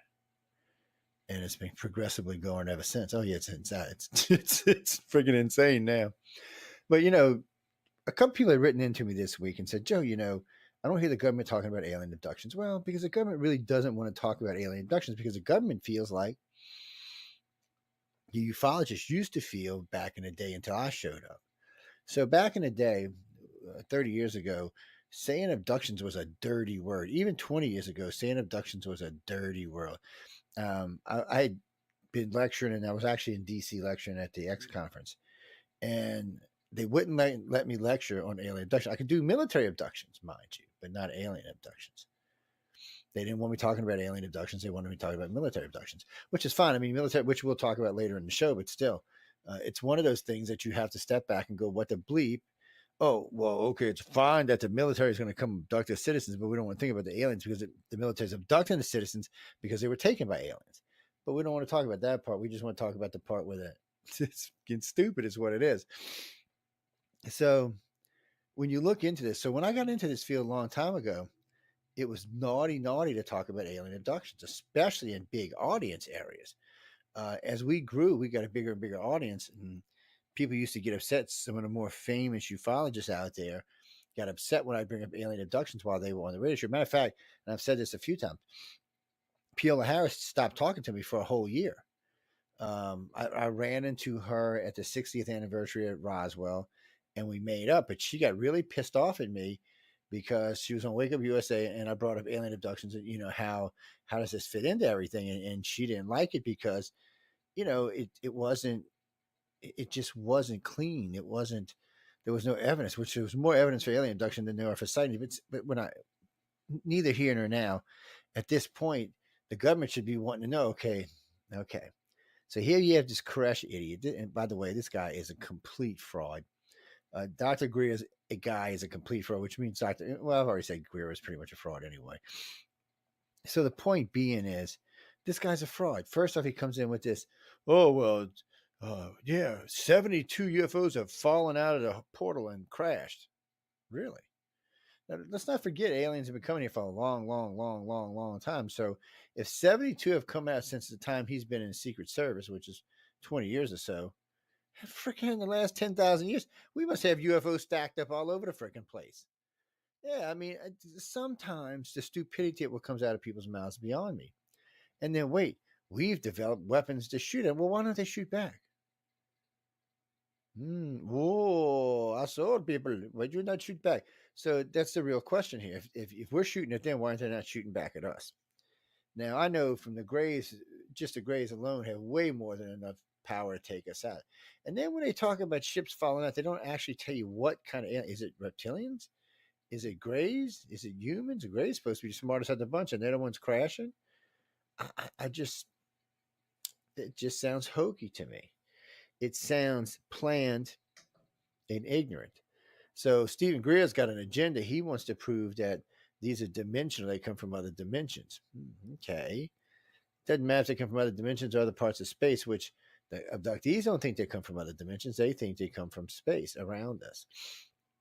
I'm not saying we don't have dimensional contact, but the other problem is you don't necessarily need a spaceship if you hop in dimensions. You'll ever see the TV series Sliders? I know it's old, but really, you don't really need a space. I'm just saying, the more we get into this, the worse this theory holds up. Well, okay, so let's say John's here. He's going to put this thing through this hole. He's trying to find something or make something or maybe make profit or something. So he's stuffing shit through this hole and it's not coming back. And the ones that do come back say, oh, you've crashed like 80 of them. Really? So we haven't fixed this problem in all this time? So these aliens are stupid is what you're telling me. They're smart enough to take citizens from their homes and not get caught, smart enough to shut down nuclear bases, but yet they're too stupid to come through the hole and anyway. I don't want to digress and get carried away, but it's like the Roswell aliens. Do you really think if the Greys wanted to leave, it didn't want the alien to be there, they would have left it there? They would have just came and took it. I mean, we know they've taken things from convoys. We know they've taken things from prison. We know they've taken things off of ships, off of planes, and people out of buildings. I mean, nothing seems to be able to stop them, deter them when it comes time to get whatever their target is. I mean, really. But yet, this Koresh guy tells us, well, man, they're kind of stupid, They come out the hole and the ship just falls over and just crashes. Come on, people. Give me a freaking break here. And what gets me is how many of you dumbasses fall for this shit. I'm talking to a friend of mine the other day. He's like, oh, yeah, Joe. I was like, really, dude? Are you on crack? Did you listen to anything this guy said? I said, stop for a minute. I said, you heard everything this retardo guy said, right? He said, yeah. I said, do you remember the 4 pilots were there? You remember what they said? Holy crap, we couldn't even get close to them. Yes. So not only did the pilots tell you, these 4 trained veteran pilots telling you we couldn't shoot them down because they can outrun anything we have. In other words, you could shoot a bullet, say at Mach 7, which would be like a really fast bullet, but still. I'm sorry about that. It's so you could shoot this, but it would never catch it with the craft. The craft could be at a dead stop. So to help y'all with this, just to help y'all, there's a video. I think it's STS-48. If I can find it, I'll get it. We played this a couple weeks ago. So something on planet Earth is taking a shot at something in space. So there's this thing NASA tried to say was ice floating around the space shuttle's jets. Okay. At first, it's kind of hokey. It's just, it's just floating along. And then it kind of slows down and adjusts its course a little bit. And then it just kind of goes and stops. And then you see this beam of light. Now remember, light travels at what? Light speed. Okay. 186,000 miles per second. Per second, people. Per second. This thing shoots up from this ground. And this thing doesn't even really, it just kind of, and then it just takes off in the other direction. And then after it takes off the other direction, it makes yet another course correction. But NASA tried to swear it was ice. And even today when you ask him, NASA's kind of like, well, John boy, it kind of looked icy to me. Hey, Christy, how you doing, babe? I just don't, come on. I don't want to be mean. I'm not here. But sometimes the stupidity of things just goes. But again, that shows you. So here's Koresh telling the government, okay, this guy's in front of Congress going, well, we have weapons that can shoot these craft down. Really? So we seen this light weapon. It sure the hell couldn't shoot it down. So what do we got now? Oh, we got radar. Really? Okay. When people tell me radar, I just get stupefied. Okay. In case you don't know, I've got degrees in advanced avionics, advanced electronics. One of the things I did for the Navy was work on advanced radar systems. Ooh, yes. Okay. So there's no radar that we can create on Earth that's not found in space and not found in an abundance in space. Meaning that if we try to develop a weapon like some of the radar in space, their ships are already designed to take that. They pass through these areas when they're cruising. Yes, they don't affect their craft. The craft are already designed, whether it's shielding or something else, they're already designed to resist this kind of stuff. So really, truly, when we're talking about making stuff, oh, a lightning bolt. Really? A lightning bolt's cool. And I think it could bring that. But you know what? Don't tell anybody. But I've seen lightning bolts hit jetliners, jetliners, unprotected jetliners, and not bring them down. But yeah, they brought down this really, really advanced alien aircraft. Give me a fucking break. Come on. Somebody told me the other day they want me to go back to being the old show from the old days, which, I think about it every once in a while. Excuse me, guys. That coffee was good. It's Folgers, by the way. And I think about it from time to time. I was kind of mean, to say the least.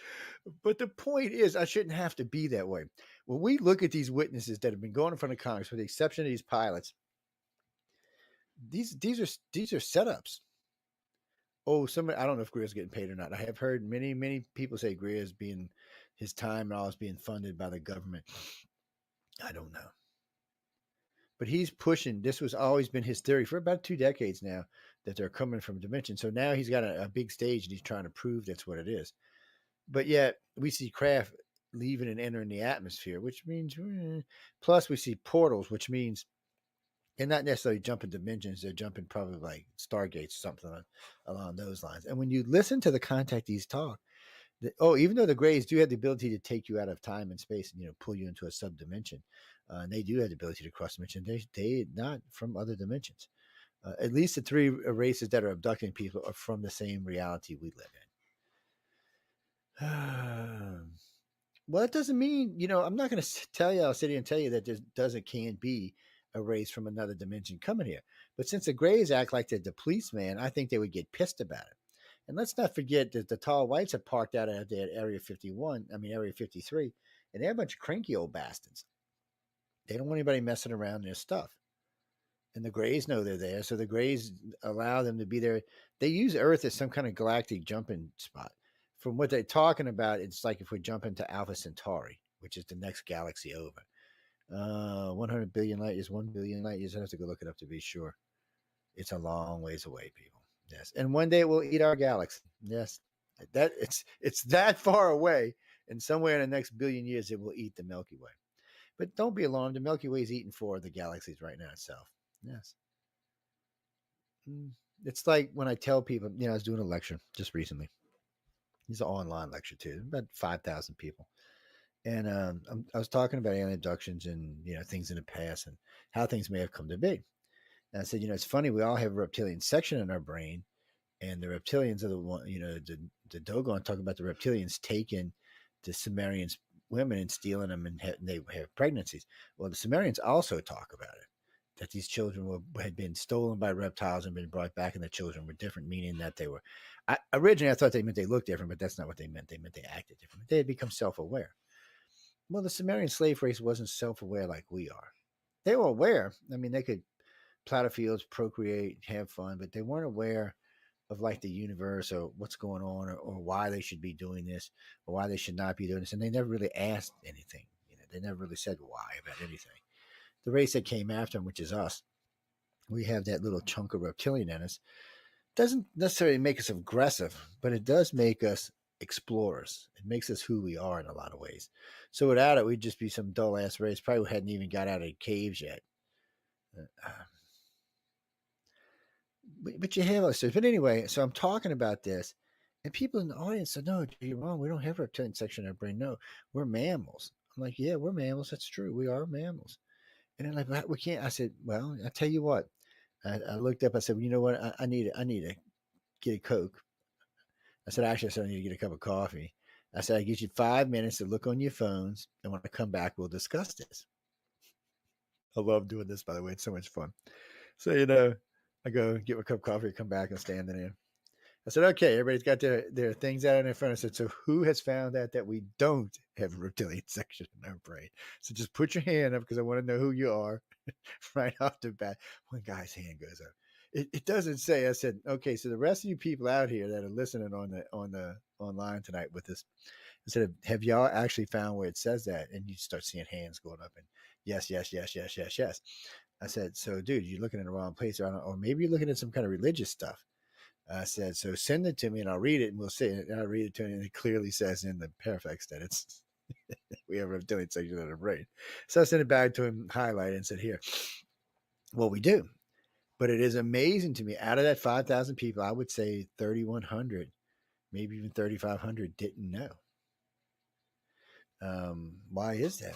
Do we not want to know we have a reptilian section, that we're part reptile, that we have lizard tongues? Hey, some people might like those lizard tongues.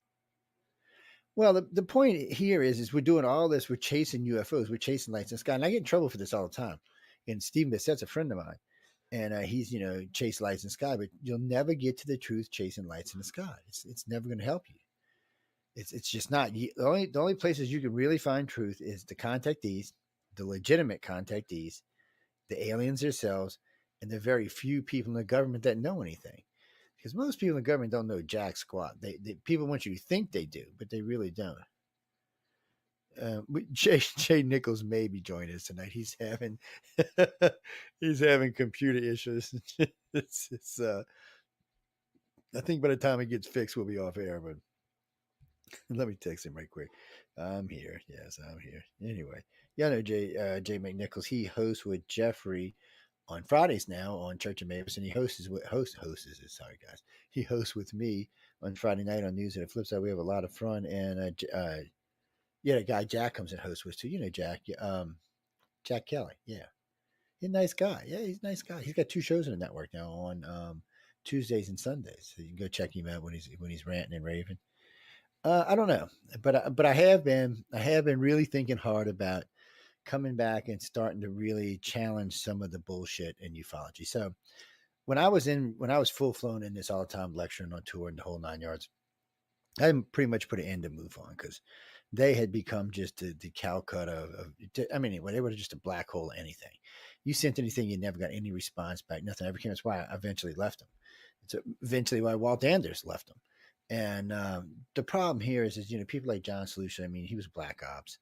I don't know the last guy, but everybody after John Salusa had some tie in black ops. One was a code breaker for the government. One worked for different companies working with black op organizations. But regardless, they all had their ties. James Cameron was one of my favorites. Actually, I think he was the one who did the codes and stuff. But well, no, when Bigelow came in and gave him all that money, he gave it back. Oh, yeah, he said, "No, I'm good with this," because he knew it was going to happen. People just started abusing it. They started flying first class wherever they went. Come on. You're a UFO investigator. You should not be flying first class anywhere. You need to remember your roots, going out and buying high dollar equipment when the equipment you had was fine. I told everybody, I was online talking about this, and I actually said that to him. I said, I know where this is headed. And sure enough, that's where it ended up heading. Bigelow pulled the funding and was very upset with him. They had a sweet deal.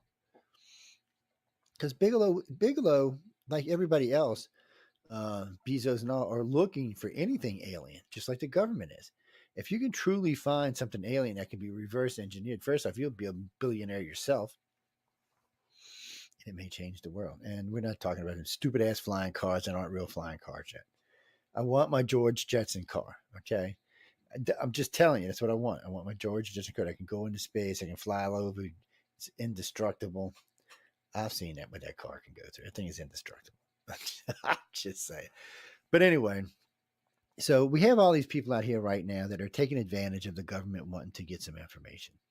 And remember, parts of like the Pentagon and them have places where they've got information stored in different. But so I learned very early on, and this is thanks to John Greenwald Jr. Actually, when I was in this field, I was he does a lot of FOIA stuff. He's not the only one, but he does a lot of FOIA stuff. But reading a lot of his stuff and the way it was redacted made me realize that only certain people get. So if you're in an office of 50, maybe 3 of y'all will know anything about this, and each one will have a different piece. So it's not like they have large amounts, and even the big guys don't have the whole picture or even a quarter of the picture because it makes you dangerous. So at that point, so I don't know if anybody in a real government really has complete pictures. They want to think they do, but obviously they don't. Judging by their actions and the way they do things and the way they look at extraterrestrials, they don't. Well, Kim, you're right. Today's a lot of extraterrestrials could be drones, but that don't explain the stuff in the 90s or in the 80s or in the 70s, 60s, 50s. But this is one of my favorite things when I give a lecture. People ask me all the time, where should I start? Where should I start in my research? Really? You know where you should start in your research? In the past. As far back in the past as you can go. So you can find UFOs at least 6,000 years back. If you want to stretch it and date some stuff that you know is older than 6,000 years, like some of the Egyptian stuff, you can find, technically you can find UFOs back about 12,500 years. Supposedly the end of the last ice age and the start of civilization on its second wave. Yeah, remember humans lived before the ice age.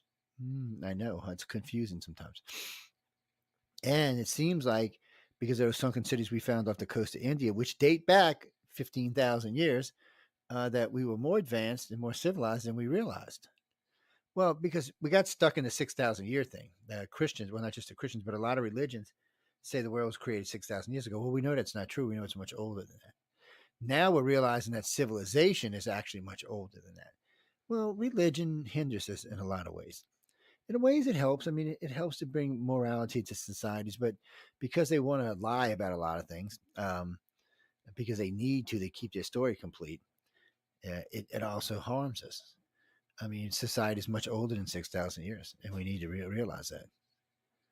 Because knowing that makes a difference. Knowing that the Sphinx is not 5,000 years old and it's more like 15,000 years old makes a difference.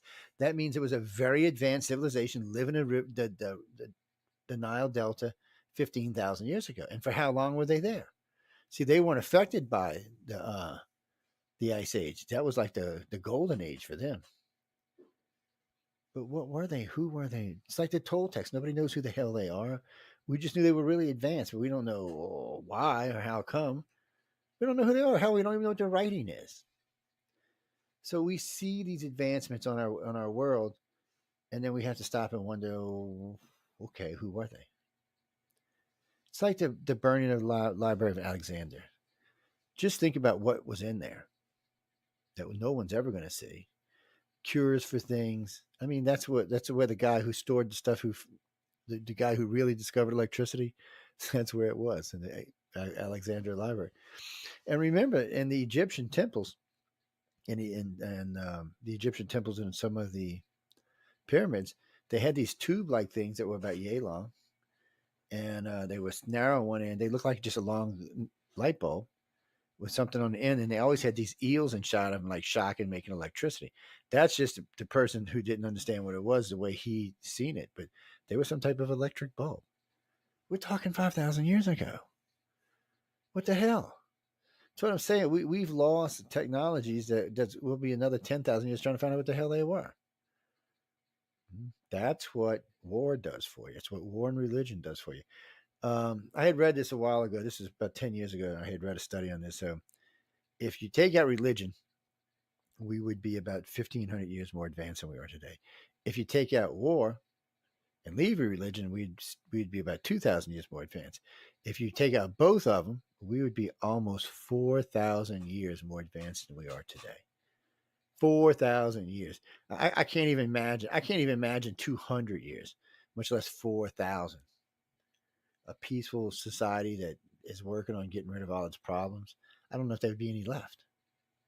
Well, I'm sure we'd find other things, but when the world got peaceful, when the world started calming down, we started finding more and more cures for cancer, more and more ways to treat cancer. Now it's getting back again, so you might see. But I did read the other day about a cure. It's a way that they turn off. They just turn it off. They turn the switch off in the cancer. Yeah, it just turns itself off and it dies. It's great. I mean, there's no chemo, it's no invasive. Is it alien technology? No, it's probably our technology. I mean, nobody would tell us anyway. But getting back to what we were talking about, so why isn't the government even interested in alien abductions? Why do they still feel, here we are, year 2023, discussing aliens on an open topic, not just in our country, but around the world? But we don't want to talk about alien abductees. I can understand in some quarters because some alien abductees are crazy when they talk. Whether it's true or not doesn't matter. It's the way it sounds. And I've tried to get this across to people who work in the abduction field. If you're presenting people who know all this information, have all of this stuff, but it just sounds unbelievable or just crazy because there's too many other things linking to it, no one's going to believe it. It doesn't matter if it's true or not. No one's going to believe it. You can't present it that way. And you're going to have to present it in a matter-of-fact way. That's one of the things that people give me trouble about when I do lectures because I present everything in a matter-of-fact way. They say, "Well, you don't know." I said, "No, I know what I'm talking about." But still, I know exactly what I'm talking about. But you don't, because I'm not going to get up and argue with people about topics I can't.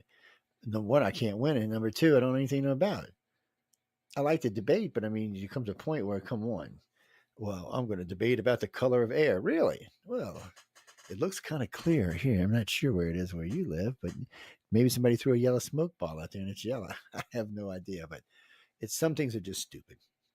And in this case, a lot of the information crossing through the Congress is stupid, and it's just to the point where, when we look at this stuff, it looks like disinformation. It really, truly looks like disinformation. Deliberately defrauding the Congress, which last I heard is a crime. Well, but it also gives the Congress an out in 10 years or 5 years. Let's say something goes crazy or they find something else out or they can prove something else. Then the Congress can say, "Oh, but these people were kind of, and it gives them an out." The alien abduction stuff, they can't, because once they get into it, they're going to find out stuff that's going to flip them out. Doesn't matter.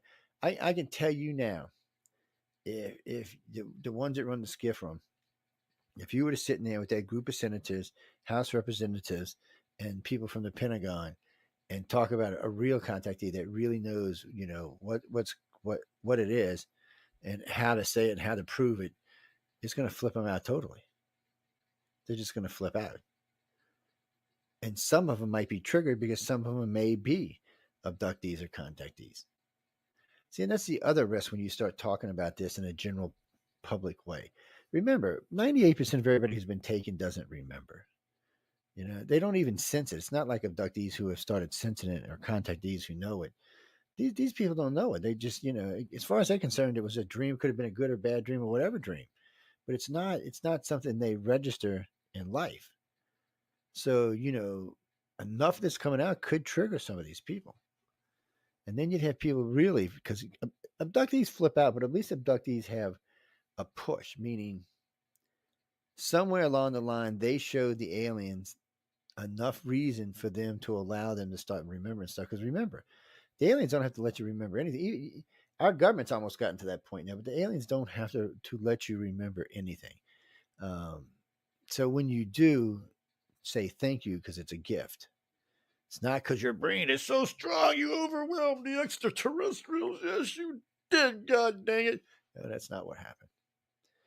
What happened is they saw something, you did something while you were there, that trip or something, that let them see that you're interested. And that's why we learned that trigger memories or cover memories were trigger memories and not cover memories. So, real quick, because people ask me to talk about this all the time, a cover memory was in the old days was, I saw like a deer standing in the road. It was just very quietness. And there was this big 16-point mark just standing there, like, hey, what you doing? Or a big 4-foot owl or something on your window, or just other weird things, or seeing a UFO, a spaceship of some sort. So we always thought that these were cover memories. They were using these to cover memories up and hide things that may have just happened to you, but it's not what it was. Because once I realized that they didn't have to leave any memory, they could just wipe it out, I had to stop and think, well, what are these memories for? These were waking memories. These were memories left behind for you to go, oh shit, what just happened? Really? What just happened? Oh my God, did something just happen to me? Was I just taken what? And then your brain starts working. And as it works, it starts to remember more and more and more and more. And if you don't flip out totally, they will usually next time you get taken, they'll even usually let you remember more. Remember, they're disclosing to everybody they can. They don't need to disclose to Joe Schmo out there because it doesn't make a difference. They're cannon fodder. But the abductees and contactees are not. How many ever there are, which is a big argument in today's group. How many exactly? Oh, Jack, it's a hard number is all I can tell you. If you do the 10 to 15%, which is what most abduction research figures are being taken, 10 to 15%, that's like 1.6 billion people. Yes, it's a lot.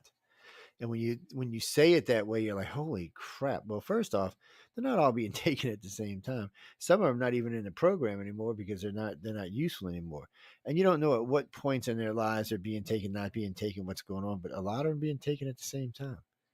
And you do see lots of proof of mass abductions, places like Pensacola, Florida, places in California, places in Washington State. There's a few places on the East Coast as too. Well, because I don't make them public because to me that it's still considered abduction criteria. The only one I've ever personally made public is Golf Breeze, and that's because it was already public. Mm-hmm. Golf Breeze, a lot of people get taken in a lot of time. I mean, we've personally witnessed groups of people being taken, but a lot of people. So what happens is they come down on vacation, they check into their hotel on a Monday. The following Monday, when they're leaving, as far as they're concerned, they had a great vacation. No one's even seen them for 7 days. There's no charges on their credit cards, no mileage on their vehicles, no gas out of the car, no food, nothing. So for 7 days, they didn't exist, basically. They didn't spend any money at all. You're not going on vacation in Gulf Breeze, Florida, and not spend money. It's impossible. Not unless you're not there. It's impossible. Trust me. It's just you got to eat. For 8 days you got to eat. Even if you brought food with you, you're gonna probably need something along the way. You're gonna spend something. But even if you brought with you, so the refrigerators would have just been full. They wouldn't have been empty. So it wouldn't have mattered. There still would have been nothing moved, nothing. And then you've got the maid services telling you no one's been in the room for the week. Nothing's, no bed's been wrinkled, nothing. They'll tell you they didn't have to do anything at all. Yeah, we ask all that stuff. What are you talking about? How are you going to do an investigation without asking those questions? It happens all the time down there. Well, there was an abduction case. So there's quite a few witnesses to this for some reason. It looked like only way I can describe it looked like a cruise liner on the beach, like it had run aground. And it was just sitting there, but yet people were walking up to it by the droves. They were streaming out of these 10 big hotels right there. I mean, it looked like something in a sci-fi movie. I mean, it just streaming out to the thing and getting on board. I'm telling you, it looked like something out of a sci-fi movie. I guess it was too many to just beam out or something. I don't know, because we know the Greys possess that kind of technology. That's what it looked like. Do you mean everybody got taken? Hazy, son. Draw a gun. No, well, because you don't know. I mean, nobody was there. So You get the reports, you take the reports. So what you do is you take the reports, and you've got people from different sides of the beach. Actually, I did, Christy. So you see this from different sides of the beach. So to make this long, to help out with the story. So what happened was, we were walking on the beach one night, and we were doing an investigation. We were in Navarre Beach, Florida, is actually where we were, not Gulf Breeze. And they get these big sand dunes out there, and we were about 150 yards from Eglin Air Force Base. We used to like to get close to Eglin because we caught a couple of really nice. I showed these on the show a couple of weeks back. Some really nice saucers coming in and landing there. So really good video of them. But anyway, we're just talking. We're not doing anything. So we come walking around this sand dune, and you look up and you see this like wedge. It looks like a freaking ocean liner is sitting on the beach pointing towards the base. And you see all these weird light, like square windows, like you'd see on a ship. It was really strange. And then all of a sudden, you started noticing lights in different places, and there were hatches and doors and things opened all over the place. And there were people just streaming. There was 10 hotels there. I'm telling you, they were streaming out of every hotel. It was amazing how many people came out of there. And what got me, it was no doubt that whatever was going on, or whoever this was, knew we were there. So there was witnesses with us at night, but there's been other times we've been down there where we've had multiple witnesses, like 15 or 16 at a time. Because if people are abductees or contactees, and you got them with you, they're going to let them see it, because it's not a thing like to a non-abductee. It's not the same thing. So anytime you travel in groups like that, that's why we bring them with us, because then you have witnesses with you, because they'll be allowed to see it, or they'll be taken and you'll get to see that. Anyway it goes, it's going to come out, in a better situation. But in this case, we just came walking around, and I mean, it was so crazy. We watched it. Several hours passed. There was missing time involved, but as much as I could tell, no, we hadn't been taken. It was just like, sometimes when you get too close to the craft, it's like they're out of sync or out of phase or something. Maybe it's their engines or their drive systems or something they use, but it does seem to screw around with time. It was big. I would say the size of it, like an ocean liner. It was big. It only looked like that in the front. When you started looking down the sides and all, it looked completely different. But right there, it looked like that. It did. It was freaky, scary, kind of strange. Could I swear it was aliens? Actually, no, I couldn't, because I didn't actually see an alien that night. So I remember seeing people looking out of the windows on the top of the tower, whatever that was, down at us. But I couldn't tell you what they were. No, because they were pointing.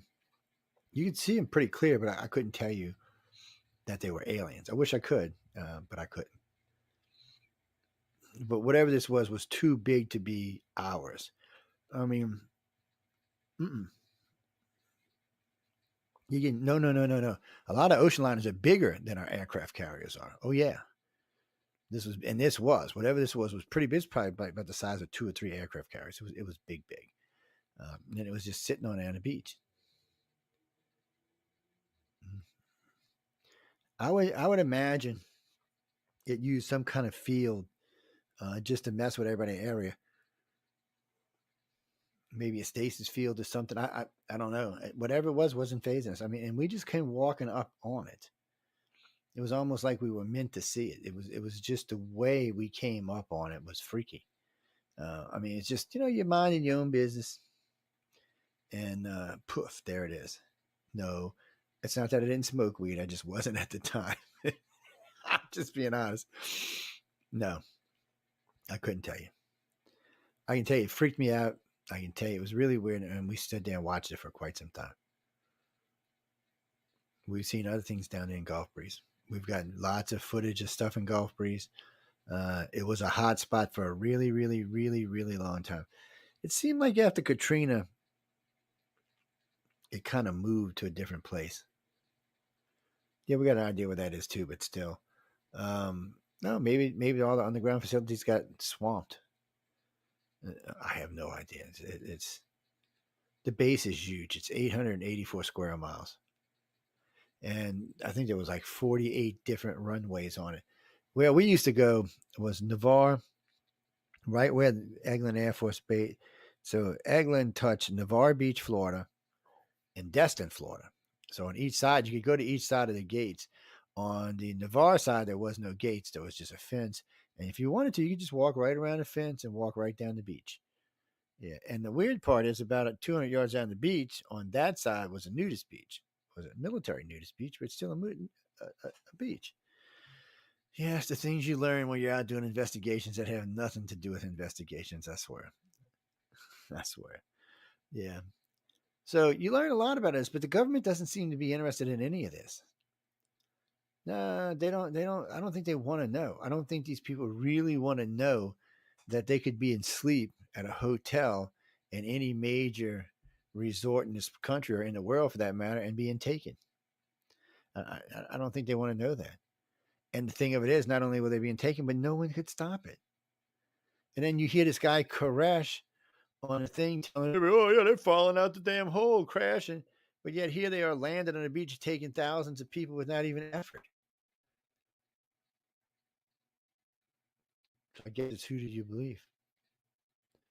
I guess that's what it comes down to, because really and truly, most of what I heard come out of his mouth was bullshit. And then, but you know, I don't have the video. Y'all lucky I don't have the video with me, the little kid. Bullshit, bullshit, bullshit, because that's what it was. Well, because you have the pilots. The pilots present a much different thing. It's there, it's gone, it's gone, it's there, it's there, it's gone. There's no way. And he said, no missile, bullet, or anything we have this we could ever catch one of them. He said, even if they were at a dead stop and we launched, he said they could have been 50 feet from us at a dead stop, it still wouldn't have caught them. And remember, a lot of you know.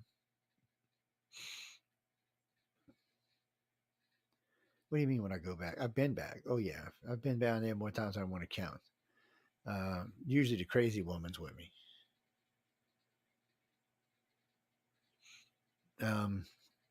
It's weird what the things you can run into in different places. It can be scary how you deal with some stuff. Well, I'm a big guy. I'm 250 pounds. It's not like I'm a little guy. Well trained in the military. It's just it's outside of the norm is what it is. So when you first realize this is going on in your life, you have to start learning how to do it. It's almost like being gay and coming out the closet, because it's just wham. First off, you drop it on everybody like a ton of bricks, and they're just kind of looking at you like, okay, I think they would rather you be gay. It's just a lot to cope with and a lot to deal with. And then if your spouse isn't an abductee or contactee, you have to deal with that. And then you got to look at your kids, who you know damn good and well are being taken, because you're being taken. And you're supposed to just sit there and say, okay, well, my kids are being taken, and not be able to tell your spouse because he or she doesn't think it's real. How do you deal with that? How do you cope with that? How do you protect your children? How do you make them understand what's going on in life when your other half is every time shooting it down? And then here's a government basically doing the same thing. Why don't they want to know? Why it doesn't have to be public, and all be behind closed doors. You can go right behind those doors and close them and say, hey, this is what's going on, and tell them. I got to be honest with you. I would think about 80% of the people in Congress, both the House and the Senate, that heard this up close, that really from somebody that knew what the hell they were talking about, would flip out. Well, what are they going to do about it? Now they know the truth, but what are they going to do about it? What are they going to go tell the Pentagon to go stop it? Pentagon can't stop it. Russia, China, and America combined can't stop it. That's why we don't try. Why lose people when you know you don't have a chance of stopping it? But yet here is people. And I hear these stories all the time. Oh, yeah, we shot down some Dulce. We shot some down here. We shot down. So, we have shot down so many UFOs now. Again, like I said earlier, there should be like little donut shops made out of UFOs all over the United States. And let's not forget about the rest of the world. Why is this happening everywhere else? I mean, is there literally like 10,000 UFOs just laying around the planet with advanced technologies in them? Do y'all really believe that, people? I mean, I know I have a big audience, and do y'all really, really believe that? Rush Limbaugh wished he was as cute as I am. What the hell are you talking about? Get the hell out of here with that. that ain't got nothing to do with the time. What do you mean, was he abducted? Rush might have been. He might have been. You never know. Janina, and no, yes, if you have green eyes, the chance that you're an abductee goes up like 90%. It doesn't mean you're 100%, but it goes up like 90%. If you've RH negative and green eyes, it's like 98.85% you're one of them. Well, it's probably because wherever this happened was, and I guess if you trace the lineage back of green eyes, we know that's in the where in, let's see, Scotland, Ireland, Wales, places like that. And then where's the concentrations of RH negative? The highest is where you got to look next, which O, the concentration of O, both negative and positive, the highest concentrations in South America and Central America. It's like 99%, which bothers me because we know the Spanish conquistadors came over and bred with the local population. So if that wouldn't have happened, it would have been 100%. And so what happened? Did a group of people from one big family move down, came across the land bridge, moved down to the Mesoamerica place and founded it, and they all got O negative. I mean, O blood. It's not negative, it's negative and positive. It's weird. Then you can go see it. It's on the ICAR website. The maps are posted there. Oh, they're not done by me. These are all done by serious hemological researchers. Yes, these are serious people. Well, I don't have those kind of skills. Actually, the first time I contacted this guy, he told me no, he didn't have anything to do with this, and he didn't want to talk to me, and I could not use his maps. Second time I contacted this guy, he said, please stop contacting me and you cannot use my maps. Third time I contacted him, he said, you keep bothering me, I'm going to get a restraining order on you. Fourth time I contacted him, he said, what the f do you want these for? That's exactly how I said it, and I told him. And then I told him a bunch of other stuff, and he's like, well, this has got some really weird coincidences. And then I went through, said, I'm just trying to find out why these people with this type of blood seem to be having these kind of events and why these mutations happen. He got interested after that, not so much because it was alien, but because it was having a reaction on people. Or, different groups of people were acting differently. He found it very fascinating, so he started letting me use his stuff. And then he brought 2 more hemological researchers on board. Probably the largest study of its kind ever done. I don't use his name because he asked me not to. It's on the site, but he asked me not to use it in public. Well, because, he's a pretty famous guy who does this, and I don't think he wants to be associated with, oh my God, it's an alien abductee. I just thanked him for doing it, helping out. That was really nice. He didn't have to, and I really appreciated that he did. Crystal, what do you mean? What is it to be an abductee? Jesus, that's a question and a half, my friend. Really and truly, it's to know exhilaration and fear all in the same breath. Because for a lot of people, this is horrifying. They have these feelings and these dreams, and they can't understand where they're coming from. They don't know why they're scared, and why sometimes when women go see a gynecologist and they tie her in a stirrup, she flips out. Shit.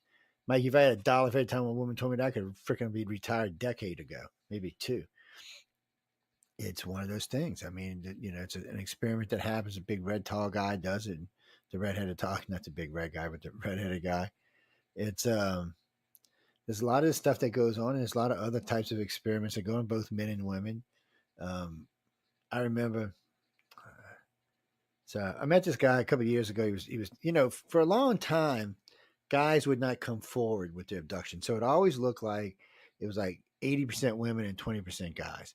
But now we know it's not really true. It's about 60-40 women versus men. So that was kind of nice to find out. So anyway, I'm talking to this guy, and he's going through the whole thing that happens to him in experiment. So, okay, if you have any children around right now, you might want to send them away. It's a little graphic, and it's not for anyone under the age of like 21 at least. So anyway, this guy, he's describing one of the things that happened. So and this is weird because I've heard this description on something else that had to do with sex with reptilians, but anything, one thing at a time. So he's on the table, and they use these, I don't know how to describe them. They're like these things that grow up out of the floor, and they kind of fit around your body and all. And from what they understand, they're even heated and adjust to the human body temperature. But so anyway, he's being held there. They put this needle in his penis, and gives him an erection. And then they take this tube and they go down in through it and remove not just semen, but other things besides that. He said it was the most painful and pleasurable thing he ever felt in his entire life. And it still freaks him out to even talk about it today. I was like, well, in a way, I was kind of like, I did not need to know that. Sometimes you don't need to know things, but you really do. So later on, when you hear him talking about the reptilian females, they actually have something similar to that they do to guys. So it's just weird when you hear some of the things, because we always heard all these horrible experiments going on in women forever. So for a long time it was always this happened to this woman, that happened to that woman, all kind of horrible experiments, all kind of breeding experience, you name it, all kind of other kind of experience, putting things where they shouldn't be, all sorts of stuff. And then all of a sudden you start hearing it from guys. But I did find interesting is both the mental experiments, they do them both men and women. They do them differently, but they do them both on men and women. Well, because they from age like 15, from age probably 12 for most people, to age 27, 28 is when they do most of the stuff I would consider to be, not fun, kind of horrible. A lot of the breed experience, a lot of other stuff goes on. A lot of times when they take eggs and put them back and remove them.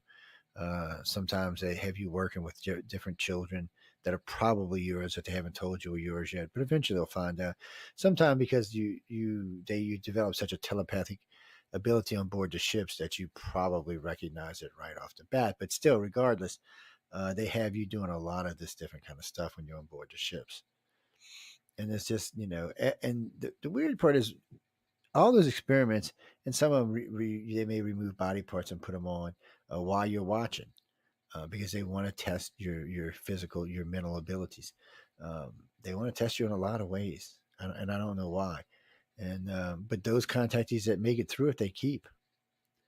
Like I said earlier, you can't make an abduction stop, but they can, and they do a lot. I would say more than half the people have been taken, probably more than that, probably about 60% of the people have been taken are not being abducted anymore, because they're not part of the program anymore. They're not needed. Whatever it is that the aliens are doing, they don't have. But don't forget, if they have children or grandchildren or great-grandchildren, they're still going to be taking them until they get tossed from the program. Well, because they don't need everything. They don't need you. It's not, I don't think it's as much physical as it is mental is what they're looking for. It's, I think they're really wanting to see our mental abilities develop at a much broader base than they are now. Think of it this way. We know there's empaths and telepaths on the planet. We know that the government used to use remote viewers, but got rid of them because telepaths are much better at it than remote viewers are. And they're actively looking for telepaths. We also know that, I know people get mad about this too. Everybody can do it. No, everybody can't do it. I would say it's the same percentage of contactees that have the ability. I would say 15% of the population have those abilities, which is the same percentage of abductees and contactees. And to be honest with you, we don't even consider someone to be an abductee or contactee if they're not at least empathic. We're positive that the aliens is one of the things that aliens deal with. So, and remember, they started abducting people a long time ago. They probably tested all these people to see who was going to have the best, and just went from there and let it move forward. But think about it. Nobody really nobody has telekinesis on our planet. People get mad at me for saying that. Oh, that's how they do. No, really? Why didn't, if Trump would have had telekinesis, if he'd had anybody with telekinesis, Putin and Xi Jinping and what's his face in North Korea would all be dead. Oh, yeah. They would all die from aneurysms in the brain, nice, clean, or from a heart attack or something. Yeah, see, because telekinesis, that's what it is. People always think telekinesis, throw stuff across the room, break stuff. No. For a military, it is a simple fact that they can reach across a continent, reach into someone's head and squeeze their right artery in their brain closed, and they die. Boof. No need to start a war because it was natural causes. Yeah, and since nobody really has that ability yet. They only had the ability. Nobody's been able to collect $1 million off of Randy's by bending a spoon in front of him. We have a lot of gifts. Just telekinesis, thank God, is not one. And as a planet, I do not think we're even ready for telekinesis. Oh, I think we'll eventually evolve it. Oh, no, I think we'll eventually evolve it, but not right now. Have I ever witnessed?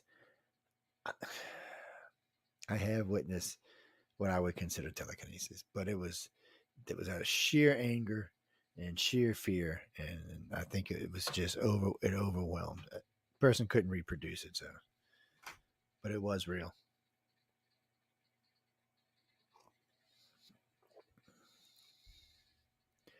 What do you mean, Boo? What more is there to what people? To contact these, there's always something to learn. Because the aliens are running multiple agendas, and we may know out of the few hundred agendas they're probably running, we probably have an idea what 3 or 4 or 5, 10 of them are.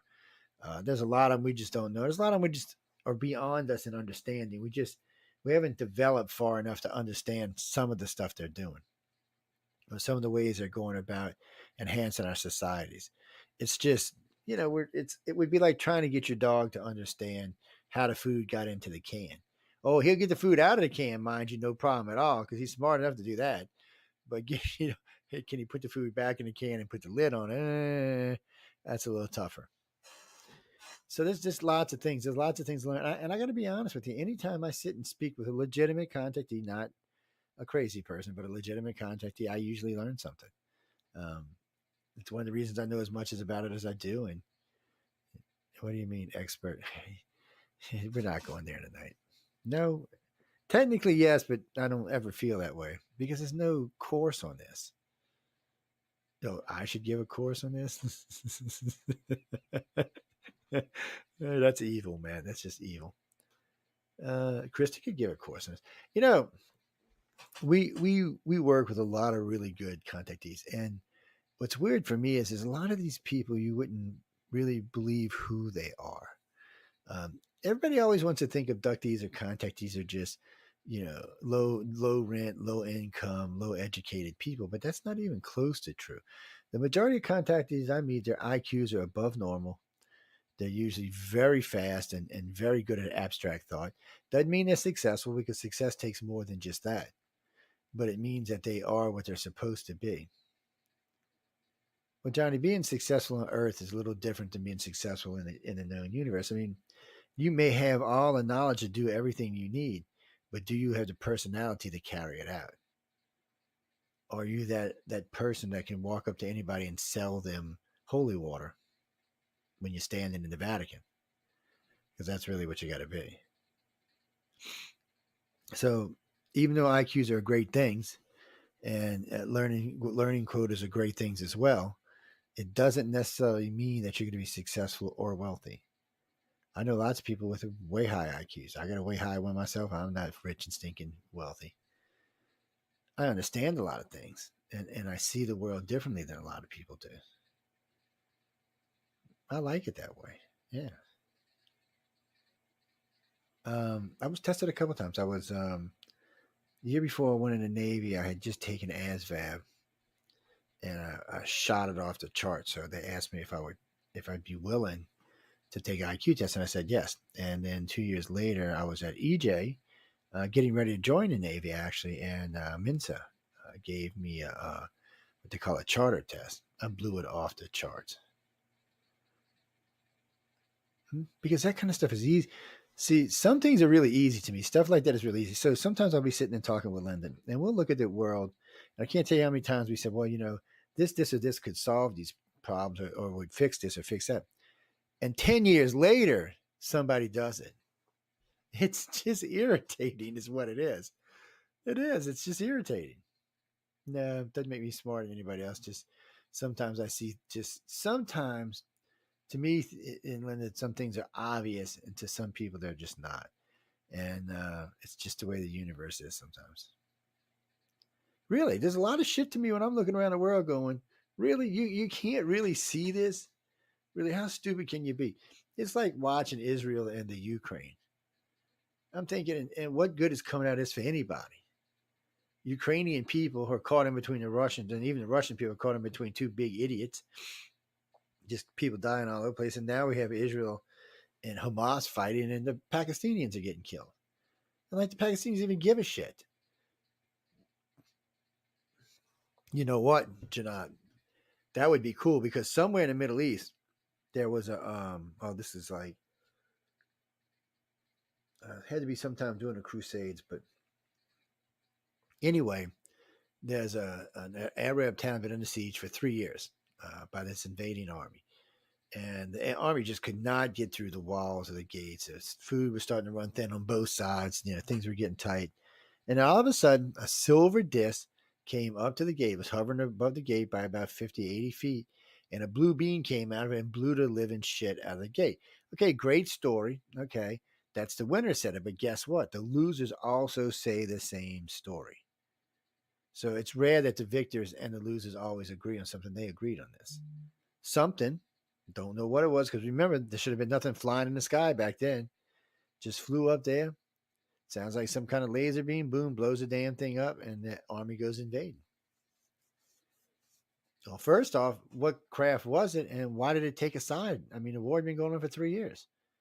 Why did they pick that side out of the blue for no reason that we can think of? These kind of things, when you look at these things, and there's lots of stuff. That's why I tell people to start in the past when they're looking at ufology, because there's lots of UFOs flying around 1,500 years ago. Man, when you go through like the Dark Ages, 500 years ago, oh my God, there's UFOs flying all over the damn place. And then artwork starting from about 150 years ago all the way back to at least 1,500 years, they're everywhere. There's UFOs everywhere. And then if you get into some of the more ancient hieroglyphs and stuff like that, you find UFOs all over the place. Oh, spacecraft, I guess, would be better because they're not really unidentified flying objects. They're some type of spacecraft. Well, there's hieroglyphs in Egypt that show a lot of things that shouldn't be there, period.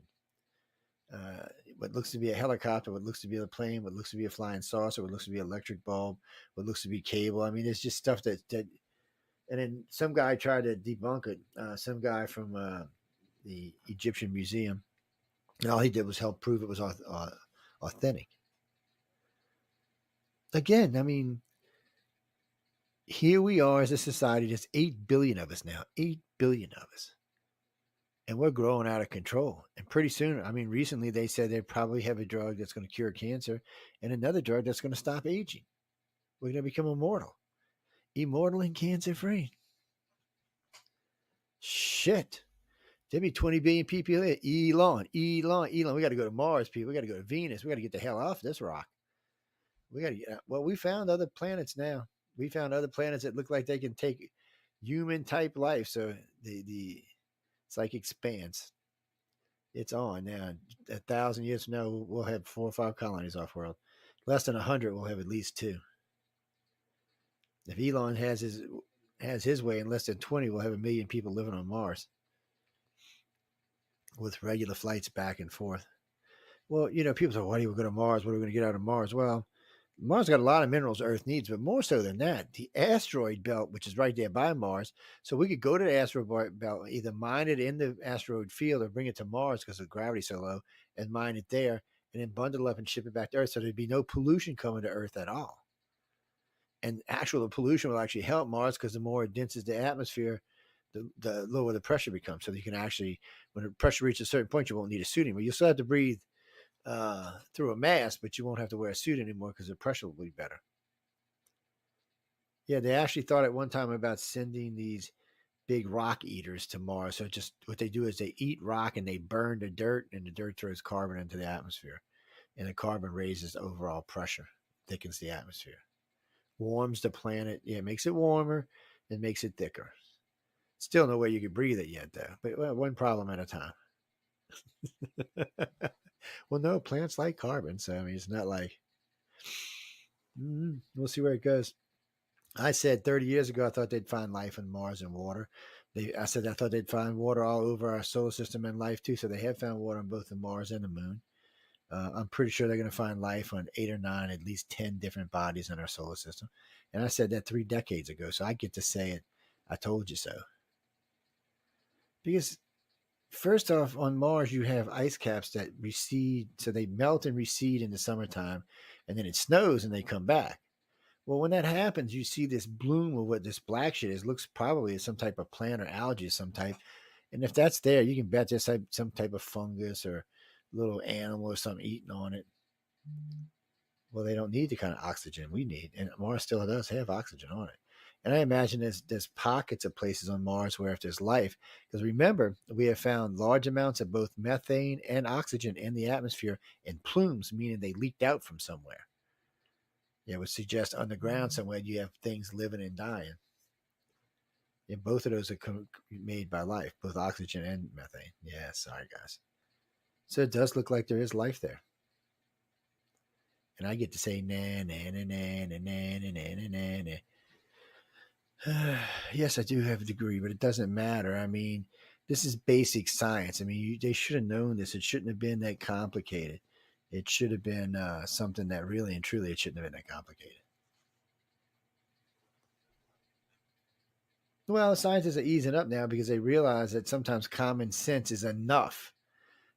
You can prove it later because common sense says this is what it's going to probably be. And later on, you can prove how this was. Who knows for sure.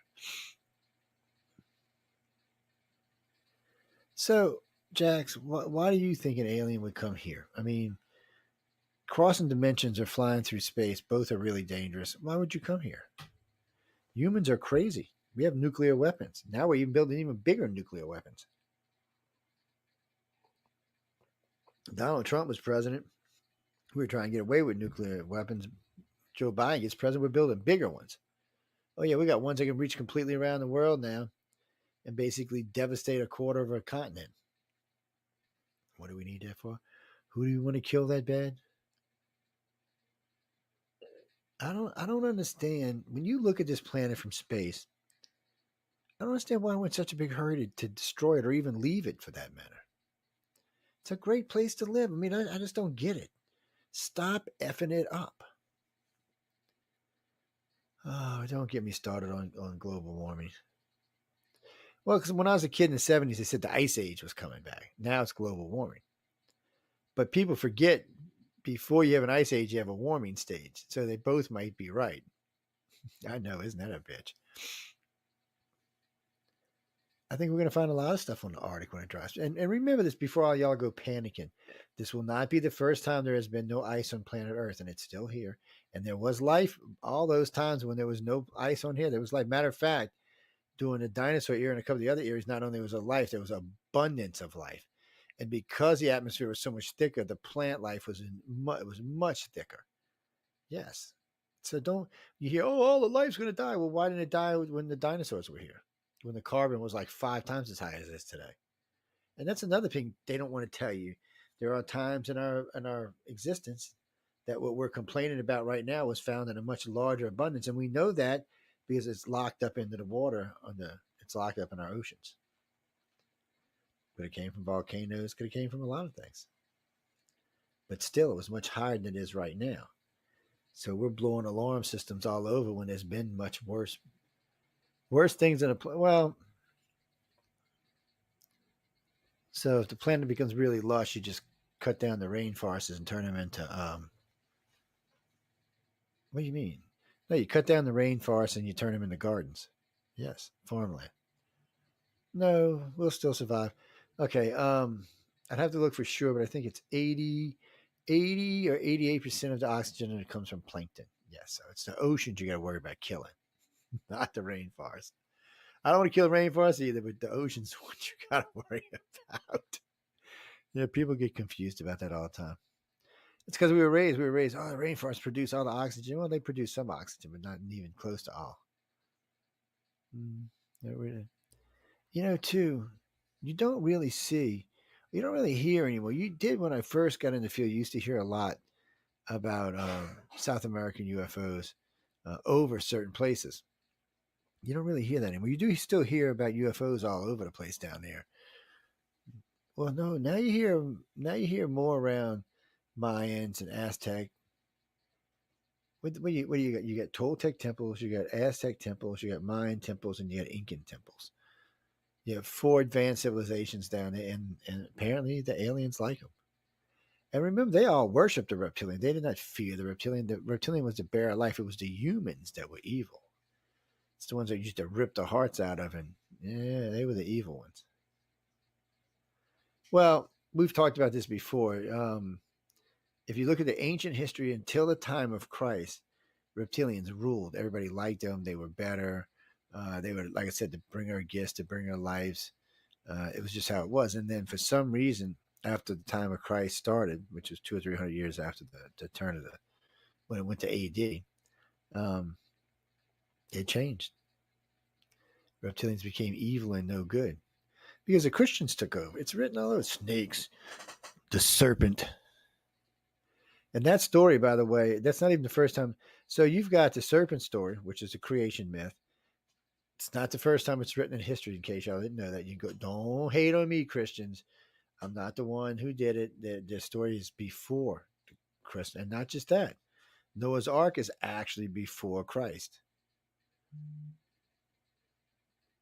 Well, no, it happened before Christ anyway, but it wasn't written of it. It's talked about in other religions, meaning it was their thing, not a, you just take it for whatever you want to.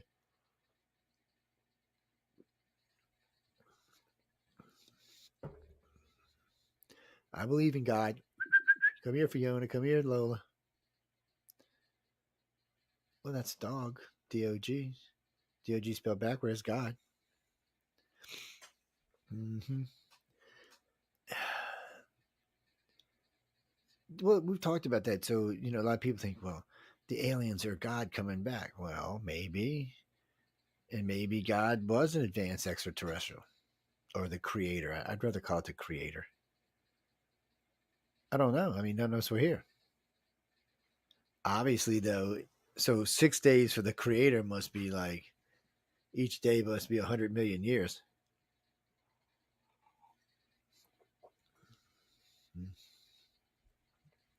Well, if you're super omnipotent, time wouldn't pass for you the same way anyway. Yes. No, it wouldn't. It wouldn't. That's what I'm saying. It wouldn't pass the same way for you. Well, anyway, getting back to what we were talking about. When you go right back to it, and we've crisscrossed this several times tonight. Why isn't the government really interested in talking about alien abductions? Why don't they want to come up? I mean, there's lots of good alien abductees out there. There's a lot of crazies and a lot of frauds, but there's a lot of good ones. Why? And Stephen Greer believes in alien abduction, so why doesn't he want to talk to him? Why didn't anybody want to talk to him?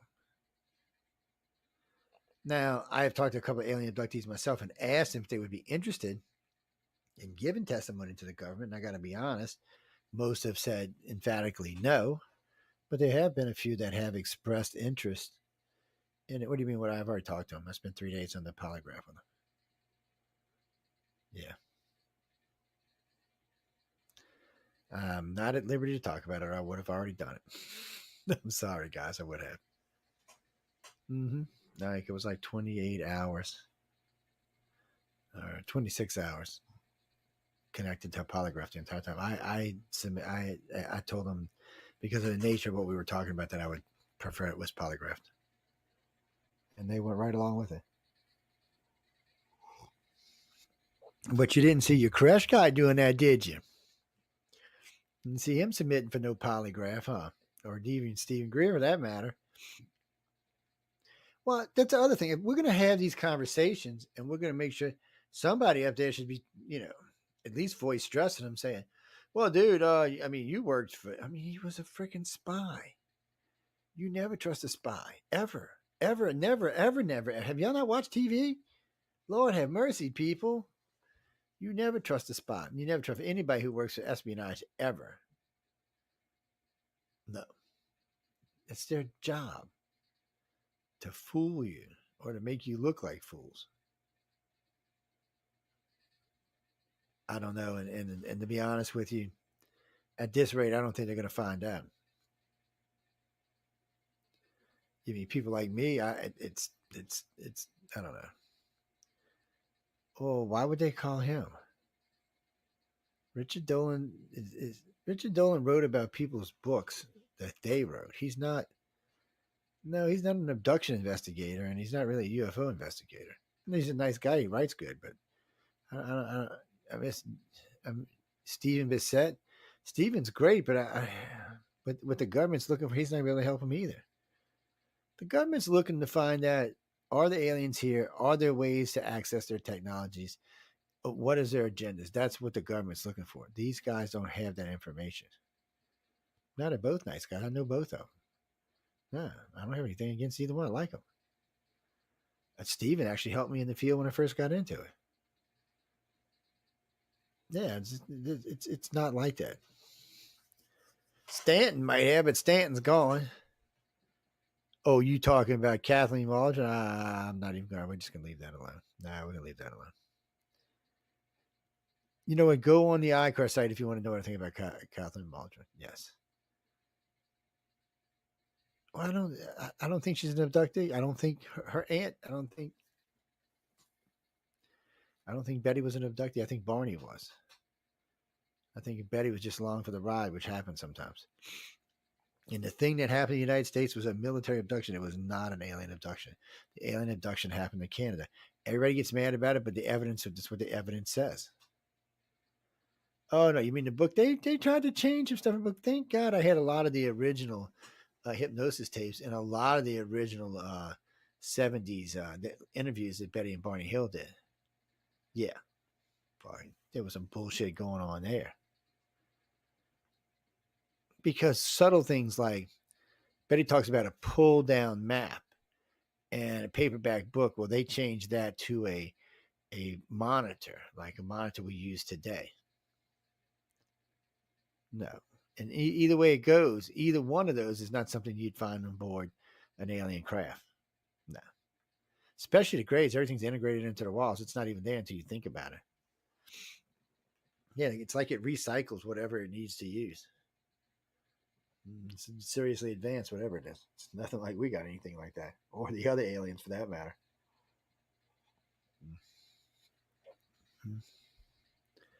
Well, yeah, we got time for a couple more questions.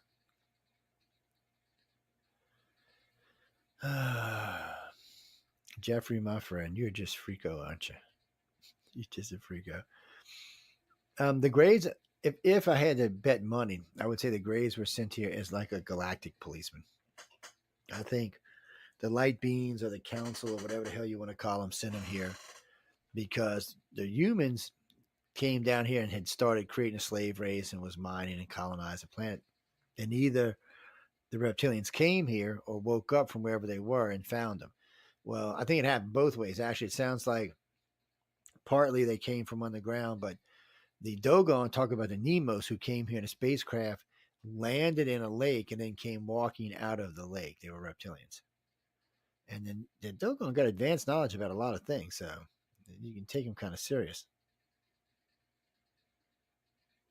Well, it just seems like the aliens have been messing with our cultures for a long time. It doesn't seem like they even slowed down until recent times. Probably around the Inquisitions, probably when they really started slowing down. When people were being killed left and right for just saying they seen some weird thing in their backyard. Oh, it was a demon, Mary. You must die now. You must die. You're a witch. You must die. Oh, you must be put on the rack till you tell the truth. Well, you just told them the truth. So what the hell else are you going to tell them? Yeah, I think it slowed down a lot doing it. Or if it did, everybody, if it was still going on the same speed, nobody was saying anything. They just shut up. Well, because there's lots of stuff 6,000 years ago, 5,000 years ago, 4,000 years ago that sound like extraterrestrials. You know, when you talk about jinns and genies, they sound a lot like ETs. A lot of the stuff you hear coming out of the Irish, Scottish, Welsh lore sounds like ETs. Matter of fact, some of the little people sound just like Greys. Yes, we're going to give away 40 of these this Christmas, this December. Coming soon, 40 new lightsabers. Dun, dun, dun, dun, dun, dun, dun, dun. See what happened when I got mad. You see Mr. Bob back there, what's left of him. I just skinned his ass, alien and all. Yeah, he's a real alien. What are you talking about? Well, he was a real alien. You see his pupil still in there. You just can't see. If you're watching me on Roku, you can see his pupil in there. Yeah, I left it in there just for y'all. Oh, thank you there, Dragon. It's a little different for us. For me, it's iCar has around 98,000 cases on file that we consider legitimate contacts. we have a huge following when it comes to nobody has near the alien abductions context that we have. You could probably take all the researchers in the field combined, and they wouldn't even make a third of what we've got on file. So it's a little bit different for us. We look at alien abduction and alien contact much differently than everybody else does because simply we just have more information about it. It's one of the reasons we established abduction criteria, was to help balance out, to see, because a lot of contact, a lot of abductions are the same, or have a lot of same things in them. I mean, a lot of them are way out far out. So you have to find out a way to figure out who's telling the truth and who wasn't telling the truth without having to polygraph or voice stress everybody. And, for me, it's a little different too. I mean, I have a degree in voice stress analysis, facial recognition, and body language. I used to hire and fire. I worked for a company. I was damn good too, people. I caught some serious thieves over the years when I was working for them. But having that actually helps me in this field. Yes, think about that. How lucky was I to get that, coming into this field? The voice stress I was taught by a state trooper. Yes, I'm damn good at that too. I also can hypnotize you. And what's interesting for me is I can hypnotize you and set up the voice stress system while I have you under hypnosis to see what's the more stressful parts of your story. So I'll know what to either stay away from or ask more harder questions around. It's different for us. It's like I said, we're very advanced when it comes to this. I took a 10-year hiatus from radio and TV to catch up, like the blood type study all belongs to ICAR. A bunch of studies that belong to us. We're in this to find the truth. We weren't in this to get famous. That would have been the easy part. I've been on Coast 5 times. I've been on Ancient Aliens a bunch of times. I've been all over the damn place. But regardless, it's not what this was about. This was about getting to the truth. And we've got to a lot of truth. Granted, you mean if I had to pick out of the 100% story, I'd say the average researcher has about 5%. I'd say ICAR has about 35%. Yeah, which doesn't sound like a lot, but considering what's going on in the field, it's a buttload of information. Well, that's why we got selected to give testimony. And remember, 3 days polygraphed. Didn't miss not even one. Not one. So it tells you the information is pretty pure, doesn't it? I know it doesn't. Yeah, it's scary. There's just a lot of scary stuff. There's a lot of fun stuff. There's a lot of stuff that goes on in these contacts that I find just interesting. I also find out, stuff like when the way the reptilians approach the humans as we're like part of their tribe. All that stuff is interesting.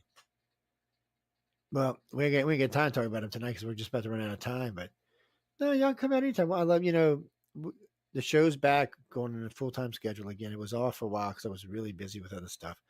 And but Michelle DeRoche runs the station now, so that freed up a lot of my evening times, and it allowed me to get back to doing full-time radio again. No, I never give up my research, and I have a bunch of people that work for me. I have 7 people who just look up conspiracy theories for me. That's all they do, nothing else, just conspiracy stuff. They found it out, and then we got 10 people that go and if they can debunk the conspiracy stuff, then I get it. Yeah. Oh man, this. When I first got into this was a handful of us now, but the organization's well up around 85,000 members now. So we just got a lot of reaches, a lot of fingers in a lot of places. Oh yeah, I am too, Chrissy. I've been missing being on the radio, and I had Chyrus Malloy Brown was with us last week. She's a sweetheart. She's also a contactee abductee. She does a lot of her own stuff. Yeah, I guess you could call her a witch, new age witch. She's very bright, very gifted to talk to. We'll start bringing back, not until after Christmas, but we'll start bringing back abductees probably in January. I don't like bringing them in through the holidays because if it turns into one of those stories that's kind of rough, I don't want to take away from somebody's holiday mood because we got into someone was hurt a certain way or something happened to someone a certain way. Don't forget, guys, we're going to be giving away lightsabers in Christmas. We gave away Kyle Wren's lightsabers go for $999. We gave away 3 of them last year. We gave away Master Wandu. We gave away everybody. If they were part of the Star Wars Empire, had a decent role in it, we gave one of them away. Well, this one, this is not a Star Wars. He's got a bunch of these that are non-Star Wars, and he may give away these, but He likes to give away the Star Wars ones. For every one he gave away with us last year, I think he sold 7. So he was a happy camper. Yeah. That's fun too. They're fun. This has the fighting tip because the guy goes, actually the girl goes, you look like you might be kind of rough. Let me put the fighting tip on because it was glass. And she was right. I would have already broke it like 5 times. Oh, yeah, I'm glad I got it. No, we're going to get out of here. Sometimes Jay McNichols is with us, and we're going to be bringing some other co-hosts. Any of y'all ever want to learn how to do a little co-host? And we're always looking. Well, the show's got a little different tone these days. So when we're doing research stuff, it might stick to just, ICAR members. But right now, we're bringing on co-hosts because we want to talk. We want people to get a feel of this. And we want people to really understand that this is far more than anything else going on our planet right now. Even with all these freaking wars going on, this is far more involved than this. This is something that not only is going to make a difference to you and I, but our kids, our grandkids, our great grandkids, and shit, probably 10 generations after that. Anyway, guys, thanks again. We thank you everybody in chat and all the different chat rooms today. I'm glad to see y'all in here. Drag and Chrissy, glad to see y'all in the inside chats and Facebook and YouTube. Guys and girls, y'all have a good night. Coming up next is the Outer Realm with Marcel DeRoche and Amelia Passando. Watch out for their dangerous selves, and they always have a good show. Until next week, don't forget I'm waiting on the news. We do the news on Fridays. The news we do, guys, remember, we're not, we don't really have a political view. We're not Republicans or Democrats, so I'm a centrist, which means that can cause a lot of trouble. On that note, good night. I'll see y'all next week, everybody.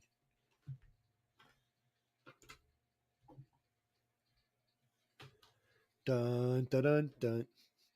Okay, I'll behave myself. It's I hate when I get crazy like that.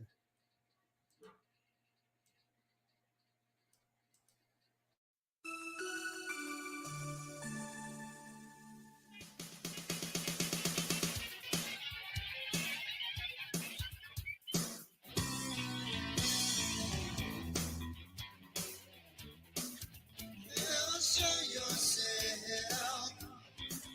Oh, please show yourself. You come to me.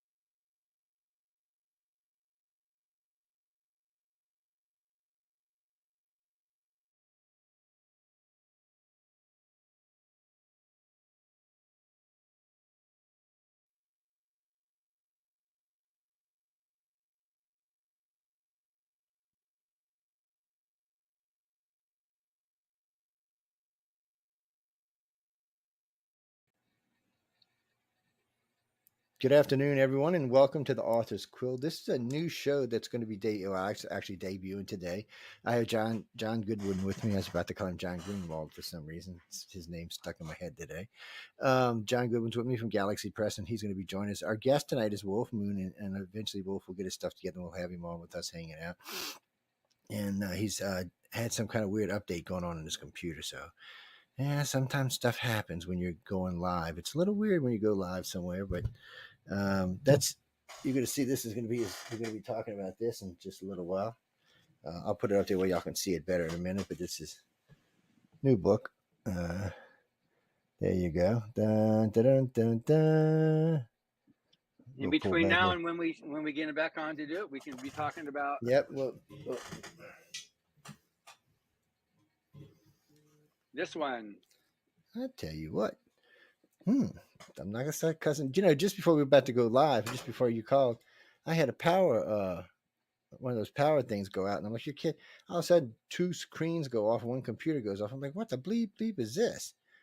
You know, I thought maybe it was a breaker because every now and then I'll pop a breaker because there's so much going on. And then I look down and I realize it's a power strip. I'm like, "You gotta be joking me, man!" So I had to go hunt down a power strip, and anyway, people, not y'all's problems. But this is the Author's Quill. So you're going to see a lot of authors on here. Jeffrey, to answer your question, because I know you had sent it to me earlier today, I don't know. I was talking with Michelle about that. We have actually thought about maybe having a separate name for the for when we're doing illustrators and stuff like that, or artists or things like that. I know we'll see. One baby step at a time. John's going to be here every few weeks with hanging out with y'all, and then I know Jeffrey's going to be here every few weeks. I think Scott C's going to be here every few weeks. I haven't talked to any of the girls yet, but I'm sure one or two of them will volunteer. But more than likely, it'll be like every 6 or 7 weeks, you'll see one of us. It'll just be rotating around, and you'll see different authors. Some will be coming from Writers of the Future. Some will be coming from other places. Same thing with the illustrators. So just pay attention. We're going to be working poor Carmen to death. He'll be cussing John in a couple of weeks. John, what you let me get into this for, John? I can just hear him now. Well, Carmen's kind of laid back guys these days. And I know I drive him crazy because sometimes he has the hardest time getting hold to me. And he always calls like when I'm in the middle of a meeting. The other day he called him, I'm hanging off a scaffold. I'm like, come, you're trying to kill me, man. I'm thinking, well, I mean, he don't actually know, but and a couple of weeks before that, we were actually hanging off the side of this building, putting these little lip covers in. And he called me like 3 times. I'm like, Carmen, I'm going to kill you, man. I'm going to kill you, Carmen. I'm going to kill you. It's but it always seems like that. I always seem to get crazy, good, important calls in the middle of something I'm doing, meetings or things like that. And Jamie Lee, yeah, those meetings are actually over with, so you ain't going to deal with that anymore. That's somebody that works with me. But anyway, when we get Wolf on in a few minutes, we're going to try to send us a new email. So we're going to try that in a couple of minutes and see if we can get him on. And then once we get him on, we'll talk about his new book. John just got back from Germany and England, lucky bastard. I mean, he was over there. Wait, he was over there by himself, no less. I'm not even going to say any more than that. I'm just shutting up now. But so, how was your trip, John? I'm getting poor John in trouble. Went to the Frankfurt Book Fair, which is the biggest book show in the world, in Frankfurt, Germany, and it's actually shrunk since pre-pandemic, but there's still about 4,000 exhibitors there, and it's still pretty good. So it was pretty good in there. And so I met a bunch of. It's interesting. Publishing has changed so much over the last like 3, 4, 5 years, and with the pandemic, a lot of stuff is done at home now. And there's a lot of people that took advantage of this time to retire. So when we went there, it was just a matter of meeting all new people, you know. So it's that's an interest. That's one of the things I wasn't anticipating, was like all the new relationships I need to establish with publishers, with editors, with distributors, media people. Just a lot new. So we went there to Frankfurt, and then from there went to UK, which I love. I love London. Oh, and, yeah, UK is great. Yeah, and met with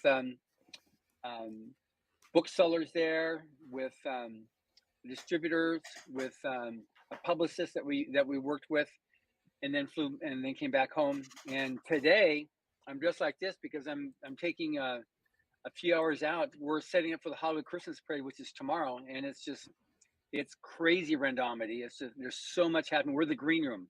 So we'll have a couple hundred people, celebrities and politicians and stuff like that here tomorrow, because we're the head of the parade. So this is where everybody then joins in to be able to start the parade and do the parade. So we have all that happening. So right now we're just gearing up for that and been setting up all early morning. And once I'm done with this, back on to setting up, going out, picking up a lot of the donations. A lot of people donate stuff. We also have Way to Happiness. We're doing a 200-man street cleanup. So they're going along with bags and stuff like that to clean up the street of any crap, so that when all the public are there over tomorrow, that they're going to have a clean sidewalks and street to be able to sit on and wait for the parade to go by. That's nice of you. You know, I mean, that really is actually, because LA's not the cleanest town I've ever been. It's not the dirtiest by anybody, but you know, but in all fairness to LA, y'all are not the dirtiest. That's not Johnny Depp glasses. You completely threw me off when you said that. Anyway, it's not the dirtiest town I've ever been in. I've been in far dirty. And the French Quarter itself, after a long Mardi Gras, is just disgusting. People, you have to remember, the French Quarter's like been around for about 400 years now, and some of that stuff down there is touched me. You don't even put your hands in it if you don't have to. But Wolf Moon's with us. Wolf, how you doing, baby? Good. Hopefully you can hear me now. Can you hear me? Yeah, no, you come. So you're in 5x5, nice and clean audio. And, sweet. And see, John's up there looking good. I Hey, can't John, believe good to Emily. see- I can't believe Emily let him loose for. What kind of deal did you? I don't even want to know. She had meetings she couldn't not attend here. So no, I know she's busy. We're talking about his wife, Emily Goodwin. She's always like the whirlwind. When you hear him describe the whirlwind, that's Emily. She's just never nonstop going all the time. Oh no, she's a sweetie pie. Well, I don't know. I'm never mean to her to get on her bed. So I don't know. Wouldn't recommend it. Would not recommend it. I'll stay off of that side. Oh man. But anyway, no, they're doing the Christmas parade tomorrow in Los Angeles. So they're going to be Christmases and that. Why is it so early? Why isn't it like in December? Well, it's been on the Sunday after Thanksgiving for the last 8 decades. Yeah, So forever. So it's just a broke, thing don't now. fix it. Yeah. So it's just been, that's what it is. We had 2 years we didn't happen. One was in World War II, and one was the first year of the pandemic. But otherwise, we've had it every year. Well, I can see the pandemic knocked a lot of people out. I know we lost one whole year of Mardi Gras down here thanks to the pandemic. That's a lot of money to lose too. That's just somebody said, "Oh, it's saving lives." I said, "Yeah." Well, meanwhile, all these people are starving to death. I don't know how many lives it's actually saving. Tonight's guest is Wolf, and Wolf's been on with me before. Wolf's always a lot of fun to chat with. So he's got a new book out, "How to Write a Howling Good Story." I like easy titles. I don't have to get no fancy words in here. Nothing. As you can see, it's also standing up behind me. One behind me is the one we're giving away. There's actually one sitting in front of me, so if we need to reference something, we can. But the one behind me is the one that's going to get given away before the end of the night. We're going to give that book away to somebody. What smart ass? I'll just sell it for $49.99. How you like that? Huh? Okay, and you can send it to Wolf. I'm just saying. Oh man, ever since the holidays have hit, we have had some. How can I say this nicely? Some ornery chat people lately. They have been just ornery as hell. Y'all need to get outside or something, or stay inside, or do I don't know, something. It's been kind of crazy, but so Wolf. So first off, man, what is it that possessed you to write this? So when I was reading through the what was it, the pamphlet you said? It's not really a pamphlet. What would you call that? Like a mini magazine. Oh, the workbook. Yeah, that's the workbook. Yes, there you go. Get it out of my face like that. So anyway, reading through the workbook, I was thinking, how big is this book going to actually be? Because there's a lot of material in the workbook, people, if you'll have it.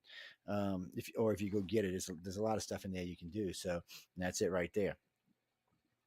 No, actually, my kid has it right now.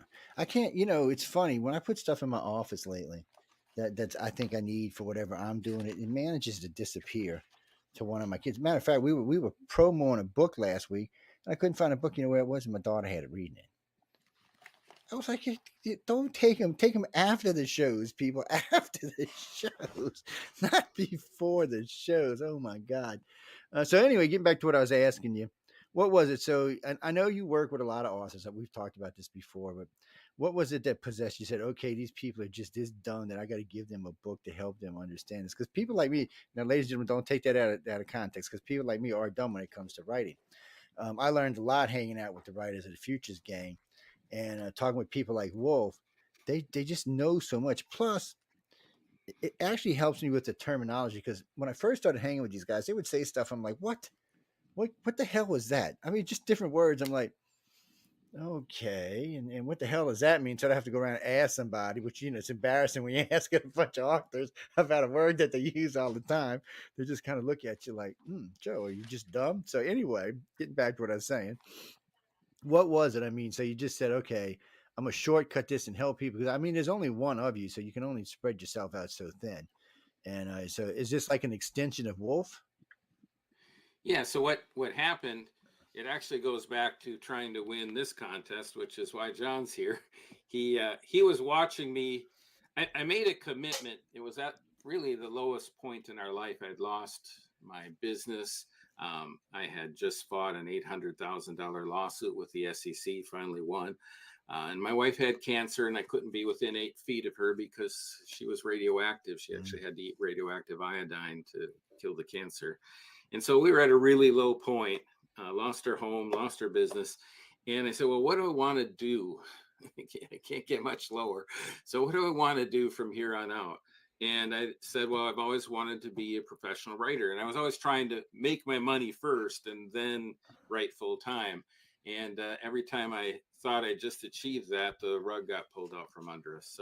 So I said, okay, I'm going to enter Writers of the Future, because I knew so many had won not only the contest, but built their careers from the launch that they give you, because it's a beautiful launch, great exposure. And everybody knows if you win this contest, you're at a really high level of writing integrity and proficiency. And lots of my friends like Dean Wesley Smith, Nina Creaky Hoffman, Chris Rush, they had all won the contest and had launched their careers through it. Dean was the first guy to walk across the stage, and he was my mentor. So I knew if I really kicked in and said, this is what I'll do, this could launch my career and change my life for me.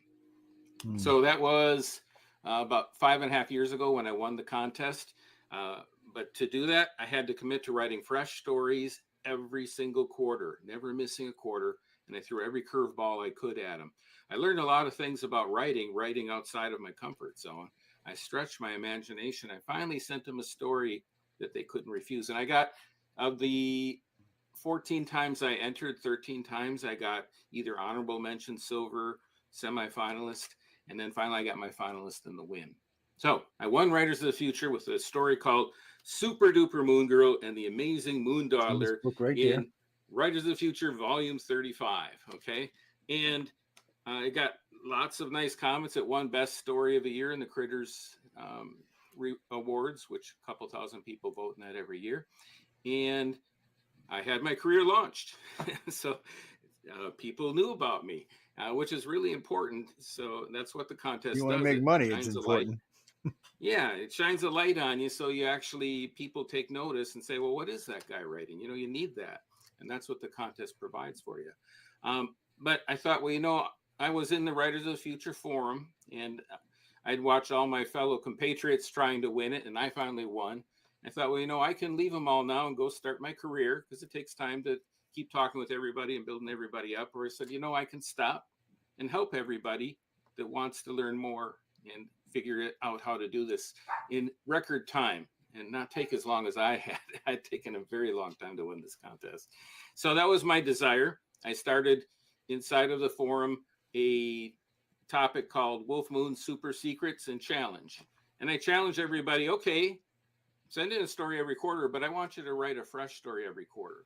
And I did that because that's what helped me grow as a writer. And I saw so many writers just rewriting the same story over and over and over again. Yeah, just changing it. Expanding. Yeah, they just kept working on that same story, trying to perfect it. And you'll get really good at editing that way, but you're not going to grow as a writer if you're just working on one story for the rest of your life. That just doesn't work. So that was the goal I set for people. About 20 people, maybe 16 signed up for it and committed to it. They had to commit to it. And they said, if you do, you'll get these super secrets that I'll give you. And I just started sharing with them all things I had learned over the years of what makes a good story and what made my winner come about. And sure enough, in that year, I think we had 3 finalists. And then right on the cusp of the second year, and others were getting selling to professional markets. And then we had our first winner. And then after that, more and more people win. It's been like a dozen people from my workshop that either have won or been published finalists. And today's actually the 5-year mark of when I started that thread. Well, that's good. 5 years ain't nothing in the world of anything. Yeah, so today's the 5-year mark. And I did all this for free every year. Whoever wanted to sign up and commit for a month, I would open it up on the Writers of the Future forum. I'd say, all right, whoever wants to join, anybody could come in and learn, but you got to commit to writing 4 fresh stories. And I started bumping it up because in the second year I found out, as I was talking with everybody, they're only sending stories into Writers of the Future. And I said, well, Writers of the Future is wonderful. It's the best market you can ever send your story to, but it's not the only market out there. So now you got to do 2 things. I want you to write a fresh story every quarter for Writers of the Future. I want you to write a fresh story every quarter to send out to another market. One of the writers I did that with was Brittany Rainston, and she was the one I actually found out was only sending them into the contest. I go, come on, Brittany, we got to expand. This is good, but I want you to expand it into other areas. And she said, okay. I said, all right, I'm going to give you an assignment. There's an exercise I do called KYD, Kill Your Darlings, named after the late David Farland, who told that to me on a semifinalist critique. You get a nice critique from the judges when you hit semifinalists. So I used an exercise that I developed long ago to win a contest. And I said, Brittany, do 5 of these in 1 month and then send that story out that you write. And so she did. And it not only got into Deep Magic, which was a professional magazine, it also made their Best of Deep Magic and ended up in their Best of Deep Magic anthology too. And then shortly after that, her following story won Writers of the Future. So writing fresh stories is really important, and sending your stories out is really important. You'll never get published if you just keep those stories in a drawer. And I know people are scared to send them out.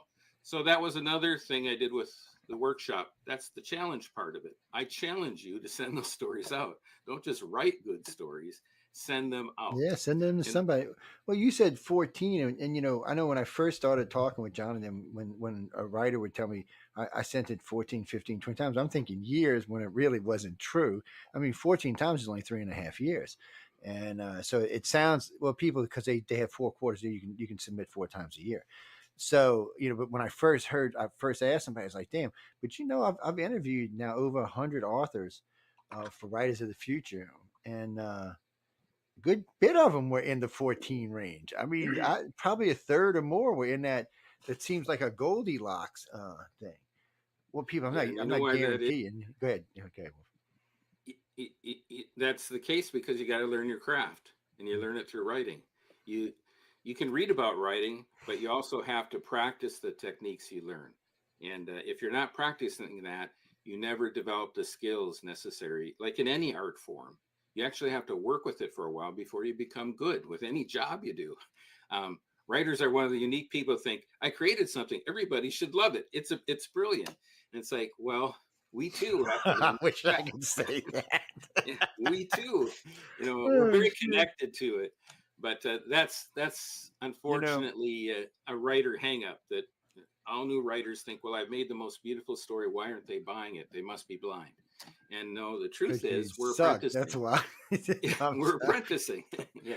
Well, you know, actually, they can be really good, but they've usually got some bad spots. Like they don't understand certain things that a story must have, or they overdo descriptions, or they give so much backstory at the opening that nobody will read through the story to find out all the good stuff. And so that's why I wrote the super secrets. They were tips, and I numbered them one. I don't know how many we got up to, 40, 50 of them. And I numbered them one. Okay, super secret. I actually had to back up to super secret number 0 after I was going on for a while, because I was also editing everybody's manuscripts for free in the workshop. And they didn't have the proper manuscript format, you know, and it's kind of like going to a job interview in Birkenstocks and a t-shirt, you know. It's like, well, without the proper manuscript format, the editors will look at it immediately and say, you know, there's a check mark against you. This is amateurish, and they're buying professional stories. So I had to back up and go super secret number 0, proper manuscript format for the win. And what was weird is I would show people how to do it. They would send it back to me saying they corrected it. and they couldn't see how to do it. Everybody wants, it's too plain, the proper manuscript format. So they always want to dress it up and put it in a pink polka dot suit with chartreuse lederhosen or something. You know, they always want to dress up their manuscripts. And no, there's a format that editors know that's very plain and easy for them to read, and writers have to submit it. So all these kind of things, I kept discovering that writers weren't able to see. The newer they were, the less they were able to see these things. And so I just kept developing tips for them called the super secrets, and they just kept mounting up. But the more people applied them, the more they were making sales. And almost everybody in the workshop were unpublished writers, and many became not only winning the contest, but actually went on to win awards like the Bain Adventure Fantasy Award, the Mike Resnick Memorial Award, and the Critters Awards too. So it just kept happening for people. The more I tried to make it simple, I tried to make it fun, and the results were, as they applied the secrets, they got through those hurdles, they got over them that were holding them back. So, and I also, as John knows, I directed everybody to take the online workshop that Writers of the Future teaches. It was a good workshop to take. I required them. I said, look, these are the top professionals in the field. These are icons that teach this. And I expect all of you to take this so that you can actually have the best training possible. And the nice thing with that workshop, when you get done with it, you actually have a story. So that's the great thing about the online workshop. So anyway, it has done wonderfully. And then a year ago, I did a Kickstarter to actually bring forth a book from all of that, because everybody said, well, can you put these all in a book? Because on the forum, there's like 5,000 posts on the super secrets and 850,000 views. So a lot more people. I've had Hollywood screenwriters find it just doing internet searches. People from all over the world have looked it up because it's become such a big topic. And we're actually reading these posts and saying, you know, do you have a book on this? I'd like to get a book. So a year ago, I did a Kickstarter and to help fund it, and it did $21,000 and had 330 backers. So for my first Kickstarter, that wasn't too bad.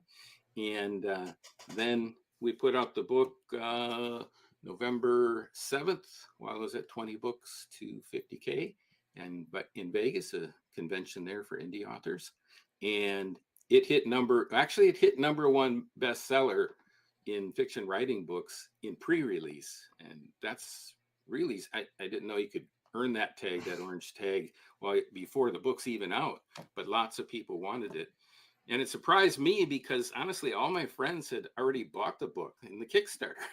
And I was in Kevin J. Anderson's story bundle. If you know Kevin J. Anderson, he's one of the top writers in the country. And we've sold hundreds through the story bundle that he's doing. So it's like, I kind of used up all of everybody I know. So why was it hitting number one? And the cool thing is, it's been in that top number one. Sometimes it slips down, and then it'll pop right back up. But it's been in that for 2.5 weeks since we released the book. And it actually got up in total sales one day to number 6 of all sales in the fiction writing books. You know, there's just one guy that was holding me back, some upstart named Stephen King that wrote this obscure book called On Writing. For some reason, that guy shut me out. Yeah, you know, he might be known a little bit more than you, but you know, just a little bit. Man, just a little. Yeah, just a little. Just a little tiny bit. Man. But I got up close, so that was nice. Hey, that's still working it. Yeah, and what's nice when you get number one in new release like that, you get mentioned right next to his book. It's right below. So it's like getting free advertising. Number one new release. Yeah, that's true. Because Amazon's always suggesting what's next. I love when iHeart gives me free advertisement. Yeah, so that was nice. And then it hit with Draft to Digital, Smashwords, their weekly report. The first week it was number 4 out of all nonfiction books sold by them. So that was really cool. That was total of nonfiction, not just writing books.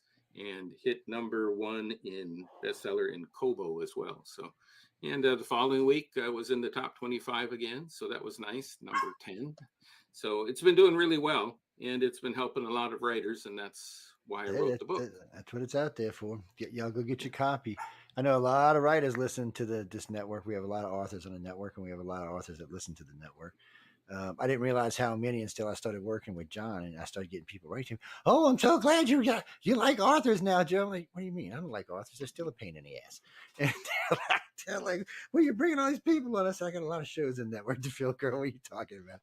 But no, we have a lot of good people come on these days, and we get a bunch of people from over at Writers of the Future that come on, and then they always do a good job when they're on. And then we get a couple from other publishing houses that come hang out with us and stuff. And it's kind of weird sometimes because, you know, I talk to a lot of people from Writers of the Future, so I get a certain mindset when I'm talking with them because it's just the way they all conduct themselves. Now, just recently, was it Greenlee? I think it was Greenlee. We did 5 authors just recently from them, and it's just different. Let's say leave it at that, so I don't get myself in trouble. But it was they could spend some time with y'all. Is all I can say. The books were great. I'm not gonna lie, but I mean they could spend some time with y'all to help out their careers. I actually told them to submit, but 3 of them had made too much money so they couldn't. But still, you know, it's out there. But see, I actually told them this book was coming, so they'll probably read this because any little thing can help you. I mean, look, I'm gonna read it because I'm at 65,000 words. So I was thinking when I get to about 185,000, I'm gonna buy like a pound of fudge or 2 pounds of fudge and mail it to Emily along with the book and say, Emily, can you please read this? Let John, y'all sit in bed and read this one night. But them 2 can read like at lightning speed anyway. So, and but I did manage to get another 18,000 in just recently for some reason or another. Hey, good. How many are you up to? 65,000. And so that's got 4 days. Out of this 11-day event, it's like 4.5 days. So there's still 5.5 days to include. And 2 or 3 of those days are actually quite a bit more stuff involved in some of the stuff. I mean, like the first, and this is y'all's fault, by the way. I'm blaming this on Writers of the Future and all their damn judges. So the first 7,000 is just fluff, just description, because I never could do that before.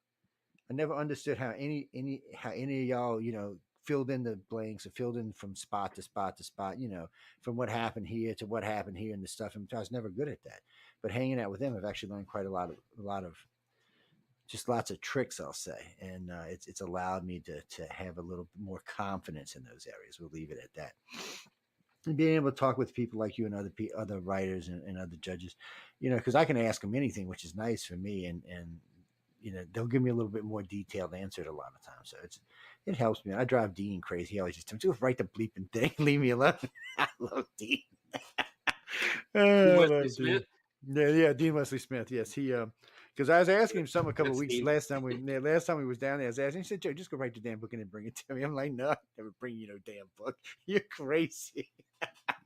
It's never gonna happen." But I just want to write one just to see if I can, because I've always been asked to write a couple of books on the research we do. So I figure if I can get this one actually done, I might be able to do the other ones, because the other ones will be easier. We've got tons and tons and tons of research and stuff to fill in. So it's just like going page to page, but this is a lot harder. This is trying to make people understand what I'm talking about, which that's hard enough to do when I'm just speaking normally. So I'm just saying, John knows he's got to put up with it all the damn time. John has learned how to speak JoJoese. Mm-hmm. About a third of the internet knows how to speak JoJoese now.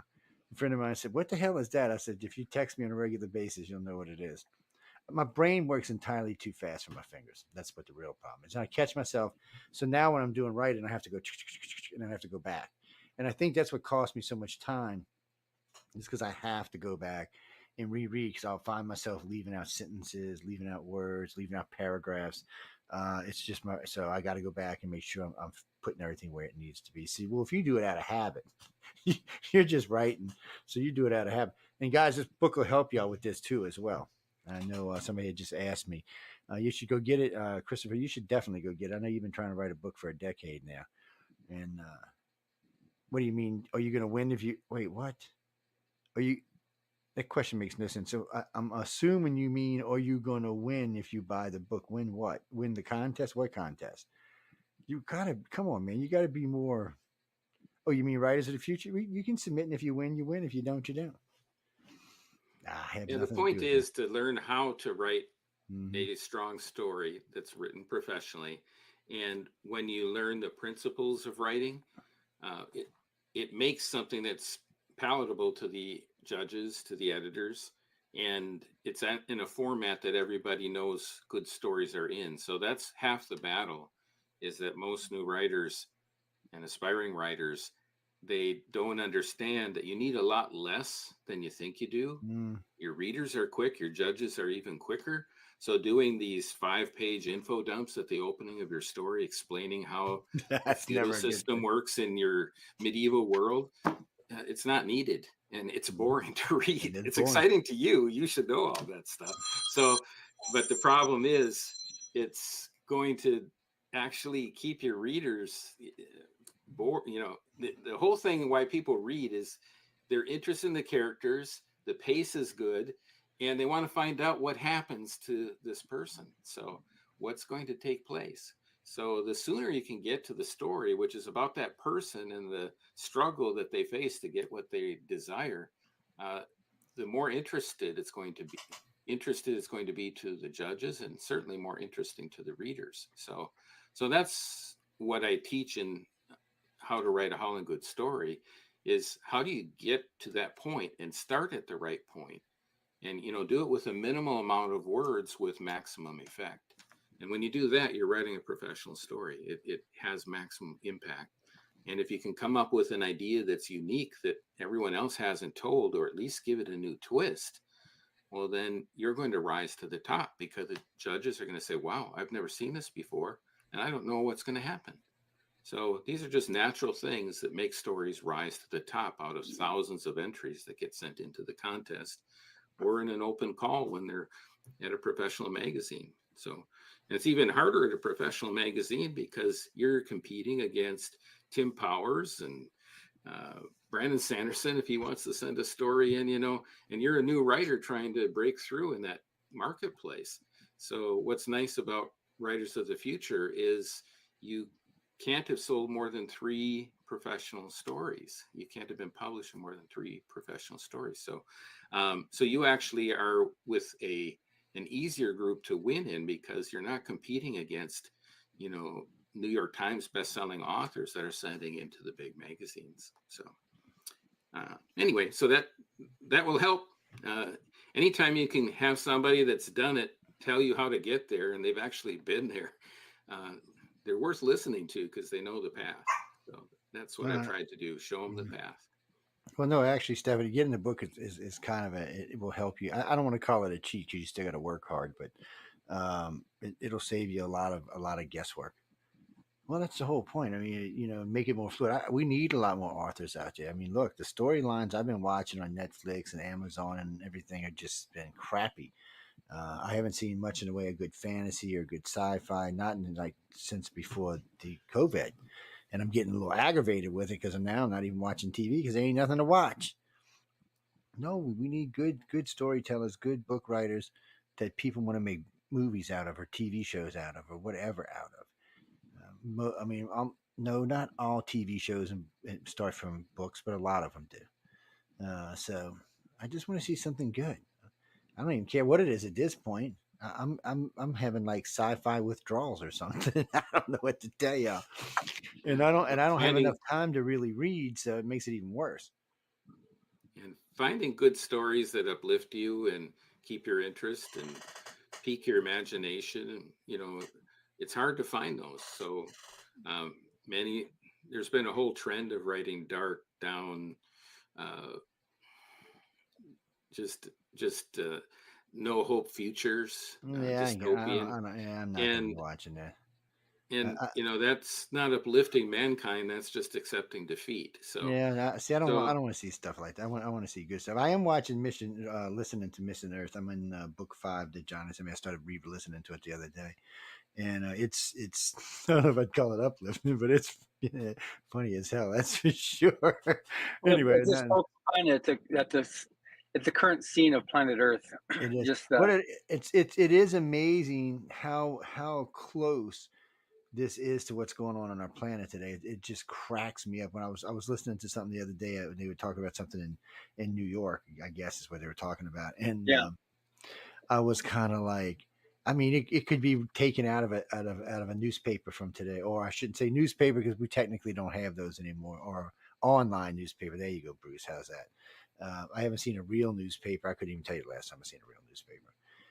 I know there's a couple still out there, but I haven't personally seen any. Yeah, there's people that read the Wall Street Journal and the New York Times have special copies sent to them, but I don't think there's any selling them at any magazine stands or anything like that. I don't know. I have no idea, but it's weird to watch how things are changing. And I like audio. John knows because John sends me audio stuff all the time. So it's easier for me to do an audio book than it is now. In the old days, it would have been easier to do any book because I had more time. But today, I'm driving a lot, so I just turn it on in a car, listen to it, and it'll stop when my phone rings, and it'll start when my phone goes off. So it's an easy way for me. I'm getting all the points of a book, but I'm getting the sound effects along with it. So it kind of helps me to grasp the story a little bit better. Believe it or not, Yeah. the sound effects help me. It helps me to pay more attention, I guess would be the way to say it. Now, a book like yours is different because this is something I want to read to learn something. So it doesn't have to have any bells or whistles or sound effects or things like that. I'm going to do an audio book on it for you, Joe. But good, because right now. when you do it, let me know. I'll actually buy the damn thing because I do like to listen to them. I got a lot of stuff in audio, and it just makes my life so much easier when it comes in audio. A friend of mine the other day, he was trying to send me his book the other day. I said, nope, I'm not going to read that. He said, but Jess, I'm not going to read it. And I ain't going to lie to you. So he went on Microsoft Sam and had it recorded and sent it to me. No, I'm still not going to do it. Have y'all ever heard Microsoft Sam's voice? It's not going to happen, man. It's like talking to a robot from hell. It really is. What's that, Christopher? No, you can get it everywhere, right? It's available everywhere, isn't it, Wolf? Yeah, all you have to do is go to the supersecrets.com, my website. Go there, and there'll be books to read. Just go over to the Super Secrets and click there, and you'll see books to read, and every online retailer there is. We're through Draft to Digital, and they submit to all the online retailers. So if you like Barnes & Noble, you can get it there. If you like Amazon, you can get it there. If you like Kobo, you can get it there.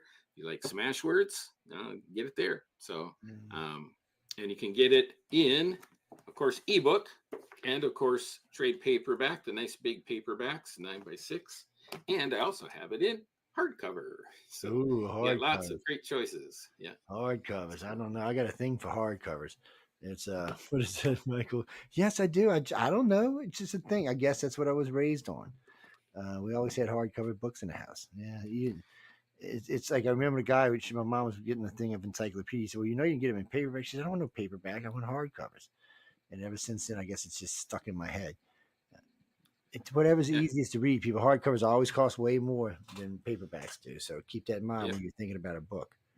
Costs twice as much to make, so that's why they cost more. Because when Anne Rice came with all her books, my wife wanted them all in hardcover. I'm like, babe, you know how much it's going to cost? I don't care. It's like, well, if you're a collector, I have. You can see a bunch of them behind me. I have even the Easton Press leather bounds because I really, really like those. Wish I had a signed Dune. I just have the Eastern Press Dune book without being signed. And then the Brandon Sanderson ones that he just did, I had to get those. That was 4 books in hardcover, and I think he did 36 million in his Kickstarter. Wasn't that what he did? 42. 42. Yeah, million. 42. Yeah. I remember when John told me that. I was Which like, is a little bit bigger than me. 42 million. She might as well just retire, write the book, and go home and retire.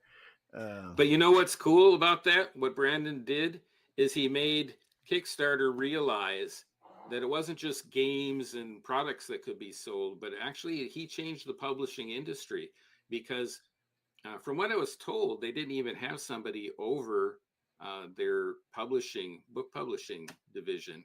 But after Brandon showed them how much money could be made in it, Horiana Leckert was hired, and she's now over it all. I got to meet her last year at 20 Books to 50K in Vegas. And so she's now over it, making sure that everything's growing and being handled right. So, and a whole bunch of people now are selling their books first through Kickstarter. It's made an entire massive change in how indie authors actually introduce their books to the world. So it gives them the funding I mean, most writers are poor, so it Yes, takes a tell me, while I know. to actually get to a level where your income from writing pays your bills. So Kickstarter is so wonderful because you can tell everybody, here's the book I'm going to make, here's the cover, here's the artist I want to use, here's the editors that I'm going to use, and I just need some help to put this together. And in return for your backing me, I'm going to give you a book. You know, so it works out really nice, and it's a way that you can really get the funds you need to put a nice book together that's professional, as good as what you see coming out of the big five out of New York. So independent authors have had a wonderful boost through Kickstarter. So, and I might add, so in my writing group, Wolfpack Writers, David Hankins joined that. He's one of those that signed up for it. Had nothing published before he began, and in 18 months in the workshop, all of a sudden he started making sale after sale. I actually watched him write his first publishable story from an exercise in my workshop, and sure enough, he sold that to Dreamforge. And it wasn't shortly after that, just a few months later, that he won Writers of the Future with another story. And he's had story after story published. And then he did the same thing I did. He launched his story as a Kickstarter, as a novel, Death and the Taxman. And he did around $9,000 in his Kickstarter. That story got so much attention. No, I know it's a it good wasn't, story. and it wasn't even a damn winner. It's it was a winner. Well, yeah, it was Third a place. winner. Yeah, but you know what I meant. And okay, by the way, ladies and gentlemen, I know somebody asked me this the other day. Don't ever ask me to pick a winner or loser for writers, or for any of them for that matter. I haven't even gotten close. I'm just telling you. I've tried 4 times now. Nope, not even close. It's obviously I don't know what it takes for these judges to pick something. I'm trying to get in their heads, but still. Just one point, the way it works is that there's the 12 winners, but they're all 12 winners. There's a grand prize winner, but that doesn't actually set any standard for someone making it as a career as an author. So it's just how much are they willing to hustle. We give them that initial recognition, and as Wolf Moon has realized, and definitely you have too, Joe, is like we work hard to get all the winners a leg up. You know, I have a target of trying to book at least three media for every winner, and if they want more, that's fine. We'll do more for them. We're trying to get their face out there so that people will like, okay, good. So this is somebody that I can check with. The stats are like really unnerving.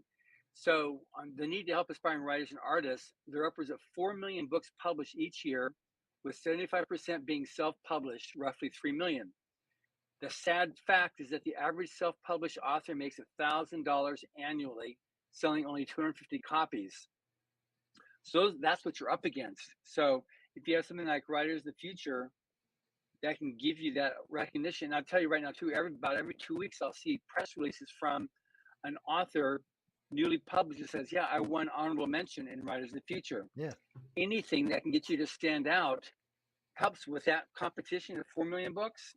Anything that will help you stand out is very much appreciated. And the fact that we're now 40 years old as a contest, we're past any point of consideration like, well, is this legit? Because it's known now that it's, we know strictly that. blind judged, you know, so the winners are chosen strictly because of the quality of their story or their art, because all the judges see is a number associated with their story and the art. So it's known out there by editors. So when someone says they put in their cover letter to their story, yeah, I won honorable mention, then they know that that's the person in the top 10%, and we get thousands of entries every quarter now. Yeah. So it means a lot. Yeah, I've known since I've been hanging out with them, I've seen them increase quite a bit, and they're just growing exponentially at this point. And so there's lots of stuff people know. You got to submit to win. I mean, I tell this, if I had $1 for every time I said this, I could retire. I could retire, probably retire John too. Really and truly. But what John's saying is there's a lot of friendly press. Okay, it's not hostile. Yeah, press. It's friendly press. You're gonna find a lot of people like me. You're gonna find way bigger press than myself out there. You know, when we went to Gala this past year, they had some pretty big press out there. This is friendly press. These people are not here to hatchet you up.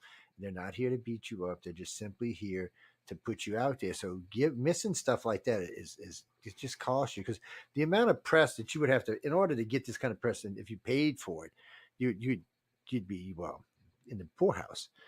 Frankly, you're just not going to get that. Even I'm not that cheap, people. So, in order to get that kind of press, you have to win. Well, and you're also in a best-selling anthology. Yes, so they sign you up at Barnes and Noble to do a signing. You get your first signing, just like all the other big pros, the New York Times bestsellers. They set you up at Barnes and Nobles and other bookstores to actually sign books and sell books. So, you get right away at the beginning of your career, whenever you launch with them, you've already got established, best-selling author, because it becomes a #1 best-selling anthology. And then you also get a book signing at Barnes and Noble or other places. They set all this up for you. You don't have to go do all this. They've got a team of people that are arranging all this for you. So all it can do is help elevate you. That's what let's not forget Fan X and Dragon Con and all the rest of the ones that they're at. So they're at San Diego Con, they're at Dragon Con. So, a lot of times you'll see people working the tables. They'll be there signing books or illustrators. I like to harass them. I like to stop by and harass them real quick. Hey, what are y'all doing here? Let me harass y'all. It's, but I do every year I've gone. They've always got authors at the tables, working the tables. So, guys, these are freebie things that you'd have to pay. Do you know how much it is to get a table at Dragon Con, people?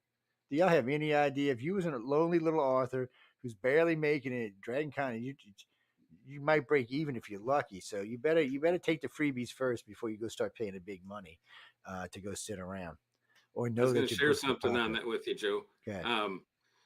At the gala, which the galas are like the Oscars. I mean, they are the Oscars of science fiction and fantasy. It's absolutely spectacular. You get picked up in a white Hummer limo right on Hollywood Boulevard. You walk out and step onto these.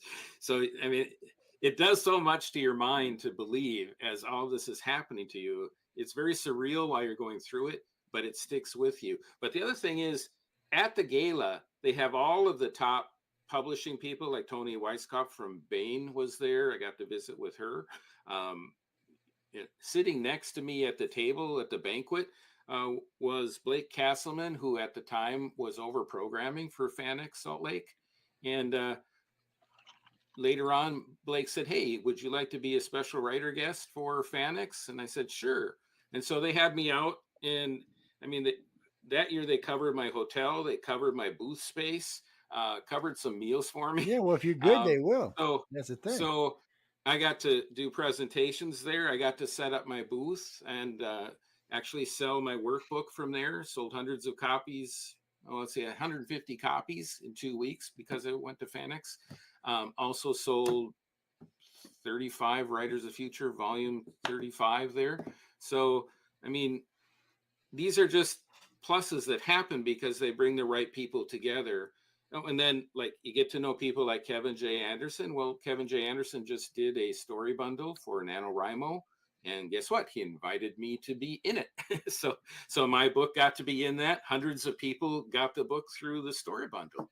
So it helps make connections for you that as a new beginning sprout, you have no way of accessing all of that. True. But Writers of the Future puts things to, they put it's like the right ingredients in the petri dish. So if you want to grow, you can grow as fast and as big as you want because they brought it all together to help you succeed. And if you are able to make connections and visit, make friends, well, they're going to remember you and they're going to remember your story and they're going to remember you're a winner and they'll help you out. So even my quote on the front of the book, it's from Rob Sawyer, Hugo Award-winning author of the Oppenheimer Alternative. Okay, he's considered the dean of Canadian science fiction fantasy. He was given a Grand Master Award from Writers of the Future just last year, wasn't it, John? Yes. Yeah. And so you get to rub shoulders. I rode in the limo with him. We had a great discussion, him and Kevin J. Anderson. Well, so I sent him an ARC, an advanced reader copy of my book. And So- he said, Wolf's Moon advice is spot on. Follow it and you can launch a major career. This book is pure gold, right on my front cover. Well, that's because of Writers of the Future. I have no access to him, except maybe I've met him once really briefly in a hallway at Norwestcon. So, but at Writers of the Future, you actually spend time with these people, and Yes, you and can make he's wonderful cracks me connections, up. and they want to help you succeed. So, I don't know if you had more to say on that, John, but I know that wouldn't have happened without Writers of the Future. Well, that was how it originally actually started when Owen Hubbard created the contest in '83. He enlisted the help of Algis Budrus, who was a very famous editor at the time, who called in and wrote his compatriots. So these are people that wrote with Owen Hubbard, and so some of these original judges that we had were like, well, Orson Scott Carter's still with us, but like everybody knows the book Dune. Well, Frank Herbert was one of the original judges. He passed away, then his son picked up as a judge, but Jack Williamson, he was one of the major writers, a grandmaster. We had probably half a dozen grandmasters of science fiction on that original panel of judges who were there to help. And I had several conversations with him saying, like, they wish they had the wherewithal and foresight to do what Owen Hubbard did in creating this contest. But as of now, 40 years later, I mean, Owen Hubbard's, because he put in his will to continue funding the contest. He's put in millions of dollars to continue to fund this contest. Not just the prizes, but he flies all the winners out. He puts everybody in a hotel. He flies the judges out, puts them in a hotel. He funds the contest throughout the year. He's done this for 40 years now. So his belief in the future writers was really strong, and it continues because we're after next year, we're pushing 1,000 winners of the contest over the 40 plus years now that have been recognized. And so many of today's biggest writers, most famous writers and artists came from writers and illustrators of the future. And it's funny because one of our illustrator judges, I had him on as a guest, Craig Elliott. He's one of the he was the lead design artist for Netflix and went back to Disney, and almost every major animated movie is his creation that's in there. And he said, yeah, I was following writers and illustrators of the future since the very beginning. He said, I didn't really want to enter the contest. I didn't think I was good enough. And so I just like to let people know, like, don't be, you're your worst enemy. Just submit to the story. And because like Moon's been saying too, you got to write, and that's what all the judges will say too. A writer writes, and you have to keep on writing. And if you keep on taking the same story over and over again, you're not going to grow as an author. So you write and be willing to like take another idea and another idea and keep on working it. And even most of our judges said they've varied between 500,000 and 1 million words. Just be willing to throw away the first 500,000 to 1 million words as you build your voice. Don't worry about, I'm not good enough, I'm not this. Just keep on writing, and you'll build your own voice. Hubbard got to the point where he was writing 100,000 words a month, and his composition speed was over 90 words a minute. He was like really, really fast. And but he did it because he was writing since he was in high school. He was a high school newspaper editor. So he is, you're right. I know, Moon, you won that competition when you were like 3 years old or something. Yeah, when I was 15, I won the Scholastic Art and Writing Awards. There you go. Yeah. For high school kids and junior high kids, it's like winning Writers of the Future when you're older. Yeah. And actually, Stephen King was first discovered through it. Joyce Carol Oates, John Updike, they all came from that contest. That was their first big sale. And many people think because they have that, it actually told them they could do it. And it's why they launched successful careers. Well, the same thing Writers of the Future is doing for adults. It's doing the same thing. So that initial boost like that can really help you believe. And that's the number one thing. Besides doing all the work, in order to keep doing that work, you got to believe that it will take you somewhere. So these contests really help you. And a lot of people too, a lot of writers and artists don't believe that they're good enough. They're like, because it's a very lonely profession. You're in your closet, or you're in your basement, or wherever you are that you do your work. You're there, and it's something that, is this good enough? And so, mom or wife or husband is like, oh yeah, this is great. This is wonderful. That doesn't. They're not paying money for it. So you got to make sure that you're you need that vote of confidence, which winning a contest like especially like Rise of the Future will provide, because what you're up against, and it's strictly based on merit. So you're going to be there competing against a lot of other aspiring writers and or artists. So it's something that you need to like. It helps break you out of that shell. Like, oh no, I'm an imposter. It gets talked about a lot. I've had a lot of them on my podcast. The imposter syndrome. Like, okay, I'm not really this famous author. It was just a fluke. That I did really well here. So it's funny. I'll be interviewing Barbara Lund in a couple weeks. She was a grand prize winner of Rise of the Future a few years ago. A lovely lady and amazing author. And that's she was like, oh no, she wasn't that vote of confidence. She had it, and she wrote a lot of books, but then to get out there and do the social media, like, you've got the hustle drill down, Moon. You go out there and you're not afraid to go out there and do this. Everybody look at see this, and it's just, you have to be willing to do that. And if you're not willing to do that, it adds a little bit more runway to your success. Guaranteed success. If you're a good writer, if you put it there, they won't necessarily come. Field of Dreams it was great for a movie, 15 years ago, 20 years ago, but it's not real life, especially now, like I said, 4 million authors trying to get their stuff out there. You got a lot of competition. So you need something that's going to be able to, you need a good book, but you also need to get out there and have something that's going to help you get your face and your story in front of others. Yeah, and that's the beauty of the contest is, and honestly, that's the genius of L. Ron Hubbard when he saw that big names were taking up all of the atmosphere in all the magazines, which is the way you used to be able to break in. But suddenly magazines, in order to sell copies, they need to put big names on the covers. That's right. And new writers, if they're writing, and new writers tend to write longer stories, well, who's going to sell more, Ray Bradbury on the cover or some unknown writer's name on the cover, And right away, sorry, good story, but I got Ray Bradbury here. I got Nancy Kress here. I've got Tim Powers here.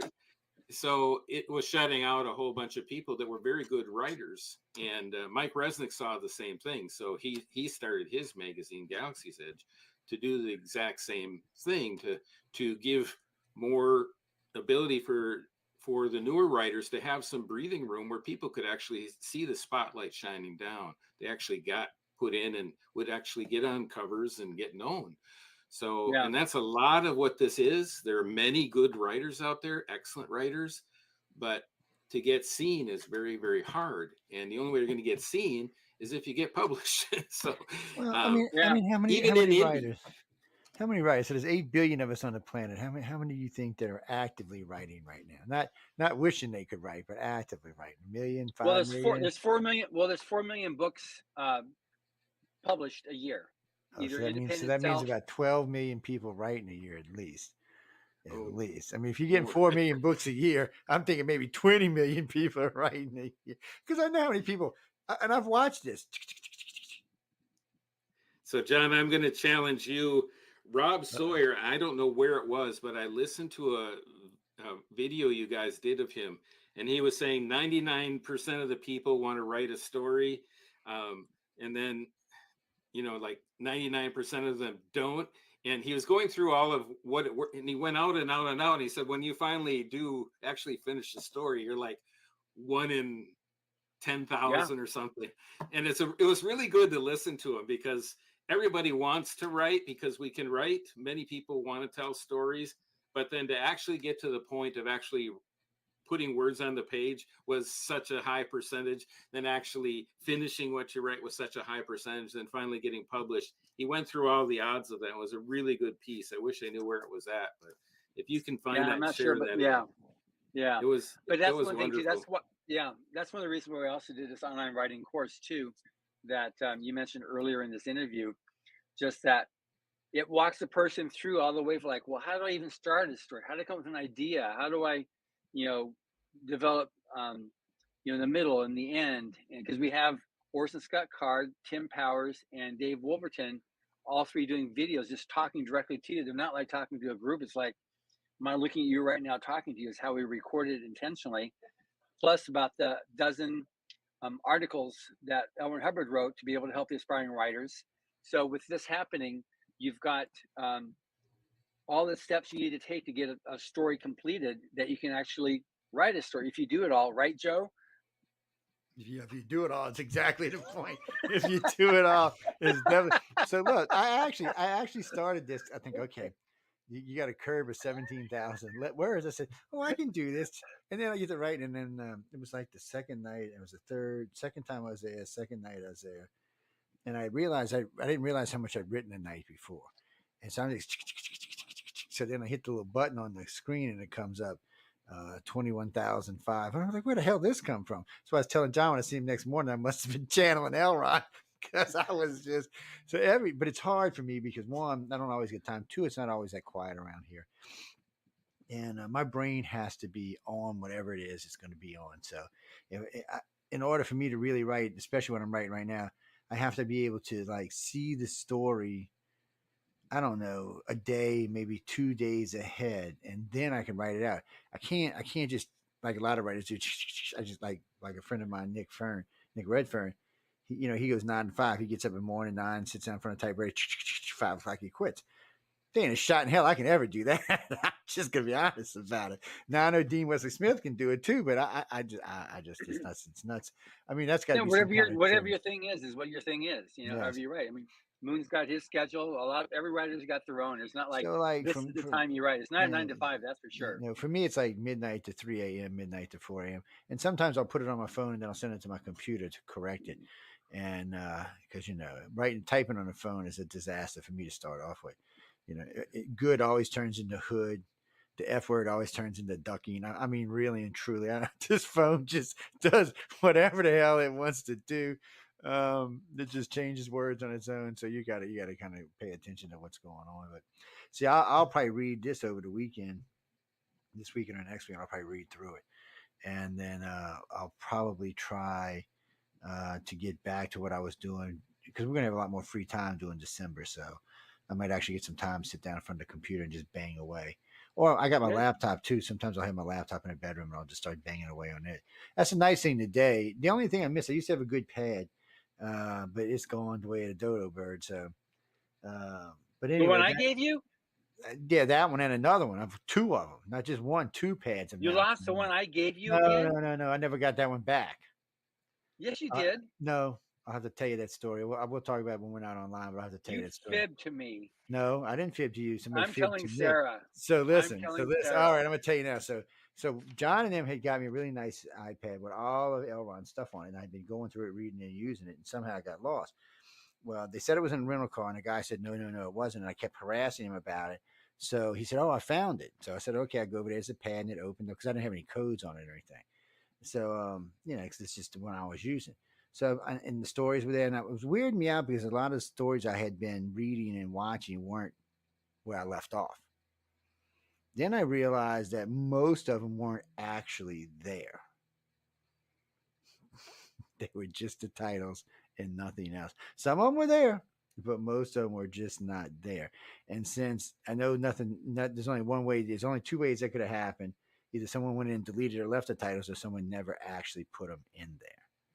I didn't notice it for a while though, because the story I was reading was actually in there. There was, I think, out of what should have been like 3,600 or 4,000 stories, I think there was 160 that would actually. So I figured what they did was they went and bought one of the whatchamacallits from y'all and plugged it in. Not the big one with all the stuff on it, just the little one with half the stuff on, or a third of the stuff on. Anyway, it was cheesy. I don't speak to this guy anymore because it was cheesy. And then I was at work one day. I had my other pad with me, and I dropped it and it got a little crack, and it just pissed me off so bad. I took a hammer to it and just my son was like, "What?" Joe. It was good stress relief. Let's look at it. It was only an Amazon pad anyway. I think I paid like $80 for it or something. But I do use them a lot. Though pads are handy for me because they're small enough that I can sit them down and just go to town on them. Laptops are right, but I've never been a laptop fan. I've either been a pad fan or a real computer fan. I like real computers, big computers, lots of horsepower under the hood. Them kind that look, the one that's sitting next to me right there, you can see freaking the next galaxy with that thing. Oh, that thing is beastified. It's fast as hell. What's that, Jeremy? You can get his book at any book dealership anywhere. You can go to Barnes and Nobles, or you can go to Amazon. You can go to his home site, and I'll post his site up to the website today, later today. But you can go over to all of those places and get it. Oh, It's you're also talking on the about bottom of his. It's on the bottom of his image here. www.thesupersecrets.com. yeah. So Yeah. you're Are they talking about live this to one, see this the one right screen? here. Okay, Yeah. first off, this one right here is getting given away during Christmas. This one right now, I think I haven't talked to Maliva, but right now I think you can still get it for it's like $60 off. I think you still get it for $125. It's 10 books.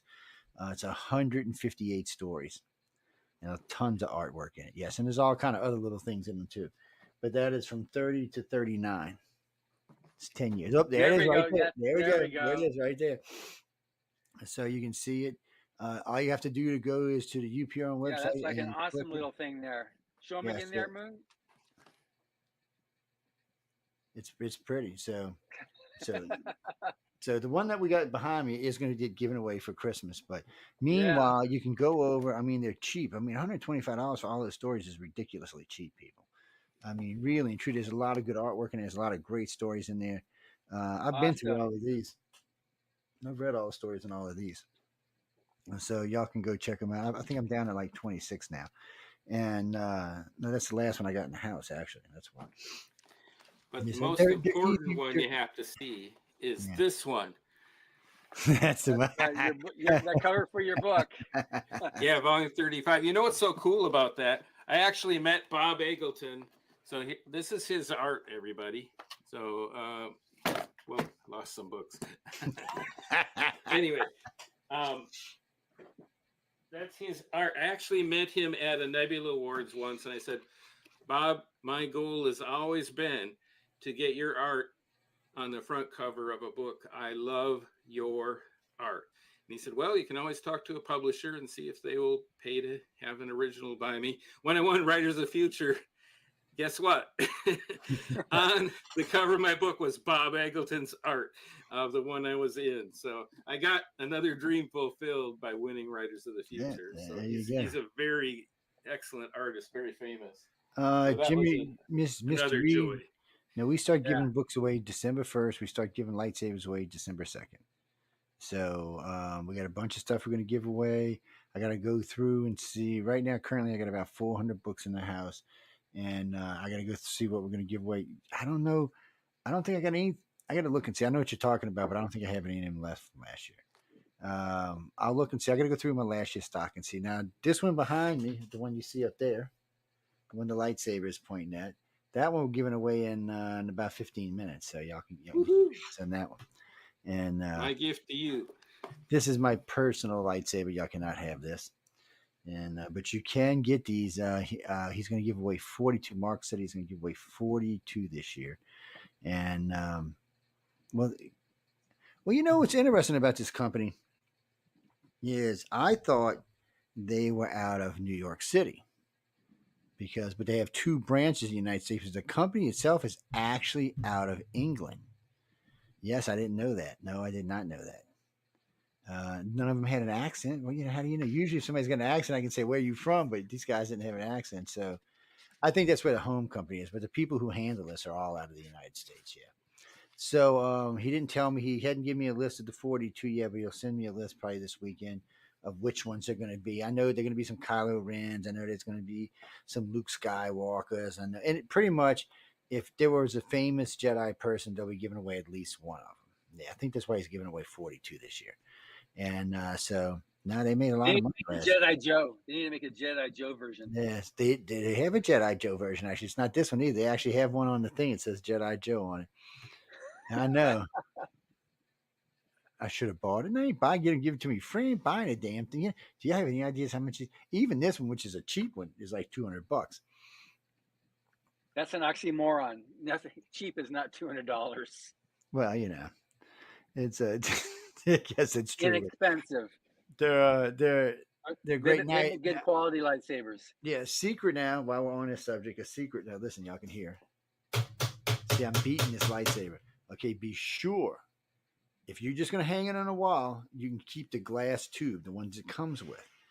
But if you're planning on playing with it, or letting your kids play with it, or letting your husband play with it, make sure you get the fighter tube on it. Because if not, if I didn't have the fighter tube, I would have broke this thing at least a dozen times. Joey, my son, would have probably broke it a half dozen times. My dogs would have probably broke it 3 or 4 times. It's so they have the reason they make these is because they have contests where you can go fight with your lightsaber. Yes. Oh yeah, y'all, you didn't know that, people? Oh yeah, they're all over the United States, and you can go get your lightsaber and go over there and fight with them. And you'd be out there. Yes, okay. I don't want to really see that because I'll just laugh my ass off the entire time. But so we're giving this away, and we're giving away books, and then Folgers is giving away some stuff with us, and Carnation may be giving away a trip to I think to California. So we'll see how all that goes. Yeah, they've been with us for a while. They had contacted me a while back. They've been wanting to give away a trip for a while. They just didn't know where, California, New York. So, no, I don't have any say in any of that. I'm sorry, guys. No. That's like when, what was her name? Jean says, I'll give you money and candy if you can get me into the contest. I said, I can send that on to Emily, but it's still not going to help you. It's all blind judging. I said, there's nothing. I'm sorry, guys. There's nothing I can do for y'all.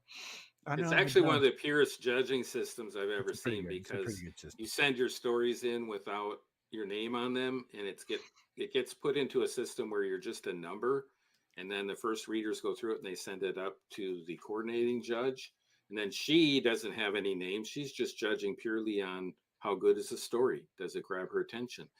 And then she chooses 8, and then she sends those 8 off to another panel of randomly selected judges for the contest, and they don't see anything either. It's still numbers. They're just choosing from the 8, rating which ones they feel are number 1, 2, 3, and then finally gets sent back to Joni Labaki, the coordinator, and she has to actually go into the system and find out what name that number was originally signed to by the computer. So I mean, it's a pure system of making sure there's no favoritism being shown, purely on merit. And again, I really appreciate that about the contest. This goes when back you win Writers of the Future, you actually won. Yeah, by your ability to write a great story. By your peers. But like Wolf said earlier, you need. So I've talked to these judges and the coordinating judges and everybody. So you need to, when you're writing this story, those first 5 pages are crucial. I'm just telling you guys. I don't even know how to explain it any better than that. You better have something on those first 5 pages that grabs their attention. You got to remember, there's a lot of books they have to read. It's not like they're reading just 12 books or looking at 12 pieces of artwork. There's a lot more than that comes in. So you've got to give them a reason to carry on to the rest of that story. I'm just being honest with y'all. See, they can't be because they got to be nice, but I don't have to be nice. So, I've talked with this about the judges on a couple of occasions, and they all tell me the same thing. You need to, first, second, third, fourth page, there needs to be something. And I've noticed now when I read these, there is. It doesn't have to be a lot. It just has to be enough to make you over the hump to read the rest of the book. You need to have the hook, and it also has to have some form of science fiction or fantasy. It's got to have some speculative fiction part to it. Otherwise, it can be a great story, but if there's no science fiction or fantasy, then it doesn't qualify for at least this contest.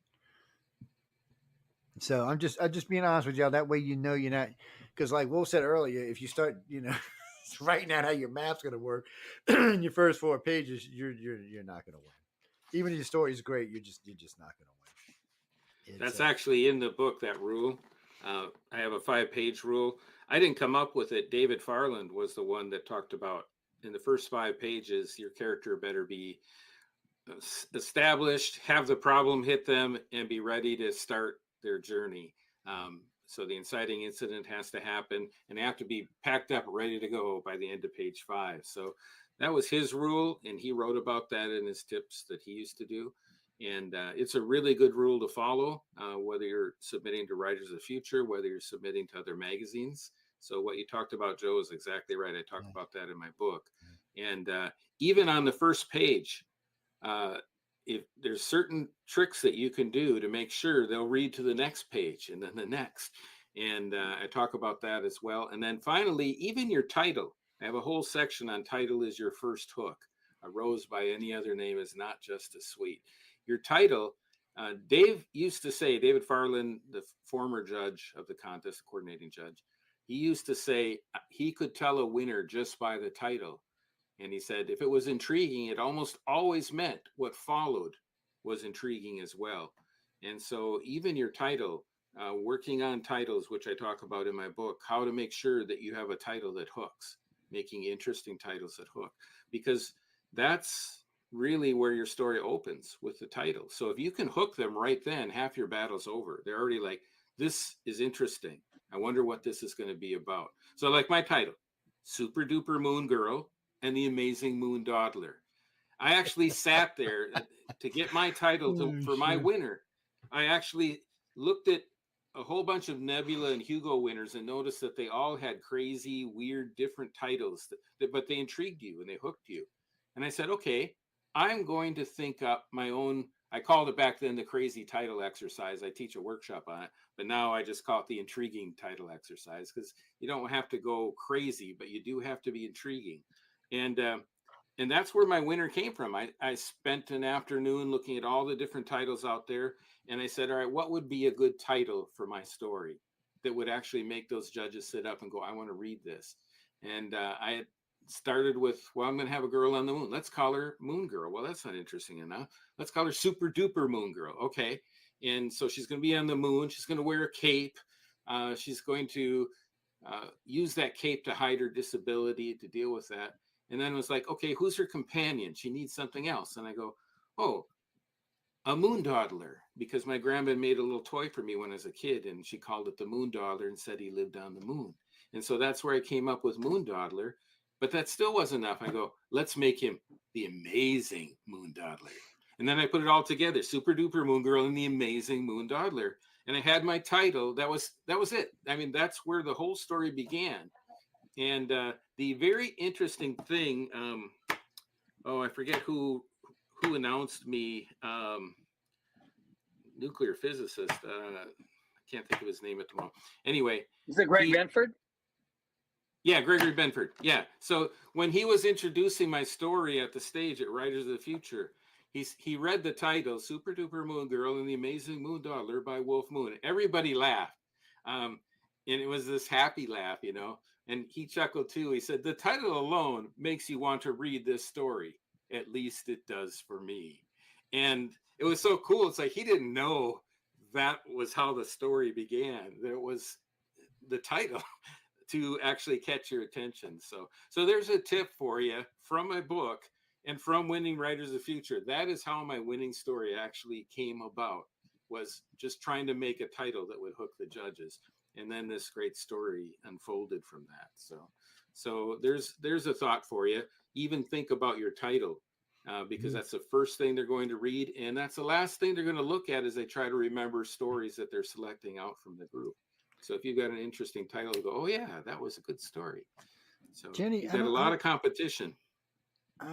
Jenny, I don't know if artwork's all that important when you're submitting your book to Writers of the Future. Is it, guys? No. I mean, because y'all they do a page for you, so you don't really. Now, yeah, the story itself, art isn't part of what you submit, you know. So, and then the illustrator, who has a separate competition. Now we've had maybe 5 or 6 people that have won both competitions, both writers contest and illustrators contest over the 40 years. But you submit a story, and then a separate illustrator, once your story has been selected as a winner, is assigned to one of the winning illustrators, and they separately then will illustrate that story. Yes. Now, once it's out on the road, that's different. I mean, covers are important once you're on a book stand somewhere. But Well, no, I personally, and I should not admit to this, but I have personally bought books because of the cover, and then going, "What the bleep did I buy this for?" And then I bought books because of the cover that were fabulously good. So I can't tell you why, guys. I couldn't tell the difference, to be honest. I've seen some great covers on some bad books, and I've seen some great covers on some fabulous books. So I don't know, but yeah, cover sells books, so even if I bought the crappy one, it was still making sales, wasn't it? No, Yep. wouldn't buy again from that author, but still, that's just one of those things. All that stuff's important. You learn all. If you win at Writers in the Future, you learn all of that stuff. Yeah, all of that stuff you learn.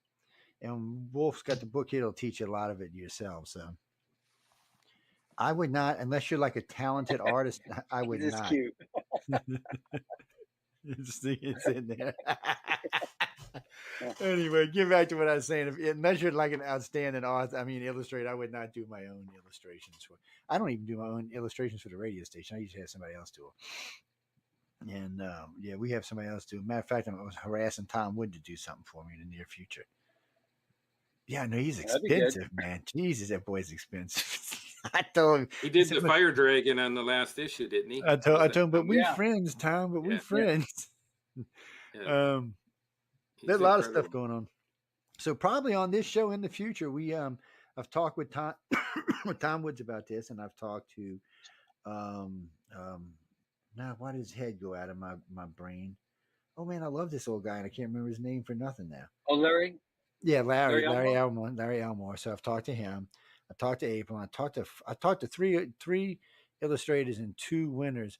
So I want to get 4 and 4, and we're gonna have a dragon on contest. And we're going to see who can draw the best dragon. Tom wanted in on it. I had told Tom that I didn't think he wanted in on it, but he said, I want in on it. I said, okay. Because it all started with Larry and somebody else we were talking at night. And they were going back and forth about who had the best dragon. I said, well, we can find out. We can do a little contest. I said, maybe we'll do it for, maybe we'll do like a donation contest or something, give it to charity since it's the holidays or something. I don't know. But anyway, that's up and coming too. What's that, Glinda? No, John's the boss. He's not an author. He's a boss. He's the boss. Yes. No, he's the boss. No, she did 2 boss. I didn't say that. She don't because she can't hear me right now, so I can say that. But she number 2 boss. No, I ain't gonna tell her that. Hell no. What are you talking? I'm not telling her nothing like that. I'm like, yes, and I love you, baby. No, she is a sweetie. She is not mean at all. She is a sweetie pie. How her and Joni and the rest of them do what they do without losing their minds is beyond me. Because there's a couple of times I'd be like, "You better get the bleep away from me," but they're not. They're actually very professional and very nice. No, I don't know. They might go to the hotel room and scream their brains out. I'm not there, so I don't know. But all I can tell you is on the floor when everything's going on, and there's a lot going on. I don't want to take it away from anything. Even when there's classes going on, there's other things going on. And me and John might be harassing people even when there's classes going on. So there's just a lot to keep up with. And, it's like the 24-hour story. That's always fun. Those kind of things are great. There's just a lot of stuff you're going to learn. And whether you're an illustrator or an author. And if you're both, well, like who's one? Larry Lazarus is both. He's an illustrator and an author. That's, yes, that's Echo's husband. Mm-hmm. I call him Mr. Cherny. That's what I call him. And, well, Echo's the boss. Don't even think she's not. She's the boss. I don't give her no trouble either. She's a sweetie pie too. No, they're all great. So if you win, whether you're an illustrator or a writer, you'll get to meet all of these people. Yeah. All of them. And they're all great people. So I've never met anybody there that was hard to talk to. Shit, half time they invite you to lunch with them. I'd be like, leave me alone, people. I want to go have lunch. They invite them with them. It's a great group of people. It really is a great group of people. But you got to win. Connections that you make that by going to lunch with them or sitting at the bar afterwards at BarCon, just visiting with them, they remember you then. And maybe they've got an anthology that's coming out and they might invite you to be in it. Or maybe you've got a book coming out and you say, hey, would you, like I did, hey, Rob, would you mind taking a look at this? And if you felt like it, giving me a blurb for the cover. And sure enough, I got a beautiful blurb. But if I was just a stranger, there's no way Rob Sawyer would have done that, Robert J. Sawyer. There's no reason to. Hello, Anthony. I see you in the other chat there. How you doing? You're in chat with us in here, huh? It's just there's just a lot to learn, and then Wolf will help you skip a lot of these steps. I shouldn't say skip a lot of these steps. Learn how to use these steps correctly. It's just, I mean, we talk about the free course on the Writers of the Futures website. So with that and this, if you can use both of those and win and meet all these people, you've really shortcutted your career quite a bit.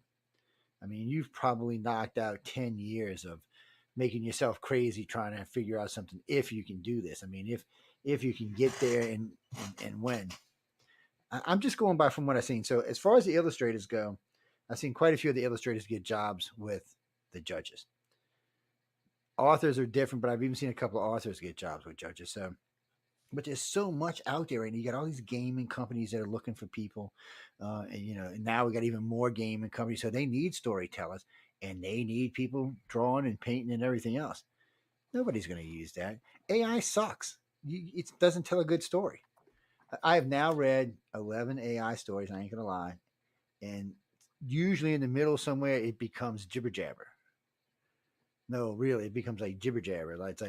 It's like me going, I have no idea what it was talking about. The artwork, after a while, kind of gets the same way. What you got there, Wolf? I see you sneaking something in there. Sneak it in there. Well, yeah. Baby.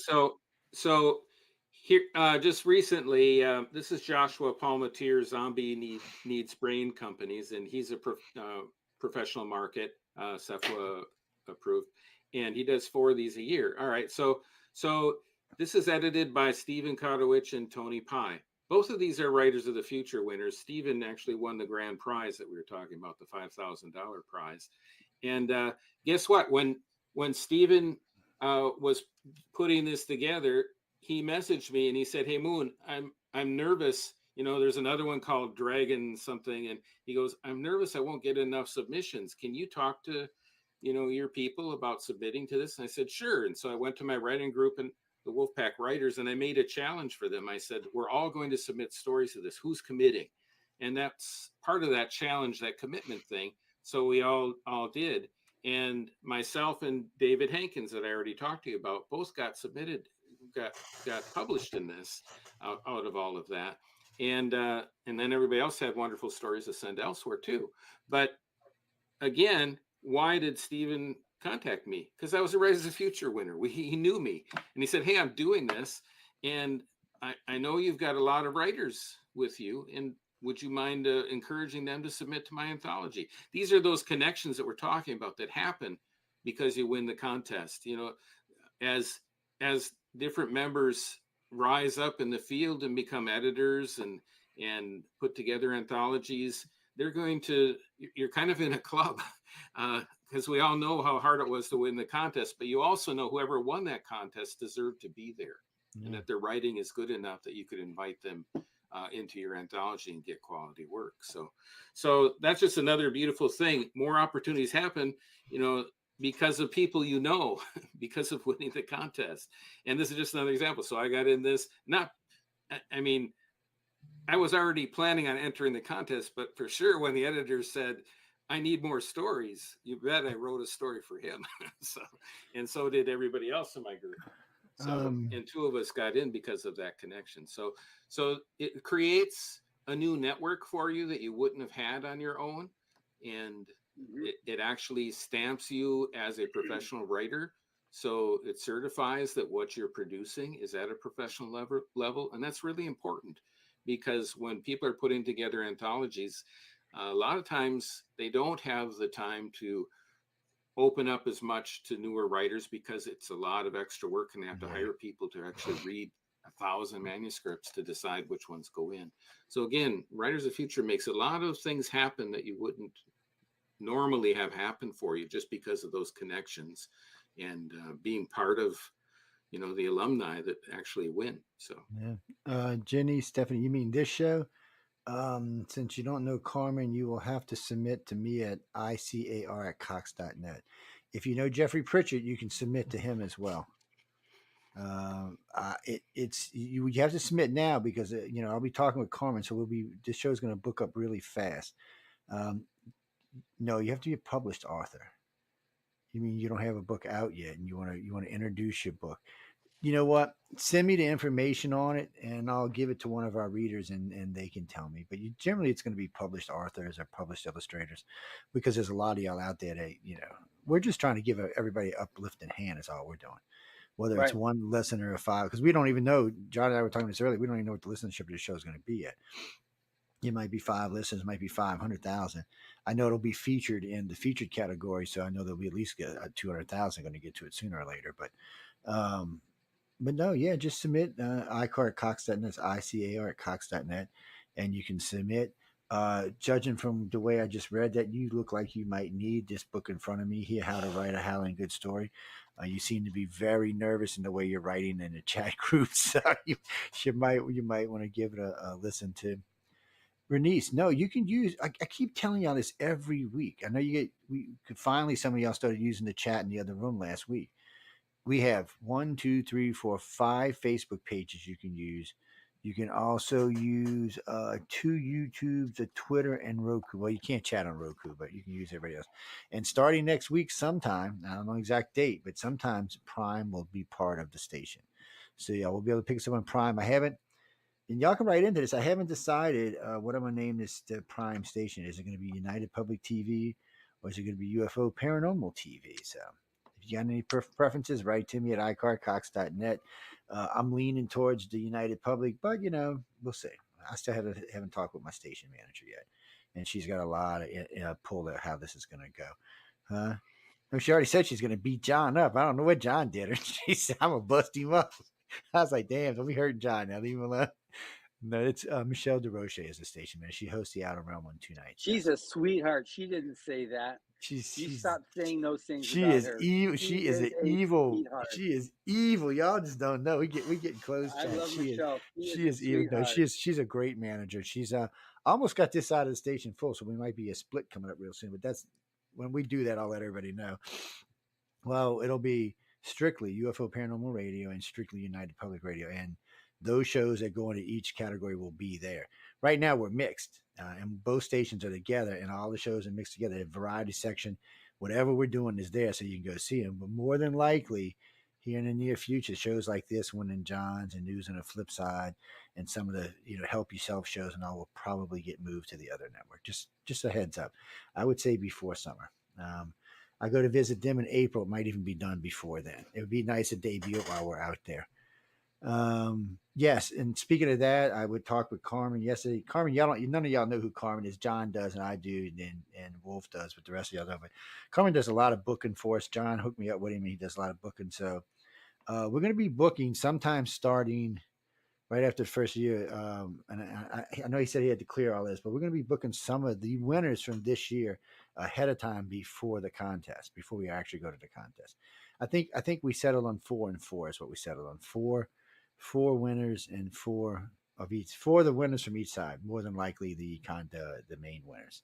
Anyway, that's not here now. No, they'll be on this show right here. No, this is the show they'll air on. Yes, this show right here is the show they air on. So just so y'all know ahead on. So yes, Saturday guess what, afternoon. Joe? 3 of those winners are from my full Wolfpack Writers group. So. Oh, see, we'll have to be talking about that too. You see how this is going to work out? Justin, go to writersofthefuture.com and all the rules are right there. It's under 17,000 words. Everything's there. And there's also a free course you can take there. There's some great judges on there. I've taken the damn thing 3 times. I just can't seem to get the thing written out. Anyway, no, it's not that it's hard. No. Don't take it like that. It's not really actually. The way it was put together is it functions quite well, and they got the videos so you can sit and listen. It's really an easy course to use. It really does help you to learn a lot of things. It's just at the end you got to write this little, and I'm just refusing to do it. It's protest, people. It's a protest. But I would, if you're a serious writer, I would get this book and I would go over there and take that course. And I think that would knock a good 4 or 5 years off of you having to learn stuff.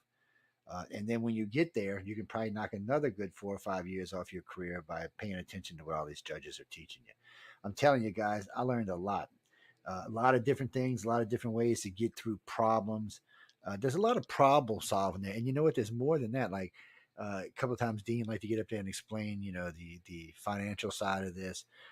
So there's just a lot of information that you can take in and really come out a better author or a better illustrator for that matter.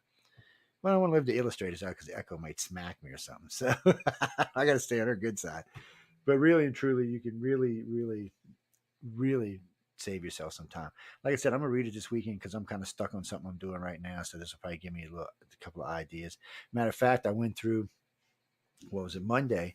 I went back through the Writers of the Futures course because I wanted to see. I'm in a spot where I need to. It's a type of transition I need to do, and I'm not quite sure how to do it.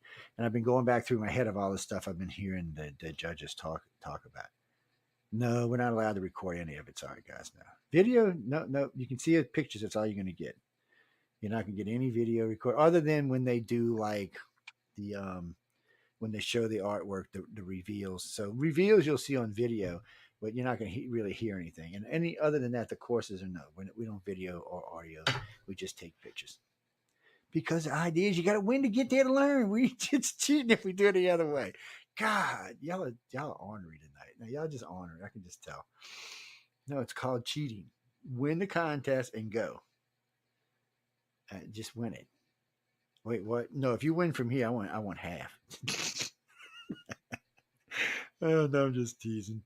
Again, submit. What do you mean? How do you get in Wolf's Wolf Pack? You got to earn that shit. He don't just give that out. Well, I have a Patreon now, so I haven't all this time. So I was doing all this for free, but it's grown. I mean, I have 160 members in the group now, and every single day I'm there helping them. And it's consumed so much time that I actually have had to make it a subscription membership now. So that's Patreon, for patreon.com/Wolf Moon, WULF, Wolf Moon.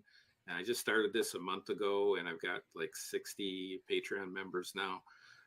So if you want extra help, there's a place where you can go and get extra help where I'm actually tutoring people. So it's just grown so big that I've had to say, okay, my wife actually has been on me. She's like, you can't keep doing all this for free for everybody. No, that's Your true. career has to take off now. And that was the point of my winning the contest. I always said, once I win that contest, I know I'll be ready to write my novels. And I've got 80,000 word novels sitting here waiting to, just wrap up. I feel you for you. Yeah. My wife told me the same damn thing. Stop giving everything away for free. And Deneen, no. You gotta win. That's all I can tell you. You gotta win. There's nothing else I can tell you. You But just there are gotta things you win. can do to make it happen faster for you. So the Writers of Future workshop, I'm surprised so many people haven't taken that. And then, like my book right now will help you because I sat with everybody and looked at all their manuscripts and said, here's what you need to work on. Everybody in my workshop got free critiques from me, free edits. And so, and they started winning because I actually could tell them, you're doing this wrong. And once you see that, when somebody that's ahead of you actually says, this has to be changed because this will always hold you back. And if you can get that, because we're blind to our own weaknesses. And so if you can have somebody say, look, you can't do a 15-page opening talking about all the history of your alien race. It's not interesting. Sorry. And you got to say it nice, but you still have to tell people this isn't an exciting story. And you've got to be able, like Margaret Atwood said, the number one rule in writing is hold my attention. And that's what you've got to be able to do right from the start, right from the get-go. That's and true. So, so many writers don't get that. They think they've got to stuff all this backstory in there, and it takes too long to get to the actual story, and they lose. They won't even get past the first readers. So, and that's the thing. And the course that we did is really good for somebody. We've got 8,500 people that have taken the course or are working on it right now.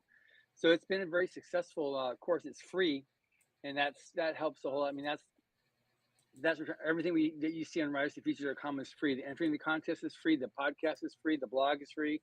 The forum, the online writing course is all free for anybody that wants to be able to improve their game, whether they're writers or artists. So we definitely have that to be able to assist anybody. The The original intention created by Warren Hubbard was to provide that means for the aspiring writer or artist to be seen and acknowledged, which is what we do. And then from there, it's in your court to be able to take it and run with it, like what Wolf Moon is doing. He's definitely taking it, and he's taking it to a new level. And he's earlier on got this concept of paying forward, while he's also working on building his own forward thrust. Well, and see, that's the other thing, guys. When you get famous or you get out there, you can come back and help everybody else to do the same thing you're doing. Yeah, it's because that's the only way y'all going to make it. Especially now, there's a lot of competition. You got to compete with AI now. You got to compete with all these authors out there, all these other people. And what do you mean, children's book? I do know like 4 people who are writing children's books, but I know absolutely nothing. And to Deneen, don't ever ask me for writing advice. You're wasting your time. I'm just telling you, write to Writers of the Future. I had a podcast this one with Brandon Mull. He writes children and young adult books. Yeah, there you go. Very, very successful. He's major successful author, and so that podcast just went up. But I'm going to have to leave in about 5 minutes. You got to get because I've got the parade to get back to. But if anybody has any questions, please ask them while I'm still here. Y'all got anything for John before the boss lady comes and gets him? No, I don't want to see him getting drugged out. We got to let him go because she'll come snatch his ass out of there. No, we don't want to see him getting abused. No, we don't want to see that. She can be abusive, so we don't want to see that. Plus, I bought her a sword, so she might. She's got weapons. One thing I do want to say about John, go to writersofthefuture.com and go to podcasts and start listening to his podcast. He interviews the best in the industry, and not just writers. It's publishers and everything. And it's an excellent podcast. You will learn so much about what you need to do, how you need to get there. And everyone's telling you how they got there. This is the most important information an aspiring writer can have, is hearing people's stories of what they did and their insecurities they had in the beginning and what their first breaks were. So listen to his podcast. I try to listen to every single one because it's my way. I call it continuing education. And you learn from all the best in the field. How often do you get to actually have the best in the field tell you what they did to become successful? So if you can copy any of that, it's going to help. So the 14th email, who can tell me how many times that it took Wolf to submit before he won. So the 14th email, whoever can tell me how many times it took him to win, I will give you. Oh, that's that one behind me because this is mine right here. It's no, I will send it out to you this week. So anybody, y'all just go. We talked about this earlier. So it's a 14th person, remember, who writes to me. Green, why am I giggling? Because if y'all ain't caught it yet, I don't know what to tell you. Anyway, I see emails coming in wrong. No, 41 times. What are you on, crack? 41 times. I only know one person. The one that had the most entries was entered 47 times. And he's one of your hosts. Yeah, he's one of our hosts on Monday night, Preston Dennett. Yeah, he entered 47 and Preston's got all kind of books to his credit. Well, hey guys, you got to work. Well, 47 times. I mean, remember it's 4 times a year though. Okay, yeah, that's over a decade. Still, what's we on? Come on, we're coming up to number 14 fast, and nobody's. I cannot believe y'all have not gotten this right. Oh, that's right. Number 11's right. Number 12's right. Number 13's wrong. Number 14. Stephanie Wells, did you get it right? And you got it right. Yes. So send me your address to this email address, and probably Monday I will send it out. Yes, you'll get it however long it takes. Unless you're like in Canada. Last time I had a winner, she won 5 books in Canada. Lord have mercy. Them damn Writers of Future books are heavy. I think it was 100. Congratulations, by the way. Yeah, and I actually signed it. Congratulations, you're a winner. So you actually get there you go. So it'll, like I said, it's going to be right here until then because we got a couple other shows that'll get aired and get the scene. But Monday it will go out. Just be sure you write to that email. And for those of you that missed it, you can get it on Amazon Kindle for $9.99 if you wanted it in an EPUB. So put it on your Kindles or anywhere else. And Sarah Housling, the reason I was laughing is because I told you to answer when I said the 14th person. Anyway, we're going to let it go. Gave it away. I told you what it was. Helping you as much. Joe was helping as much. I don't know. I mean, you can't get much better than that. Anyway, we're going to get out of here in a few minutes. We got to let John go because he's got to get back to work. For everybody out in LA, I hope y'all enjoy the parade tomorrow. We got a pretty good listening audience out in LA, so have fun out there. Don't harass the boss. I was talking about this boss, the other boss. You're not going to harass. I'm not going to worry about that. So, I hope y'all have a good time out there tomorrow. I know y'all going to be working, you. but have some fun. You know, work and fun can be together. It will be as soon as the parade's over. We'll start the fun part. We'll start the fun part. There's just we're just getting ready for there's other international political things happening right now, so we're trying to gear up for that too to make sure that doesn't get in the way of this. No, God, I can only imagine. There's so much bully ass going on right now around our country. Yeah. And Jimmy, you know, you're gonna ask me that on Friday to who's gonna be the next president. Yeah. I talked about it this past Friday. Yeah, you can go listen to that show and you can talk about it. What are you saying? Both. Good to see you, John. Okay, thank you very much, good. Joe, and good seeing you again, Moon. Good, boss. I'll get in touch with you next or sometime later in the week. I know you're busy. Behave, baby. I'll talk to you soon. Okay, thank you. Okay, bye-bye. Okay. That was John Greenwood. I did it again. John Goodwin from Galaxy Press. Yes, he's over at Galaxy Press. It's galaxypress.com. It's the easy one. It's like writersofthefuture.com, galaxypress.com. You can go to either one, click, and hang out. Hoo. No, I'm not giving my book away. Y'all on y'all. Maybe after I read it, no, it's signed, so I won't give it away. It'll go in the library. Well, remember, guys, I'm still recovering our library from Katrina. We lost, I don't know, between 2,000 and 4,000 books. Nobody knows exactly how many. And the bitch part is they didn't get wet, but there was so much moisture in my house, they all swole and ruined themselves. So a book this thick was literally like this. And they swelled so much they blew the sides off of my shelves and stuff. All fell all over the place. I only got that much water in my house with Katrina. I was really lucky, but it was enough to make everything swell up. Yeah, we lost a lot of books. I've been collecting books for 40 years. I had a lot of them, and we used to do like a mini Linden library for people who were into paranormal and ufology stuff. So, yeah, you could bring one to bring it. You know how you see the little libraries in front of a house? We just had a whole kitchen full. Yeah, that's all. It's the only difference. It's out. You can get it now. Yeah, you can go buy the book now. No, it's out, right, Wolf? Yeah, all you have to do, go to Amazon.com, punch in how to write a Howlin' Good story. It'll pop right up. You can order it immediately. It'll be downloaded immediately as an EPUB, Kindle. You're set to go. If you want to get the book itself, print book is $24.99, and the hardcover that I showed you, that is $34.99. So yeah, that's good. All price, available, too. all ready to go. Yeah, and it's 100,000 words, 36 chapters. So it's a big book. You'll have a lot of good reading, and it's fun. Everybody that's read it said it's fun, and I felt like I was sitting with you, like we were just having a chat together, and that's the way I designed the book to be. So if it's fun, you'll read it, and that's my teaching style: how to make you smile, how to make you laugh, but get the point so that you'll learn it and be able to use it in the future. Oh, you mean Helen? Am I right? Yeah, I'd recommend Wolf. Wolf has his own personal following. I've talked to too many of them. They've all gotten good information out of it. Well, I've talked to Wolf on several occasions, but I've also talked to other people who know him and people from the pack themselves because I've done interviews with him. Yeah, he's a great mentor. You just got to get there to get mentored. Is all I can tell you. He ain't gonna. I'm telling y'all now, and I'm not even gonna ask him this. He's not gonna put a bunch of foolishness and a bunch of stupidity. It don't matter if you're paying him or not. Don't act like an idiot. I'm only saying that because it seems like people in America lately have been in this "how stupid can I be" mood, and look, I don't know what it is. I watch people on the highway driving on the side of the roads. They're not drunk or anything. Half the time, they're not even looking at their cell phone. They're just driving off the side of the road. I'm like, what the hell's going on? Cranky people all over the place. No, I'm not cranky. I like being peace, love, and light. I like being happy. When people tell me, how are we going to save the planet? We're not saving the planet. We're saving ourselves, you dumb fools. The planet's going to be here whether we die or not. We could nuke it tomorrow. It'll still be here. And then, you know what? In a couple 100,000 years, it'll be a nice, pretty planet again, and we'll all be gone. Stop saying you're going to save the planet. Start saying you're going to save mankind. And the only way you can save mankind is to make the planet healthier. Yes, I know. To answer her question, you have to have the desire.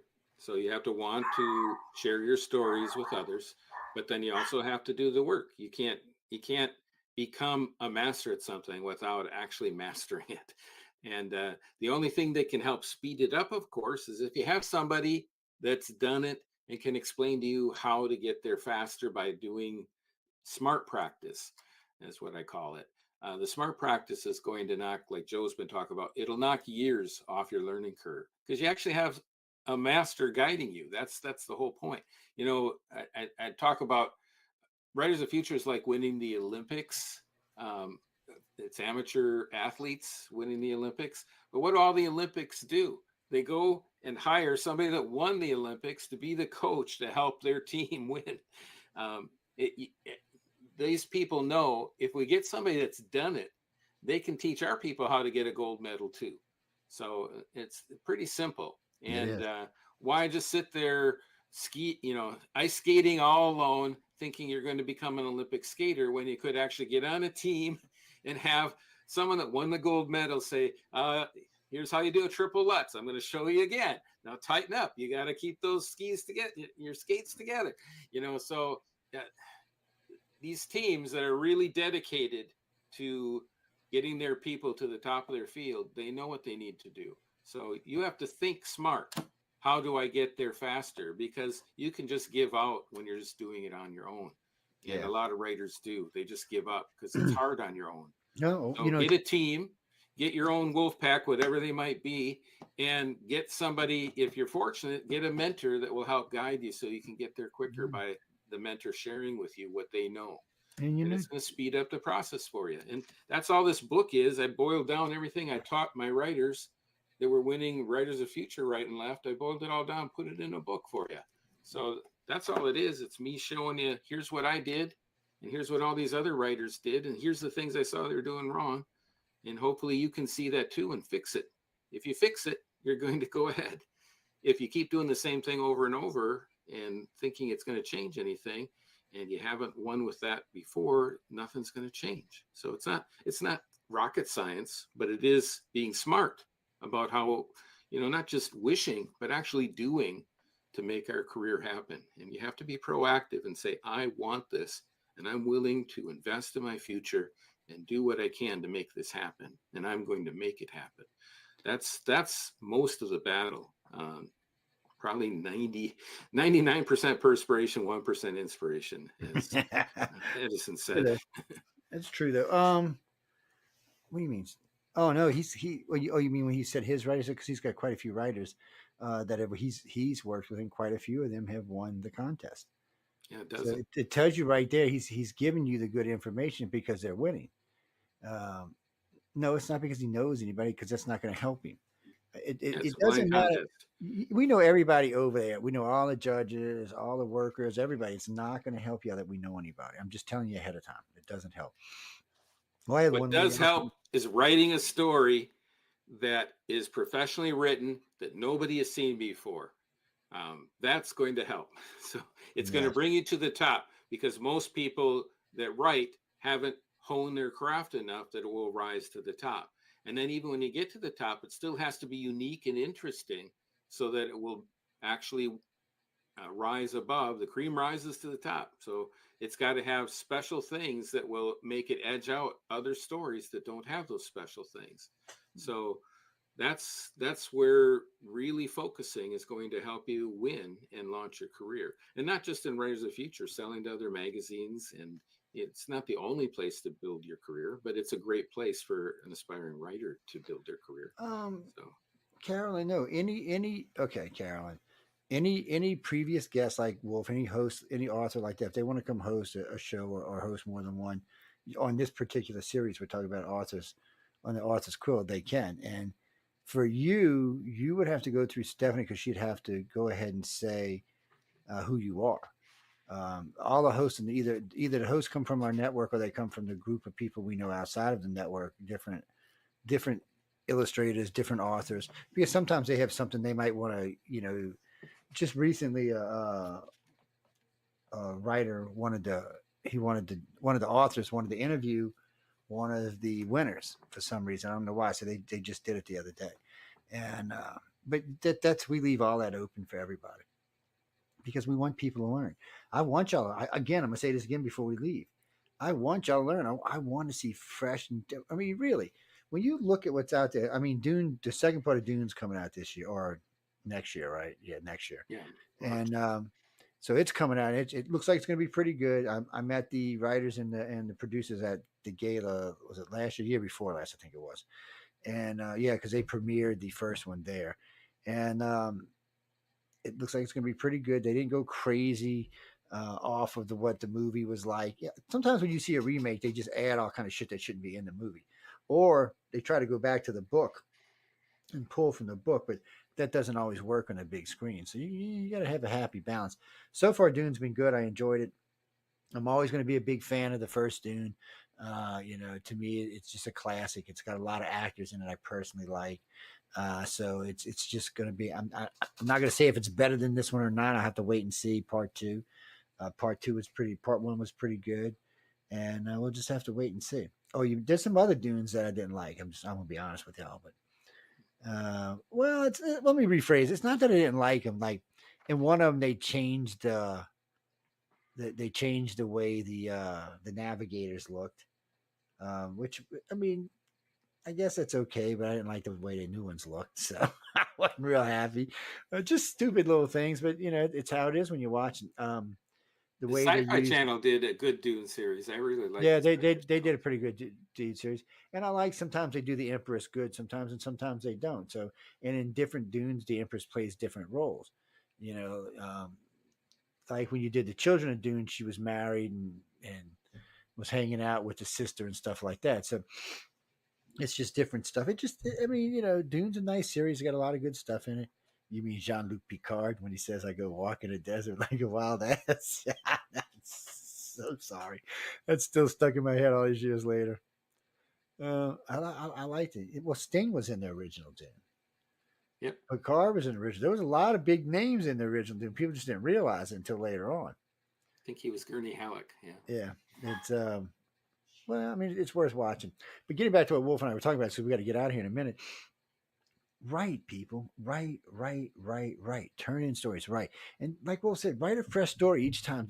Unless you get something back from one of the judges said, "Hey, why don't you do this, this, and this to this story and resubmit it?" Then okay, resubmit it. But if not, resubmit a fresh story. You got a better chance of winning. I just listen to what the judges tell me, because when I do interviews with them, I ask these questions, and these are the things they tell me. So if I was y'all, that's the way I would do it. Can I share a quote with your audience? Get it out there, babe. Yeah. So yeah, and really the book is designed to help you write professional stories, whether you're sending to Writers of the Future or anywhere else, stories that will sell. And that's what's happened. Here's a quote from Lou J. Berger, who was in my Wolfpack Writers. He'd taken one of my classes. He said, "For years, I've been sending my stories to Clark's World, a premier speculative fiction magazine, only to get a very quick no thanks from Neil. Then, Wolf Moon taught me the importance of putting the protagonist's heart's desire up front on the first page, and I made sure to include that in my latest story. What do you know? Neil bought the story. Thank you, Wolf. Your teachings have taken my career to a whole new level."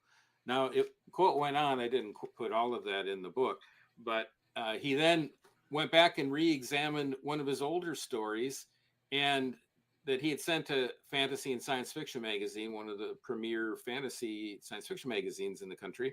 And he applied that same principle I taught in my workshop, and it's in this book. There's a whole chapter on Heart's Desire, one of the most important things I teach. And he applied that to the story they had rejected from other editors. Well, they had a new editor now, and he applied that to it, sent it in, and he sold that story to Fantasy and Science Fiction magazine. That's the difference between knowing what you're doing and not knowing what you're doing. Exactly. And I tell and he's been sending them for years, but no sales. So just that one thing, that one tweak that he learned from what's in this book, what was in my masterclass, that one thing changed everything for him. And now he's got a major professional career. You sell to those magazines, people know you. So just like they know you when you win Writers of the Future. So, and we talk about Writers of the Future a lot, but I tell people all the time, there's so many places you can submit. Sorry, guys. And really get, I would submit to Writers of the Future, but I would submit to all the contests. I wouldn't just submit to one. I'd submit to all of them. And if Writers of the Future comes back with your story and says, "Hey, honorable mention or special mention or whatever," you can take that same story and move it and try it somewhere else, or maybe adjust it a little bit, like Wolf was just saying. I mean, guys, You don't know. If you don't submit anything, you can't win anything. You can't get anything purchased. You can't win anything. You have to submit. And I've won 40 writing contests in my life, over 40 actually, including Best Author in the Critters Readers' Choice Awards for the last 4 years, Best Writing Workshop in the Critters Readers' Choice Awards for the last 4 years. I've won Best Science Fiction Fantasy Story 3 years, 3 separate years. So I know a lot about this. Is what I'm saying. That's the point. You got. From 15 years old when I won the National Scholastic Art and Writing Awards, and then I was published. I sold that story then to Science World, 500,000 copies an issue when I was 15 years old.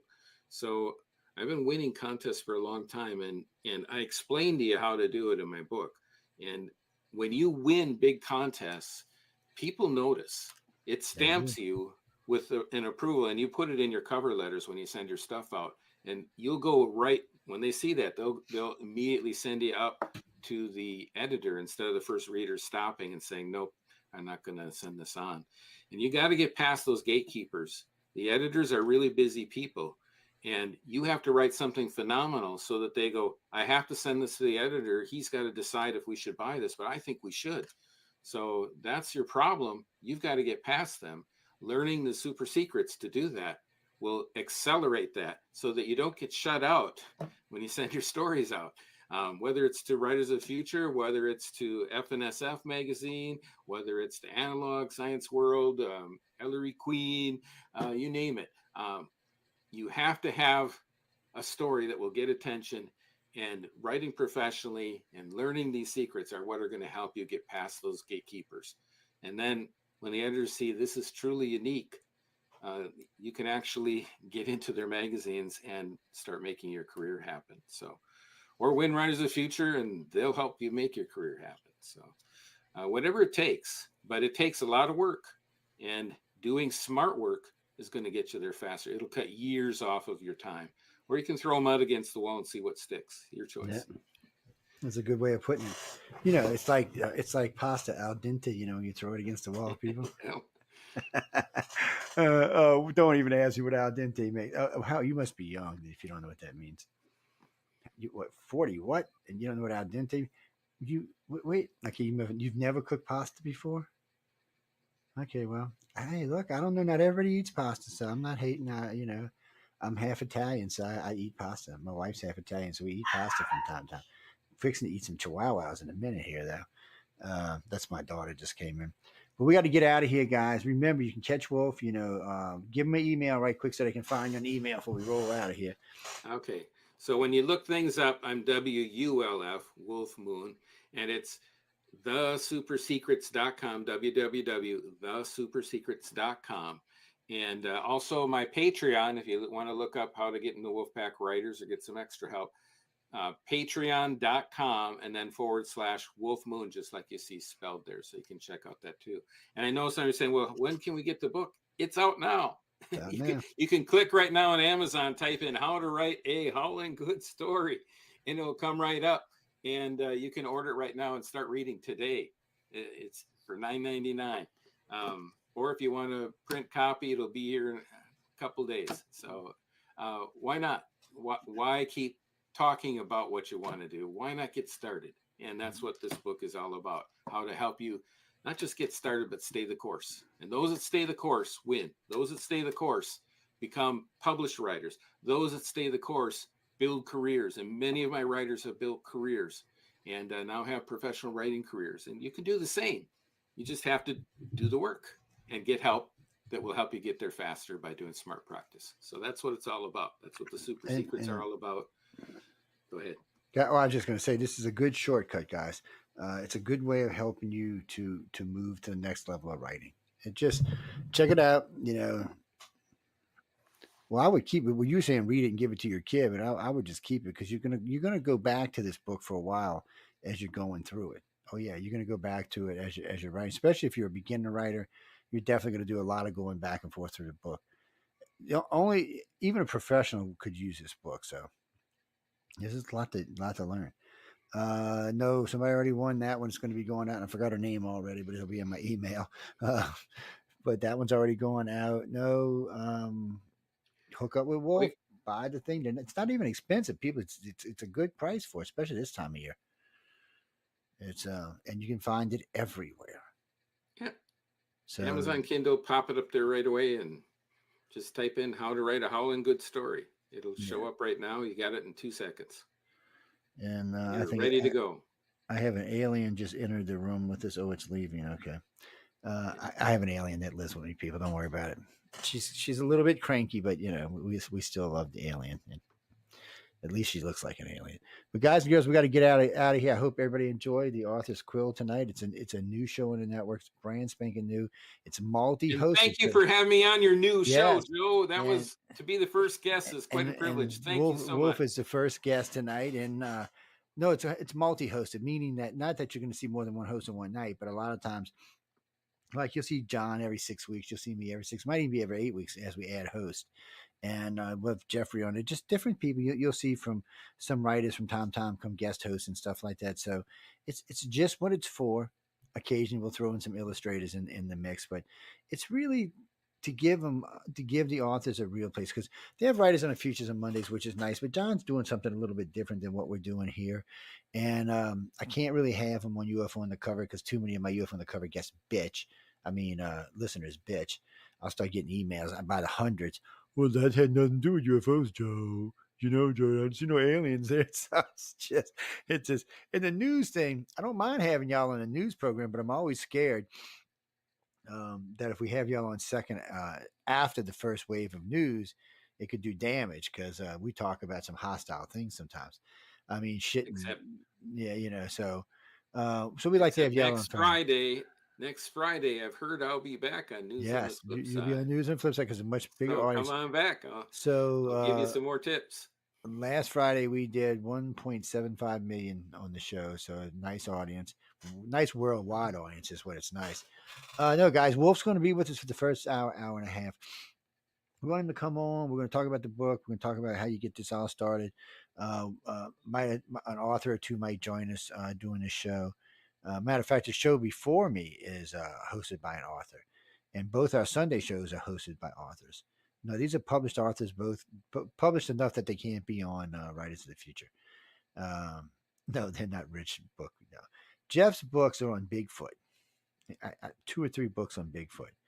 I don't know. I haven't read them. And Jenny and them books are on different things. And Loren's books are on how to have a better life. Yeah, you know, like how not to slap your husband when he aggravates you, stuff like that. It's they're just different things, but they're all different types of authors, and then we have a political author on the network as well. So I stay away from him because he aggravates me. Well, I'm a centrist, so being a centrist makes my life different. I got friends that are liberals and I got friends that are conservatives, and every once in a while, one of my liberalist crazy friends or one of my really crazy conservative friends say something stupid, and I got to give them hell about it. But you know, I like being in the middle because that's where I'm actually. That's just where I am. My politics tend to stay in the middle because I like to be there. Because I can't go far left I can go right or left if as long as it's close to the center. I just can't do that. Oh my God, can I breathe out here? So I'm so far out, there's no oxygen. I can't do this. I'm sorry. And those are the ones that get me in trouble. Every political party is going to have its idiots, so you just got to deal with that part. I'm not going to tell you who I'm going to vote for because I don't know. I would actually tell you if I knew. No. You want the truth? You want me to lie? The last 2 presidential elections, I did not vote. Nope. It's out of protest. I don't want to get into that right now, but you can ask me on Friday nights. I'll tell you. But I just, in good faith, let me change it. In good consciousness, I couldn't vote for the 4 people that they offered me to vote for.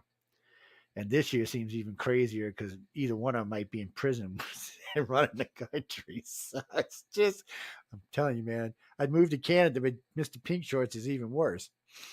Mexico's looking good. I don't know what to tell you. I don't know, guys. We'll see what happens. I don't. It's hard to predict. I mean, I haven't missed out on predicting a presidency. Everybody got mad at me last year, or when everybody got really pissed the night I predicted Trump was going to win. But my co-host Lily, she's a Z-Jenner, she called it at 7:00. That's how sure she was by the numbers, and sure enough, he won pretty big. And then the next election, I said he's not going to win. Everybody's, oh, you're just being a hater. Well, sure enough, he didn't win. And then this election, right now, the polls have him way out. If the election's today, he's your next president. Don't ask me. I don't know. I don't understand. And I'm going to say this and then we're going to go. Why we can't find someone who's a uniter instead of a divider. Clinton and Reagan were the last two uniters. After that, no, Clinton was a Democrat and Reagan was a Republican, but they kind of got the country closer. Well, I guess you can say Bush was, but that was only because of the war. But other than that, I liked Obama, but for some reason, conservatives hated him.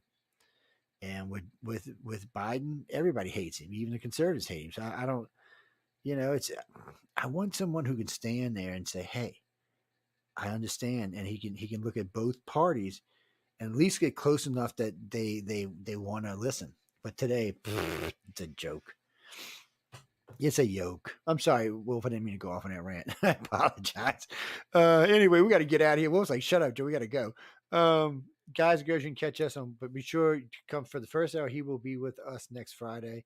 So be sure to come catch in the first hour. Second hour would just be catching up on war news and stuff like that, and political news. Of course, we do the polls every week now. On that note, good night again. Thank you for teaching. Thank you for tuning in to the Author's Quill. Be sure to check out Wolf and his book. I'd go buy the book. And yes, that's writersofthefuture.com if you want to check out the course. But, learn, people. Learn. And that note, good night. And I will see y'all on Wednesday. So stay out of trouble for a change. Thank you, everybody.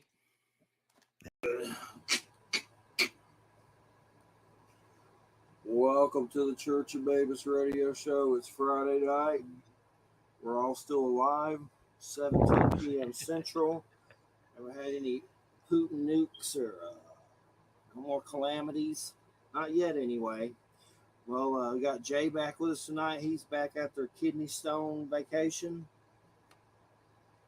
Well, more than that, yeah. I had diverticulitis and kidney stone and been to the hospital 4 different times and stayed for 4 days. Yay. It was not a vacation of any sort.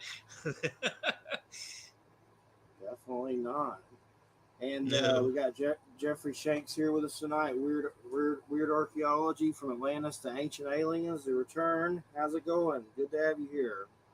Oh man, it's great to be back on. It's been a while, pre-COVID, I think, since I've been on the show. It's great to be back. And listening to. Oh man, hold on a second. I was supposed to play these little things, and I forgot. Hold on, let me find them. Where are they? Hold on a second. Okay, hold on. I got to play a couple little things real quick. I'm supposed to do it before the show, but I forgot. We're going to do it just real fast, and then we'll be right there. It's like a minute or something. You are listening to UPRN, United Public Radio Network, coming to you live on 105.3 right up to 107.7 FM from the beautiful city of New Orleans. UPRNTalkRadio.com.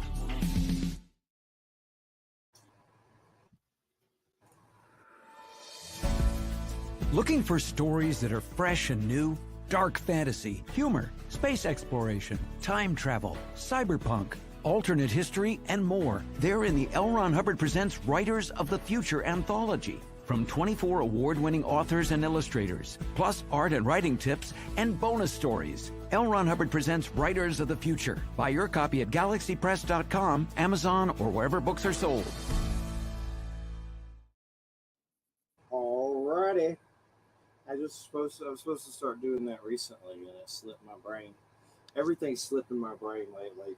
I've had some things lately. I've been watching that Secret of Skinwalker Ranch show a lot, and then for some reason we had an oven door blow up, which could have been natural. I don't know, but it's like a nice Frigidaire. Just happened. It was really strange. Did you say oven door?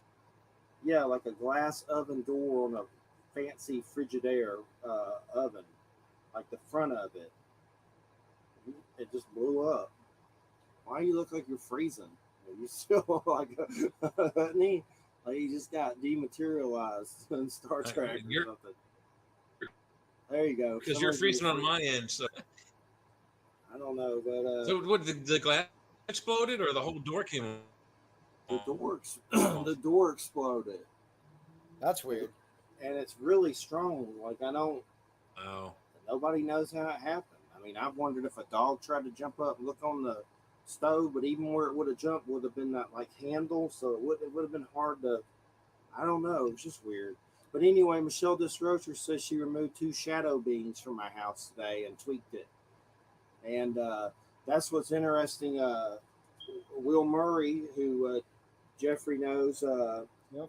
he does a lot of clearing stuff too, and he has a connection to Secret of Skinwalker Ranch, and we got him scheduled coming up in the fall, so that's going to be a really good one. And it's, I believe people can do that. Sometimes it's a lot to comprehend for me, but I've noticed changes when she does it. And this dude worked, the government did it Yep. for them, and we have a whole history of and books about people doing it for the government, remote viewing. I mean, it's basically someone sitting in a room and psychically seeing faraway places. I get kind of likened to someone solving a murder for the police psychically, stuff like that. I believe there's something to it. Sometimes it's a lot for the brain to handle, but I've seen enough weird stuff. I don't rule anything out. There And are I know I feel well tweaked. documented cases of psychics solving crimes. I believe it. Yeah, I mean, remote viewing, like you said, the government did it for many years. They I believe I think they're still Will. doing it. Yeah, they I may don't be think they right. stopped. And I believe Will, was trained by one of the original guys, that was on Project Stargate, the famous government program. Like back in the Ingo 70s. Swan or something like that. Ingo Swan was involved in that. I think John Alexander, who you were mentioning earlier, Skinwalker Ranch was part of that back in the day. Hal Puthoff, whose name comes up quite a bit with, Bigelow and some of those folks, and he's involved, in some of the new UAP stuff. He goes back to that project back in the day as well. So, yeah, I like to, I'm kind of skeptical, but I always like to keep an open mind because the universe is a weird place, and we really don't understand all of it. So, I mean, that's the main reason I'm here. If I didn't have weird stuff happen to me, I would not have thought about any of this stuff. My extent of knowledge of weird stuff, like was E.T. at the drive-in and Star Wars and stuff like from TVs and movies when I was a kid. And then, I had the cancer situation, testicular cancer, went through all that, lost one in the war, and then my dad died. I just think somehow all that suffering opened doors. Yeah. And then I also read a lot of occult stuff and paranormal. I think it seems like I can attract it to me. Like I can watch these paranormal shows like The Secret Skinwalker Ranch, and it seems like it can open things and things will start happening. And I've had that happen. I attract it somehow like that. I was just watching the Small Town Monsters Dogman Triangle. That's on Tubi for free if anybody wants to check it out. It was really good. Creepy. I don't know if I want to see one of those, but basically there was all these people, eyewitness testimony, seeing freaking werewolves in Texas, and there's a triangle of encounter points. And those creep me out. They seem like they'll just grab you and eat you. Well, a lot of people, well, before the show, Jay and I were talking. For me, it was watching In Search Of as a kid in the late 70s, early 80s, man, with Leonard Nimoy. That warped my brain, but I was in all the way. UFOs, cryptozoology, paranormal, all of it. I've always been fascinated about it. It's always great research. Yeah, they covered almost every subject. Yeah, they hit them alien all. abductions, even. I'm sure they have them. I got that box set. Yeah, a lot of ancient astronaut stuff. We were talking about Von Daniken and Chariots of the Gods was very popular at that time. For me, the ancient mysteries too always had a special fascination, right? And of course, I ended up doing it for a living. I became a professional archaeologist. But to be fair, it was in the 90s when a lot of the stuff like with Graham Hancock was coming out, and John Anthony West and Robert Schoch with their ideas about the Sphinx being 10,000 years old, and all that stuff was happening in the 90s, right? And kind of a almost a snowball effect. I was getting into all this stuff. I finally decided, you know what, I'm going to go back to school and get a degree. When I found out you could just become an archaeologist, go to school and do that, and I did it. Today I'm kind of skeptical about a lot of that stuff, and we can talk about that. But to be fair, I owe my career, to the weird, wacky stuff, right? It was what inspired me to do it. You That's know, awesome. and Well, yeah, tell us some of the archaeological things that you've gotten into. I mean, sure. what Let me. was I, Indiana Jones of influence? right? Well, but first, let me say, I do work for a federal agency, so I just want start with a disclaimer. Like anything I'm saying here, this is me as an individual, and I don't represent my agency or my employer, right? Because we're probably going to delve into some weird stuff, right? So You have disclaimer no out of the idea. way. Some idea. Um, yeah. Well, you mentioned Indiana Jones, right? So, I Should just have I brought my did hat some. up. Yeah, listen, I'm gonna throw this out there. The new indie movie is good. Don't believe the naysayers. It's good. Go see this while it's still in the theater. No spoilers. I know I'm gonna like it, but no spoilers. I haven't seen it Yeah, yet. no spoilers, but I got listen, the it's hat and good. you got the bullets, but I don't have I everything love else. Mads Mikkelsen. I like Harrison Ford. Mads So. Mikkelsen is great. I'll give him I that. mean, it's absolutely good, entertaining film. If nothing else, it's a great palate cleanser after Crystal Skull. If nothing else, it's a great way to end the series. There you go, nice. That's part of my Indian. This is an actual Shivalingam stone from India, but it's not like Oh, that's cool. the Chakra stone was Nice. fictional stuff, but it has the 3 Yes. lines on it. Nice, very cool. I try Yeah, to look at so- reviews on Rotten Tomatoes, but I don't trust them all the time. And lately, I see a trend where like things Yeah. that are actually decent. It's a propaganda Like my sheet, friend just like Mike any Hacker other. said the Flash movie was really good. He enjoyed it. I haven't Yeah. seen it yet, but that's by the guy that did It and Mama. That's a good director, Right. so I want to see it. But even Yeah. though the actor creeps me out, that he grooms kids or whatever. That's Yeah. true. That's creepy. Trying to Right, choke a lady to death. It's there are hard to some- watch a movie when you have those parallels, but It's tough. I want to see it. But I've noticed Yeah. a trend. These a I'll lot be of these right critics back. are I'm gonna go probably grab paid. something. A lot of these critics are probably paid off for something too. I think a lot of it with indie was also political. It kind of got review bombed by folks that felt like they were, because it had the strong female lead. I think there was people were saying, oh, the female character female lead's going to take the place of Indy and all of that. And so I think so crazy. I think some of it was kind of a reaction to that, and that isn't the case. at I'll all. murder you for You this. know? I'm gonna Yeah. kill you. Right. So it got review bombed over something that's not even real, right? I mean, it's just ridiculous. So it was kind of the John Carter effect, right? I don't know if you remember, the John Carter movie where yeah. it's not a bad It's movie, a good but movie. but the narrative before it even came out was, oh, this is going to be a flop, and so it became self-fulfilling.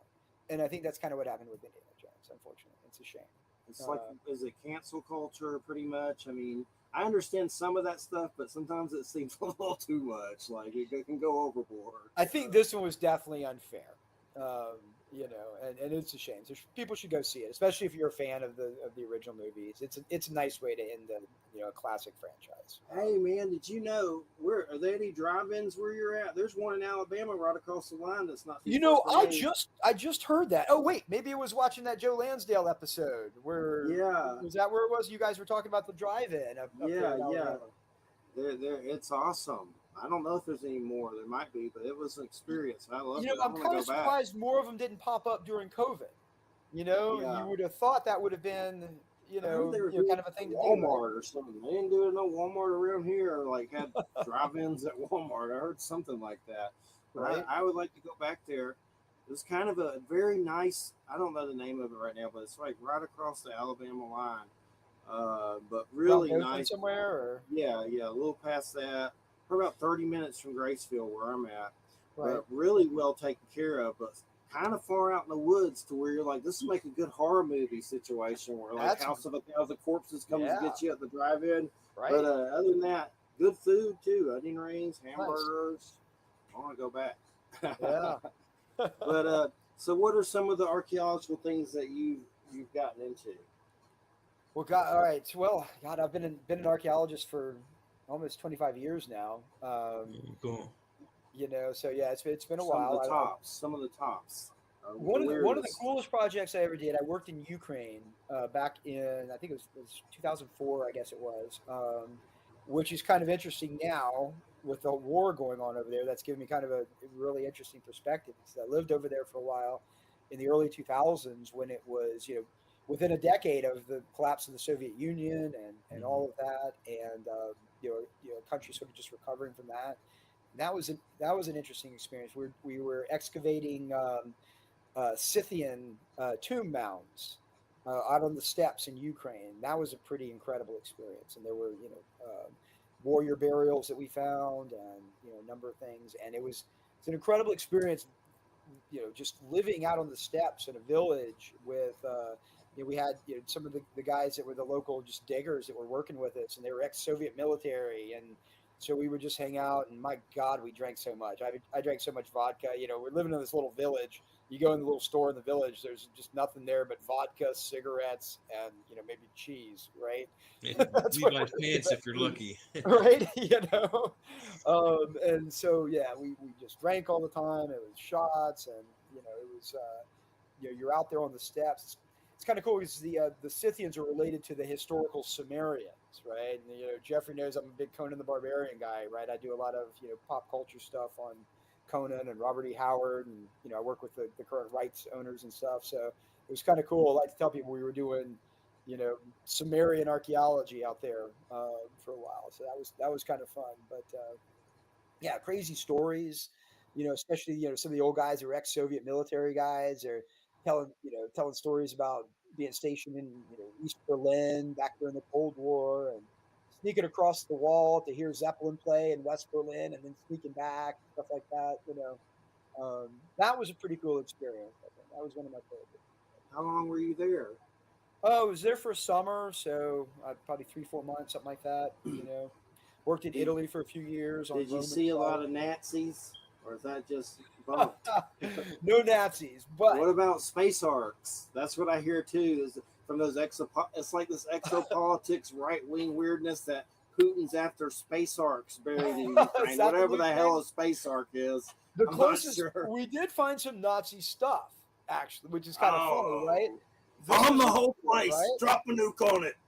We did well and it's kind of weird, right? We're out there on the steppes, right? So it's just miles of wheat field as far as you can see, but every now and then there'll be these mounds, right? And they're these old burial mounds for Scythians, who were like the kind of steppe barbarians, horse barbarians, of ancient times. And because they're the only high ground for miles and miles during World War II, everyone, basically what they were trying to do was capture these ancient burial mounds. And once they would capture them, they'd turn them into machine gun nests and put guns on them and anti-aircraft guns and stuff. And so we're digging these things, and all of a sudden we're finding like unexploded ordnance and stuff, and it was actually a little sketchy, right?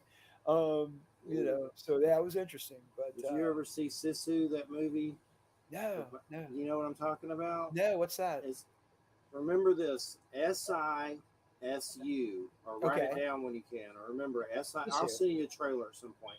Yeah. It's a movie by the guy that did an old, like, I think they're Finland or Swedish or something, but he did a movie called Rare Exports. It's like a weird Santa Claus horror movie. Right. But it's a new movie that just came out, and it was at theaters and stuff. And it's about this dude during World War II, I guess, and he's just killing the crap out of Nazis. It's the most awesome thing since like Good, the Bad, and the Ugly. It was just crazy. Like it's just nonstop insane. But it's called SISU. It's pretty. A lot of people talked about it. Like it got really good reviews. So. Yeah, I'll check it out. But definitely. Yeah, a lot of the work I do today, though, I do a lot of work in the Southeast United States. A lot of it in Florida. So while I don't have a whole lot of Nazis, I do get tons of snakes.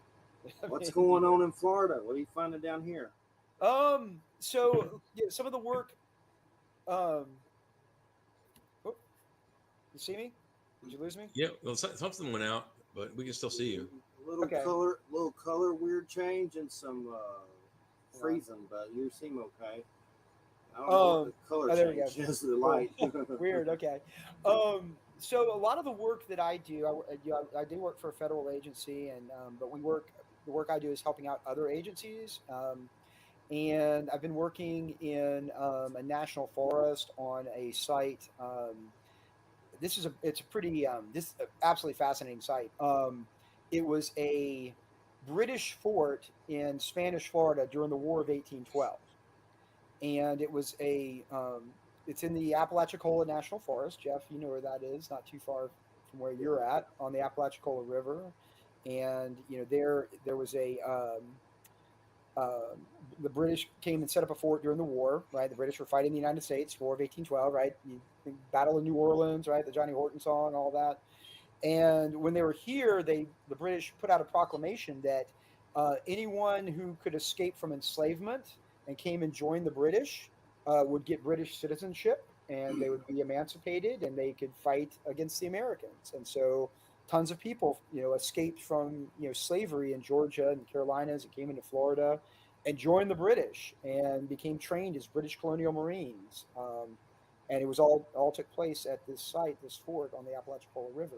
And so we've been doing a lot of the work there, mostly ground penetrating radar. We're not doing any excavations there. It's a very sensitive site. But trying to recover that story. And when the British left, they left it in the hands of some of the folks that stayed behind. And so you had one of the largest free African American communities in North America at the time here, not just free, but free with a British built fort with cannons, guns, supplies, and it was a destination for people to escape to. And it lasted for about a year and a half or so until Andrew Jackson and the Americans, Andrew Jackson ordered an invasion, another illegal invasion of Florida, and attacked the fort. And they had a battle and ended up a heated cannonball hit the powder magazine in the fort, blew up, and it killed almost everyone. So it's also kind of a tragic story as well. And but a lot of the survivors went on to become what became known as the Black Seminoles. They joined with the indigenous populations in Florida and continued to fight for freedom for decades after that. And it's an incredible story that almost no one knows about. And so that's what we're trying to do is recover that story and tell it.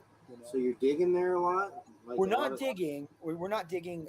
Mostly Digging with radar. We're using ground penetrating radar right now. One of the reasons is because so many people died there.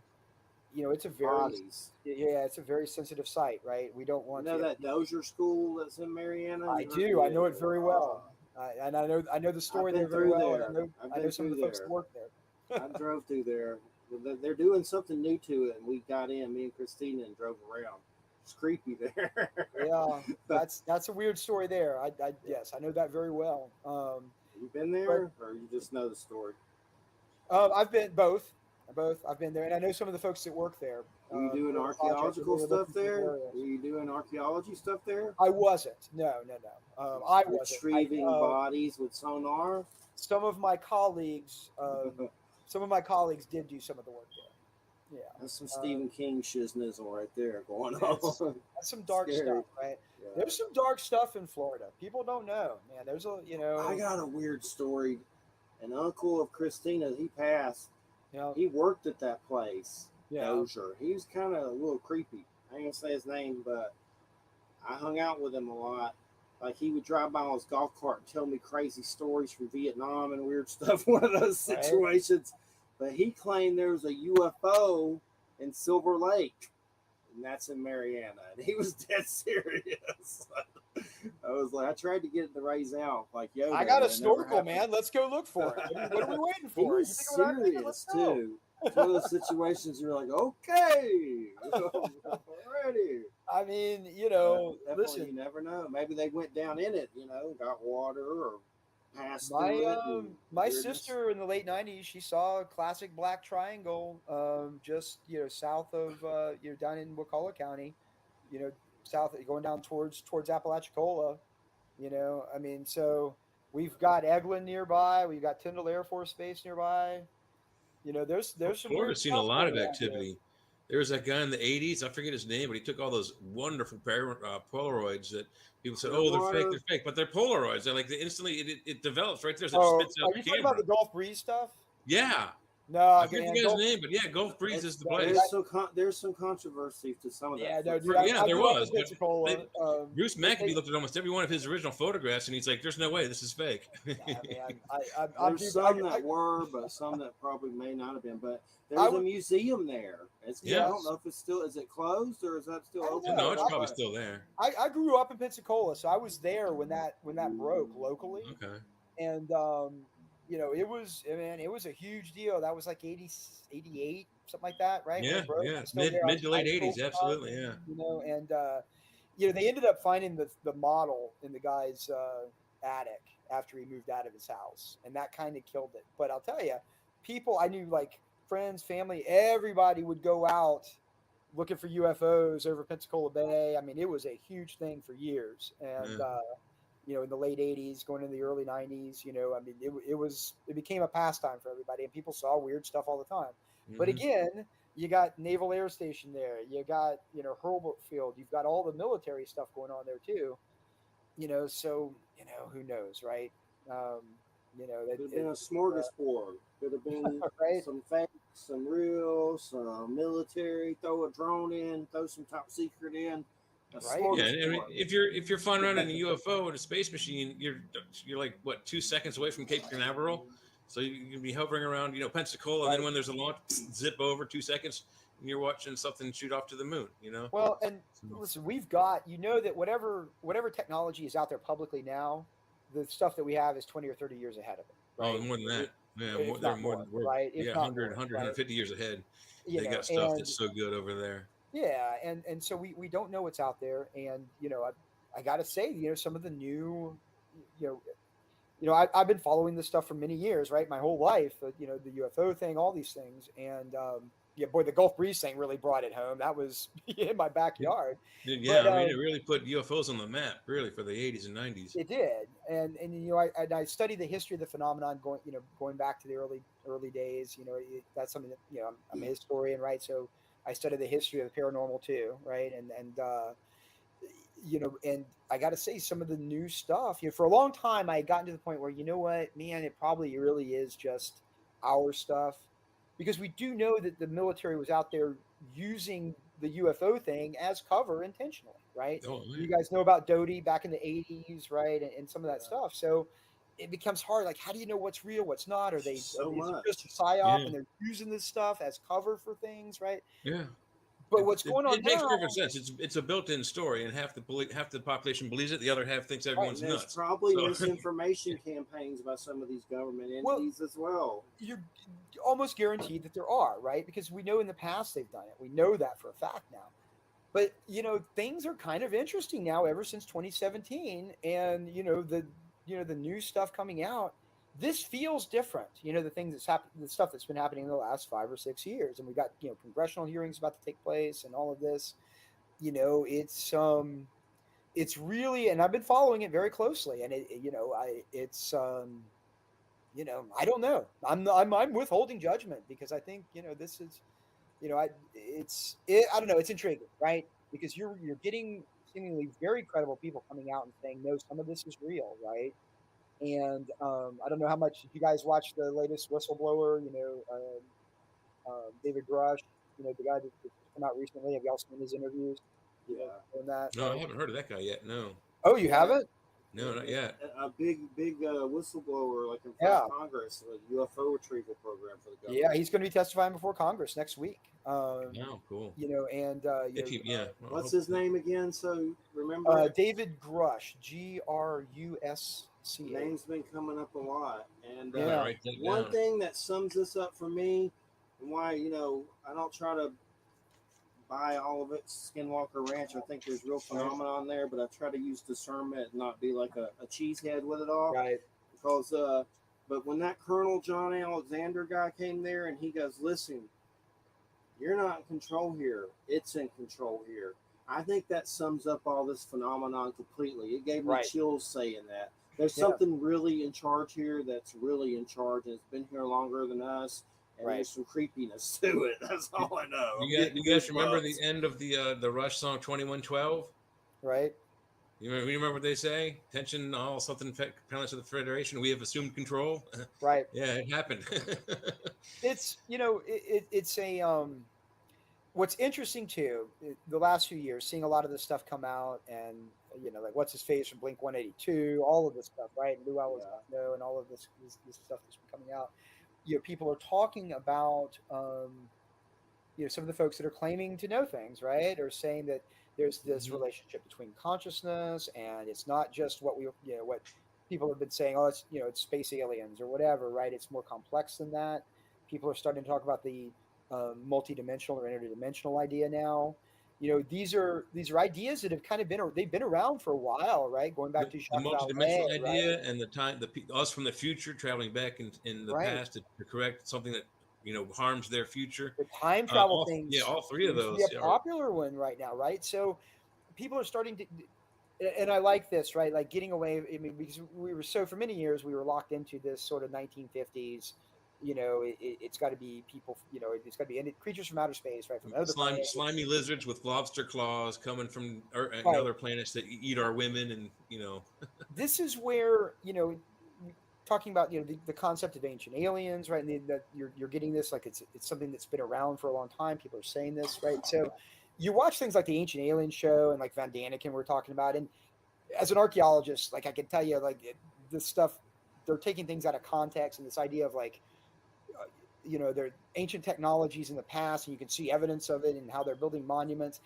They're thinking about this in the wrong way, right? Let's assume that this phenomenon is a real thing. Let's start with that assumption, right? And that we are interacting with non-human entities of some kind, right? And why would we expect that in the past? We can expect that they've been here for a while, right? That does make sense. Why would we expect that they would be doing things in the past that they aren't doing today, right? Why would we expect that these entities in the past would be doing things like helping build the pyramids and stuff like that? Are they today helping us build interstates and the Empire State Building and skyscrapers? No, right? They overdo it. They're interacting with us in very strange ways. People used to use the term abductions. Now experiencer is a more preferred term, right? But that's where, if you want to see this in human history, we should be looking for similar kinds of interactions that we have today, right?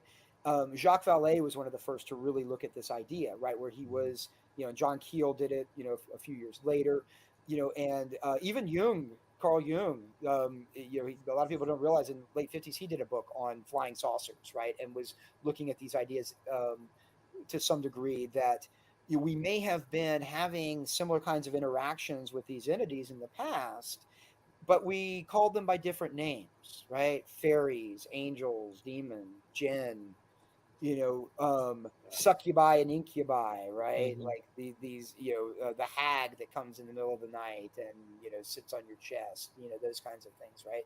There's similarities with the stories from mythology and folklore to the modern encounters that you started hearing about in the really in the 60s with the hills, but really took off in the 70s and 80s, right? The so-called abduction phenomenon.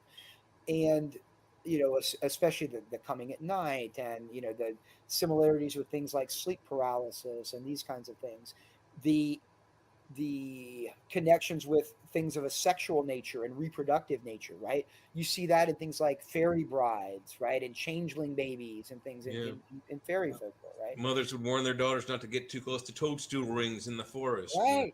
Toadstool rings. How is that different from crop circles, right? I mean, so you get these, and Jacques Vallée was one of the kind of pioneers that really brought this stuff out. With his book Passport to Magonia that came out in '69, was it's a big one. That's a big one, right? And there was a lot of pushback from the ufological community at the time on that, because the extraterrestrial hypothesis was the main, that was the main theory out there, the main hypothesis or model. And people recognize, oh yeah, there's similarities, but they were just encountering extraterrestrials back in the day, and that they just call them fairies or demons or whatever. But it may be more complex than that, and Vallée was the one who started looking at some of the strangest encounters that didn't make any sense, right? I don't know. Are you familiar with the story? The guy's name was Singleton, I believe it was, in the late 50s, and he was a farmer that had a almost traditional flying saucer land in his field, and little short humanoid creatures came out with a jug and they wanted water from him. Yeah. Right, and he gave him some water, and then they like cooked some pancakes for him on a grill. And gave him pancakes, right? And they were like buckwheat pancakes, right? It's the weirdest thing, and so most people just dismissed it as, okay, that's absurd, right? Like we obviously can't take this guy seriously, right? Buckwheat pancakes from space aliens, right? Unleavened bread. It's a story from the Bible. That's a story from the Bible. Jacques Vallée pointed out that the idea of buckwheat cakes is a common motif in fairy stories in Great Britain, right? That's the whole like don't eat the fairy food, right? That kind of thing.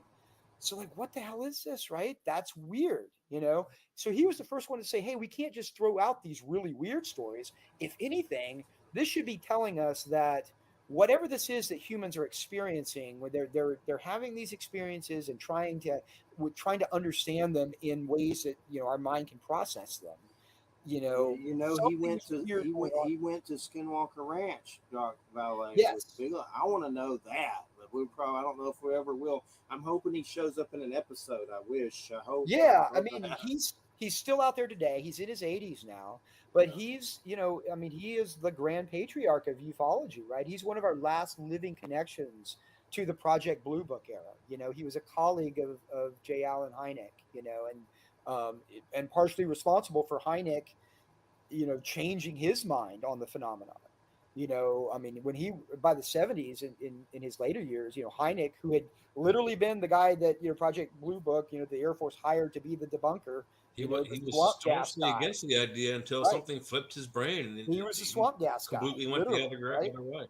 And Yeah. he finally like came out and was like, no, I can't do this anymore.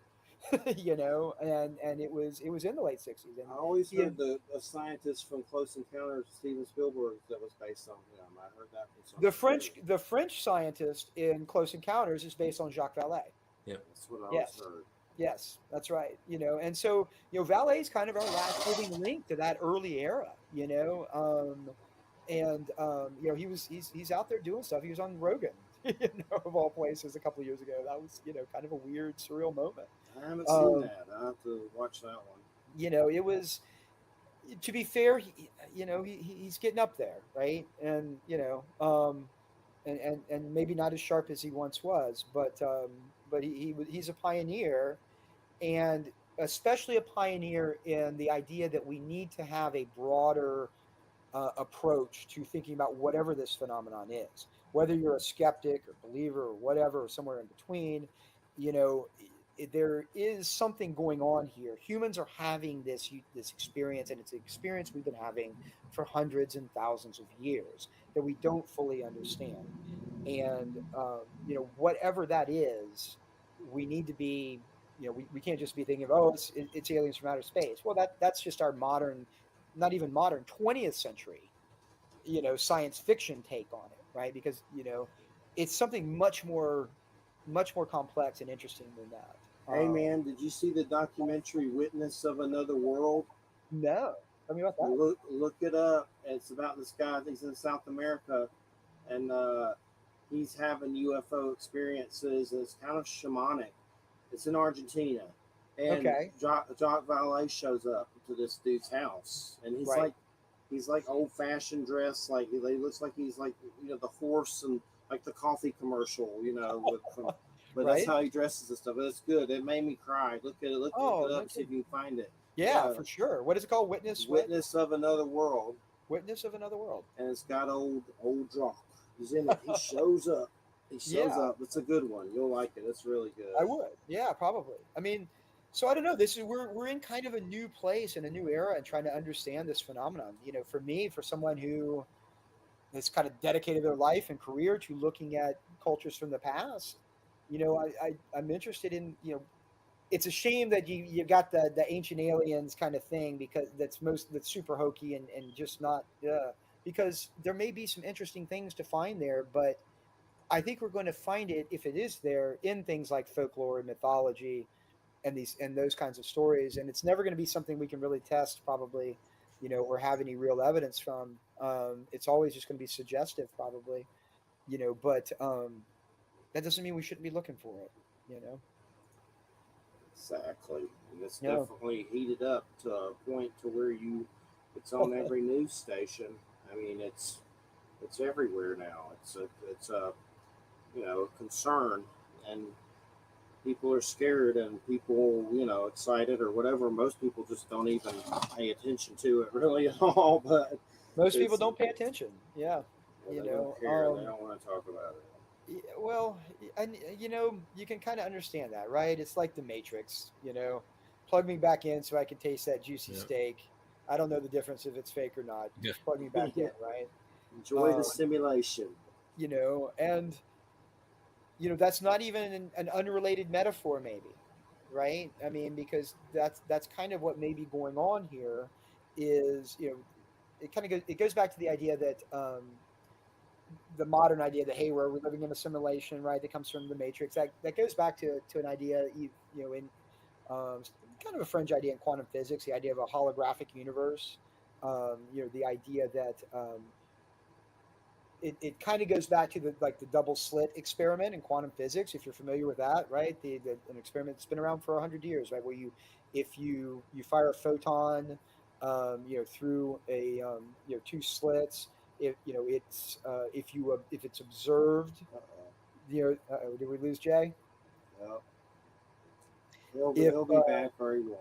if so, Just go ahead. basically what it comes down to, and you can Google it and see, but there's this experiment in quantum physics that shows that subatomic particles, when they're observed, they behave like matter, what we think of as solid matter.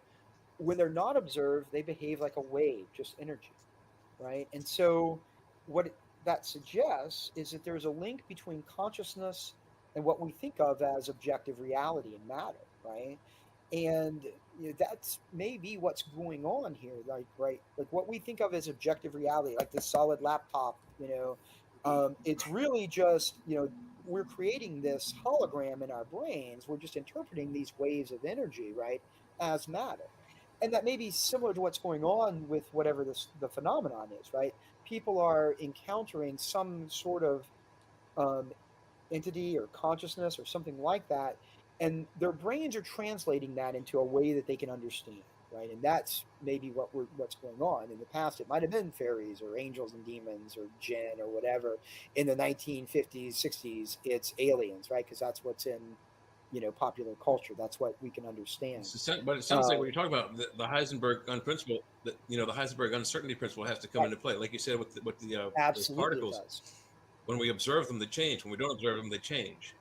That's right. So the exactly Heisenberg uncertainty principle, I believe, goes to the fact that anything that you study, ultimately you change. So if we're in part of a matrix and we have to study this hard cup to actually grasp it and fill it with water and drink from it. So doesn't that mean we're also altering our own reality? So it does.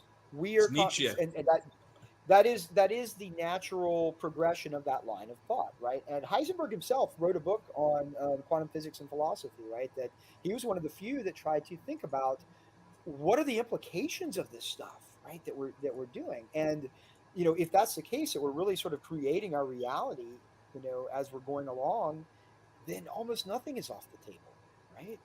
And so that's why it's hard to to be skeptical about anything, really, right? What are we doing? Are we manifesting our reality all the time, many philosophies say? Maybe we are.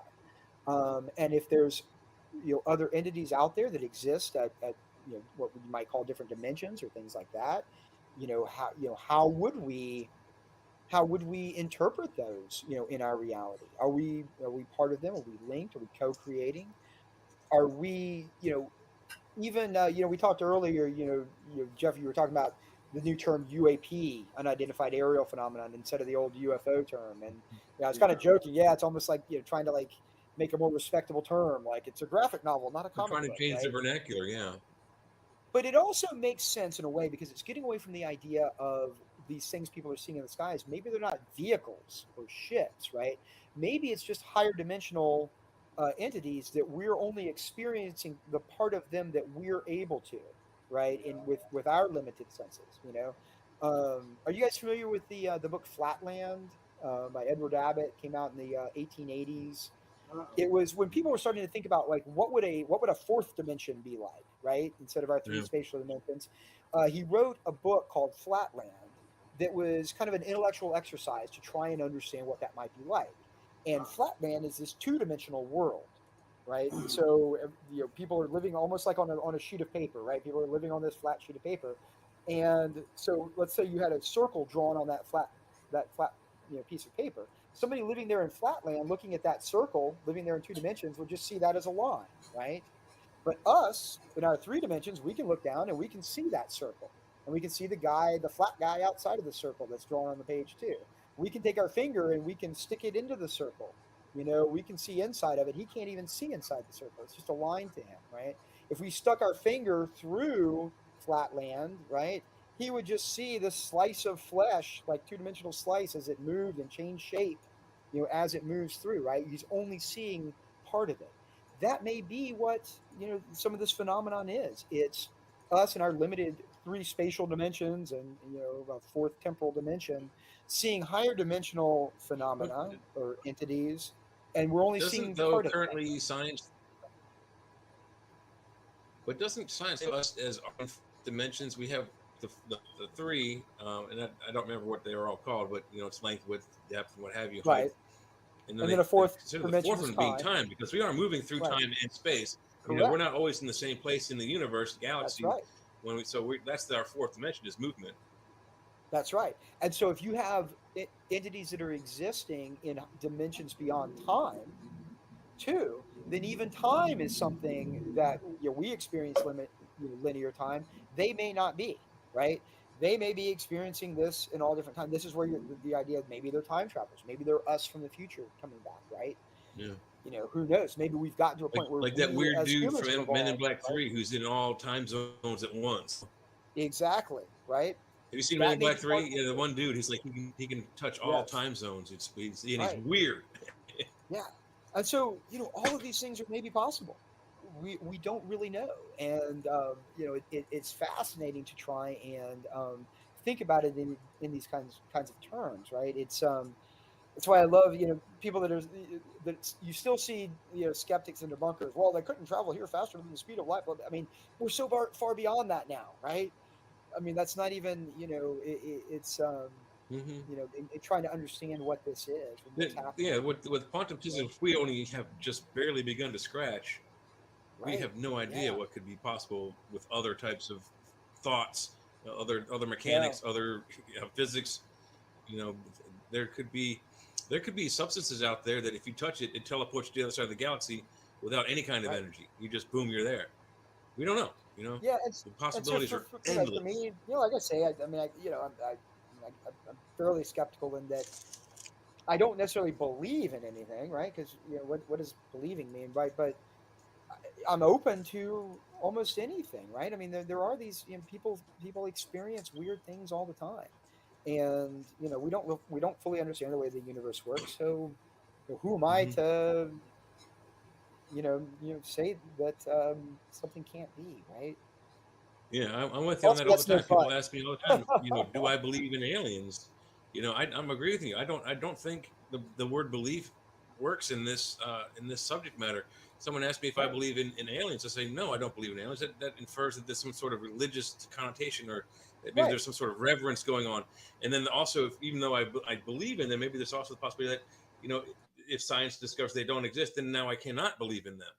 And I'm like, no, I don't. That doesn't work. That word does not apply here. What I can tell you is that they do exist, and it is mathematically impossible that they do not exist. Right. So they're here. Right. They're here to stay. There's no way to get rid of them. They may or may not be on our planet yet, but there are the entire universe, the entire galaxy. Number one is replete with living organisms. Number one. Number two, extend it out to the universe. We're not alone. It's mathematically impossible we're alone. Or alternatively, they've always been here. Yeah. Yeah, there's that too. Betty and Barney, Betty. When you see these scientists like Neil deGrasse Tyson and stuff, like I like that guy, but he says stuff like there's no way they're here or whatever. You have people that I've interviewed, and even myself, who have been through experiences and have PTSD from it. Yeah. I mean, Betty and Barney Hill, that's one of the most famous cases ever, and there's pretty good evidence. So it's like a slap in the face when you see these little. I know a lot. They were studied. They were studied by two of Harvard's best psychoanalysts. Yeah, John Mack. John Mack being the second one who took over when his predecessor left the office. And he did how long of a study? 25, 35, 40 year long study? Many years. Yeah, with thousands of people. And his final conclusions are it happens. Yeah, something is going on here, right? The phenomenon is real. He can verify you that. and I'm not an experiencer myself. Jeffrey, I know you are, and I know other people that are.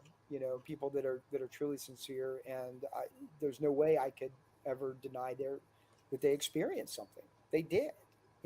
What that is, we may not fully understand it. It's But unfortunate it's for a real subjective phenomenon. interpretation. So You know, I have no doubt that it's a real phenomenon of some kind, and that's Mac, his career. I mean, he was man, he took a beating for it, yeah, right? And but even against his peers, when he was reviewed with most of his papers, they couldn't find a flaw in any of they his couldn't. research. So he Nope. was redeemed all the time. But it was tough on him, Oh yeah, and it's that's unscientific in my opinion, right?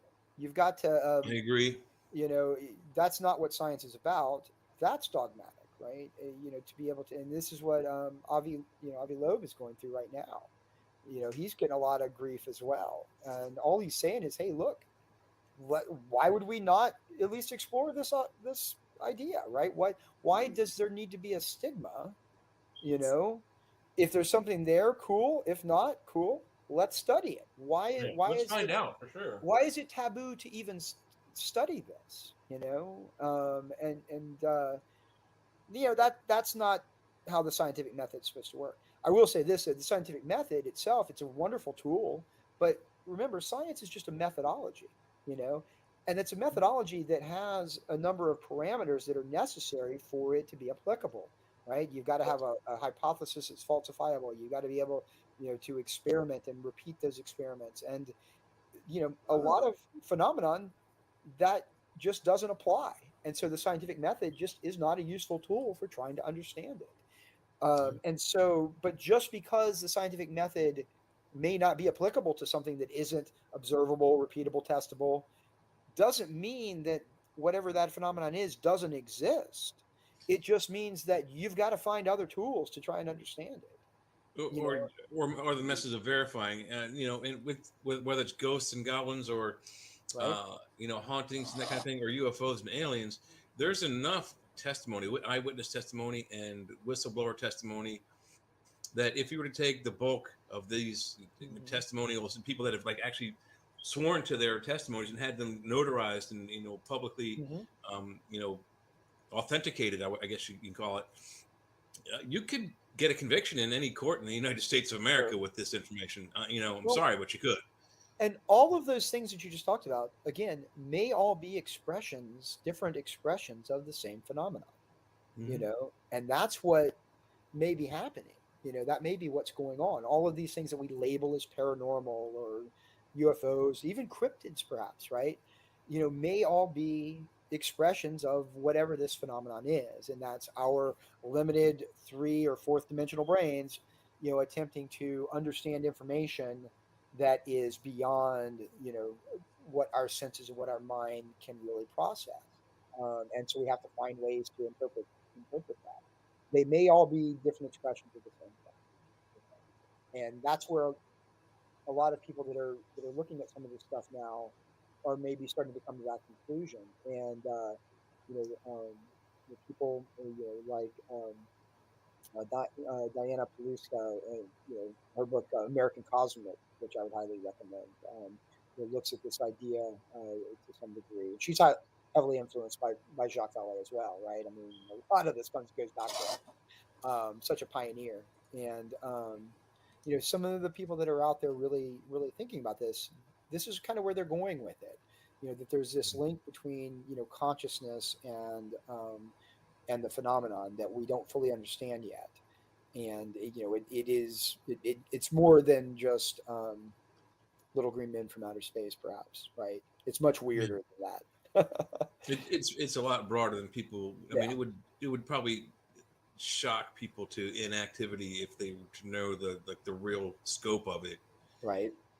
And that's probably part of the reason why they're trying to keep it all secret. But that's not the only reason. But that's it. Yeah, it's scary to a lot of people. I think the people who would be least frightened and least incapacitated by all this coming out all at once would be the very, very native people. People who no electricity, live in loincloths, have a shaman as the troop leader.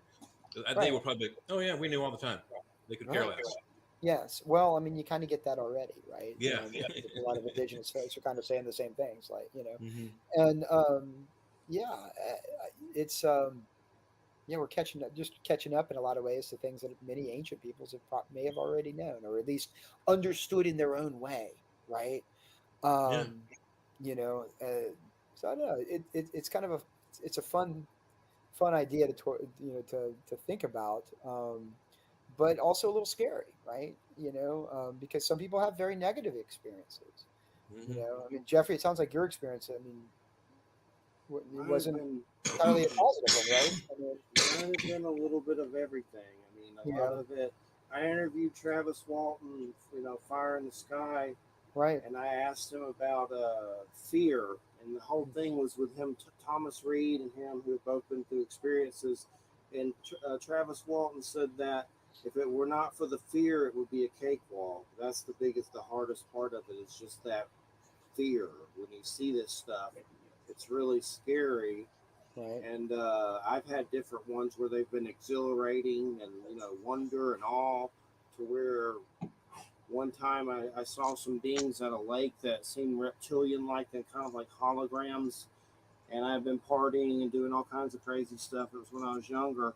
Right. But my first initial reaction to them was fear and, oh my God, I'm seeing a fallen angel or the devil. And Hmm. at the same time, they were like saying, I love you, and singing and saying weird positive things to me. So it was Interesting. really weird. That is But weird, the right? closest thing that I've ever, it was like telepathic sort of, but the Yep. closest thing I've ever seen to them is like Mayan god glyphs and wood carvings and stuff. They were just really Interesting. weird. But it was like a astral. It's like they weren't physical. It was like Right. almost like the Jedi Force Ghost or something, Right. but different. Not blue, but kind of like a gray. It was weird. Definitely astral, another Yeah. dimension. But yeah, that was kind of scary. But one of the biggest ones, I've seen light beings a lot, and those are usually positive. And I think Hmm. those may be the dead, or could be a ET, could be angel ET, same thing. But I kind of think I lean towards that's kind of like what we are as light beings as well. There's something to that. Right. I've seen those a lot. And we're like shamans say, luminous beings of light, and we have the aura and all that. And I really think that's kind of what we are on a lot of levels. Like there's something about Christianity saying you get a light body, and some of these other belief systems. Like I saw something about some Buddhist monks that died, and they claimed they did some kind of process so they could go to these bodies of light, and they left their bodies behind, and the bodies kind of acted weird and stayed, didn't get old or decay as fast, and had weird things happen. And Cyborgs. there's something to that body of light. Oh, there was something I was going to say. We had Sunbow True Brother on, and he's had a lot of alien and Sasquatch experiences, and been traveled to shamans and hung out with their tribes all over the earth. And his name's Sunbow True Brother, and you can find his site. It's pretty fascinating. He's up in Quebec, but he said a lot of these aliens, and he's Bigfoot as well, they have different factions, and some of them have gone over to AI and are cyborg like. And there's different factions, some that have humanity's interest, or some that do not, that are like the cyborg AI weird ones. And basically saying in these times that decisions we make can make you go like AI rogue. It got pretty weird, but just there's a wide variety of these beings with different personalities, like people. Right. There's a-holes in every crowd, but there's also good ones. So So, I mean, these are the kind of things that Jacques Vallée and John Keel, if you guys are familiar with John Keel, most people know him from Mothman Prophecies, right? But, yes.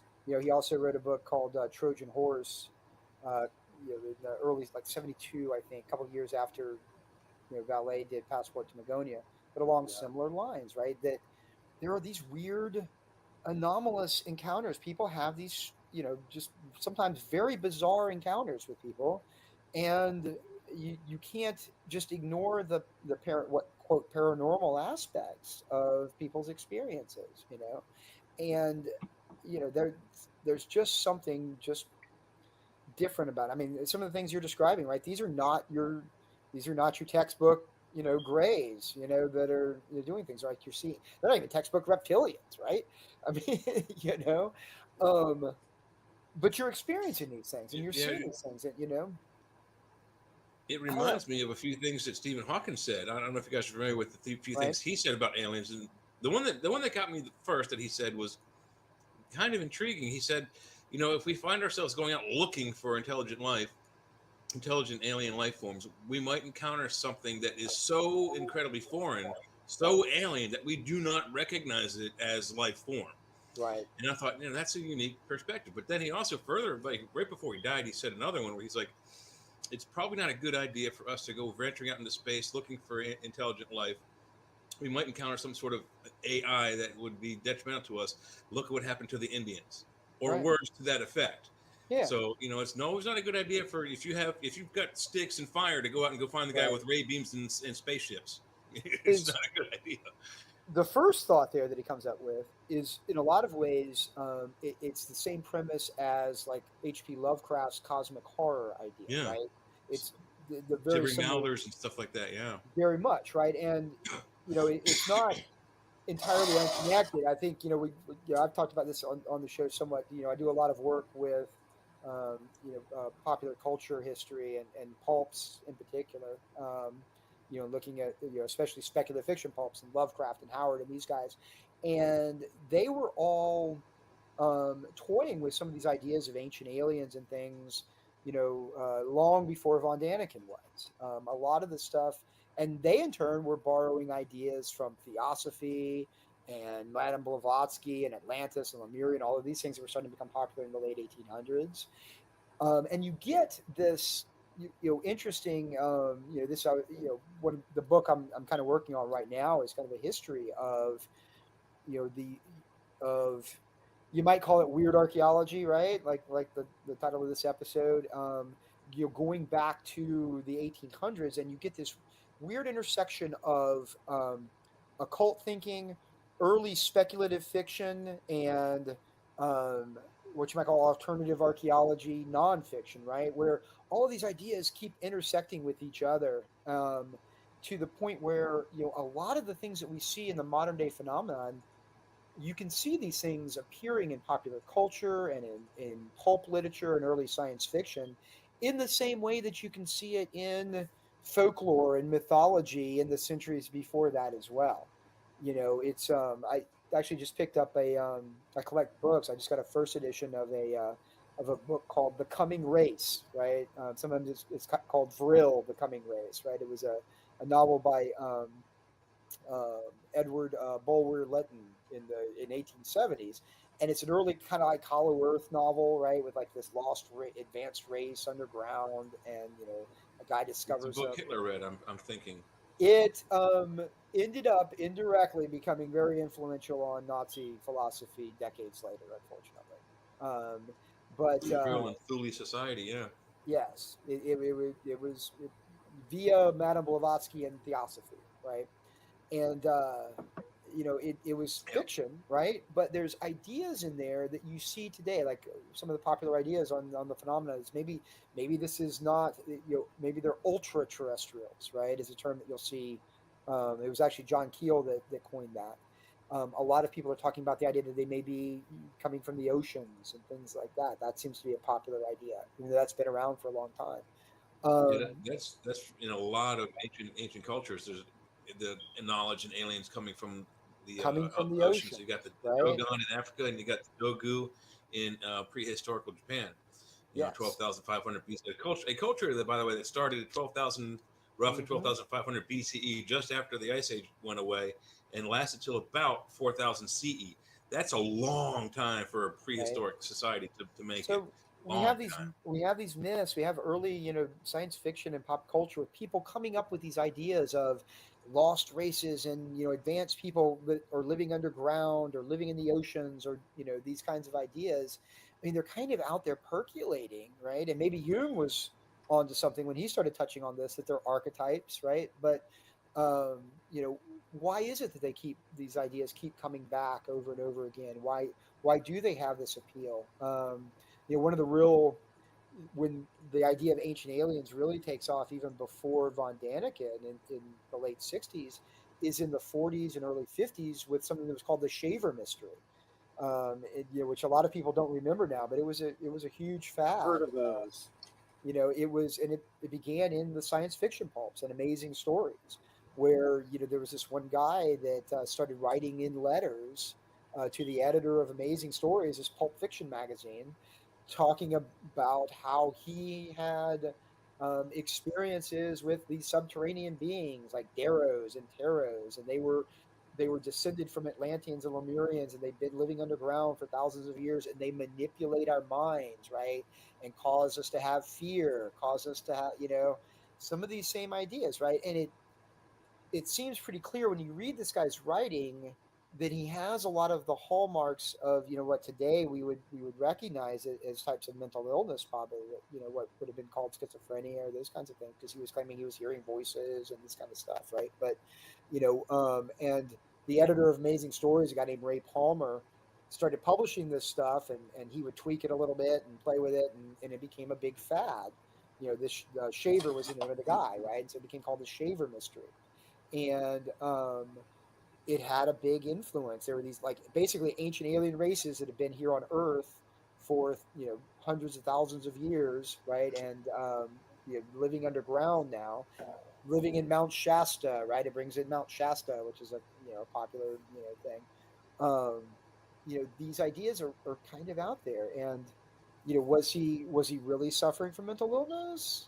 Or was he just tapping into some kind of universal consciousness thing and Yeah, distorting that's a it in his universal internet. mind, right? Right? I mean, because again, if people are getting information that we can't really process, you interpret it in different ways. You try to your mind tries to make sense of things, right? I mean, and that was a very influential thing. That was in the 50s, when you have the beginnings of sort of the modern New Age movement was starting to come into play in the 50s and 60s. Have you heard of the story of Paul Benowitz? Does that ring a bell? Greg Yes. Bishop and Project Beta. I've interviewed him a long time ago. You interviewed Paul Benowitz? Greg Bishop. Oh, Greg Bishop. Okay. Yeah, he wrote the book about Benowitz all died that. in the 90s, right? Yeah, that was a weird story where he was like seeing UFOs and stuff, but there's a government agency involved, and there might have been some black ops stuff, but it got weird. I know he took his own life or something. It got really weird. Really strange. Well, he's the one that came up with the story of the Jay. Dolce base. The whole Dolce base came from Paul Benowitz, right? He's the one that claimed that he went down there and they were special forces fighting aliens, and they got in a gunfight in the late 70s. Can you hear me? We lost Jay, I see. Yeah, I was checking something technical. Yeah. See if Jay, see, I don't know what happened to Jay. Yeah, Jay got taken. See, we started talking about something we shouldn't be talking about, maybe. Yikes. I mean, Yeah, the Skinwalker Ranch energy's getting us now. You start talking about Dolce Base and things get weird. It ain't Jay. But yeah, he did. He ended up supposedly committing suicide. Obviously, a lot of people thought it was suspicious, his death. Right, it was right out. He came out and told gave a whole big story at a UFO conference, '94, I think, right about that time. He strangled himself with a catheter tube or something. Weird.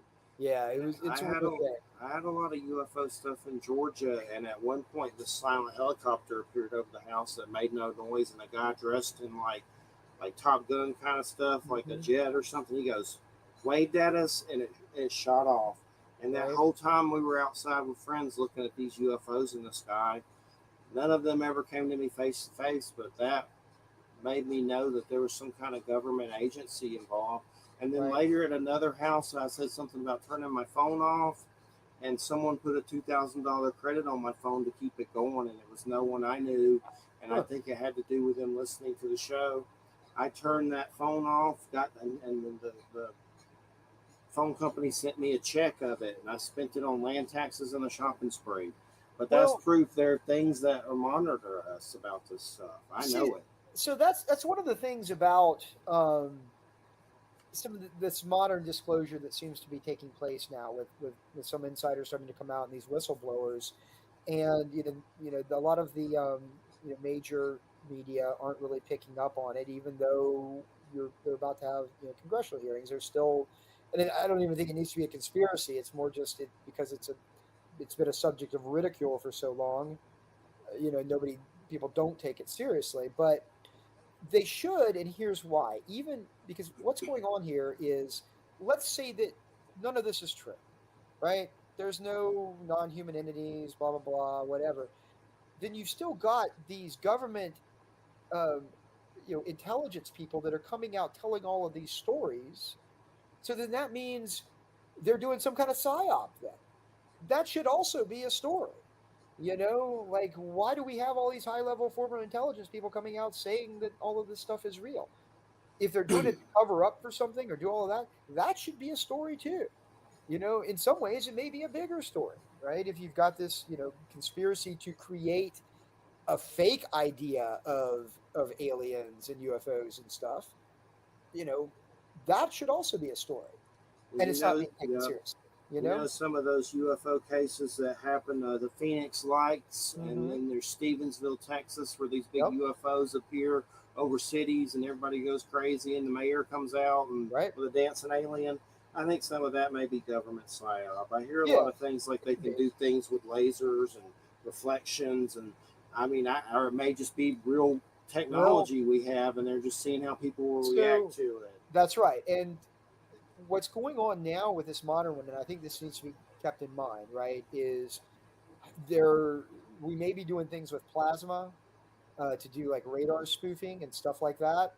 And one of the things that seems to be going on with this modern disclosure thing that's happening, right, is that there seems to be a disconnect between the Air Force and the Navy.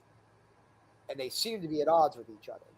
It's mostly Navy pilots that are coming out talking about this stuff. Hey, this stuff's happening. They're buzzing us. This is, we're at risk, as pilots. And the Air Force is the ones that seem to be not cooperating at all. So I think we need to entertain the possibility that you may actually have two branches of the military here, where the Air Force may be testing stuff on Navy pilots without their knowledge, and messing with them. That may be part of what's going on here, potentially, right? That's one thing we should, I think keep in mind. But there definitely be a disconnect between the Navy and the Air Force with this. You ever hear the story of Fort Benning, Georgia, that happened there? No, which one? I'm not familiar with Look it up sometime. There's a book called East of Eden or something like that, but it's Fort Benning, Georgia. All the soldiers tripped out and saw aliens and UFO stuff, and I used to be, well, I guess he passed away, and we're still friends, hopefully, but John Vasquez was there. There were soldiers crying for their mom and saw an alien. This all happened at a military base. It definitely sounds like a weird possible experiment. I've wondered if psychedelics, like they ghost them or something, right? Yeah. And let me tell you, certainly wouldn't be the first time. Psychedelics can open you to these type of experiences. I've had experiences completely sober. I've had experiences partying my ass off. Right, I'm with you, man. I went through my phase back in the '90s, especially. I had, I'll tell you, on acid one time. One of the strangest paranormal experiences I had was a buddy and I, a bunch of us were tripping. This is back in the '90s, the old days, and we linked telepathically, and we both knew it, and the two of us are just laughing, right? Because we're the only one. Everyone else is like, "What the hell's wrong with you two?" Because our minds were linked and we were talking telepathically to each other. We were communicating telepathically, and it was real, and it lasted for several minutes, and that's one of those things that I've experienced. I have no idea how to explain it. It was very real, but yes, we were tripping, right? But not tripping so much that we didn't realize what was happening. It opens your senses. Me and a friend were going down the road, and we were just a little short ways from my house, and he was driving when he shouldn't have, I'm sure, but it wasn't that far, and we had just started doing it, and we got home in a few minutes later. But anyway, there was a big angel on a cloud going like this. And we both saw it and stopped the car and saw it and was like, do you see that? Do you see that? It was like a big beam of light standing on a cloud like Highway to Heaven. And I've seen those completely sober. Maybe it was a flashback at the time, but I saw two leave my house at Silver Lake. Like they had been in the house, flew through the roof, and went straight to the heavens. When I was listening to the Bible on a TV, DVD, whatever, for some reason. But I can listen to the Bible and then listen to Norse stuff and go to shamanism. I'm all over the place. But I saw these two big beams of light leave my house. I was completely sober, not even weed or nicotine or anything. But you know, there's something to it, and it's There always are, and you know, obviously, you know, hallucinogens have been a part of many cultures for many years, right? I mean, there's a you know a lot of people are into DMT and ayahuasca these days, right? And exploring those ideas. Yeah. That's something I've never done. I haven't done hallucinogens in God well over 20 years probably, but that's one thing I'd be interested in trying is ayahuasca. I'd like to, Yeah, same here. you know, Under the right I'd like to try conditions, that. absolutely. Yeah, I've that done that's a few something I'd like to. things late in the past few years, but it's been type stuff that's really short. That's the way I like it because sometimes I have blood pressure issues. I'm and too old to stuff. be doing that tripping for Some 8 of this, hours stuff. some of this crap's like That was 8 hours, that's and you the think you're gonna die. I don't know if I can do that. Right. I'm almost Yeah, 50. I'm with you. I'm too old for that these days. I'm too worried.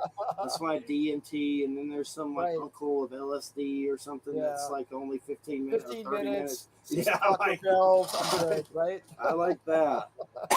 There's a less potent single thing to ayahuasca that it's on one of those islands near Palau in you know outside of Australia where they filmed Survivor, and they had the contestants drink this brew, and it's a mild hallucinogen, but it's basically well, the ingredients are basically a fermented fruit. I forget which kind of fruit, and grandma spit. Literally, the old women of the village take these over-ripened fruit, chew them up, and spit them into a vat. I mean, they literally and like they're hawking loogies into this big vat, and then they boil it up and give it to the men, and the men get just verschnickered like you wouldn't believe. I mean, they are lost drunk. Right. It's really powerful, but I don't think it's as strong as ayahuasca. However, it is. Most of the contestants threw up after drinking it. Interesting. Well, yeah. I mean, I went through my psychonaut phase. Like we all do in college, right? Well, all this college is where it weirdness really began, right? but mine was the seeds were sown when my cousin and I, at the age of 16, went to the beer drive-through, bought cigarettes and 3 cases of beer and some other things, and went driving through western Pennsylvania and eastern Ohio.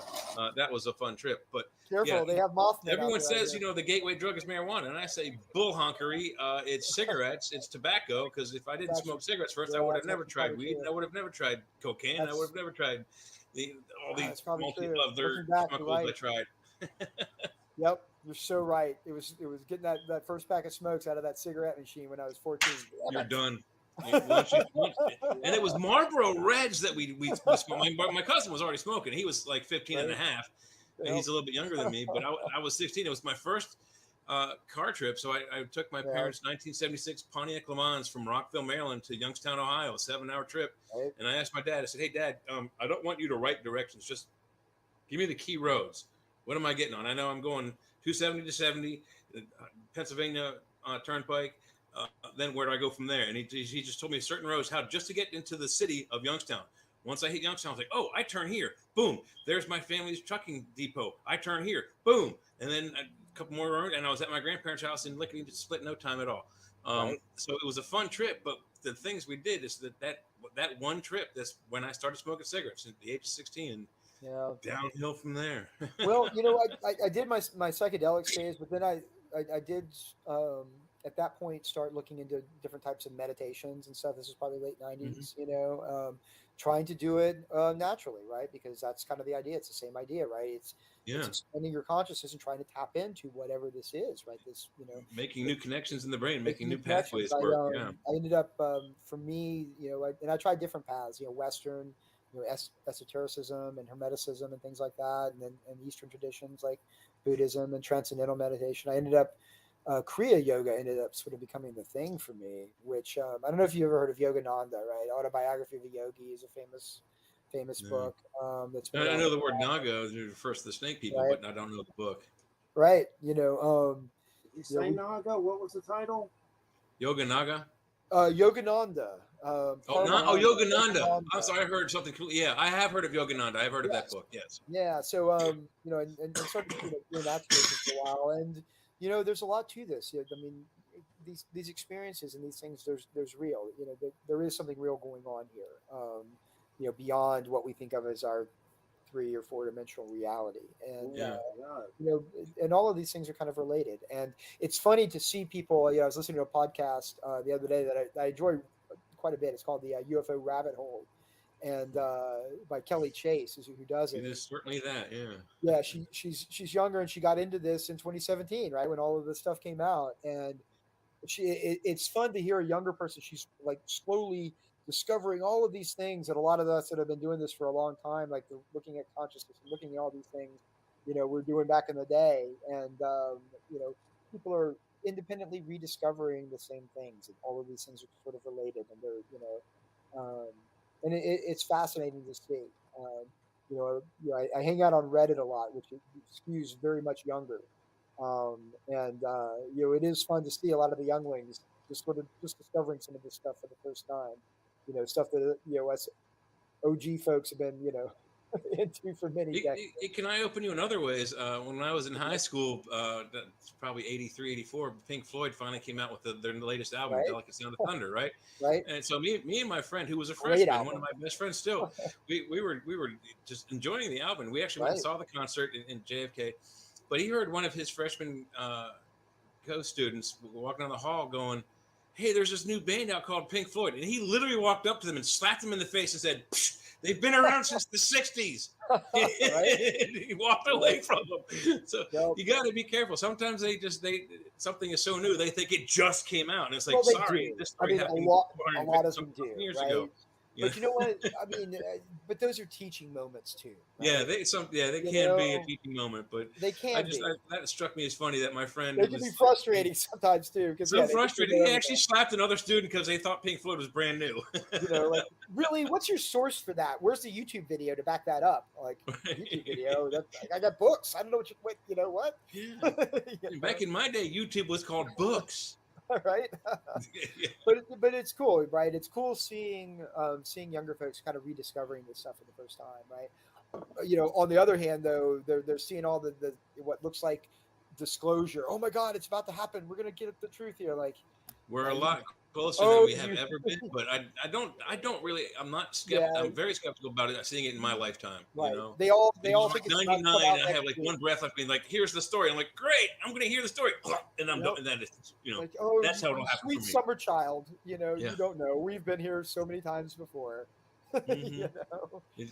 You get encouraged, you get discouraged. It's an up and down. It's like manic depression, Right? It really is. Like, they're going to tell us. Oh crap! No, they're not.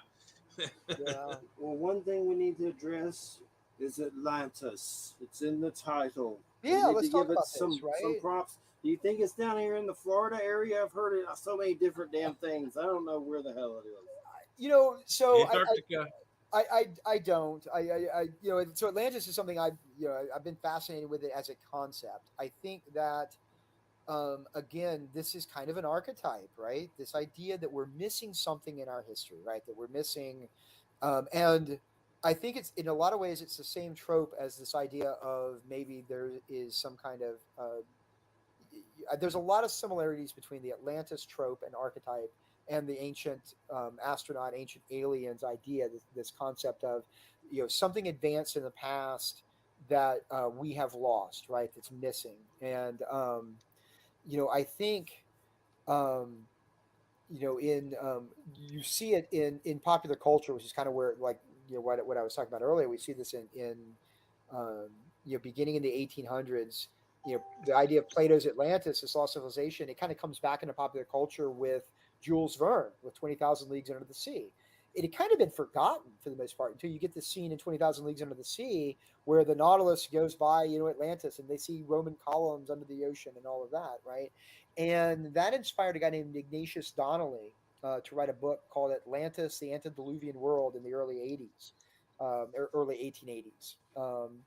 And that became a hugely popular book. And a lot of the modern ideas of Atlantis, the idea of this, advanced civilization in the past that was maybe in the Atlantic Ocean where Plato said it.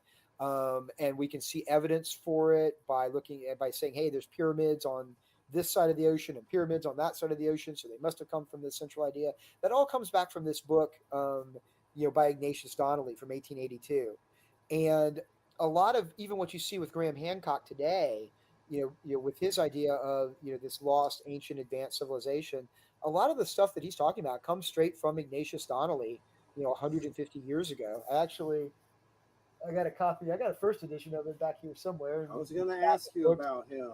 I was going to ask you about him. About Graham? Yeah, I saw the show. It seemed like they were trying to say giants were doing a lot of stuff, weren't they? Graham. I like it all, but yeah. So I followed Graham's I think giants are part of it for sure. Absolutely. I got Fingerprints of the Gods when it came out in 1995. I have it. Yeah. Got it when it first came out.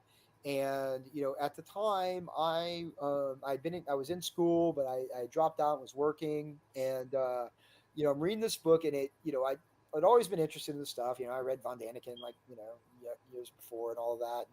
And Fingerprints was just absolutely riveting. It sucked me in like nothing else. Right? Talking about this lost civilization.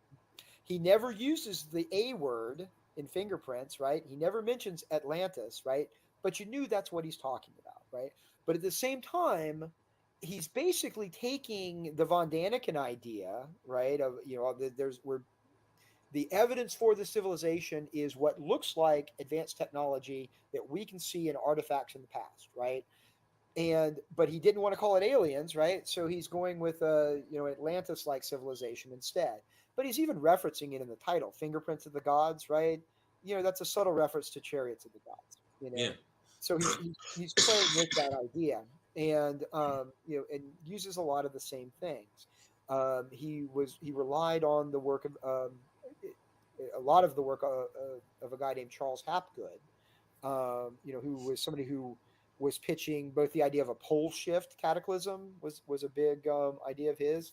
And that's some of his. That's actual fact, because I have studied geography and geology, and there are telltale marks on the ocean floor of when the poles have shifted direction. Because they can see the alignment of the metallic ores. The magnetic metallic ores on the bottom of the ocean change orientation each time the poles flip. So that's actual fact. So it does happen. It will happen again. Well, but those are magnetic pole shifts, right? Where the magnetic poles flipped, right? And that's what changes the orientations in the rocks. What Hapgood was talking about was Earth crust displacement, where the idea of the Earth's crust itself slides around the globe like the loose skin of an arm. The inner mantle, right? The mechanics of the pole shift, we don't know if it's a sharp, sudden, violent thing, or if it's a gradual, or if it's a sudden, violent thing. Okay, yeah, or right. It's going to be an extension level event. Certain creatures are going to not survive it. Certain areas are going to change. The maps are going to change. Bodies of water are going to change, and livelihoods are going to change. But we don't know for sure. We've never been through one, so we don't know. Part of the problem when Hapgood came out with this idea, in the 50s, it was a lot of the evidence he was using was showing that there were temperate fossils and things in Antarctica and things like that, right? The problem is he wrote this right before plate tectonics became an accepted mechanism to explain a lot of the same things, right? So he didn't have all of the data that we were about to literally have a couple of years later, right? The idea of continental drift had been around for a long time. Wegener came up with it in the early 1900s, but nobody really accepted it because there was no good mechanism to explain it. And so that's part of the problem with Hapgood's crustal displacement theory is a lot of the evidence that he was using to make those arguments would be explained just a couple of years later by plate tectonics, Yeah, and he didn't have the mechanics down. He didn't know about subduction and abduction zones, so he didn't know how it worked, but he knew it was there. And so Graham picks up on this, right? And looking at the idea of, hey, maybe there have been pole shifts in the past. Maybe this great cataclysm is what happened to this supposed lost civilization. And so for a long time, the flood story. It could be why the flood story is. Some people think the flood story is God threw a rock at Earth, and this big rock hit the Pacific Ocean and flooded all the coastal zones. That wouldn't account for deep inland flood stories. And that's they have them in Brazil. What Graham was going with, right? Yeah, So like Graham's going with he's this idea. particularly good with talking about Lake Titicaca and that giant. That it's like the highest freshwater lake in the planet. And most of the buildings that are there, Right. those big H blocks in these buildings from ancient times, were they think was knocked over by some kind of cataclysm, and they say they think it was a flood because there's a lot of sea-going fossils up on that ridge, which should not be there.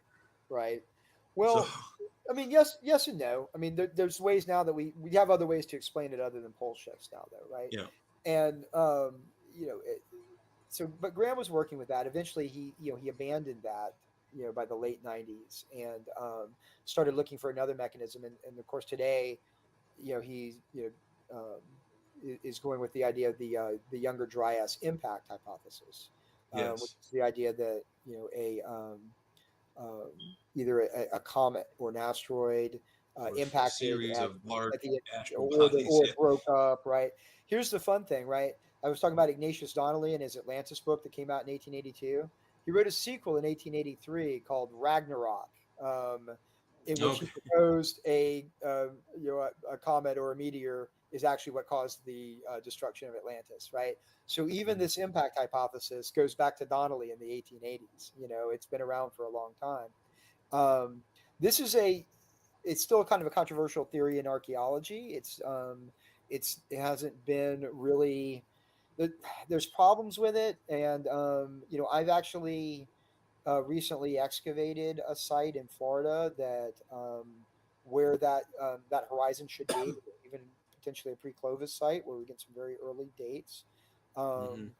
The part of the problem with the impact hypothesis, and we did testing for it. We've taken samples, and we're gonna look to see if there are any of the some of those telltale markers of an impact, but we don't really see the same kind of things here in Florida that you do in other parts of the North America, where it looks like there may be something going on, and that's one of the problems with the impact hypothesis is we should see it everywhere. There's no doubt that there was some, a climactic event. The Younger Dryas is this kind of weird, somewhat unexplained, like mini ice age, right when the greater ice age was ending, things are starting to warm up. All of a sudden, for 1,000 years, things freeze up again, and it gets cold, and then and so there is something weird going on there, and people have been trying to come up with hypotheses to explain it, for for really over a century now since it was discovered, and none of them have been entirely satisfactory. The impact hypothesis is just one of several. Volcanism, like extreme volcanism, could explain some of the same things too. But then you got to ask, okay, what's causing extreme volcanism then, right? So there are some weird things going on. Some of the problems, the extinctions that we see of the megafauna, they don't occur all that rapidly. They actually occur, over, a long period of centuries. So weird things I are think there are only happening for what sure. globally, what 5 or 6 huge like global wide extinction level events, and there are several smaller ones that are continent wide or Right. smaller area wide, but But five or they six don't take place for the whole at planet. but they don't take place at the same time all over like you might expect with Right. some kind of It's major impact event, right? yeah. And so yeah, there's some weird stuff going on there, but the impact hypothesis by itself doesn't, I don't know, it's weird. I mean, the jury's still out, truthfully, is what it is. I mean, it really is. We're all, people are still working on this, and it's Graham though latched onto it not because the evidence is there, but because it's something that fit his already preconceived hypothesis. And that's one of the problems I have with Graham's work. And he even admitted this in 2002. That's where he really lost me, right? I was so inspired to get back to kind of the story. Like after reading Fingerprints, I got into it. I read all of his sources. I read Hapgood. I read Hamlet's Mill. I went through all of his sources. I started to realize that he was kind of cherry picking stuff a little bit. I started to realize this, but I was intrigued enough that I decided, you know what? I'm going to put my money where my mouth is, and I'm going to go back to school, and I'm going to become an archaeologist. And I did. I started to learn over time there were problems with his methodology. As I started to learn the real stuff, and I started to, get out there and dig the holes yourself. It's a different story. And you, really where Graham lost me, even as I started to disagree with him, I still thought, you know what though, he's still challenging things and making us think, and that's good. You know, even if he's wrong, it's good to question, right? Always, you know, and keep challenging ideas so you don't become set in your ways and just accept things. But in 2002, it really started around 2000, where with the Yonaguni Monument. Are you familiar with the monument off the coast of Yeah. The Japan, right? step pyramid type structure off of The Japan, the pyramid one in type Japan's structure. lower islands. Right, which Graham very much wanted to be man-made, right? But you know, they went there. He even brought Robert Schoch, who's best known, you know, as the guy that I know gave Robert. the hypothesis on the Sphinx being older, and even Robert Schoch dived in and was like, "No, man, this is natural." I mean, yeah, it's fragmenting regularly, but rock does that. I mean, you know, Yeah, I mean, if you look at, like, clearly natural. the cliffs of Dover, it's like, hexagonal, Yep. pieces of rock. Nature does It's a regular straight things sometimes, line. It's in an hexagonal pattern. and It's and nature. So and yet Graham refused to accept even Robert Schoch telling him, like, no, man, this isn't, like, we're friends and colleagues. I'm telling you, look, I'm the 10,000-year-old Sphinx guy, and I'm telling you, this Yeah. is man-made. This is not, remnants of Lemuria here in the Pacific. it And sounds like Graham's having a little bit of Dr. Zahi Hawass-ism. well, it is, right? I mean, you see it on both sides, right? You see it because at the end of the day, it's about egos, unfortunately. Egos come into play. And for Graham, it started to I be more believe about Zahi showing. Hawass's nickname is the ego. Yeah, but Graham's got the same problem, and you saw this in the conflict between the two in the '90s, big time, and also John Anthony West, who, I actually, while I disagreed on him a lot of stuff, I used to correspond with him, and I loved him. Yeah, he's passed away since, though. And he passed away a few years ago, and but and he was incredibly gracious. We corresponded, some in the '90s, as I was just getting into grad school. But Graham, he disagreed with John on that too, and they had a kind of a little falling out for a while. They patched it up, but because Graham continued to run with it and publish it, even though he was being told, like, by not by mainstream folks, but by people like Robert Schoch, that this wasn't legit. It became more about his ego and not being wrong than about trying to get to the truth.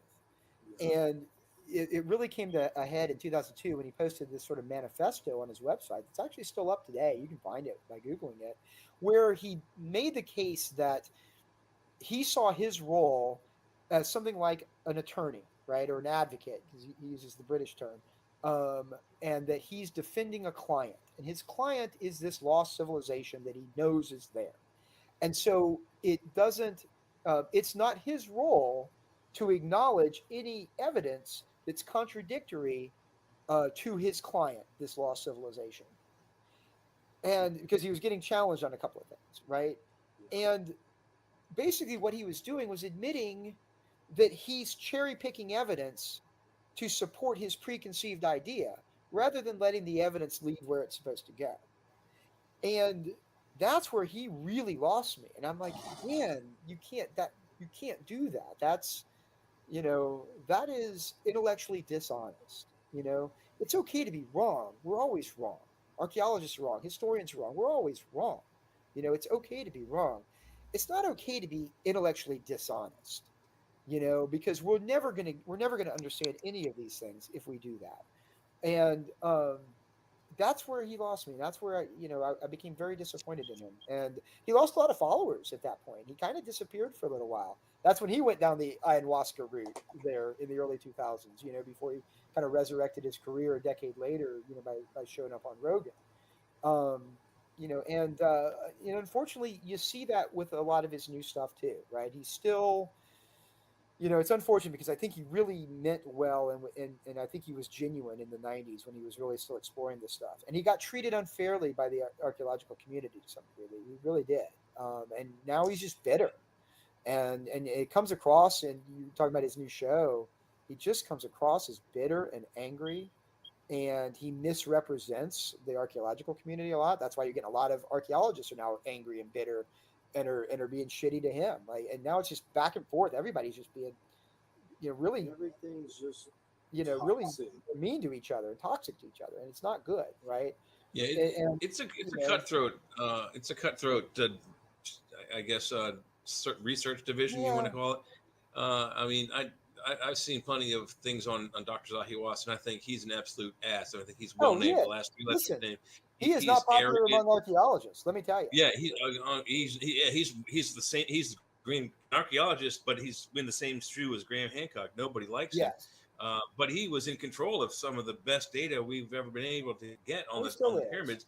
But he refuses to hear the correct, logic on it. And I everything he has said about the pyramids, I think he's absolutely 100% wrong. Yeah, it's complex. We could do whole episodes on this stuff. We got about 7 minutes left. We don't have enough time to talk do it about in 7 pyramids. minutes. I can talk pyramids. We'll have to do I it. can We'll talk have to do- pyramids. Believe me. We'll have to do Yeah, a we could do that. I could do a whole thing just on the Sphinx and the Hall of Records. That's a fun. We'll have that's to a do fun a rabbit hole. trilogy, a part 3. Yeah, we'll just do that part 3 next week. We'll get you on here we'll get you on here when you're 80 for Indiana part 5, Jeffrey Shanks part 5. I got to ask you, have you read the Conan comic yet? I ordered it, but I haven't got it yet. The newest one. I'm a consultant on the Conan comic. I write the essays in the back of it. Nice. Do I have one around Conan here? the Barbarian by Titan Comics. Yeah, I got one. It started to get hard to find. I finally found one on eBay. I got one coming, but he ain't sent it yet. He better send it. That's all I know. Well, check out the essay in the back because it's by yours truly. I'm basically doing like Stan's soapbox in the back, but Hyborian Age version. That's pretty awesome. Yeah, it's fun. So I work with those guys. I work as a consultant for Heroic Signatures, who are the rights owners to all the Robert E. Howard properties, including Conan. It just came from Marvel, and now they got it, right? Yeah, Marvel had it for a while. Marvel had the license back for a while, and Heroic Signatures took it back, and they're publishing it themselves through Titan Comics. Titan Books is a British company that does a lot of great work, and so I've been working with them. They're doing publishing some stuff. They got a lot of projects out there. Let me think about what I'm allowed to talk about. There's going to be a few things announced this weekend at Comic-Con. Actually, I wish I was out there at San Diego, but they're going to have a panel this weekend. They're going to be announcing some stuff. There are definitely some cool things in the works that my NDA prevents me from talking about. I wish I could, but there's going to be some cool stuff coming. With the Robert E. Howard properties, including Conan, in various media. But yeah, the comic looks good, man. It's cool. It's old school. Feels like old school Savage Sword. It's the writer Jim Zub is he's a real fan. He gets it. The editor Matt Murray's a good guy. He's one of us. He's a true fan. I've heard Jim Zug's name before. He's done other stuff, hasn't he? He's been like He's been around, and he wrote it's like ZUGG, right? Zub, Z-U-B, yeah. He's been writer for Marvel and some of the other big names for a long time. He's been around for a while. The artist right now is from Spain. His name's Rob De La Torre, and he looks like he's channeling Buscema and Frazetta, mixed with that European 70s European vibe too, right? He's doing traditional inks, which a lot of folks don't do anymore. A lot of people just do pencils and they ink stuff digitally. Inking's comic inking is becoming a lost art, and he does old school inks. In fact, I really want to pick up an original page. So it's cool. It's check it out for sure. Very much a throwback, to old school Savage Sword. Even more Definitely. Old My thing with Marvel, I tried to keep up with those. There's just so many. It's like Conan doing this, Conan. It's like, man, y'all gonna have to. That's the thing with comics. There's too many things coming out to a point to where you're like, oh my god, this is like cocaine. I had to slow down. Yeah. It's like that. When I was collecting comics in the '90s in college, God, I was collecting the X books. There's like 6 or 7 X-Men books. I collected all the Spider-Man books. There's like 4 or 5 Spider-Man books. I did all the Batman books. There's 5 or 6 of those going on. Superman. There's like 4 or 5 of those. It was mind-boggling. I'd go every Wednesday when the new prints came out, and I'd walk out with a stack, thicker than 2 Bibles. Now I have like 13 big long boxes, and my mom's like, you got to find somewhere else to put these because they're dealing with her right now and crap. But some interesting ones that I'm getting is that Fire and Ice prequel one that's coming out. Right. That's going to be really good. There's a James Tinney and Dracula coming out. They just announced in October where James Tinian doing it. But one of the ones I'm checking out that y'all might want to check out, Void Rivals. Have you heard of that by Robert Kirkman? No. Check this out. They're working with Hasbro. It's called Void Rivals. It's a new one that just started. I would try to get one as soon as you can, number one, because it's going. They're already doing like a third print on it, but you can find it. But check this out. Transformers, G.I. Joe, Void Rivals, all in this same universe. And a Transformer shows up in this comic, and then somehow Joshua Williamson is doing a Cobra Commander and Duke, and they're all like in the same universe. It's weird, but it's like really well done. Like I'm hoping it's going to be successful, but they're doing a new Transformers. And it all ties into this Void Rivals comic that just came out by the guy that did Walking Dead, Kirkman. Oh yeah, Kirkman's great. Yeah. So G.I. Joe and the Autobots are going to team up against Cobra and the Decepticons. That's crazy. I mean, Okay.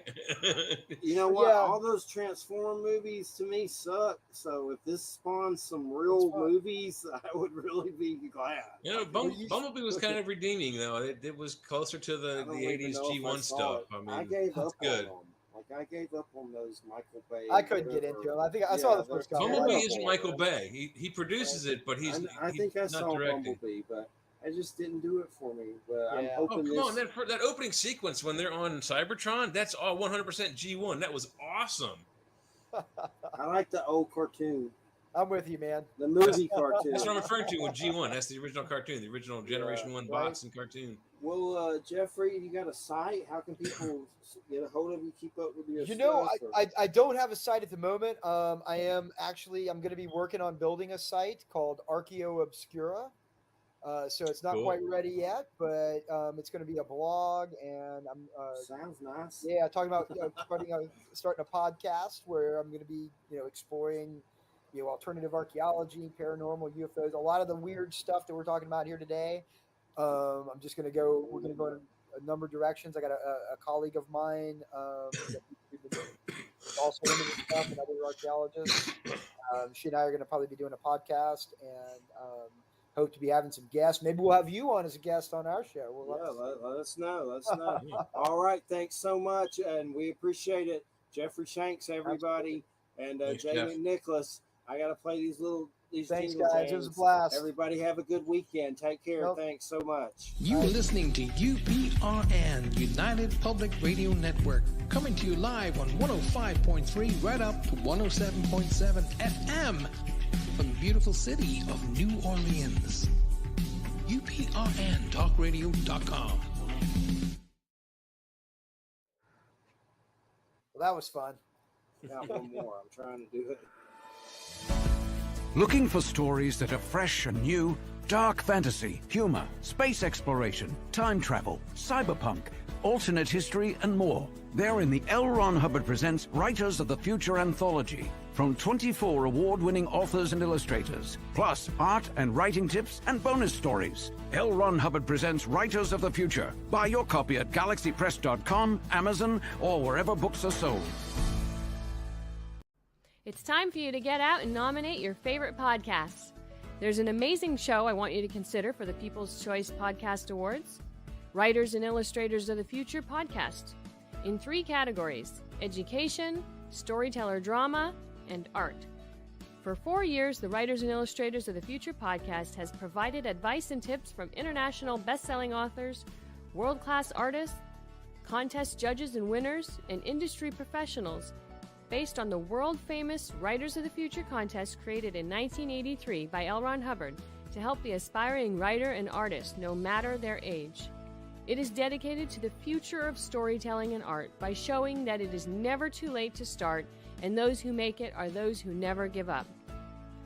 Go to podcastawards.com to nominate the Writers and Illustrators of the Future podcast in any or all of the 3 categories: education, storyteller drama, and art. That's podcastawards.com, and please take a moment and go out and vote now. We're live.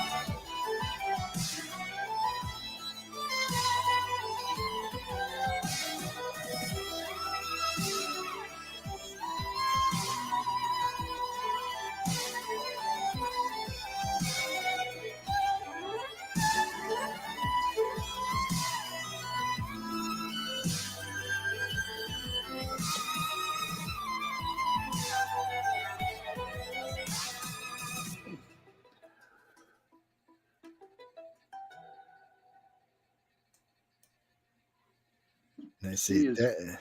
That's the way you open a show. But anyway, we'll be right back, ladies and gentlemen. Looking for stories that are fresh and new? Dark fantasy, humor, space exploration, time travel, cyberpunk, alternate history, and more. They're in the L. Ron Hubbard Presents Writers of the Future anthology. From 24 award-winning authors and illustrators, plus art and writing tips and bonus stories. L. Ron Hubbard Presents Writers of the Future. Buy your copy at galaxypress.com, Amazon, or wherever books are sold. Yeah, hearing those words, they hit like a punch to the gut each time. Lily lost the ability to walk. Looking for talk, something new in dark swallow, fantasy, humor, space exploration, time all of her travel, motor alternative functions. history? They're in the L. It Ron was a very Hubbard scary Presents time. Writers of the Future anthology. My world Get the just 10-volume box set stopped. with 159 stories and full color illustrations, plus 34 articles with writings and art tips.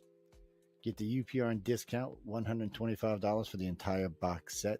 That's a $60 savings for that beautiful box set. L. Ron Hubbard Presents Writers of the Future. Go to uprntalkradio.com, click on the link, and place your order.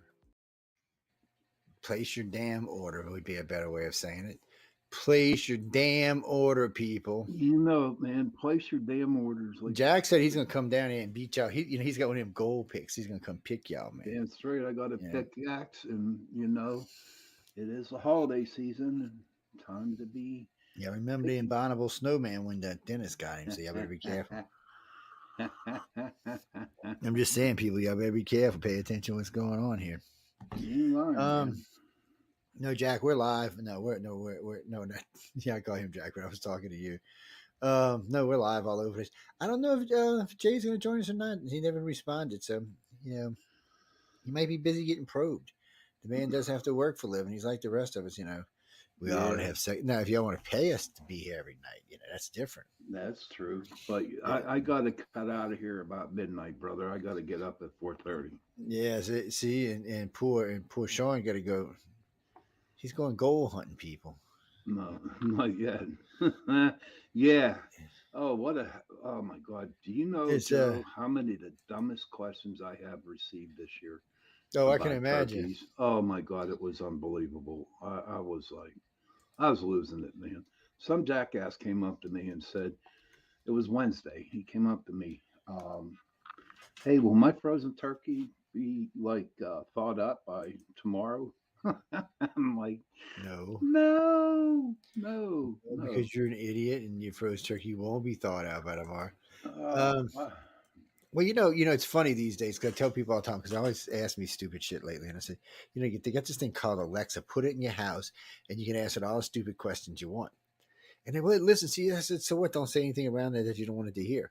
I'm like, just because I have 3 of them in the house. There's one right here. Hello, Alexa. See, she just lit up. And there's one in the bedroom. There's one in the front room. And I got them leaned together like, Alexa, announcement. I love you, Linda. Announce. So she just announced it's around my whole house. Nothing, baby. Anyway, I'm just saying, people, they come in very handy. Besides torturing the wife, yes, but I mean, they actually come in. You can use them for a lot of different things. What's wrong with you, Joe? Whoa. You just froze up. Oh, no telling. There ain't no telling. It's wintertime, man. Maybe it's the freezies. Jackie, it is 50 degrees down here today. Not really cold, but not really warm either. It's in between, cold and warm, Yes, We're in the 30s up here. Yeah, we see that's yeah. But are y'all cold enough for snow, or right above it, or what? Right above it. So they're not getting no snow. Well, no, we're going to talk about this later in the show. They're saying 1,000-mile thing of snow coming this week. Not here, no, people. We see snow like every 4 or 5 years. See, New Orleans, they only see it about once every 10 years. I'm a little bit further north than New Orleans now.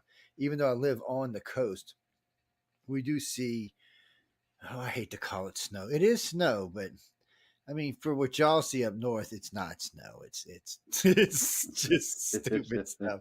But for us down here in the south, it's actually snow, people. They'll be out there building snowmen and doing all kind of stuff. 2-3 inches maybe. You're not going to see more than that. There was one particular bad one. I think we got 5 inches. Ooh. Oh my God! Yes, Ooh. and it lasted all of about 48 hours, and the sun was out the next day, so it was already starting to melt. Dude, we walked to school in 10 inches of snow, and I'm not bullshitting you. Oh man, and you start sounding like my grandpa. I walked 10 miles uphill in the snow. It ain't fun. Oh, We used to man. get, like when we were going in grade school, we would get empty loaf bread bags, put them on our feet in order to slip them into the boots, man. Honest to God. Those were the days. Those were the days.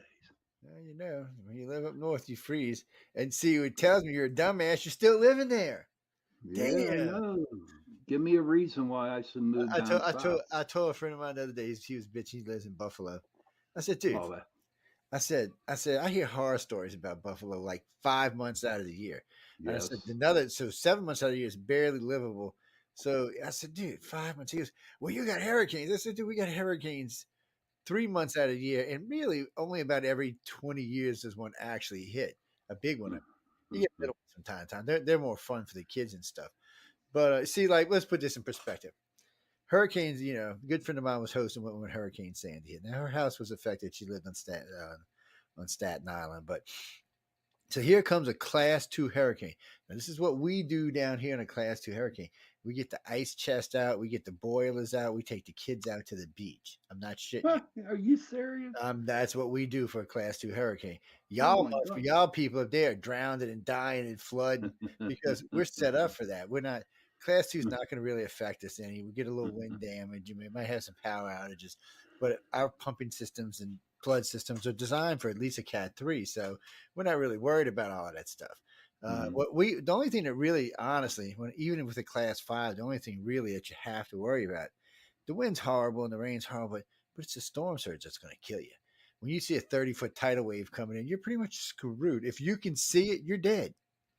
Wow. Just so people, if you're ever sitting in your condo on the beach and you look out, and you see all of a sudden you see a tidal wave, put your head between your legs and kiss your happy ass goodbye because you're going to meet your creator, my friends. No way you're going to get away. It's moving too fast. You just never get away from. Now, smaller ones, yeah, I've seen ones. I've seen reported ones where they've got video where like a 5-footer rolls in or 8-footer rolls in, maybe 10-footer. It's dragging people in cars down the streets and stuff. That water's powerful. Why in hell, if you know it's coming, why would you want to be on the street with your car? Well, because you don't know it's coming.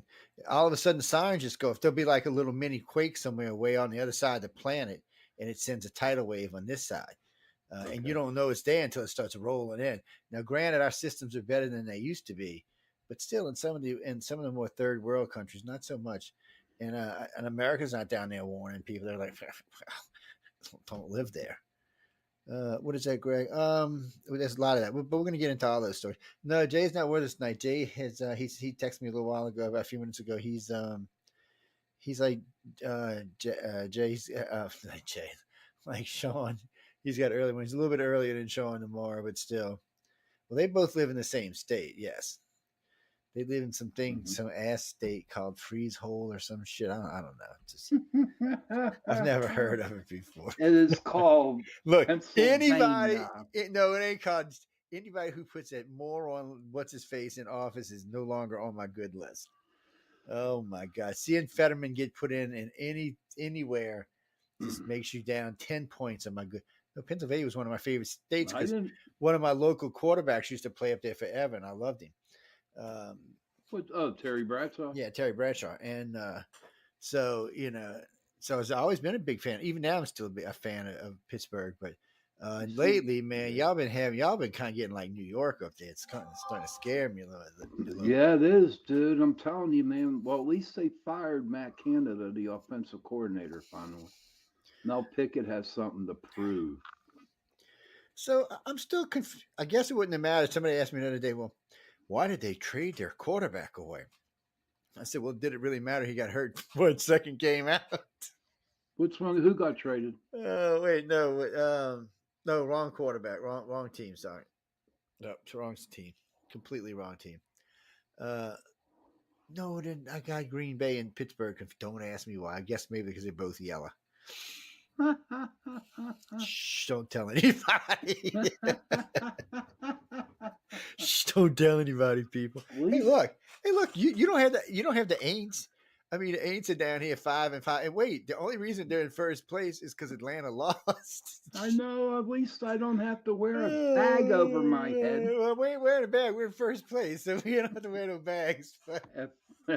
This should have been a cruise. This should have been a cruise. Any decent quarterback would have cruised us through this season. No, it's not the sports. We're just talking about sports. Get off my ass. It's just, the Saints got other quarterbacks. They could put little Taysom Hill, and Taysom's a beast.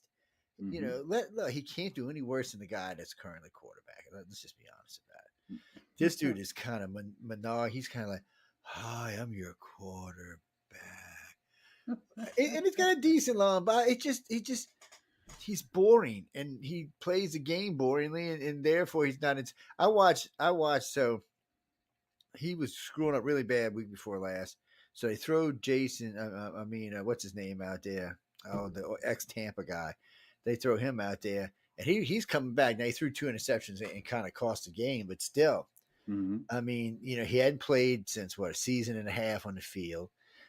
They throw him out in the middle of everything, and he manages to score, I think, 21 or 24 points in a matter of a quarter and a half. So he was trying, he was trying. And but the other guy was just like, "I am your quarterback."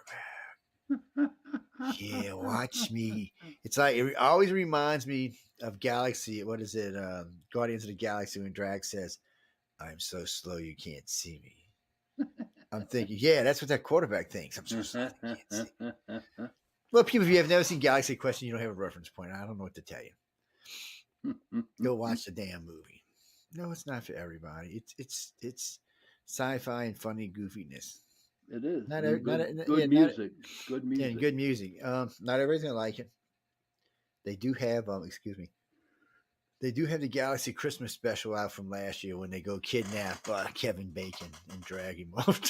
It's just stupid, but it is worth watching. It's fun to watch. What's the holiday season? 31 days of Christmas, people. 31 days. 30 years. Alexa, where's Santa Claus? Alexa, turn yourself up. Alexa, turn up. But anyway, Santa's at North Pole. She's don't want to speak. She's radio shy, apparently. Yeah, connected around the world. And no, I don't want to hear any Santa jokes. She tells the stupidest, corniest, most ignorant Santa jokes you have ever heard, people. It is. If you ever really, really bored one night, Alexa, cancel. Alexa, cancel. She's still over there talking to us. I hear her. She's just don't get sassy, bitch. Damn. Bye. Her and Siri get into fights every once in a while. Oh my god. A friend of mine, her husband used to get so damn jealous of Alexa because of her voice. You know what I mean? He would say, "Hey, Alexa," and she said, "What?" Or as he talks, and my friend got jealous of that shit. I said, "There is something totally wrong with you. You need help."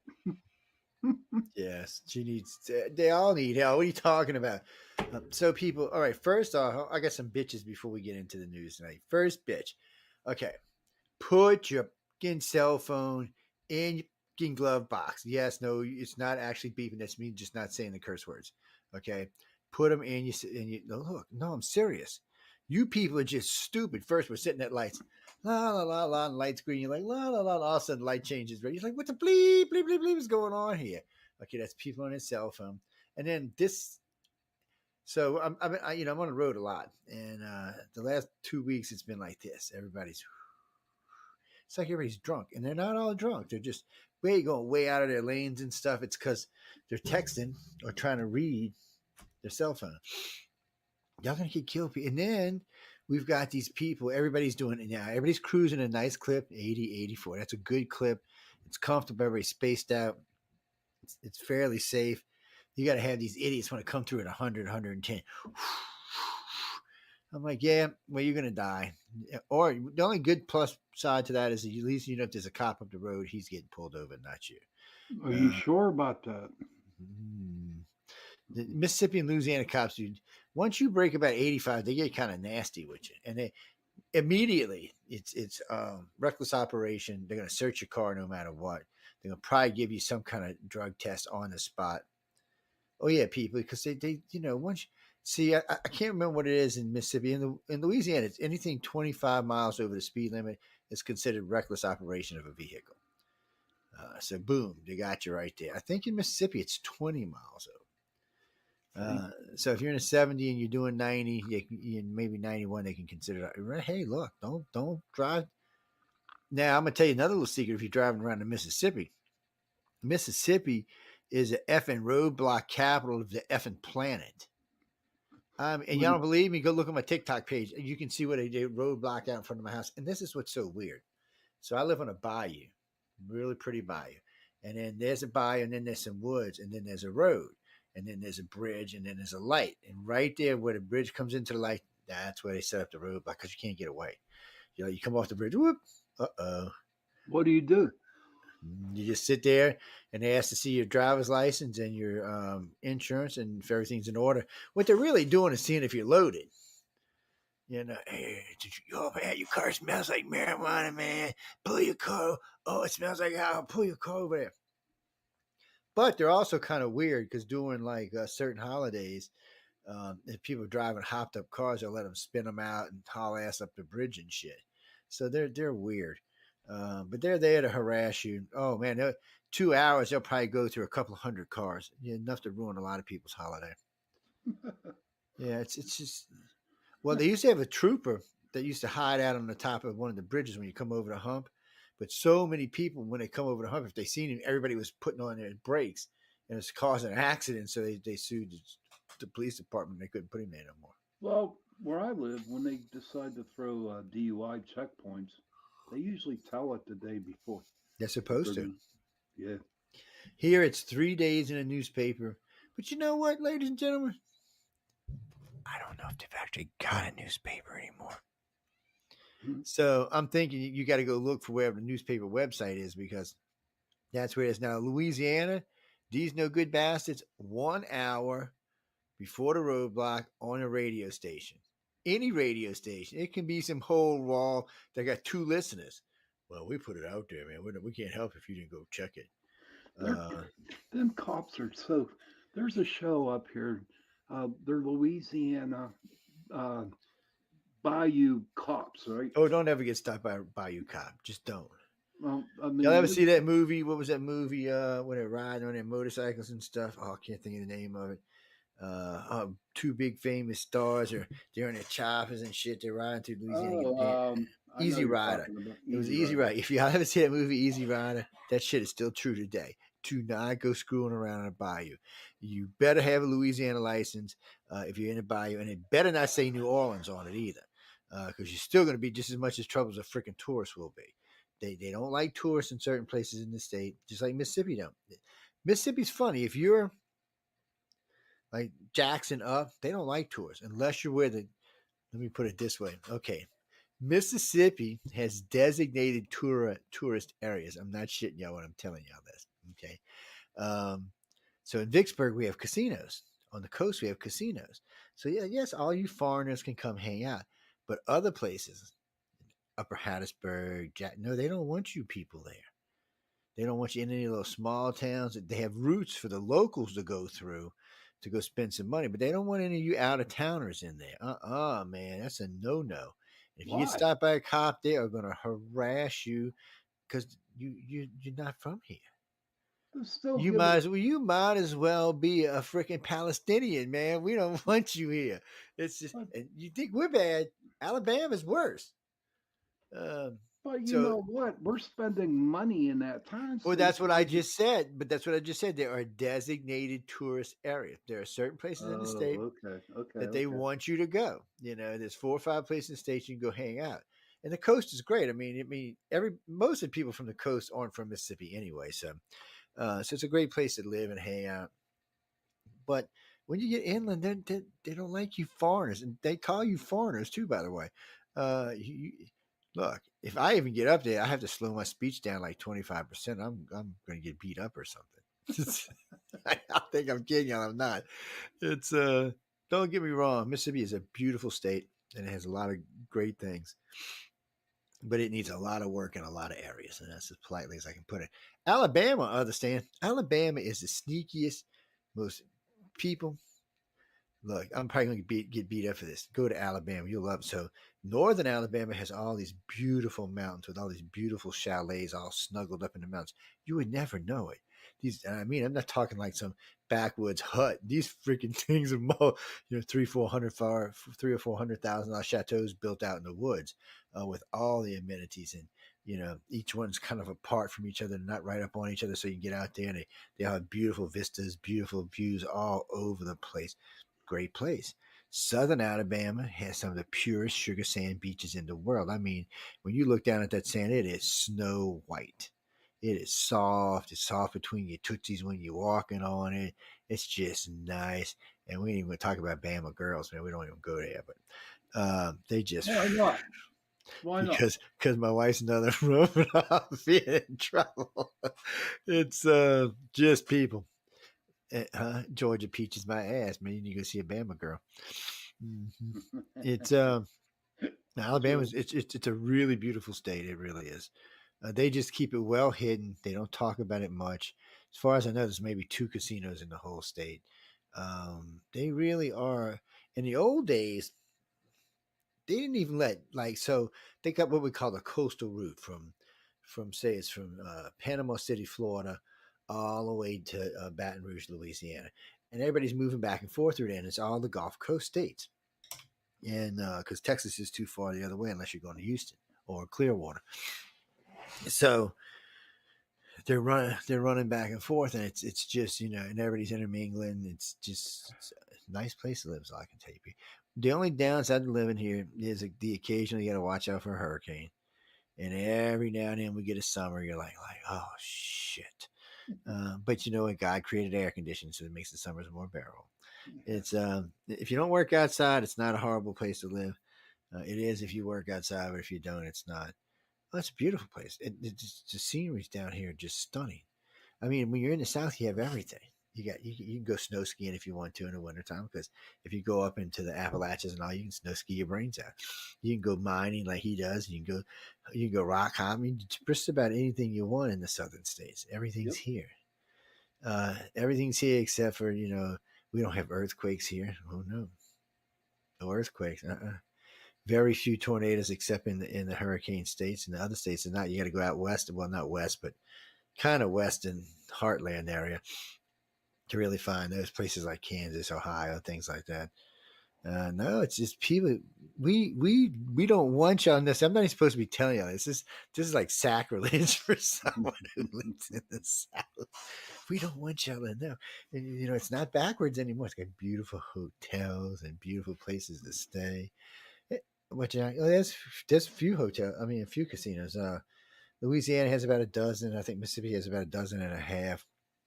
Alabama's got 2. I think Georgia's got 2. Florida's got a couple. Yeah, they're just hidden in different places. You just got to look them. A lot of them are Indian casinos because a lot of states don't allow for casinos, but they have to allow for the Indian casinos. Yeah, they can't tell them no. The one in Alabama. Yeah, so the one in Alabama, I'm pretty sure is an Indian casino. And it's a big ass casino. I didn't personally like it, but it's a nice one. Yes, we'll get to the news. I'm sorry.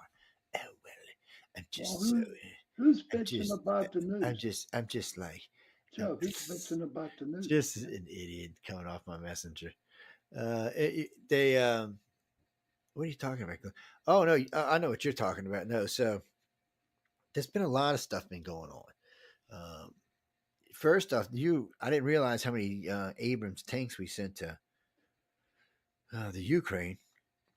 And somebody said, well, why are we sending them to Israel? Israel's already got Abrams tanks. Israel's actually got state-of-the-art Abrams tanks. The ones we sent to Ukraine are like first generations Abrams, yeah. No, we're not sending anything the Russians can get their hands on. People, think about what you're saying here. All the weapons we send over there are really good weapons, and they're showing that they can kick the Russians' asses. But these are like stage one weapons. These are weapons that are probably were designed to take on Russian stuff from 20, 30 years ago. They're not like the stuff we have today. No, and they're not all in drone stuff, even though we're starting to use drones more and more and more. Yeah, because we have to. It's getting to the point where drones, and I said this 30 years ago, so at least I get some laughing points on it. But it's getting to where drones are going to be fighting wars. Eventually, you'll see these big mechanized creatures walking around. Yeah, well, like out of Transformer movies and stuff like that. It's just, you won't really need humans. And the reason America will be so good at this is we have like 3 generations of gamers in the country. They'll feel it. Man, they'll be kicking ass. All that bitching we did about our kids sitting there playing games. We'll be going, oh, thank you, son. Thank you. Yes. Well, you know what? Ukraine, when they started the war over there, Ukraine went and got the gamers over there in order to run their Yeah, because the gamers are the ones you need. They're the ones who are going to take to this really fast. They already play multiple. They play first player shooter games. They play multiple control games where they're flying more than one vehicle at a time. So the only difference is now they're flying multi-million-dollar pieces of equipment. We're letting this little 25-year-old. Oh yeah, go ahead, man. Yeah, that whole set you got right there only costs about $100 billion. But go ahead and have some fun out there. But they're kicking ass and they're taking names. And it's making it hard on the Iranians and the Russians and the Chinese, because the Chinese gaming is a no-no in China. Oh, really? It's not a no, but they frown on the waste of time. Japan's kind of there's gamers in both places, but it's one of those things in those countries that it doesn't produce anything. In America, it's just simply for relaxation. We all played it because I loved gaming when I was young. I'd sit there and game my brains out. And then somehow I got in the radio business. What do you mean, Glenn? Oh, man, I played everything. I played any space game that involved jumping through a hole. Yeah, I love those right off the bat. I played a lot of Pebble Beach golf, a lot of just golf in general. I like the golf, man, because I don't want to get my lazy ass out there and walk around. Thank you. Anyway, golf. Whoever's golf's your people, man. Golfing is so freaking boring. How can somebody follow a little white ball around a freaking? So I'm gonna tell you how we did this, golfers, and this is a big top secret thing. So we were so bad in the beginning that in case you don't know, if you're bad and there's other players, you have to let them play through. I mean, in other words, if they catch up with you, you have to let them go, and you have to wait because you're that horribly bad and they're good, and you got to let them go. So we would get a cart. Sometimes we'd walk, depending on the course. And sometimes we'd go play like a par 68 or par 70 or something like that, a short course, and like in City Park. And anyway, we'd walk them, but sometimes we'd play one of the long courses and we'd actually take the carts. But so we'd always have usually some Crown, maybe some Jack, some snacks, and I can't say this. This was at the time an illegal substance called marijuana. But anyway, that's how we played golf. And actually, I was a pretty decent golfer. I always played within par of the course, so I was decent. I could have never played professionally or anything, but I was good enough to actually play. And that's because when we would go out on Friday night sometimes and get ripped, and I mean ripped, and go to the driving range and drive, 10, 15, 20 buckets of balls. Man, look, driving is half the game. Yes, man. If you can get the ball down where you need it to be, it's a little easier to get it in the hole then. It's just freaking boring. It is boring.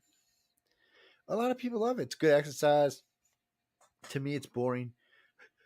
Well, I shouldn't say anything because I played darts and I played it professionally for a while. I mean, okay, I can play darts. I made in Scotland. I even played it for a living for a while. No, seriously, I was making a living off of it. It's at one point Linda was like, I want to throw a church. I'm like, no, it was just a ridiculous amount. But Well, see what was your favorite game? 301 or 501? Well, no, we played all three. So, so I played. So the way it worked out was, is you had your opening, which was your 301 team, and then you had your cricket and your 501. And you were allowed to play on two of them. So because I was good at hitting doubles and stuff like that, so I played on the 301 team and the 501. So I'd open. And then cricket, nobody wanted to get around with cricket. I played with the big boys when I crammed with cricket. But I'm gonna tell you, I cheated in the fact that I was playing somewhere at a tournament, and this guy Ricky Ney, who was a professional out of England, and he said, "Look," he said, "if you want to get as good as us, where you're hitting a triple every time, use this dartboard."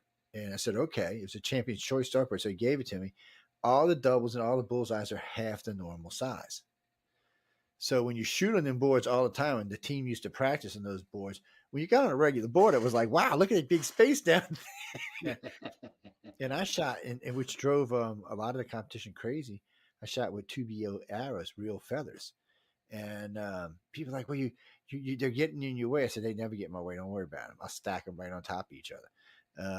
I don't know. I shot better with them, and I was really good, and I won a lot of money with them. So I couldn't say anything.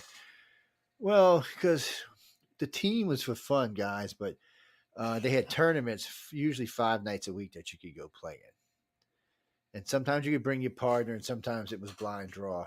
But what me and Paul, another friend of mine, would do is we'd wait to the very end of the enrollment time, and we would walk in and put our money in. And a lot of times we got to play together. Well, we played together in a team, so we would murderize people. Anyway, I shouldn't talk about that kind of stuff. It was a lot of fun. Yeah, it was a lot of fun. Made a lot of money. Yeah, it cost me. Yeah. Well, no, it was a fun game. When you play when you play with the pros, it's a different thing because they don't miss. It's whoever last shot, man. And they don't miss. Red Bull, triple. It's ridiculous. Oh yeah, that's the pros. It's like any professional game. Yeah. But anyway, who's up first? You mean like who's on first, who's on second, what's on third, stuff like that? I knew he was going to bring up Joe Biden. Oh man. So he hasn't done nothing stupid lately. He's always doing something stupid. Joe Biden, Uncle Cracker. I don't know what it is with him. He just can't seem. So I mean, come on, how do you have dinner with the Chinese president? Okay. And then you're discussing how you're going to put these plans together to save the world, almighty people. And then the next morning, you're calling him the dictator. Yeah. Well, actually, later that evening, you were calling him the dictator. Yeah. I was like, oh my God, you dumbass. Oh, wow. Did you see Blinken's reaction to that? No, somebody had said something to me about it, and I was like, well. He was like this, Joe. Oh my God, no. Yeah, because Blinken worked hard to get that deal set up, getting China together, but it just shows right there that the the White House and Blinken aren't communicating. I mean, it just seems like he's off in a daze somewhere because no one told the president or sat down the president and said, "Okay, Cracker, this is China, the second most powerful nation in the world now." Well, I don't know, that's arguable, maybe third, but anyway, still. Be nice. Okay, I won't call him a dictator, but he's a fucking dictator, right? Yeah, we know that, but don't call him that. Yeah. Okay, well, I had dinner. He had dinner. He's a good boy the whole time. And then the press starts saying, oh, that freaking dictator. He's a dictator. I'm like, what? Yeah.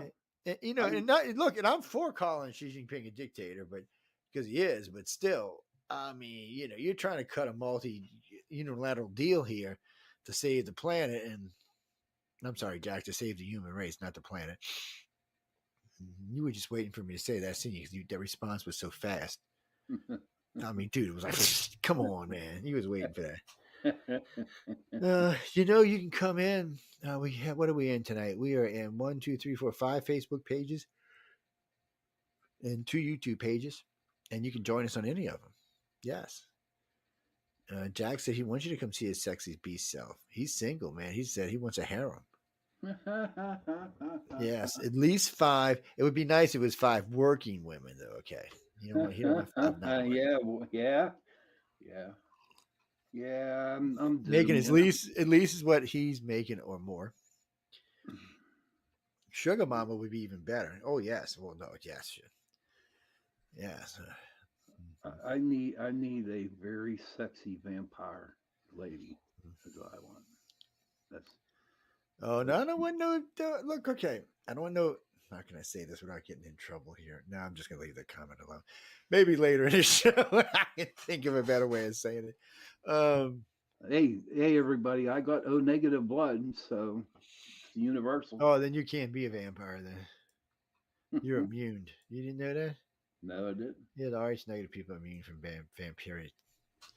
It's one of the cures for the vampires. It's one of the reasons they went extinct. I can't even be somebody for a vampire. Jesus, what am I good? No, they can drink your blood. What am I good for? An alien? No. They can drink your blood. They just can't turn you into one. Oh, okay, that's good. So you know.